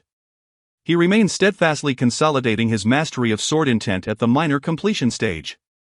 It is worth noting that the path of the sword is far more arduous to advance than mere cultivation, demanding extraordinary talent and an indomitable will. To put it simply, even with your innate gifts, reaching the transformation realm is merely the beginning of the sword path. Most sword cultivators at this stage have only begun to grasp sword intent. Few possess the extraordinary gifts required to comprehend sword intent before reaching the transformation realm. To hone a sword over a millennium results in just minor completion. Otherwise, why do you think the Azure Lotus sword deity of the Middle Ages was so formidable? The butcher saint slayed the emperor. When he first entered the great saint realm, he wielded an Azure Lotus sword, single-handedly battling the 10 great kings and sealing his divinity in a single confrontation.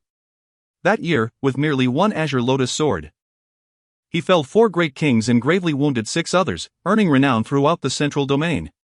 At that time, the sword deity had already attained the realm of sword heart clarity. With a sword in his heart, he could cleave through the void with even a blade of grass. On the other side, Hua Qingyu activated the Phoenix Transformation Sacred Technique, fully awakening her Phoenix Sacred Body. A colossal phantom of a phoenix loomed above her, continuously exhaling phoenix flames that scorched the demon bats ahead. The clangorous cries of the phoenix echoed, each screech could incinerate a multitude of demon bats. The unfortunate demon bats were rendered into a dish of braised demon bats, with the aroma mingling with the scent of charred flesh wafting through the air. Su Yao Yao, nearby, wielded a soft sword, relentlessly striking down foes. Her peak nascent soul cultivation exuded an overwhelming aura, and her sword gathered formidable spiritual energy with each swing. Once again, she was awestruck by the terrifying prowess of these 3 individuals. Shi Hao, like a war god, could obliterate countless demon bats with a single punch, while Lin Bai's Azure Lotus sword intent was equally formidable, slicing through the air and exterminating numerous demon bats in a single stroke. Sister Qingyu's Phoenix Phantom unleashed widespread devastation, with every breath of phoenix flames claiming swaths of demon bats. Though she too wielded a sword, her decade of practice had barely grazed the threshold of the sword path. She had yet to even touch the door, so to speak. If only she possessed the innate talent of her brother Lin Bai. Despite being only a few years older, he had already achieved minor completion in sword intent. Even if her realms were 2 levels lower, she doubted she could match him, and 1.5 levels would be exceedingly challenging. Seeing the remarkable prowess of these individuals, the Black Emperor refrained from intervening and found a comfortable spot to recline. With the scorching phoenix flames, the temperature within the cave rose significantly. Currently, its divine consciousness could only extend within a radius of 1 meter, which meant it was invincible within that space. However, it still felt exceedingly weak. Continuously releasing one's spiritual energy can indeed harm one's essence. Thus, it is prudent to refrain from action unless absolutely necessary. Junior brothers and sisters, you must depart first, I shall hold them off. With a powerful punch, Shi Hao declared, his eyes blazing with fury. The spiritual energy within him poised to erupt like a volcano. 9 spiritual caverns provided him with an unending supply of energy, and his trump card, the Supreme Body, remained dormant. Although the demon bats were not formidable individually, their overwhelming numbers continued to surge forth. Moreover, in the distance, he sensed the presence of even more powerful beasts approaching. We cannot linger, we must leave together.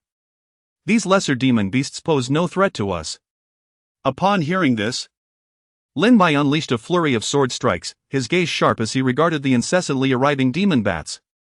It appeared today would turn into a war of attrition. Very well then, let it come. My azure lotus sword yearns for blood. They had yet to unleash their full strength, as the impending contest for the sacred herb would likely require a fierce battle. Continuing to strike, he annihilated the demon bats before him with formidable sword energy. He glanced around, his senior brother was unleashing punches from a distance, while his junior sister and Yao Yao deployed their techniques against the demon bats. Meanwhile, the small black dog lay lazily in a corner behind them. For heaven's sake, you ought to help us. If you wish for us to take you out of this secret realm, then you should lend a hand. Lin Bai approached, looking down at it. Hey, Black Emperor. I admit I spoke too loudly earlier, I take that back. It is commendable to correct one's mistakes. From the moment I laid eyes upon you, I sensed you were destined for greatness. The Black Emperor shook itself and slowly stood up. Very well then, I entrust this task to you. My senior brother, junior sister. And I must now contend for the sacred herb. It is your turn to act. After saying this, Lin Bai squatted down and lifted the Black Emperor. What are you doing, you insignificant junior? Release me at once. Lin Bai brought the Black Emperor to the forefront. Senior brother, junior sister, you should go ahead.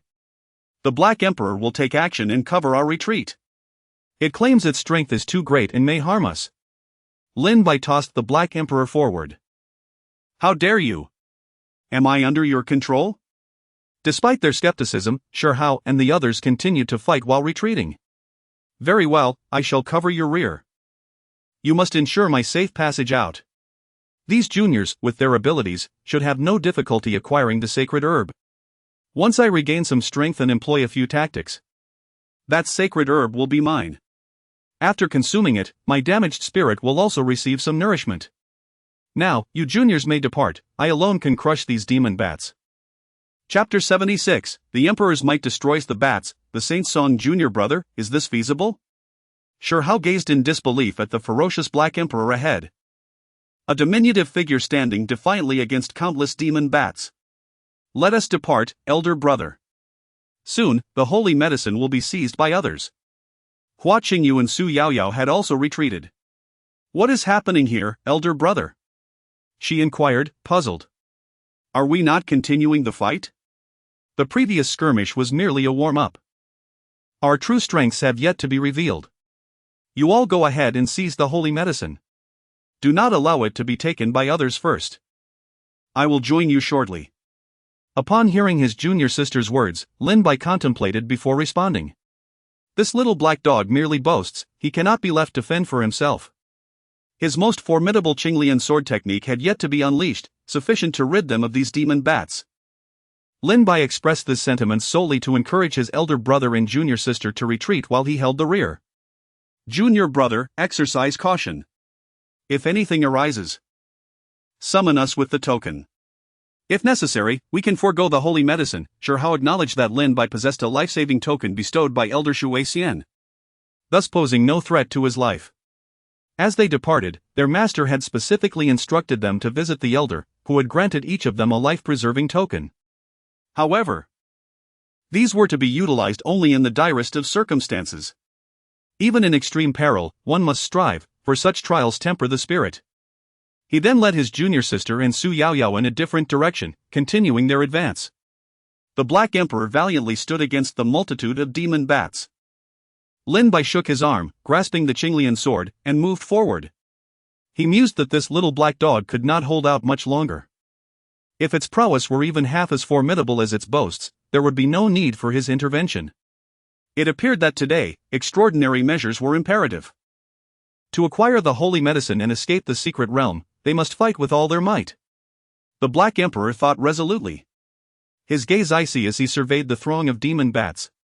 With the full force of his imperial consciousness unleashed, the very fabric of space warped and collapsed, transforming into an endless black void. In the wrath of an emperor, countless foes would fall. The overwhelming imperial might surged forth. Had it not been for the recent unsealing, with its consciousness and cultivation not yet restored, the entire secret realm would have been obliterated on the spot. Under the weight of imperial authority, all beings were rendered equal. After a thunderous roar, the fragmented imperial consciousness surged forth. Once renowned as the Black Emperor 100,000 years prior, could he now be bullied by a swarm of winged rodents? He had once feasted upon dragon's gall and phoenix marrow, having engaged in fierce battles with the dragon clan's emperors for such sustenance. The imperial consciousness instantly expanded to a radius of 100 meters. The demon bats within that range were vaporized on the spot. This represented the limit of his current strength, exceeding it would deplete his essence, yielding more losses than gains. A mere swarm of flies, he thought. Even a fraction of his peak power was beyond these lowly demon bats' comprehension. A swift resolution was essential, otherwise, given his present state, he could not sustain this for long.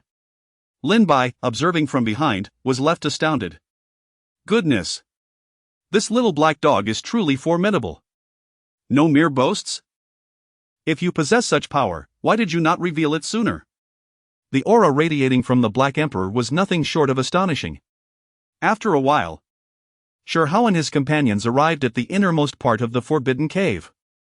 The space was vast, capable of accommodating thousands without issue. As they surveyed the area, they noticed a considerable gathering of people. In the center, a colossal blood pool bubbled ominously, releasing steam into the air. The crimson aura that permeated both inside and outside the cave emanated from this very pool. The sacred herb was on the verge of blooming. Do not act impulsively. The Holy Sun Guchanga is present here. Competing with him would be tantamount to courting death. Around the perimeter of the blood pool, many individuals were engaged in hushed conversations. Wait, the Holy Sun has entered this forbidden zone? Why did you not inform us sooner? This trip has been in vain. Damn it, I was just bitten on the backside by a demon bat, it hurts like hell. As the man spoke, he absent-mindedly touched his wound, letting out a pained cry. Curse it, what a pointless injury! With so many treasures in the sacred land, why must this so-called Holy Sun compete with us for these? Shoo! Keep your voice down. Are you trying to get yourself killed? If the Holy Sun hears you, you'll be done for. The companion hurriedly covered his mouth, his face pale. This fellow truly had no filter. If you want to die, don't drag me down with you. But it was too late. Oh? You dare to call me a so-called Holy Sun? Guchanga, the Holy Sun of the heavenly sacred land, emerged from the crowd, clad in white robes and wielding a folding fan. He approached with a smile, his gaze fixed on the man who had insulted him. Flanked by a retinue of sycophants, he exuded an air of authority. These followers were also renowned geniuses of the sacred state, yet they willingly served Guchanga to secure greater rewards and opportunities. What a figure the Holy Sun was! The mightiest within the sacred state, the most powerful among the 5 sacred lands, and ranked first on the genius leaderboard of the eastern region. He was a paragon standing atop the 13 states. Impudence! To show disrespect towards the Holy Sun is to seek death. One of Guchanga's followers declared, preparing to attack the man who had insulted their master. Come now. Let us not resort to violence, we are all from the eastern region. Perhaps we could simply toss him into the blood pool for a moment of reflection. Guchanga suggested with a charming smile. However, his words sent a chill down the man's spine. Tossed into the blood pool, I would be reduced to nothing but blood in an instant. Forgive me, Holy Sun. I was wrong, I deserve punishment. Please show mercy and spare my life. The man hurriedly knelt, slapping his own face in desperation. His moment of indiscretion had summoned a death sentence upon him. Yet, his pleas fell on deaf ears as Guchanga's followers dragged him towards the blood pool. Remember to mind your words in your next life. With a resounding splash, the man was unceremoniously thrown into the blood pool, vanishing without a trace, leaving not even a ripple behind. The surrounding cultivators were struck with terror. The Holy Sun was truly formidable. He was not to be trifled with, a veritable smiling reaper. It seemed the sacred herb would remain beyond their reach today. Ha ha. Forgive my jest. Soon, as the sacred herb reaches maturity, one need not concern themselves with my identity. Let us engage in fair competition. I assure you, I shall not threaten your lives, families, spouses, friends, sects, or ancestral lineages. Qingyun concluded with a smile, gently fanning himself with his folding fan, gazing down imperiously upon the crowd. My goodness, this fellow is quite the performer. Shi Hao mused inwardly. Fair competition is indeed acceptable, may the worthy claim the treasures. Yet, does this young man not comprehend that there are always greater beings beyond our sight? Others may fear you, but we do not. Let us act according to our true intentions, aspiring to the heights of ambition. Look, the sacred herb has begun to bloom. Chapter 77, The blooming of the sacred herb. All eyes were drawn towards the blood pool. Even though this sacred herb had no connection to them, witnessing its emergence was a rare privilege. This was a flower that blossomed once in 10,000 years, and they would only have this singular opportunity in their lifetime. The conditions for entering the sacred mysterious realm were stringent. Only talents under the age of 25 and in the later stages of the golden core could enter.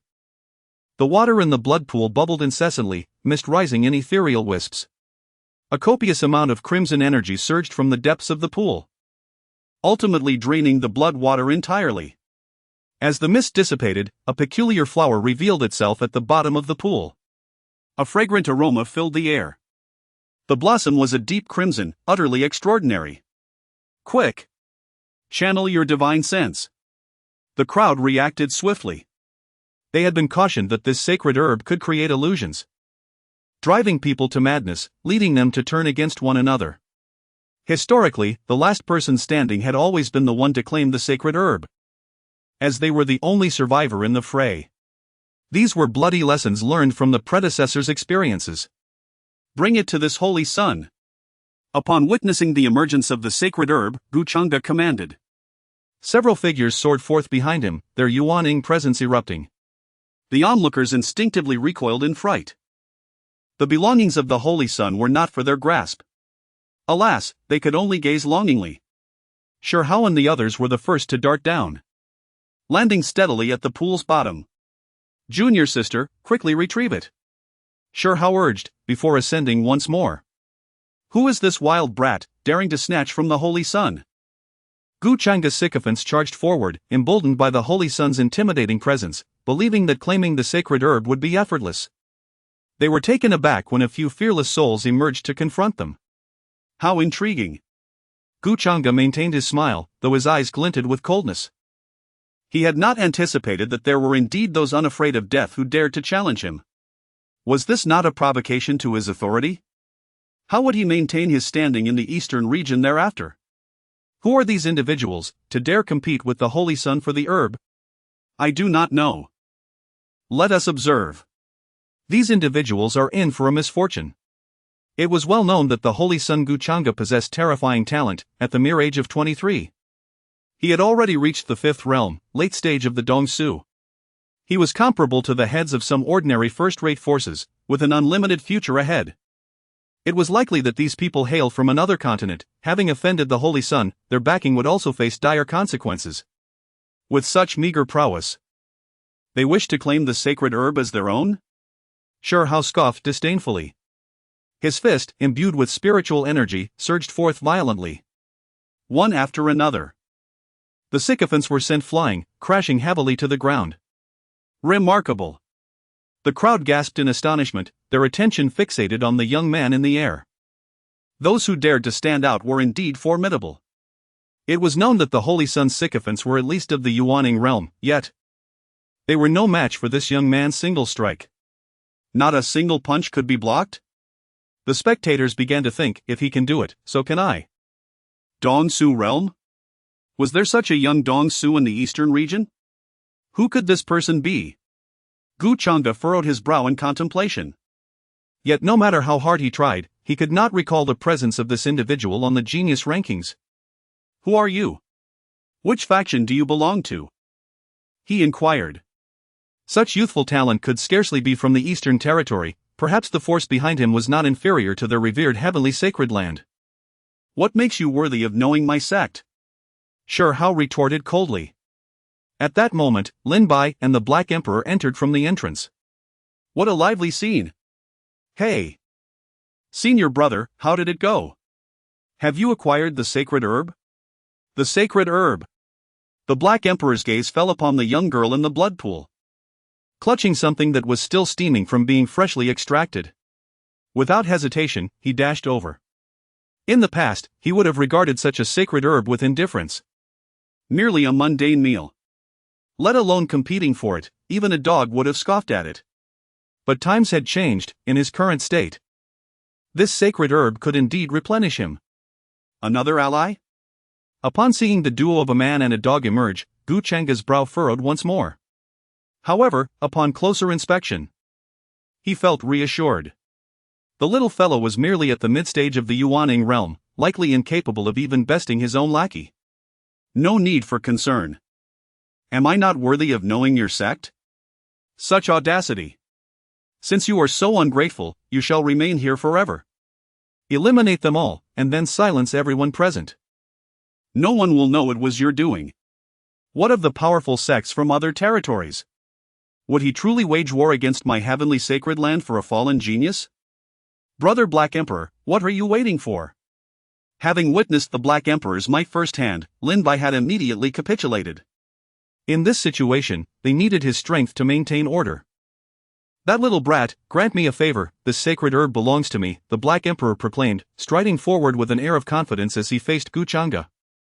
Even the patriarchs of the imperial clans in the central region dare not disregard the Black Emperor's prestige. Upon noticing the little black dog barking at him, Gu Chang'e felt a surge of anger. It seems my earlier restraint in speaking to them has resulted in even a dog daring to challenge me now. Where did this stray come from? Off you go!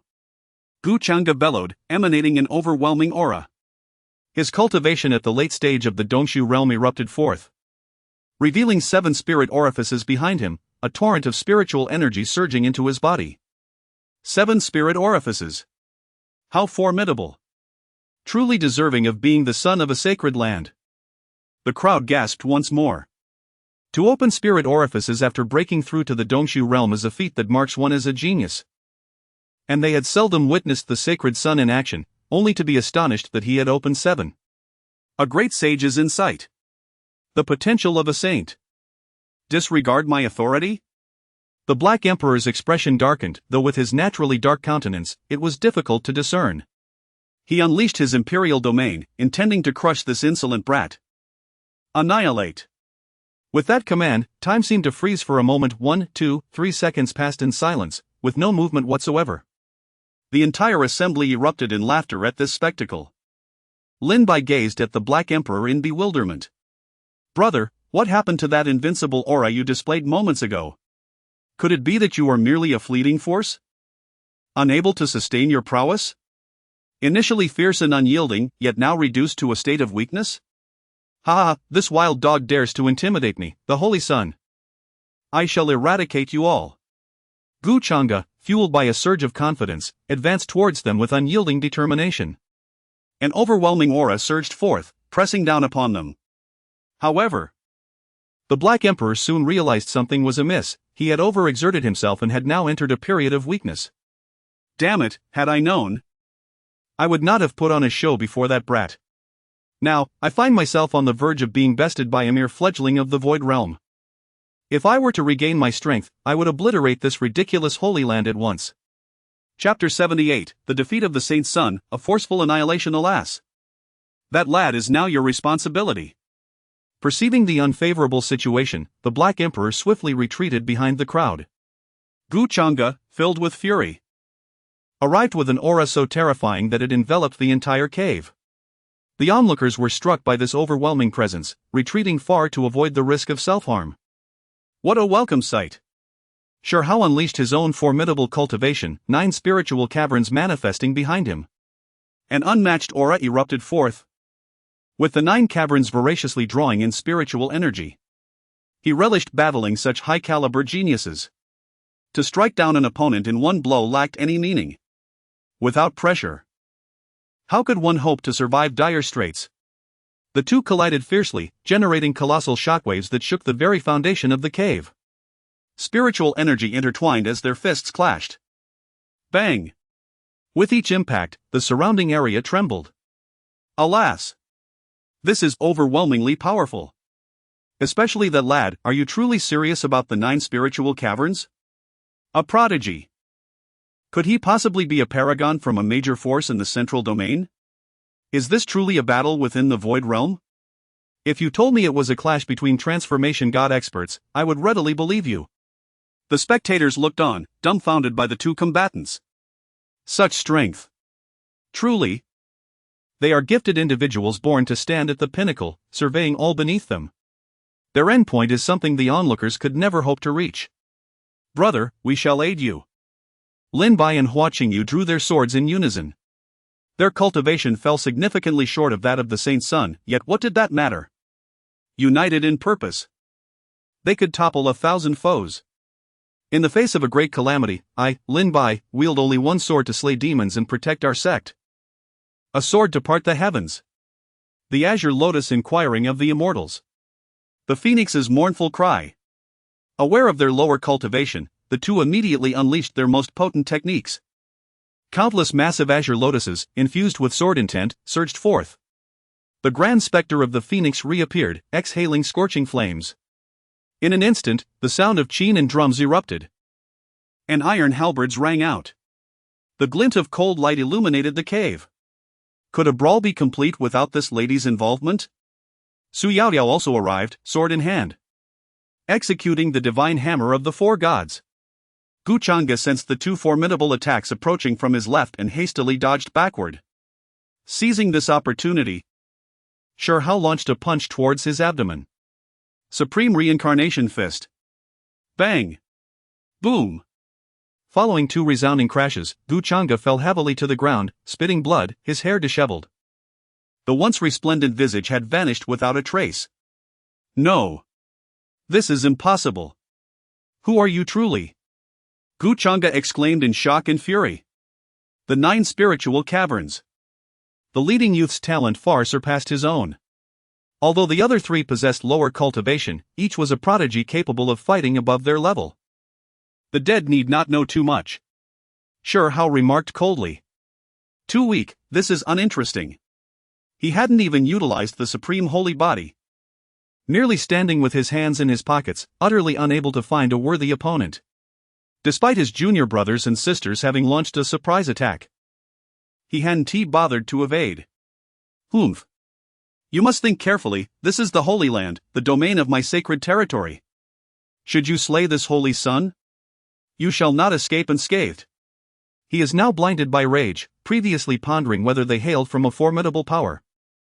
Still hoping that they would not wage war against our Holy Land for a deceased genius. The situation has now shifted. He has become mere prey. Does he not consider that the Holy Land would fight in his defense?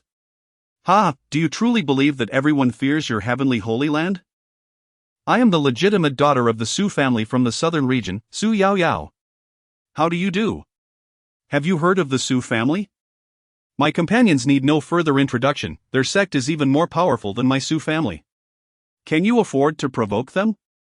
The ancestor of the Su family remarked, to elevate the ambitions of others is to undermine one's own prestige.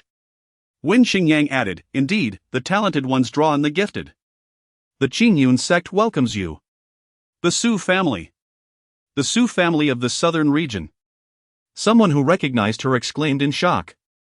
One of the pillar families of the southern region, filled with formidable experts, surely poses no threat to the Holy Land. Yet, who would have anticipated that the legitimate daughter of the Su family would venture to the eastern region to cultivate? Wait, that is not the crux of the matter. If they possess power greater than the Su family, could they be backed by a formidable force from the central region? It is I, the Holy Son. Who has been defeated? I surrender, spare my life. Guchanga initially spoke with a despondent expression. Shi Hao and the others continued to regard him with cold indifference. To leave the roots of the weeds intact is to invite endless troubles. One must act decisively to eliminate him. How infuriating, he refuses to be deceived. Why? Why? Gu Changge erupted in a frenzy, as if driven to madness. How dare the Holy Land be insulted, how dare the Holy Sun be dishonored? It is all a facade. All an illusion. He had so humbly begged for mercy, yet these individuals remained unmoved. He had intended to wait until they were convinced before delivering a fatal blow with his trump card. Now, it seems, that shall be laid bare. Gu Changge's eyes burned with frenzied fury. Should this battle become known, even if he survives, his reputation would plummet. The esteemed figure, Gu Changge, defeated by mere lowly cultivators. Ridiculous, utterly ludicrous. Then let us perish together. Die for me. Gu Changge hurled a scroll. A figure emerged from within. An overwhelming aura swept over the crowd. The heavens trembled. The cave was overturned. A colossal figure loomed over the open cave's expanse. This was a manifestation of a mighty being of the manifestation realm. This was Gu Changge's final resort. He intended to annihilate everyone. He could not allow others to disseminate news of this battle. Who dares disrespect the Holy Sun shall perish. The divine might of the manifestation realm descended oppressively. The self-important fool. Shi Hao and the others below remained unfazed. We are all individuals of significance. Do you think I lack a trump card? Shi Hao likewise produced a scroll and tossed it forth. A graceful figure emerged from within. It was none other than the manifestation of Mushu Xian. After a month of recuperation, although she could only summon the strength of a peak saint realm, her imperial might and divine consciousness remained largely intact. The lotus-shaped body, nourished by the essence of the lotus root, continuously restored her vitality. Who dares to provoke my Qingyun Sect? Extermination. Mushu Xian's avatar surged forward. A solitary figure wielding a sword that pierced the heavens. The formidable sword intent, intertwined with unparalleled imperial might, swept forth.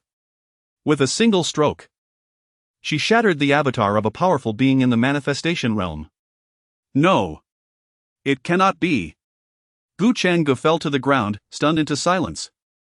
His ultimate trump card, his source of confidence, had been effortlessly obliterated by that seemingly weightless stroke. Mushu Xian's avatar cast a cold glance in his direction. In that instant, Gu Changge felt an oppressive force capable of annihilating the heavens descend upon him. Before he could even utter a cry of despair, he was ground into a mist of blood, dissipating into the void. Shortly thereafter, she too vanished. The onlookers were left speechless. What terror! An avatar of a trump card shattered by a single sword strike, the Holy Sun obliterated with a mere glance. Who are these people? The East region is on the brink of upheaval. Chapter 79, The Sword Saint, Blowing Snow, the Coming Storm of the Water Fairy Empress. The Black Emperor was taken aback. The Water Fairy Empress was still alive. Witnessing this, the Black Emperor was no longer composed. What was happening? Had the Water Fairy Empress survived and joined the Eastern Domain sects? A multitude of questions flooded its mind. It had been a close friend of the Water Fairy Empress, having witnessed her being ambushed and slain by the Dustless Emperor 100,000 years ago. Subsequently, it had charged at Dustless, engaging in a fierce battle but ultimately being overpowered, barely managing to escape. Severely injured, it had made its way to the holy state of the Eastern Domain.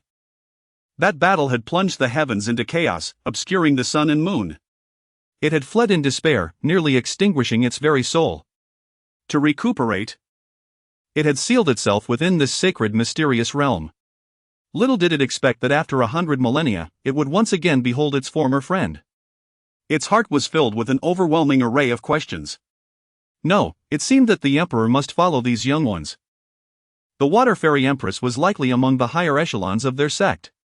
Only by accompanying them could it reunite with its old friend.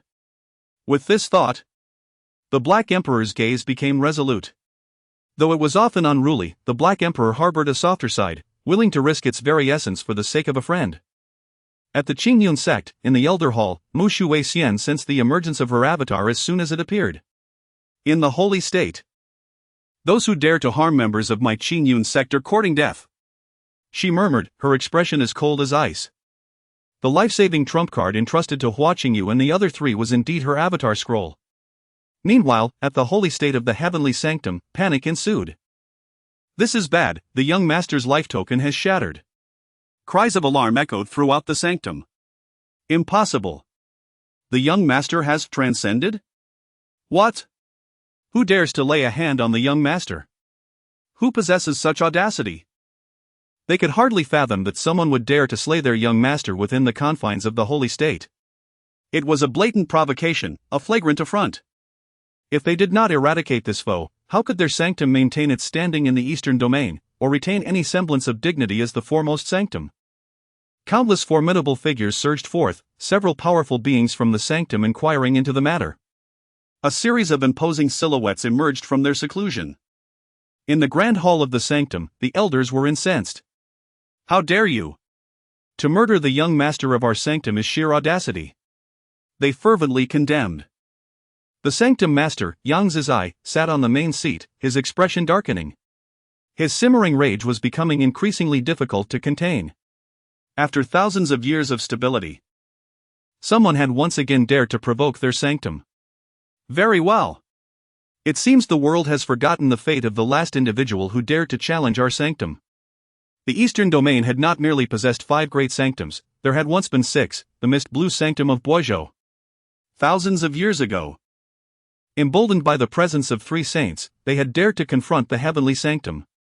The outcome was catastrophic, the entire mist blue sanctum was slaughtered. Boizhou was left in ruins, and it never recovered, descending to become the lowest tier of the eastern domain. It was due to that conflict that the heavenly sanctum solidified its dominance as the sovereign of the eastern domain, claiming the title of the foremost sanctum. After thousands of years, there are still those who dare to provoke the sanctity of our revered Holy Land. It seems it is time for the present generation to be reminded of its grandeur. Those who dare to harm our Holy Son shall not escape unscathed. With a commanding decree from the Holy Master, the formidable warriors of the Holy Land swiftly mobilized, positioning themselves at the entrance of the secret realm. Lying in wait for their prey, they awaited the opening of the secret realm to crush those who dared to intrude. Yang Zizai reclined in his chair, eyes closed in contemplation. With the strength of the Holy Sun, could anyone within the secret realm truly pose a threat to him?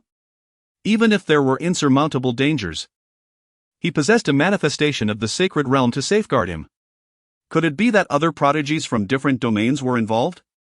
A day later, Shi Hao and his companions, 4 individuals and a dog, emerged from the sacred mysterious realm. This journey was certainly worthwhile, brother. We have acquired so many valuable treasures. Lin Bai exclaimed, joyfully clutching a spatial ring. After vanquishing the Holy Sun, they had traversed various locations within the secret realm over the past few days, amassing numerous and valuable items, including spirit stones and various resources. Among these treasures, the most precious was undoubtedly the blood-colored netherflower, a sacred herb. Additionally, there were those who had supported the Holy Sun during battle. Under their persuasive and threatening reasoning, they had politely surrendered all their prized possessions and spatial rings to Shi Hao and his companions, entrusting them with their safekeeping. At that time, Lin Bai had patted a few of their shoulders, assuring them, "Fear not, we shall safeguard your treasures well, until they are needed." Among them was a female cultivator who had initially been captivated by the Holy Sun's charisma. When pressed to surrender her belongings, she had been left empty-handed, ultimately exclaiming, Great One! What about me?" At that moment, Shi Hao suddenly sensed something amiss and furrowed his brow, glancing around. "Something is not right, junior brother." The 4 companions halted in their tracks, recalling the slain Holy Sun. It appeared that the warriors of the Holy Land had arrived. If the younger ones could not withstand the onslaught, then the elders would take action. Meanwhile, the powerful figures of the Holy Land learned that it was the disciples of Qingyun Sect and the direct descendant of the Su family from the southern domain who had slain the Holy Sun.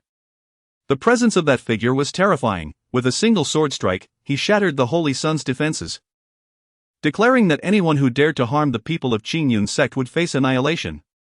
Such overwhelming authority was awe-inspiring. To join such a sect in their lifetime would be a worthy pursuit. They were aware that Qingyun Sect was an ancient family of the southern domain, comparable in strength to their Holy Land, yet they awaited the Holy Master's decision. However, the emergence of this Qingyun Sect was puzzling. "My lord, I believe I have heard of it. Qingyun Sect, the leading sect of Lingzhou, intimidates the 3 great holy lands of Huangzhou, Tianzhou, and Qingshan. dispatching powerful figures to annihilate the 4 sacred beasts. News has already reached here, but the tidings of Yudon Holy Land's submission have yet to arrive.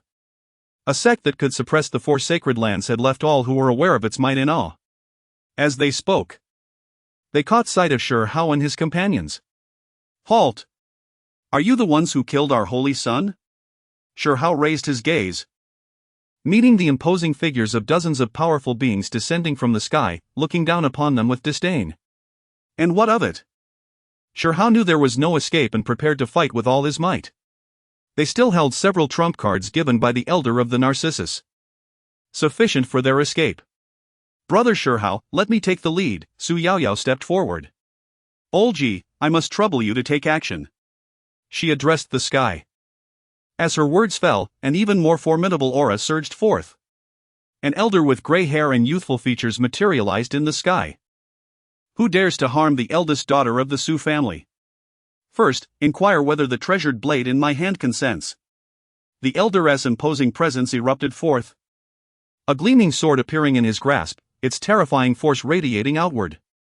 Several members of the heavenly sacred land were sent flying. This elder was Su Yaoyao's protector, Yi Chue Shui. Concerned for her safety during her training in the eastern region, the head of the Su family had assigned a powerful guardian to protect her in secrecy. A mighty figure of the manifestation realm. "Sir, your esteemed daughter may depart, and as for the matters that follow, our sacred land shall engage in discussions with your Su family. However, the other 3 must remain." The game of power among formidable factions often revolves around human sentiments and social intricacies. They were reluctant to provoke a conflict with the Su family over a deceased holy son, knowing it would only lead to mutual destruction. Instead, they sought to extract additional benefits from the situation. Chapter 80, The Battle of Manifestation. The Dark Emperor takes action as for the Qingyun Sect's intimidation of the 3 Holy Lands and their dispatch of powerful figures to slay the 4 sacred beasts. They regarded it with utter disdain. At most, they were momentarily surprised that such a formidable sect had quietly emerged from Lingzhou. However, that was the extent of their concern. The other 3 Holy Lands were unworthy even to be their subordinates. The notion that their sacred land could be equated with such entities was nothing short of an affront. Only the Yudon sacred land of Xianzhou commanded a modicum of their attention. After all, regardless of their strength, they remained reliant on the assistance of medicinal elixirs. The Yudon sacred land boasted profound heritage, likely supported by a significant force from the central domain, the Dan sect. Little did they know that if they were aware of the Yudon sacred land's allegiance to the Qingyun Sect, their thoughts would be amusing. How absurd! My lady's friends are also allies of the Su family. What if I insist on taking them all away? Yi Chue Shui scoffed, exuding the imposing aura of one in the mid-stage of the manifestation realm. His great blade, long yearning for action, was in his grasp. With white hair billowing in the wind and a formidable presence, he resembled a living embodiment of the Blade Saint. Over the past month, he had covertly protected his lady, while the other 3 companions had repeatedly assisted her. Their camaraderie had yielded significant rewards, all of which he had observed with keen interest. He was also astonished by the unparalleled talent of those 3 companions, in just over a month. Their cultivation and strength had soared as if propelled by a celestial vessel, truly astonishing. What kind of sect could cultivate such prodigious talents? How powerful must that sect be? Moreover, the Su family had no fear of this so-called sacred land. Ah? Are you suggesting that today will not conclude peacefully? The lead figure from the Tianxing sacred land wore a grim expression. Do you not recognize whose territory this is? There are countless cultivators from the outside world watching. Are you refusing to grant me face? Humph. The Su family of the southern domain, while I do not dare to threaten you. This Qingyun Sect is a matter of the eastern domain. Do you presume you can intrude upon our affairs? In due time, I shall obliterate the Qingyun Sect with but a word. Who in the eastern domain would dare defy us? Upon hearing this, Shi Hao and the others stepped forward together. They could tolerate insults directed at themselves, but not those aimed at Qingyun. Hey, old man, do not bellow at us so brazenly. If you possess the capability, venture to Qingyun and test your strength. You are akin to frogs in a well, foolishly believing the eastern domain is dictated by your Tianxing sacred land. Though they were uncertain of their sect's true power, their master had informed them that the formidable figures of the sect were either traveling or in slumber. However, at the master's command, they would gather in droves, treading across the major states of the Eastern Domain, their renown instilling fear in the three Holy Lands. Not to mention, even one of their ancestors would likely suffice to keep the Tianxing sacred land at bay. With ease, they could crush any envoy from the Tianji Pavilion. With such a grand sect backing them, they feared no one in the Eastern Domain, nor any force. Ha ha, what is your Qingyun Sect? 3 insignificant ants daring to shout at me. I could slay you this instant and compel your sect master to kneel before my sacred land. Seeking atonement for the son of the sacred. The elder of the sacred land concluded his words, and the formidable aura of the manifest saint realm erupted forth. His cultivation level matched that of Yi Chui Shui, both being formidable beings of the mid-manifest saint realm. The Holy Master had dispatched him with the intent to crush the murderer of the Holy Son. To dare to insult the Master. Old man. No one can save you now. Shi Hao gritted his teeth, his 5 fingers creaking as they clenched tightly, veins bulging on his forehead. The Master was his savior and had imparted to him unparalleled techniques. He would never allow anyone to humiliate his master. The 3 of them exchanged glances and produced the trump cards given to them by Elder Shui Xian. Today, it would either be the death of the fish or the tearing of the net. Then let us not waste words. I have been itching for a fight. And I shall first sharpen my blades on you. Young lady, please be cautious. He was aware that the young lady possessed a trump card from the family head. So he focused solely on attacking. Yi Chui Shui soared into the air, engaging in battle with the leading powerhouse of the sacred land. The 2 ascended towards the heavens. Their clash generating waves of terrifying energy that threatened to affect everyone present. In the skies above, the immense sacred aura clashed continuously, as if a cataclysm was imminent. With winds and clouds swirling violently. Such fierce battles among the manifest saint realm experts were rare in the Eastern Domain. The last confrontation of such magnitude had occurred thousands of years ago during the destruction of the Mist Blue Sacred Land, a battle that left the heavens weeping. Known as the Day of Saints' Descent. Today, as the manifest saints clashed once more, ominous clouds loomed over the city. The sound of shattering space echoed continuously. And the overwhelming sacred might resonated for thousands of miles. Dark, oppressive clouds descended from above, scattering the grand floating clouds of the 9 heavens. Goodness! Witnessing the battle of these 2 great beings today, I could boast about it for a lifetime. The powerful members of the Su family actually clashed with the sacred land to protect those of the Qingyun Sect. Could there be a connection between these 2 factions? It seems so. Have you not noticed that the Su family's direct daughter is often seen with members of the Qingyun Sect? Could she be a Taoist partner of one of them? Brothers, consider this, is it possible she is the Taoist partner of the Qingyun Sect's leader? Outside cultivators speculated fervently. Nevertheless, regardless of the circumstances, these factions were not ones they could provoke. Kill them. The experts from the heavenly sacred land saw that only these few young ones remained and charged forth, their formidable presence unmistakable. An unstoppable force surged toward them. In response, Shi Hao and the others produced their trump cards, 2 delicate swords and a scroll. With a swift motion, the 2 small swords transformed into colossal blades, soaring upwards. Elder Shui Xian's avatar also emerged from the scroll. Stepping onto the 2 giant swords as she confronted them, anyone who dares to harm my Qingyun people shall face eternal damnation. Elder Shui Xian had instructed that these 2 small swords were manifestations of her sword domain, an unstoppable force capable of cleaving through heaven and earth.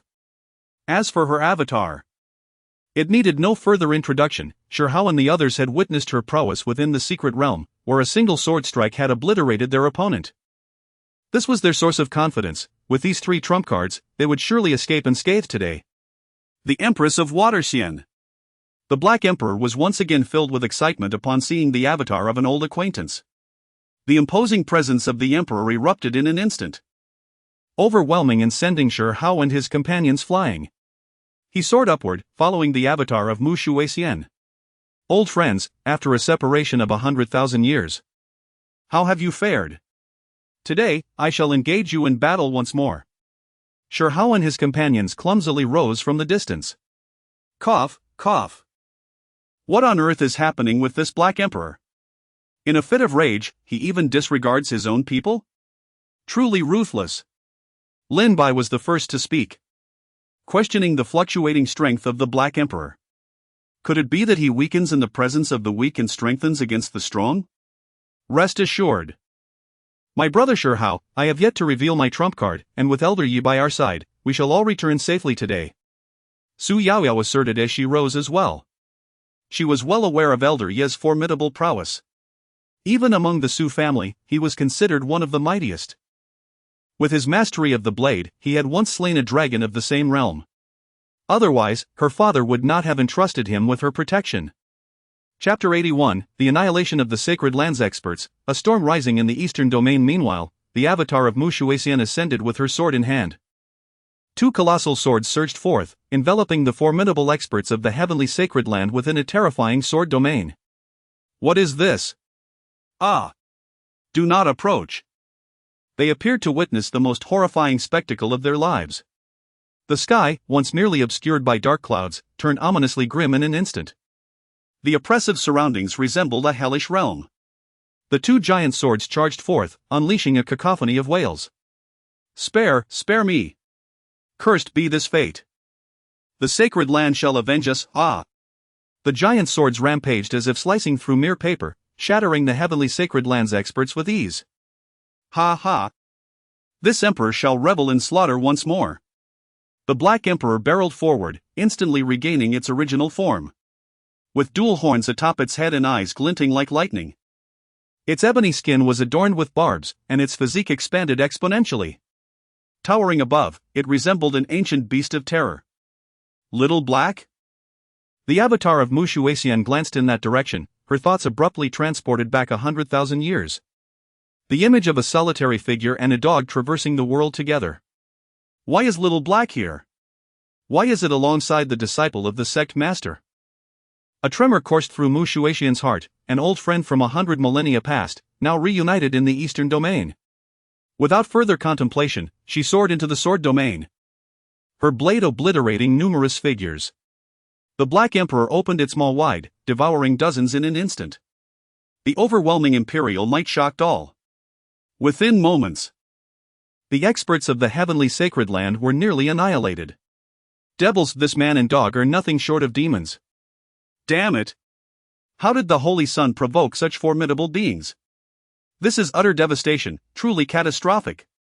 They are simply not on the same level. As the final adversary fell, Mu Shuexian paused. Is that you, Little Black? It has been ages. The Black Emperor nodded. Indeed, 100 millennia have passed. Who would have thought we would meet again? You were not ambushed by Wuchen, how? The Black Emperor voiced its lingering curiosity. Suspecting that the Empress of Water had escaped as a remnant soul and encountered fortuitous events to find her way here. Time was of the essence, and explanations were futile. I am currently at the Qingyun Sect. The Qingyun Sect. Upon speaking, Mu Shuexian's figure dissipated. The Black Emperor also reverted to its small black dog form and descended. A wave of exhaustion washed over, as if its very essence had been drained. It would require ample time to recover from such a forceful outburst. What kind of sect is the Qingyun Sect? Why had this emperor never heard of it before? A sect capable of welcoming the Empress of Water surely possesses considerable merit. It was now confirmed, an old friend resides within the Qingyun Sect, the Black Emperor mused. Was that truly your original form just now? Upon landing, Lin Bai inquired in astonishment. The figure from earlier once again materialized in my mind, obscuring the sky as if it were an ancient divine beast. It was utterly astonishing. Yet, it seemed that this Black Emperor was acquainted with Elder Shuexian. How peculiar.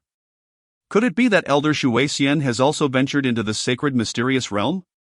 I have long asserted that mediating matters for you is a trifling task. The Black Emperor feigned a demeanor of ease as he spoke. Were it not for my own lack of restoration, a mere glance could obliterate these insignificant ants. The cultivators from the outside were once more left in a state of shock, their scalps prickling in disbelief. Were so many powerful figures from the sacred grounds truly lost? Vanished? This was utterly terrifying. Initially, it seemed a great fortune to witness a battle between two formidable beings of the sacred manifestation realm. Yet I found myself a witness to this unparalleled clash. The members of the Qingyun Sect were far too fearsome. They must not be provoked. With such a mighty presence descending, and such a sect emerging, could it be that the era of cultivation in the Eastern Domain is about to revive? Since the demon race ravaged the Eastern Domain and the Middle Ages severed its vigor, the entire region has languished in decline. The cultivation realm is pitifully weak. Aside from the Heavenly Saint's sacred ground, no other forces could hold their own. Is it possible that now, under the aegis of the Qingyun Sect, the Eastern Domain shall rise once more? In the heavens above, the elder leading the sacred ground found himself at a slight disadvantage, yet he remained unfazed. In their territory. What could this Su family member possibly do to him? Considering the time, his own people should have dispatched those small fry by now. He. Yi Chui Shui observed the opponent laughing amid the fray. What is this? You find amusement while at a disadvantage? The advantage lies with me. Haha, old man. You surely wouldn't wish for any misfortune to befall your esteemed lady, would you? Perhaps we should end this here. I estimate that those Qingyun Sect members have already been crushed. Rest assured, we shall not harm your Su family's young mistress. However, if you wish to ensure her safety, it would be wise for your family head to converse with our sacred lord. This would fulfill the sacred lord's command while also allowing for a lucrative gain. The sacred lord would undoubtedly reward him. Upon hearing this, Yi Chui Shui sheathed his blade. Although the young mistress possessed her own trump cards, he feared the sacred ground might have some hidden stratagem. Though he currently held the upper hand, if the opponent wished to flee, he could not impede them. It would be prudent to first escort the young mistress and a few companions away, then deliberate further. At their level of cultivation, unless one possessed overwhelming strength, it was exceedingly difficult to eliminate the opponent. With such thoughts, he ceased his entanglement. I shall remember today's events. If any harm befalls my lady, then all from your sacred ground shall pay the price. You have no grounds to boast. The young mistress of the Su family has long been captured. However, the commotion just now seemed rather excessive. Even from their heights in the heavens, they felt the tremors. The powerful figure of the sacred ground mused. Yi Chui Shui descended swiftly, landing amidst the chaos. The scene before him was one of utter devastation. Aside from the wreckage, it was eerily desolate. What was the source of the pervasive scent of blood? Where is my lady? Could something have happened to her? His heart trembled with dread. If anything were to happen to the young lady, the entire Eastern Domain would surely be turned upside down by the family head. At this moment, a message arrived via the communication talisman. Su Yaoyao conveyed that they were currently in a safe location, having distanced themselves from the area, and shared their whereabouts with him. Shi Hao and his companions were not naive. They understood that they were in the territory of the sacred land, where unexpected visitors could appear at any moment. The best course of action, as per the 36 stratagems, was to retreat. As for settling accounts later, that could wait. Upon hearing this, Yi Chui Shui hastily pursued them. At this juncture, the elder leading the sacred land gradually descended. Where is everyone? He inquired, pulling an outsider cultivator closer. I demand to know what transpired below. A sense of foreboding loomed in his heart. The trembling cultivator recounted the recent events, revealing that the sacred lands experts had been vanquished and the Qingyun Sect members had already fled. What? The sacred lands enraged expert exclaimed, crushing the individual in his grasp into a mist of blood with a mere squeeze. Concurrently, within the grand hall of the heavenly sacred land, the expression of the sovereign Yang Zizai darkened ominously. His fury surged, more formidable than before, as his overwhelming divine presence reduced all furnishings in the hall to mere dust. Qingyun Sect. Chapter 82, The East Region in Turmoil. War approaches. The words Qingyun Sect were uttered by the Holy Master Yang Zizai through gritted teeth, each syllable laced with fury. An overwhelming aura of sanctity swept across the entire holy ground, causing all the elders in the grand hall to prostrate themselves in fear. The majestic presence filled the chamber, heralding the wrath of the Holy Master. The heavens themselves seemed on the verge of collapse. Particularly vexing was the powerful figure who had just led the expedition. He had anticipated a well-deserved reward for his dual triumph, only to discover that these young disciples possessed such formidable trump cards. After all, could the daughter of the Su family lack a life-preserving secret? The Qingyun Sect's ability to instill dread in the three great holy lands was no trivial feat yet. In comparison, they still fell short. This time, he had underestimated the situation. Now, he found himself bereft of both his troops and his pride. How audacious for the diminutive Qingyun Sect to have slain hundreds of their formidable members. Even more infuriating was the involvement of the Su family. Did they truly consider their holy ground as mere clay, to be trampled upon by anyone at will? Initially, his plan had been to eliminate the culprits responsible for the death of the Holy Son and to impose a hefty price on the Qingyun Sect. While Qingyun Sect may not have equaled their power, it surely harbored secrets that warranted such a dramatic rise. What if there lay a powerful force backing them? After all, as the Holy Son Guchanga had posited, would one wage war over a fallen genius? Yet, he had never anticipated that this would unfold in his own realm. Seated in his exalted position, Yang Zizai's expression was devoid of sorrow or joy. However, the sheer weight of his divine presence spoke volumes of his inner turmoil. As a leader of a holy land, he was inevitably burdened by countless concerns. Yet, the circumstances had shifted dramatically. The Qingyun Sect not only claimed the life of the Holy Son but also extinguished hundreds of powerful members from their holy land. If he did not eradicate this sect, how could they maintain their dignity as the foremost holy land? He then uttered a light yet chilling decree. Scoffing as he turned to depart, within 10 days, crush Qingyun. As for the Su family in the southern region, he would settle that score in due time. In the wake of these events, numerous powerful figures from the Holy Lands emerged from their secluded meditations, and formidable presences returned from the outer realms. The long-dormant ancestors rose from their graves. After a day of fervent speculation, the East region erupted in chaos. The foremost Holy Land, the Heavenly Saint Holy Land, announced its intention to obliterate the increasingly prominent Qingyun Sect. Insiders divulged that members of the Qingyun Sect, alongside the young lady of the Su family, had slain the Holy Son within the sacred Xian secret realm. Upon exiting the secret realm, they unleashed their hidden cards to annihilate hundreds of powerful figures from the Holy Land. The sheer terror of that scene left listeners trembling and witnesses weak-kneed. A figure, ethereal and graceful, wielded dual colossal swords that cleaved the heavens, effortlessly vanquishing countless foes before departing with an air of nonchalance. Another, resembling an ancient beast of legend, devoured the strong and crushed dozens of Holy Land members beneath its foot. With the dissemination of this news, shockwaves rippled through the cultivators across the major states of the East region. The horror was palpable. Who would have thought such a terrifying sect existed in Lingzhou? With the ability to intimidate three great holy lands, the Qingyun Sect dared to confront the Heavenly Saint Holy Land head-on. Your information is outdated. Have you heard of the Yudon Holy Land? The Yudon Holy Land? The alchemical sect from Xianzhou, known to have ties with the Dan sect? Indeed. The sacred land of Yudon has recently declared its allegiance to the Qingyun Sect. Upon the widespread dissemination of this news, the entire eastern region was left in a state of shock. How astonishing! Is it possible that Qingyun intends to dominate the five great sacred lands with merely one sect? From whence did this sect emerge, rising to prominence at such an astonishing pace? It can only be one of the six great sects or a hidden, ancient power. Some have even proclaimed that after tens of millions of years, the resplendent era of the eastern region has returned. The emergence of great sects is set to propel the eastern region to unprecedented heights, shaking the very foundations of the other four regions. Others suggest that Qingyun is overreaching, and that challenging the foremost sacred land is a foolhardy endeavor, tantamount to self-humiliation.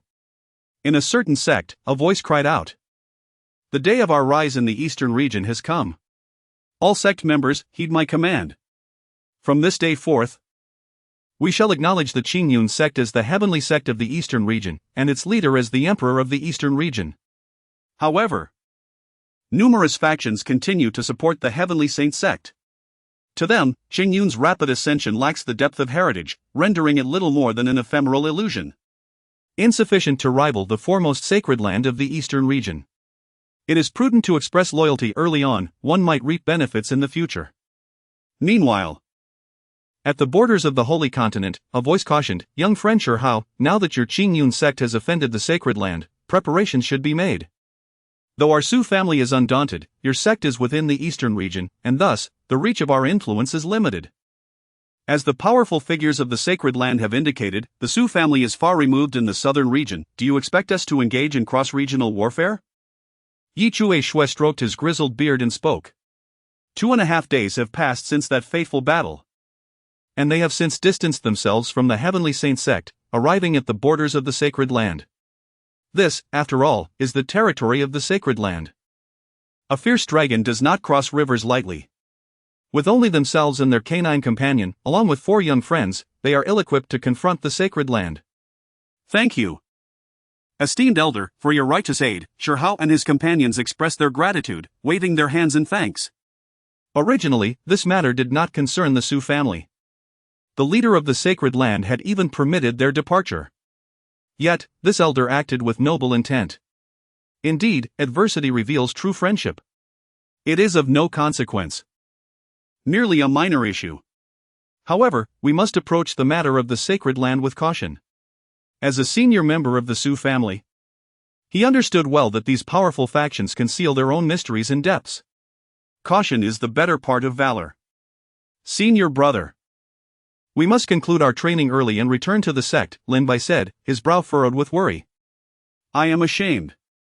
I had informed my master that we would be training, yet in a mere month's time, though my strength and cultivation have increased remarkably, I have also entangled the sect in powerful adversaries. We must face this together with our sect. To Qingyun we return, to refine our divine sword and spill our blood. We shall ascend upon the sacred land and fight for Qingyun. Very well, let us return to the sect. They should already be aware of these events, Shi Hao contemplated. This matter is ours to bear. It was that insufferable so-called Holy Son who first wielded his influence to oppress us. And the men of the sacred land have insulted our master and our sect. There is a limit to patience. It is time they understood the might of the Qingyun Sect. Dear Shi Hao, might we have the honor of visiting your esteemed sect? When the sacred land descends, I would be more than willing to lend my assistance. Upon hearing their mention of returning to the sect, Yi Chue Shui interjected. He too wished to witness the splendor of the Qingyun Sect that they spoke of so highly. Even the young lady expressed a desire to join their ranks. Although the formidable members of the Su family may not arrive in the immediate future, with his mid-stage manifestation realm cultivation, he should still be able to provide substantial support. Yet, it remains uncertain what status his cultivation would hold within the Qingyun Sect. Su Yaoyao chimed in, saying, Indeed, brother Shi Hao, since you are returning early, it would be splendid for me to visit your Qingyun as well. However, it is the Black Emperor who feels the most exhilarated. A dear acquaintance resides within the Qingyun Sect, and it is imperative that he seeks clarity. Wu Chen, you had better brace yourself. Chapter 83, Those Who Insult Me. The Azure Cloud Sect shall be punished. Meanwhile, news reached Lingzhou. What?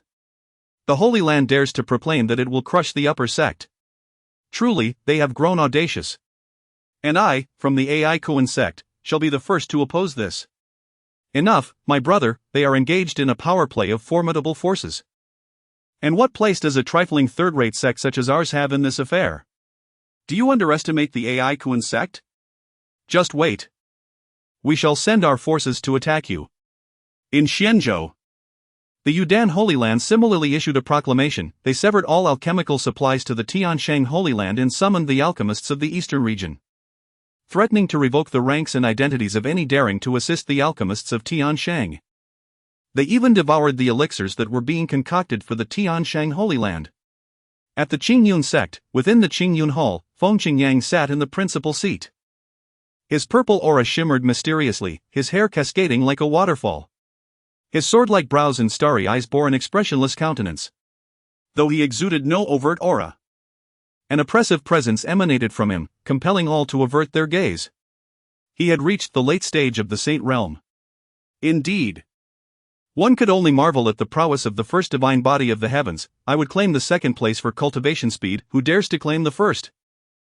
In a mere span of a few Koan days, through his diligent cultivation, his realm ascended rapidly. His prowess had elevated from the early stage of the Saint Realm to the late stage. One must understand that the process of absorbing the Saint Source is exceedingly gradual. For an average Saint Realm expert, ascending even a minor realm requires arduous effort. Yet for him, even with a casual approach, progress was swift, and with earnest endeavor. It accelerated further. Ding! The Tianshang Holy Land has insulted the Qingyun Sect, and thus insulted the host. Can this be tolerated? Where shall the future First Divine Sect of the Heavens place its face? Please, host, promptly dispatch a formidable expert to annihilate them. A gentle reminder, upon their destruction, the task of gaining renown in the eastern region will be accomplished, and the host shall receive bountiful rewards. Ah, here it comes, the very words I awaited. Just a day prior, Elder Mu Shuixian had reported that the trump card she had left for Shi Hao and the others had been utilized. The Tianshang Holy Land's provocation made matters simpler. I awaited the system. What do you await? Death? I opened my personal panel. Master, Feng Qingyang. Realm, late stage of the Saint Realm, disciples, Lin Bai, Shi Hao, Hua Qingyu, physique, divine body of the heavens. Sect experts, ancestor Li Qingyun. Pinnacle of the Emperor Realm, Guardian Elder Wang Xian, Pinnacle of the Saint Realm, Outer Sect Elder Ji Bai, Mu Tian, Mu Feng, Pinnacle of the Saint Realm, 5 Guardians. Inner Sect Elder Mu Shuixian, Pinnacle of the Manifest Saint Realm, Luo Chen, Early Stage of the Manifest Saint Realm, Law Enforcement Elder Luo Wudao. Early Stage of the Manifest Saint Realm, Dharma Hall Elder Nya Hailong, Early Stage of the Manifest Saint Realm, Alchemy Hall Elder Mo Wan, Pinnacle of the Great Saint Realm. Offering Elder Long Xia, Pinnacle of the Manifest Saint Realm, Miscellaneous 4 Sacred Beasts, 9th Tier Sacred Beasts. Outer Sect Disciples, 600, Miscellaneous Disciples, 1400. Sect, Qingyun Sect, Level 115000100000, eligible for upgrade. Excellent, at last, the second level sect can advance. Should there be any hindrance to the sect's value this time, Feng Qingyang shall surely dismantle the system into a myriad of pieces. During this period, he actively engaged in cultivation, spurred on by the system's covert encouragement, which indicated that as the host grew stronger, so too would the summoned figures. Of course, this was contingent upon the specific realm of the powerful. Why was this not mentioned earlier? He glanced at the prestige point shop, noting that his prestige had increased from 500,000 to 700,000. Quite commendable, he had taken another step closer to his modest goal. In order to soon possess a formidable servant of the Emperor's realm, further effort was required. Now, everything was in place, save for the annihilation of the sacred land. Meanwhile, within the Qingyun Sect, the disciples were fervently agitated. Who dared to provoke the Qingyun Sect? The disciples of the Qingyun Sect would not stand idly by. Ha! What a worthless sacred land! In my past life, I could have obliterated it with a mere breath, and in this life, even if given several decades, I would still crush it. Qin Han mused, feeling a profound sense of belonging to the Qingyun Sect. Joining such a prestigious sect was an immense honor. On another front, the master spoke. Have you heard of this sect? The old man replied, I believe I have, but such a sacred land is not to be feared. In my lifetime, I never regarded it seriously, and as an elder of the Pill Sect, the sacred lands of the eastern region could not capture my interest. He continued. While I could easily eliminate them with a single strike, there are plenty in the central region eager to do my bidding. The speaker was Dan Chang, accompanied by his disciple Ning Yen. Since the Yudon sacred land had allied with their sect, his workload had significantly lightened. Primarily, he found no opportunity to engage with that frenzied group of alchemists. Yet, if it came to a contest of alchemical speed, his solitary practice over millennia had certainly honed his skills. A voice of condemnation arose. For the first rule among the 8 tenets of the sect was, those who offend Qingyun shall be punished, no matter the distance. Simultaneously, within the Grand Hall of Qingyun, elders congregated, their formidable presence saturating the space. Each was extraordinary, even if placed individually in the eastern region, they would instill awe with a mere stomp of their feet. 4 peak elders of the Saint Realm sat at the outermost edge. These individuals were not even the apex of the Qingyun Sect, they were external elders and guard elders. Deeper within were 5 formidable beings of the Manifest Saint Realm, including inner sect elders Mu Shuixian and Luo Chen, along with the Law Enforcement Hall Elder, the Technique Hall Elder, and the revered Elder Long Xia. The Alchemy Hall Elder Mo1, alongside the honorary Elder Li Qingxian, sat in parallel with these elders. A total of 11 powerful figures, the backbone of the Qingyun Sect, were present. Despite their remarkable auras, they all gazed respectfully at the sect leader in the main seat. For in their hearts, the sect leader was the most enigmatic and powerful. Controlling the lifeblood of the sect, wielding a celestial artifact, and gazing down upon the continent. Their current achievements were entirely due to the sect leader's guidance. Feng Qingyang sat in the main seat, overlooking the gathered elders, a sense of accomplishment welling within him. After more than a month of arduous effort, the advancements of the Qingyun Sect were evident to all. With saints as elders and prodigious talents as direct disciples. Backed by the ancient emperor, coupled with his own distinguished status, who would dare to underestimate them across the 5 great regions? Now was the time to truly step into the world and let those buffoons understand the consequences of offending the might of Qingyun. The authoritative voice of Feng Qingyang resonated throughout the air. Those who dare to offend the Qingyun must be exterminated. Exterminate them! Exterminate them! All the elders rose in unison, echoing his fervent call. The resounding declaration reverberated across the entire Qingyun mountain range, startling the cultivators who were laboring diligently. Heaven! What momentous event is about to unfold in the construction of Qingyun City? The disciples of the Qingyun Sect were filled with exuberance, their spirits soaring like a radiant rainbow. The esteemed sect leader has resolved to wage war against the Holy Land. Chapter 84, The Ancestor emerges in a spectacular entrance. Meanwhile, within the Qingyun Palace. As Feng Qingyang finished speaking and surveyed the assembly of elders below, a thought crossed his mind. It was time to summon the ancestral powers of the Emperor realm. If we are to engage in a game, let us make it a grand spectacle. If it is a dragon, let it coil. If it is a tiger, let it lie still. No, it should be, even the Supreme must step aside. Directly calling upon the ancestor to unleash his might and obliterate the Holy Land would be the final stroke to establish Qingyun Sect's supremacy in the eastern region. The world must witness the dire consequences of offending the Qingyun Sect. With a potent surge of divine consciousness, in an instant, a colossal rift tore open the heavens above the palace. An overwhelming force erupted forth, echoing with a thunderous roar. Following this cataclysmic sound, Ancestor Li Qingyun emerged, tearing through the fabric of space itself. From an external perspective, the void above was shattered, unleashing a torrent of fierce winds. A figure emerged, commanding the sun, moon, and stars, traversing the chaos as if stepping forth from the annals of time itself. Upon receiving the news, Li Qingyun unleashed his full might, arriving in an instant. The formidable aura of an emperor swept across the entire eastern region, his entrance causing an explosive reaction among the onlookers. What is happening? Exclaimed the cultivators of the eastern region, gazing up at that terrifying figure. Is there truly such a powerful being among us? It seems I can no longer feign ignorance. I too am a being of transformation. The aura was indeed fearsome. Which direction is that coming from? Could it be that an ancestor from some faction has risen from the grave? Speculation ran rife among the gathered crowd. The eastern region had been restless of late, on the brink of a monumental conflict over resources. The implications of this battle were profound, poised to disrupt and reorganize the order of the eastern region. Now, with the emergence of this enigmatic powerhouse, the outcome of the impending conflict had become shrouded in uncertainty. Simultaneously, after a lengthy journey, Shi Hao and his companions arrived within the Lingzhou realm.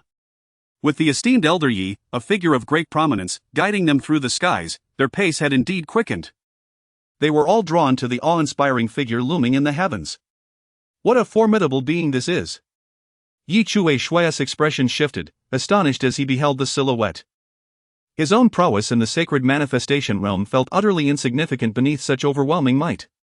Indeed, it could be said that the entirety of the Su clan would not stand a chance against this individual.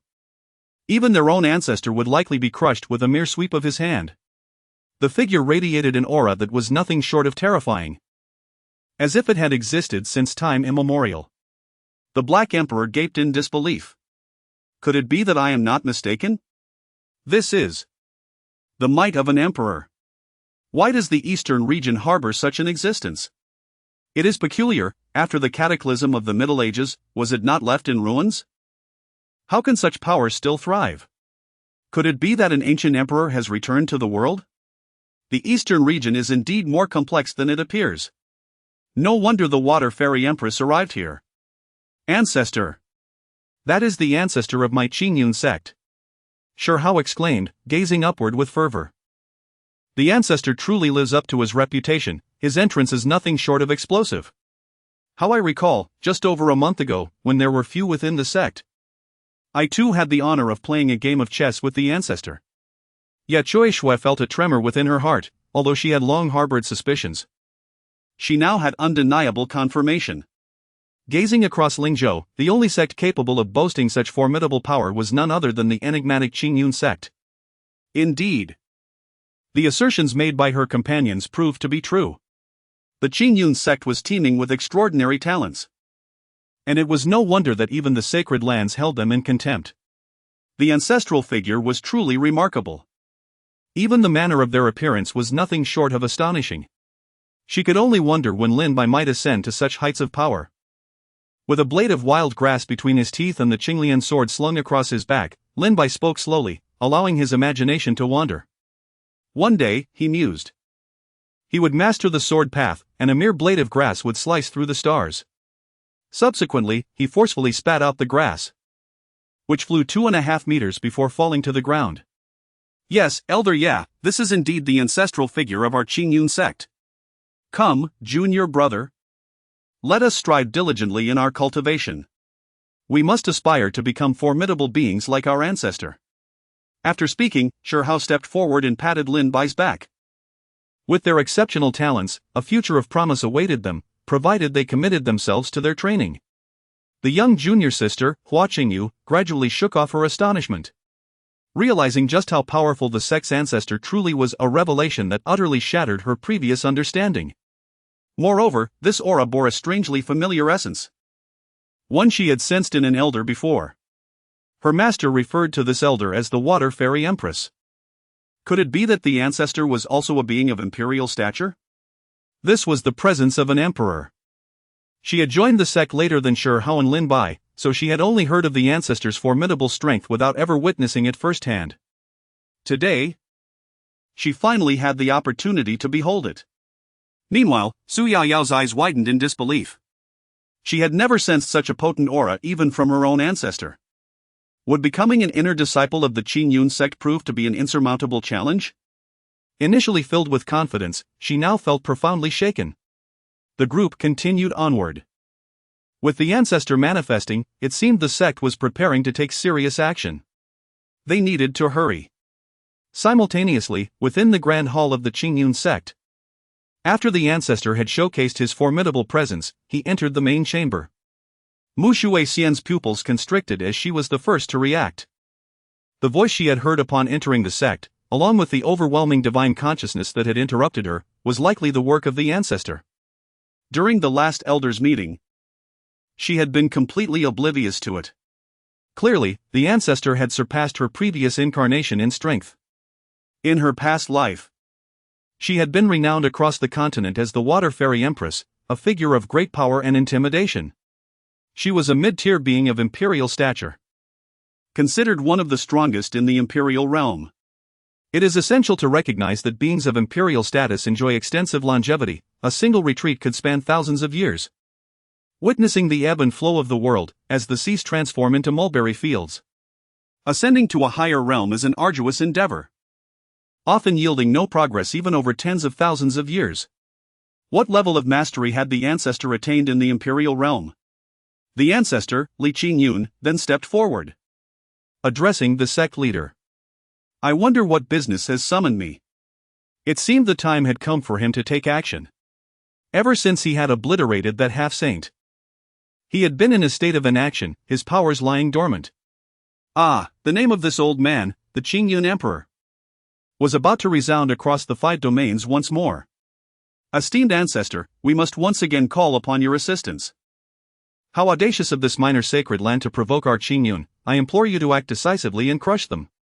Feng Qingyang spoke nonchalantly, his expression unwavering, as if annihilating the sacred land were but a trivial matter, hardly worthy of consideration. Should the inhabitants of the eastern domain catch wind of his sentiments, they might well seek out a block of tofu to meet their demise. Brother, this is a sacred land. The foremost sacred land of the eastern domain. Reigning supreme for millennia, you ought to harbor at least a modicum of concern. Have you not observed how the entire eastern domain has been set ablaze by the turmoil stirred up by your two formidable factions? Indeed. The realm of the powerful is beyond our comprehension. To be invincible is a form of solitude. Fear not. The crawling insects that constitute this sacred land are of no consequence. Once my imperial decree arrives, I shall ensure they are reduced to mere dust. Below, the esteemed elder Li Qingxian trembled slightly. To the ancestor, even the sacred land is but a mere insect? He suddenly felt a sense of being belittled. Fortunately, our Yudon sacred land allied itself early, otherwise, we would inevitably follow in the footsteps of the heavily sacred land. Chapter 85, Return to the Sect. The fearsome beast Black Emperor meanwhile, Shi Hao and his companions reached the foot of Qingyun Mountain. Over the past month, the Qingyun mountain range, nurtured by rich spiritual energy, had transformed from a desolate and barren landscape into a vibrant scene of spring, adorned with lush greenery, melodious birdsong, and fragrant blossoms. The majestic mountains stood tall, arranged in pleasing formations. Once an overlooked, dilapidated range, it now flourished under the auspices of Qingyun Sect, gaining renown throughout the world. In the eastern domain, who has not heard of Qingyun Mountain? Who is unaware of Qingyun Sect? Upon arriving at the stone tablet at the base of the mountain, elegantly inscribed with the characters Qingyun Sect, they knew they had arrived at their destination. The spiritual energy here is astonishing, Yi Chu Shui exclaimed, taking a deep breath. Feeling a stirring within her holy essence. Qingyun Sect, we have returned.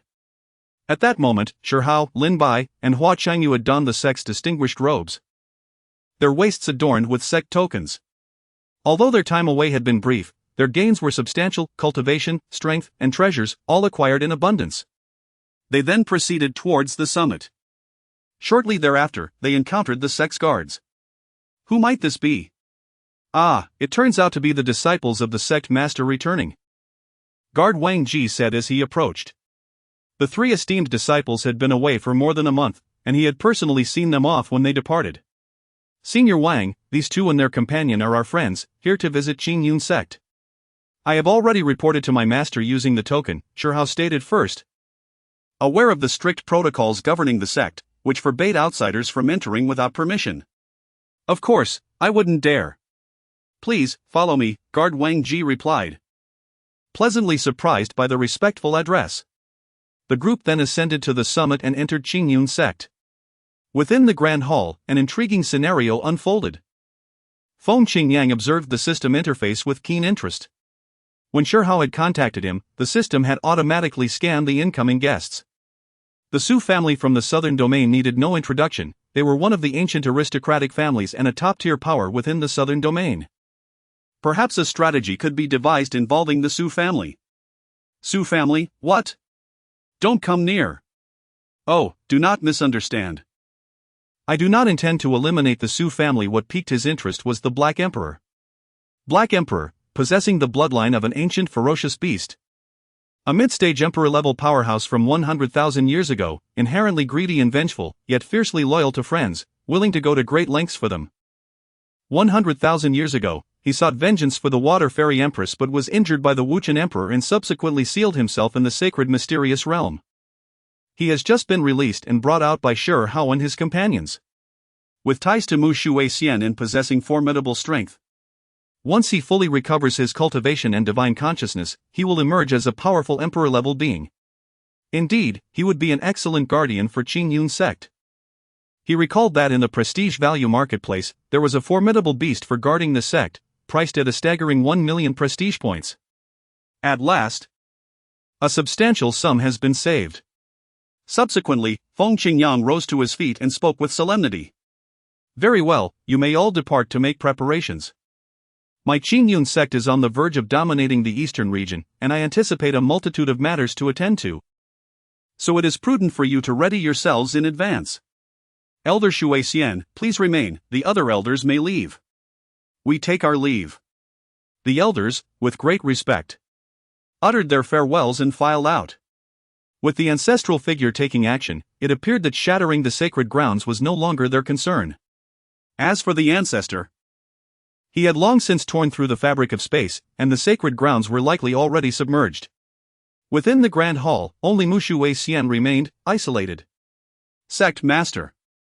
Why do you wish for me to stay? Could it be you have already received news of the Black Emperor? Truly, your capabilities are boundless. Mushu Wei Xian pondered to herself. Although perplexed, she stood respectfully in the center of the hall, awaiting the sect master's instructions. At this moment, her initial intentions had undergone a profound transformation. The notion of serving a lofty contract for 100,000 years seemed trivial. Am I not also a part of Qingyun Sect? 10,000 years? That is insufficient. Extend it for me. Feng Qingyang closed his eyes in meditation, choosing not to speak further. Mushu Wei Xian could only stand in respectful silence.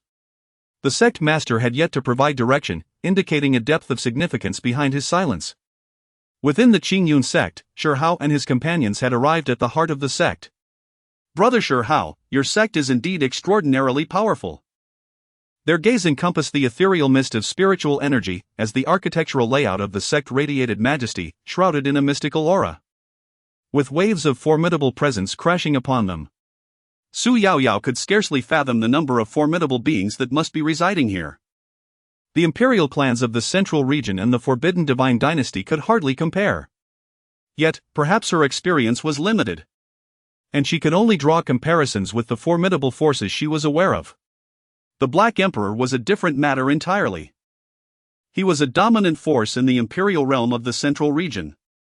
Having witnessed numerous grand spectacles, he sensed no less than several overwhelming auras that made him tremble within the confines of Qingyun Sect. The sword tomb emanating an unparalleled sword intent.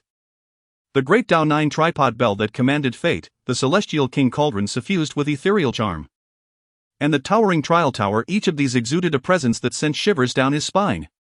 Undoubtedly, this was the Qingyun Emperor sect of the Middle Ages.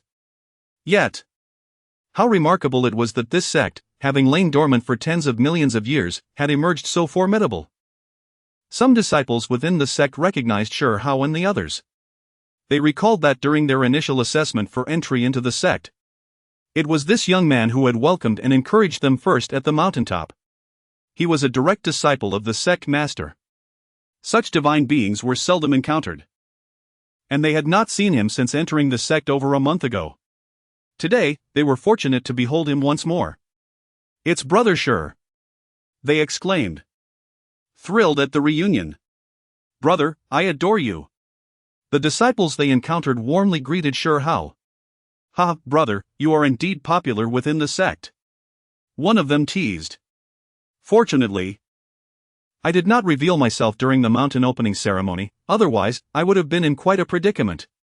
Some disciples are professing their love for you, brother, huh?" Lin Bai chimed in with a mischievous grin. He practiced the heartless sword path, you see? Observing Shi Hao's awkwardness, Hua Qingyu and the others could hardly contain their amusement. Unexpectedly, the typically composed senior brother Shi Hao found himself in a moment of embarrassment. However, the disciples soon noticed that Lin Bai and Hua Qingyu donned the same sect attire as senior brother Shi Hao, adorned with the characters denoting their direct discipleship on their tokens. Just as they were about to greet him, they saw senior brother Shi Hao hastily escorting the two fellow disciples away. Before long, within the Qingyun Great Hall, after a brief report, Shi Hao and the others entered the grand chamber.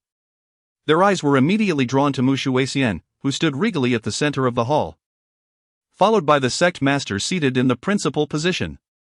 The Black Emperor first gazed toward the master's seat. With the profound vision of the great emperor realm, he perceived an awe-inspiring figure traversing the river of time and space, effortlessly manipulating the celestial bodies with his palms. The very laws of the universe trembled in response, as the entire expanse was unable to accommodate his true form, resulting in a multitude of rifts in the void, collapsing into chaos. Chapter 86, The Southern Domain is quite impressive. What is this? Soon after, Feng Qingyang, seated in the main position, cast a glance, imbued with authority that commanded respect without anger. The Black Emperor, startled, retreated 2 steps in trepidation. How terrifying! Who is this person?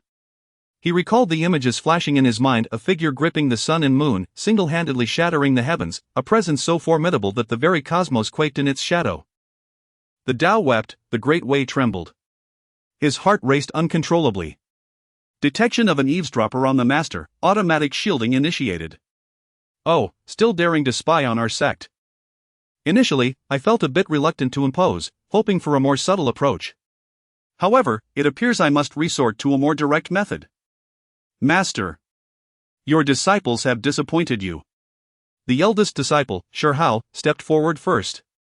After merely a month of training, their cultivation had only improved marginally. And they had attracted the ire of a sacred land as an enemy. No matter. I am already fully aware. How audacious of a mere sacred land to insult my Qingyun, they deserve to be crushed, Feng Qingyang remarked with an unflinching demeanor. Internally, he mused that Shi Hao and the others had indeed made significant progress during their expedition to the sacred mysterious realm. As for those barking dogs, his only task was to dispatch someone to eliminate them. I recall arriving at Qingyun Mountain in tattered clothes, a bowl in hand, asking for directions. From the initial state of dilapidation to the present-day mighty Qingyun Sect, it has been a journey of gradual ascent.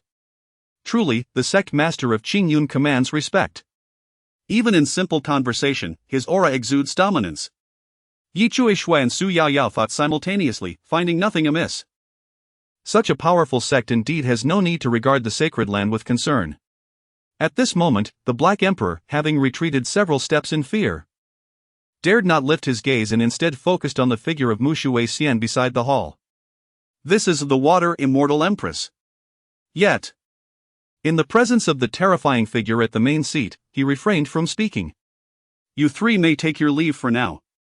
In 10 days, the external disciples' rankings will be finalized. You three will assist the external elders in overseeing the process. Our sect is currently experiencing rapid advancement. Do not let your cultivation lag, lest you be surpassed by the disciples below. Feng Qingyang pondered for a moment before advising. With only 10 days remaining until the elevation of external disciples, the inner disciples will also be determined concurrently. This time, 10 inner disciples will emerge, the highest among the sect, aside from his personally chosen disciple, possessing the greatest talent and strength. By sending them to assist in the proceedings, it aims to inspire the disciples below. Look! Even the sect master's personal disciple has come to motivate the external disciples. Oh, how touching! I am willing to sacrifice for the sect, even to bear wounds for the master. Indeed, the master holds our external disciples in high regard. Of course, with so many talented external disciples, if not you, then whom? Yes, master. We shall now return to our cultivation. The three responded in unison before exiting the grand hall. Regarding Su Yao Yao, Yi Chui Shui, and the Black Emperor, the sect masters certainly had prior arrangements that were beyond their purview. After their departure, Feng Qingyang turned his gaze toward the two from the Su family. There was little to be said. These two had also extended their assistance to Shi Hao and his companions, traveling countless miles to aid the Qingyun Sect in its struggle against the Holy Land, despite it being unnecessary. They hailed from the southern region Su family, after all. Feng Qingyang's enigmatic eyes scrutinized the pair. Under the gaze of the mysterious sect master above, Su Yao Yao and Yi Chui Shui felt a chill envelop them, an overwhelming sense of pressure bearing down upon them. Feng Qingyang's formidable presence radiated an aura of supremacy, enhanced by his unparalleled physique and profound cultivation. The system had bestowed upon him an invincible might, making it impossible for anyone to glimpse or penetrate his essence. Indeed, esteemed sect master, I am the grand elder of the Su family, and this is our young lady, Su Yao Yao, Yi Chui Shui replied, maintaining his composure under the immense pressure. He found humor in his earlier thoughts, realizing that even as a powerful figure in the sacred realm, he paled in comparison to the grandeur of the sect, which needed no assistance from him. Not to mention, the sheer aura emanating from the silent woman in the distance made him tremble, let alone the commanding presence of the sect master himself. I am already aware of your exploits, and I appreciate the goodwill of the Su family. You two may stay as guests in my Qingyun Sect for a few days. There is no need for your family to intervene in matters concerning the Holy Land, Feng Qingyang stated as he rose, hands clasped behind his back. Then, I am most grateful to you, esteemed sect master, Yi Chui Shui responded with a respectful salute. The opportunity to be a guest at Qingyun Sect was indeed a significant boon.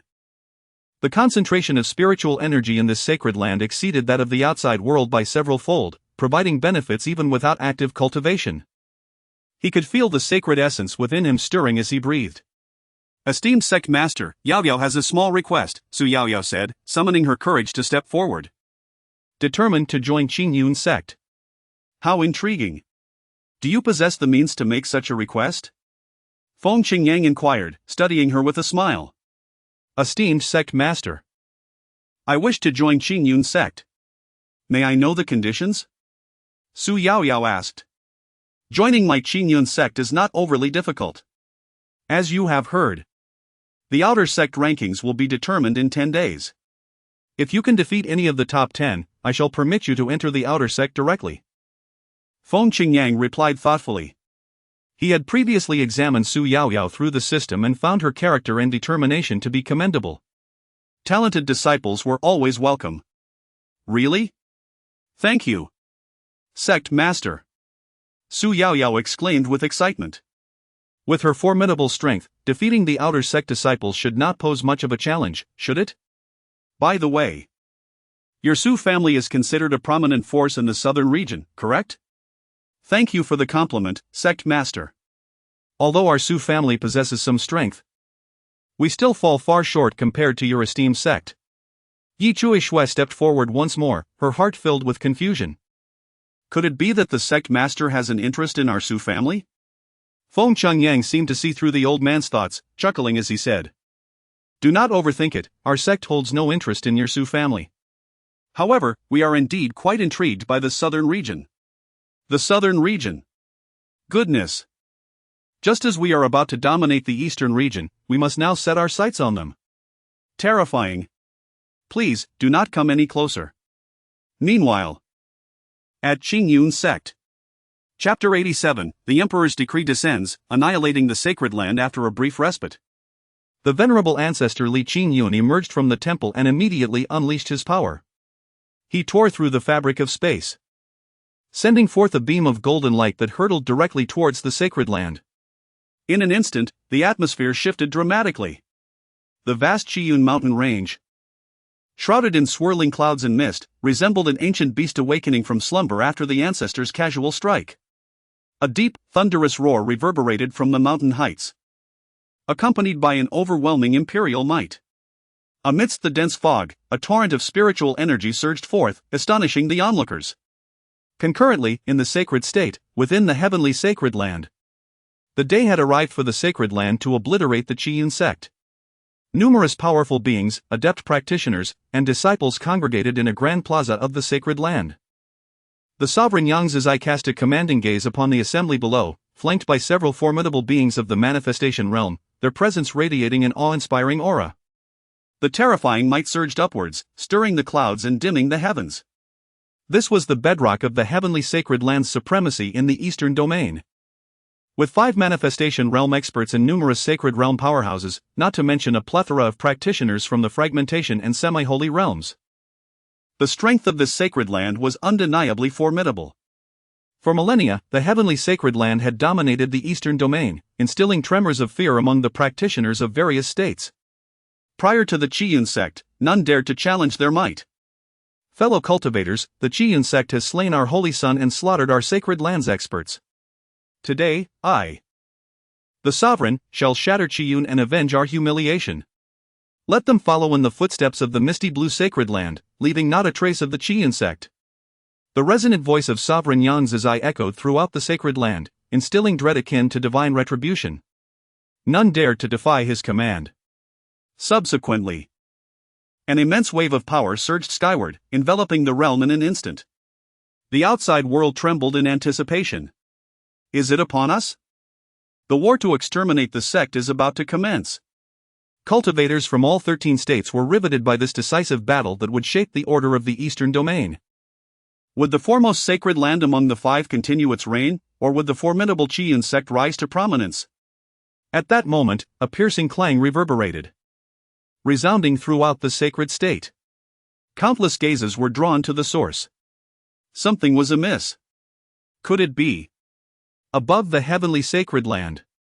After a sharp ripping sound, the very fabric of space was torn asunder, revealing a gaping chasm akin to an abyss. From within emerged an endless void, from which a decree imbued with imperial might descended. This overwhelming power swept across the entire eastern domain, even reaching the distant Qingyun Sect in Lingzhou. Within the great hall, Feng Qingyang stood with hands clasped behind his back, a knowing smile gracing his lips. The grand spectacle was about to unfold. As the decree descended, a terrifying pressure followed suit. In that moment, even the cultivators from the 13 states, separated by countless miles, were struck with astonishment. Their eyes wide in disbelief as they beheld the decree. First, an infinite imperial might oppress the eastern domain, followed by the arrival of the decree upon the sacred land. Whose handiwork is this? It is truly astonishing. At this moment, the monks from various states were suddenly reminded of the terrifying figure they had encountered not long ago. A silhouette emerging from the boundless chaos of the void. This overwhelming pressure and magnificent aura could undoubtedly be attributed to the same individual. Could it be that he bears a grudge against the Holy Land? No, that cannot be right if there is animosity. It must be a formidable expert sent by the Qingyun Sect. In the Holy Land, a resounding boom echoed as a golden decree descended from above, illuminating the land of the sacred state with its radiant light. However, to the people of the Holy Land, this blinding brilliance felt akin to a death warrant. Under the immense pressure, even the once mighty figures of the Holy Land were forced to prostrate themselves on the ground. What is happening? Quickly, summon the ancestors. The Holy Lord Yang Zizai found himself similarly subdued on the ground, desperately straining to raise his head and gaze upon the decree in the sky. As the ruler of a dominion, when had he ever endured such humiliation? Being forced to grovel was a fate more unbearable than death. The remaining slumbering ancestors within the Holy Land sensed the calamity and sought to rise from their coffins. Yet, they discovered that the coffin lid would not budge. And more alarmingly, the terrifying pressure from outside was already bearing down upon them. They were unable to protect themselves. Holy Lord, save me. I do not wish to perish. I surrender, I surrender. Spare my life.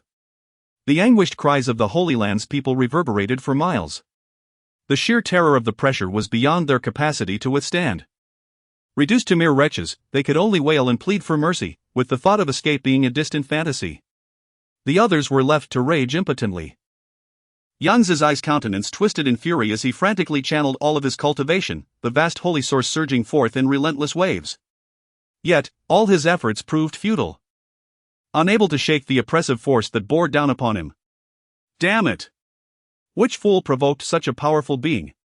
When I discover who it is, I shall annihilate his entire lineage. He remained puzzled as to why such a formidable expert would take the initiative to strike against their Holy Land. The cries for help from his people fell on deaf ears. Did they not see that their Holy Lord had been subdued and was groveling on the ground? The decree slowly opened amidst the cacophony of screams, and a voice that resonated through the heart was heard. I am the ancestor of the Qingyun Sect, Qingyun Laozu. Today, who in the Holy Land dares to insult me? A mere ant, utterly lacking in self-awareness, has brought humiliation upon itself. Today, I descend with a decree to obliterate the Holy Land, so that my Qingyun name remains untarnished. The voice, imbued with the might of heaven, echoed throughout the realm, reaching the ears of every soul present. Qingyun Laozu. Qingyun Sect. It was indeed the handiwork of a powerful being from the Qingyun Sect. As speculated by the outside cultivators, that imposing figure was truly a member of the Qingyun Sect. The Holy Land was doomed. You Qingyun Sect truly seek to annihilate us. Upon hearing the words from above, Holy Lord Yang Zizai grit his teeth and shouted in fury. Yet, beneath the overwhelming might of heaven, his defiance appeared feeble and insignificant. Following the utterance of the word obliterate, a tremendous roar resounded, and the decree blazed with golden light, transforming into a colossal hand that obscured the sky. The terrifying thunderstorm descended, crackling ominously as it struck downward. A colossal hand followed suit, unleashing an overwhelming pressure that engulfed everything. No! Witnessing this, the cries of despair from the inhabitants of the sacred land grew even more pronounced. They gazed in horror at the enormous hand descending from the heavens. Bang! Following the dull thud, everything in the sacred land was reduced to mere dust.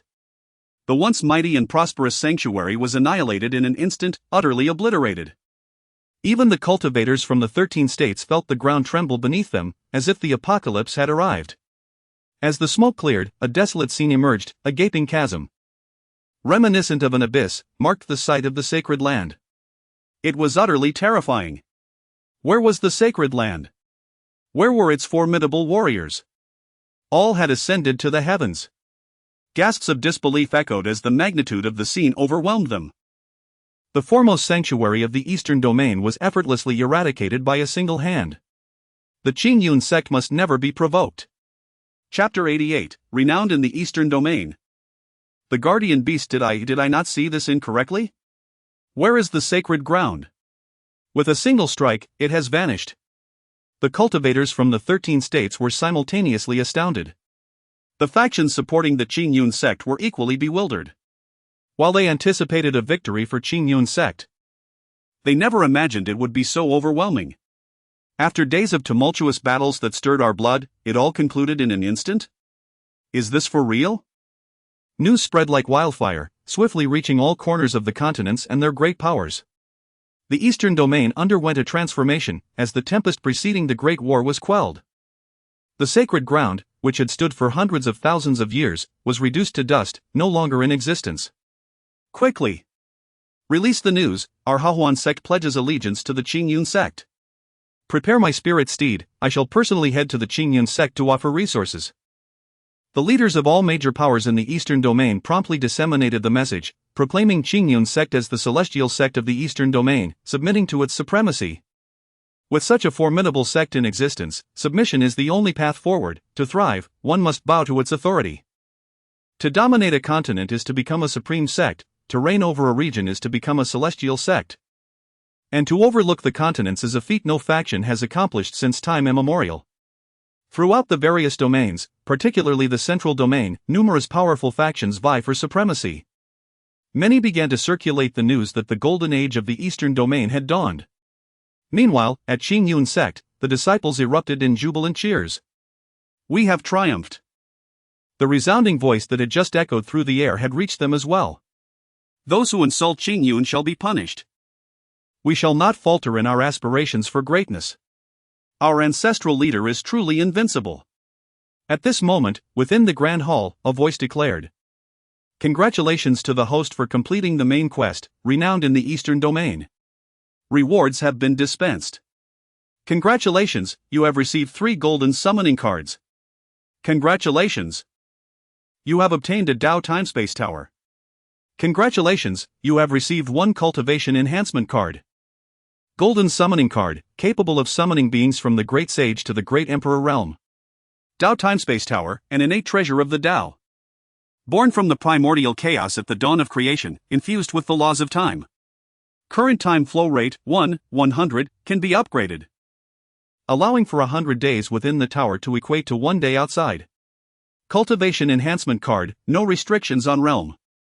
Guarantees an elevation of 1 major realm, this card is exclusive to the host. New main quest issued, command the 5 domains. Completion will yield substantial rewards. Upon hearing the system's voice, Feng Qingyang realized that everything had come to an end. This sacred ground was surprisingly ephemeral. The ancestral leader's intervention took but a few breaths to conclude the matter. Feng Qingyang assessed the rewards, which were indeed bountiful: 3 golden cards, 1 cultivation enhancement card, and an extraordinary time manipulation device.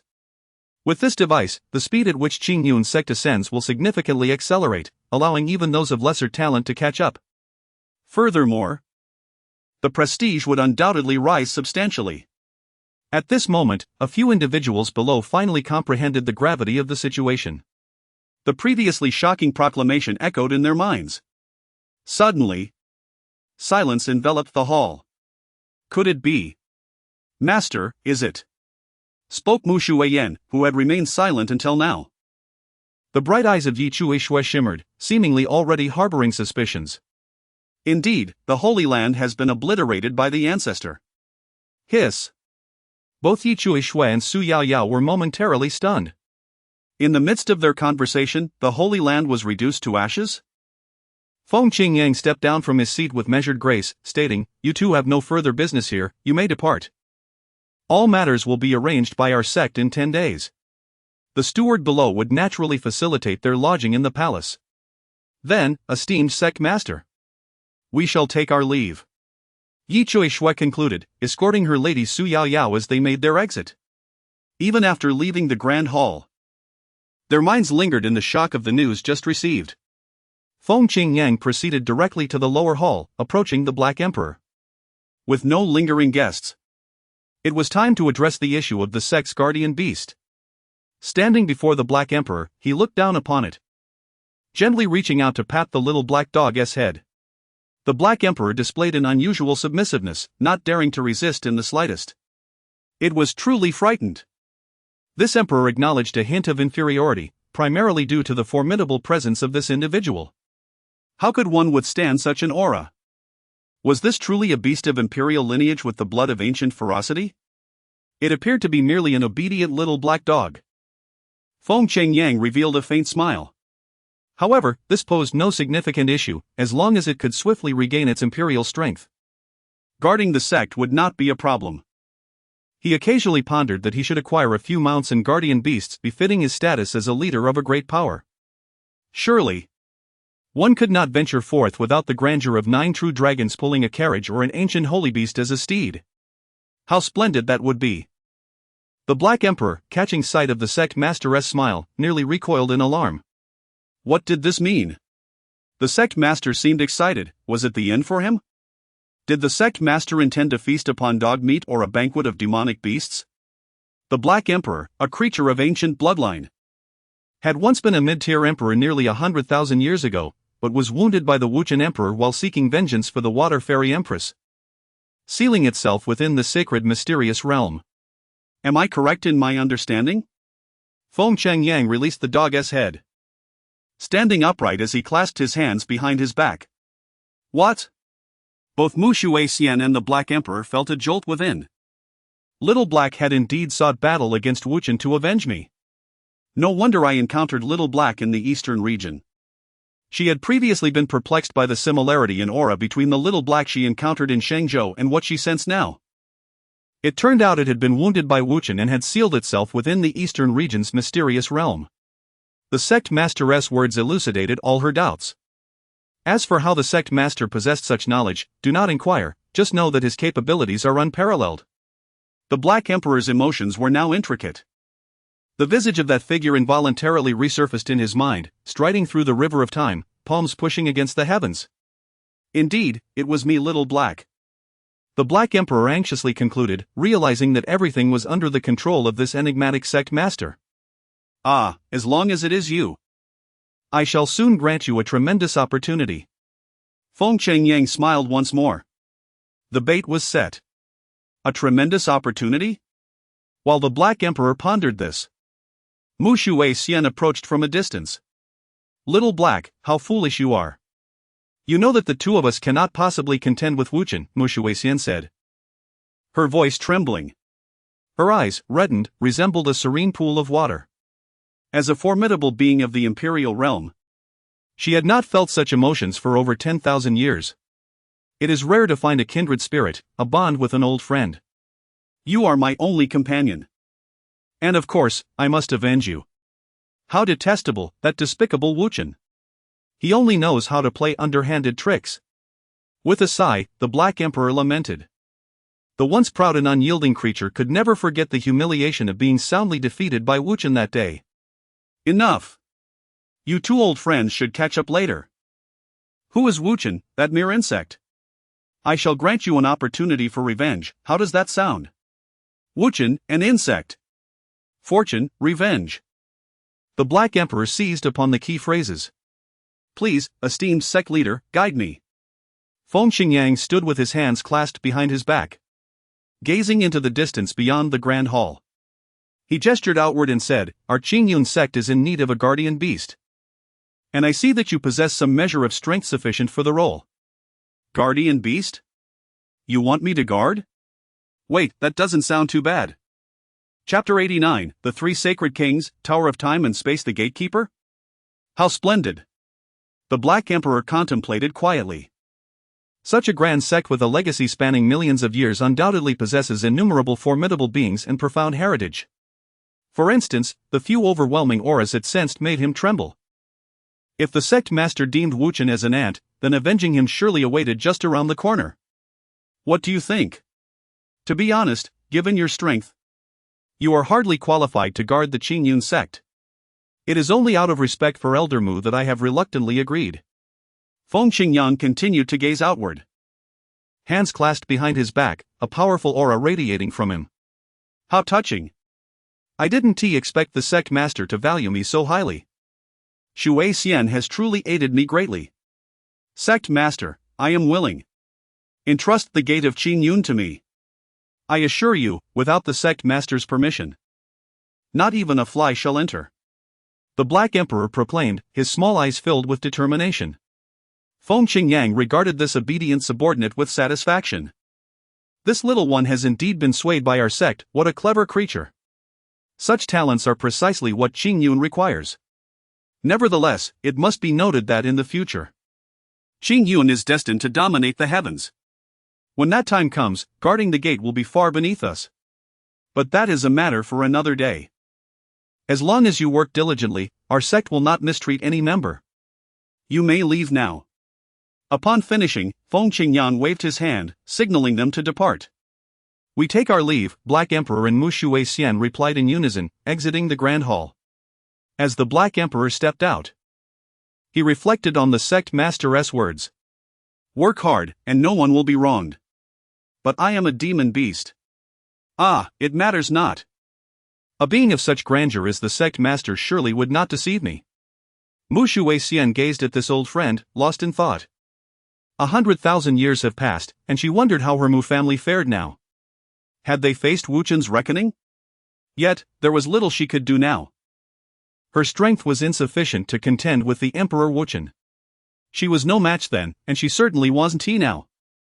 All she could do was heed the sect master's advice and work diligently. If she performed well, she could later request the sect's assistance. And Wu Qin would undoubtedly be no adversary. But she lacked the weight to do so at present. Water Fairy, I shall now take my post at the sect's gate. We shall share a drink when the opportunity arises. Black Emperor bid farewell to Mu Shui Xian, striding towards the gate. In the Grand Hall, Feng Qingyang opened the system interface. It was time for some summons. The last time he used the golden card, he summoned a powerful being of the Great Sage realm. He wondered what this time would bring. 3 golden cards. If luck were on his side, it might yield 3 peak beings of the Emperor realm. Using all rewards. Ding! The Tower of Time and Space has materialized. Ding! Golden summoning card usage successful. Summoning successful. Congratulations to the host for acquiring a peak Sacred King Realm powerhouse, solitary seeking defeat. Summoning. Congratulations to the host for acquiring a peak Sacred King Realm powerhouse, Emophone. Summoning.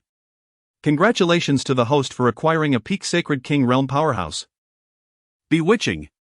In the portrayal of all characters, the depiction has been remarkably successful, now fully realized. 3 individuals at the pinnacle of the Holy King Realm? Perhaps they are merely mediocre. They may initially serve as core elders, however, as there are currently no core disciples, they might as well function as guardians for our sect. The position of a guardian beside the sect leader is not insignificant. It is essential to recognize that those at the pinnacle of the Holy King Realm are among the most formidable beings across the 5 domains. Within the central domain, even the most transcendent sects and powerful families boast leaders who are merely at the Holy King level. The term Holy King itself implies a sovereign over the Holy Realm. Upon reaching this stage, one can comprehend the laws and draw upon the Holy Source to cultivate these laws, achieving mastery over the Holy King principles. Progressing beyond this requires a gradual exploration, with initial insights into the Tao leading to a breakthrough into the Supreme, overseeing the epochs. Mastery of the Tao facilitates a transition into the Emperor realm, allowing one to ascend to the pinnacle of the continent and dominate it. This is the path to becoming an emperor following the Holy Realm. However, throughout history, countless exceptionally talented individuals have spent their entire lives seeking the Tao, never even grasping its fringes before passing away. In pursuit of enlightenment, one may resort to any madness, reversing laws, and forcefully breaking through. Have you not heard? One may hear the Tao at dawn and be willing to perish by dusk. Enhancement card for cultivation, successfully utilized. The cold, mechanical voice of the system reverberated once more. Boundless holy source materialized out of thin air, surging wildly into Feng Qingyang's body. The powerful force of the laws enveloped him, saturating his entire being. An overwhelming aura emanated from him and his cultivation soared in an instant.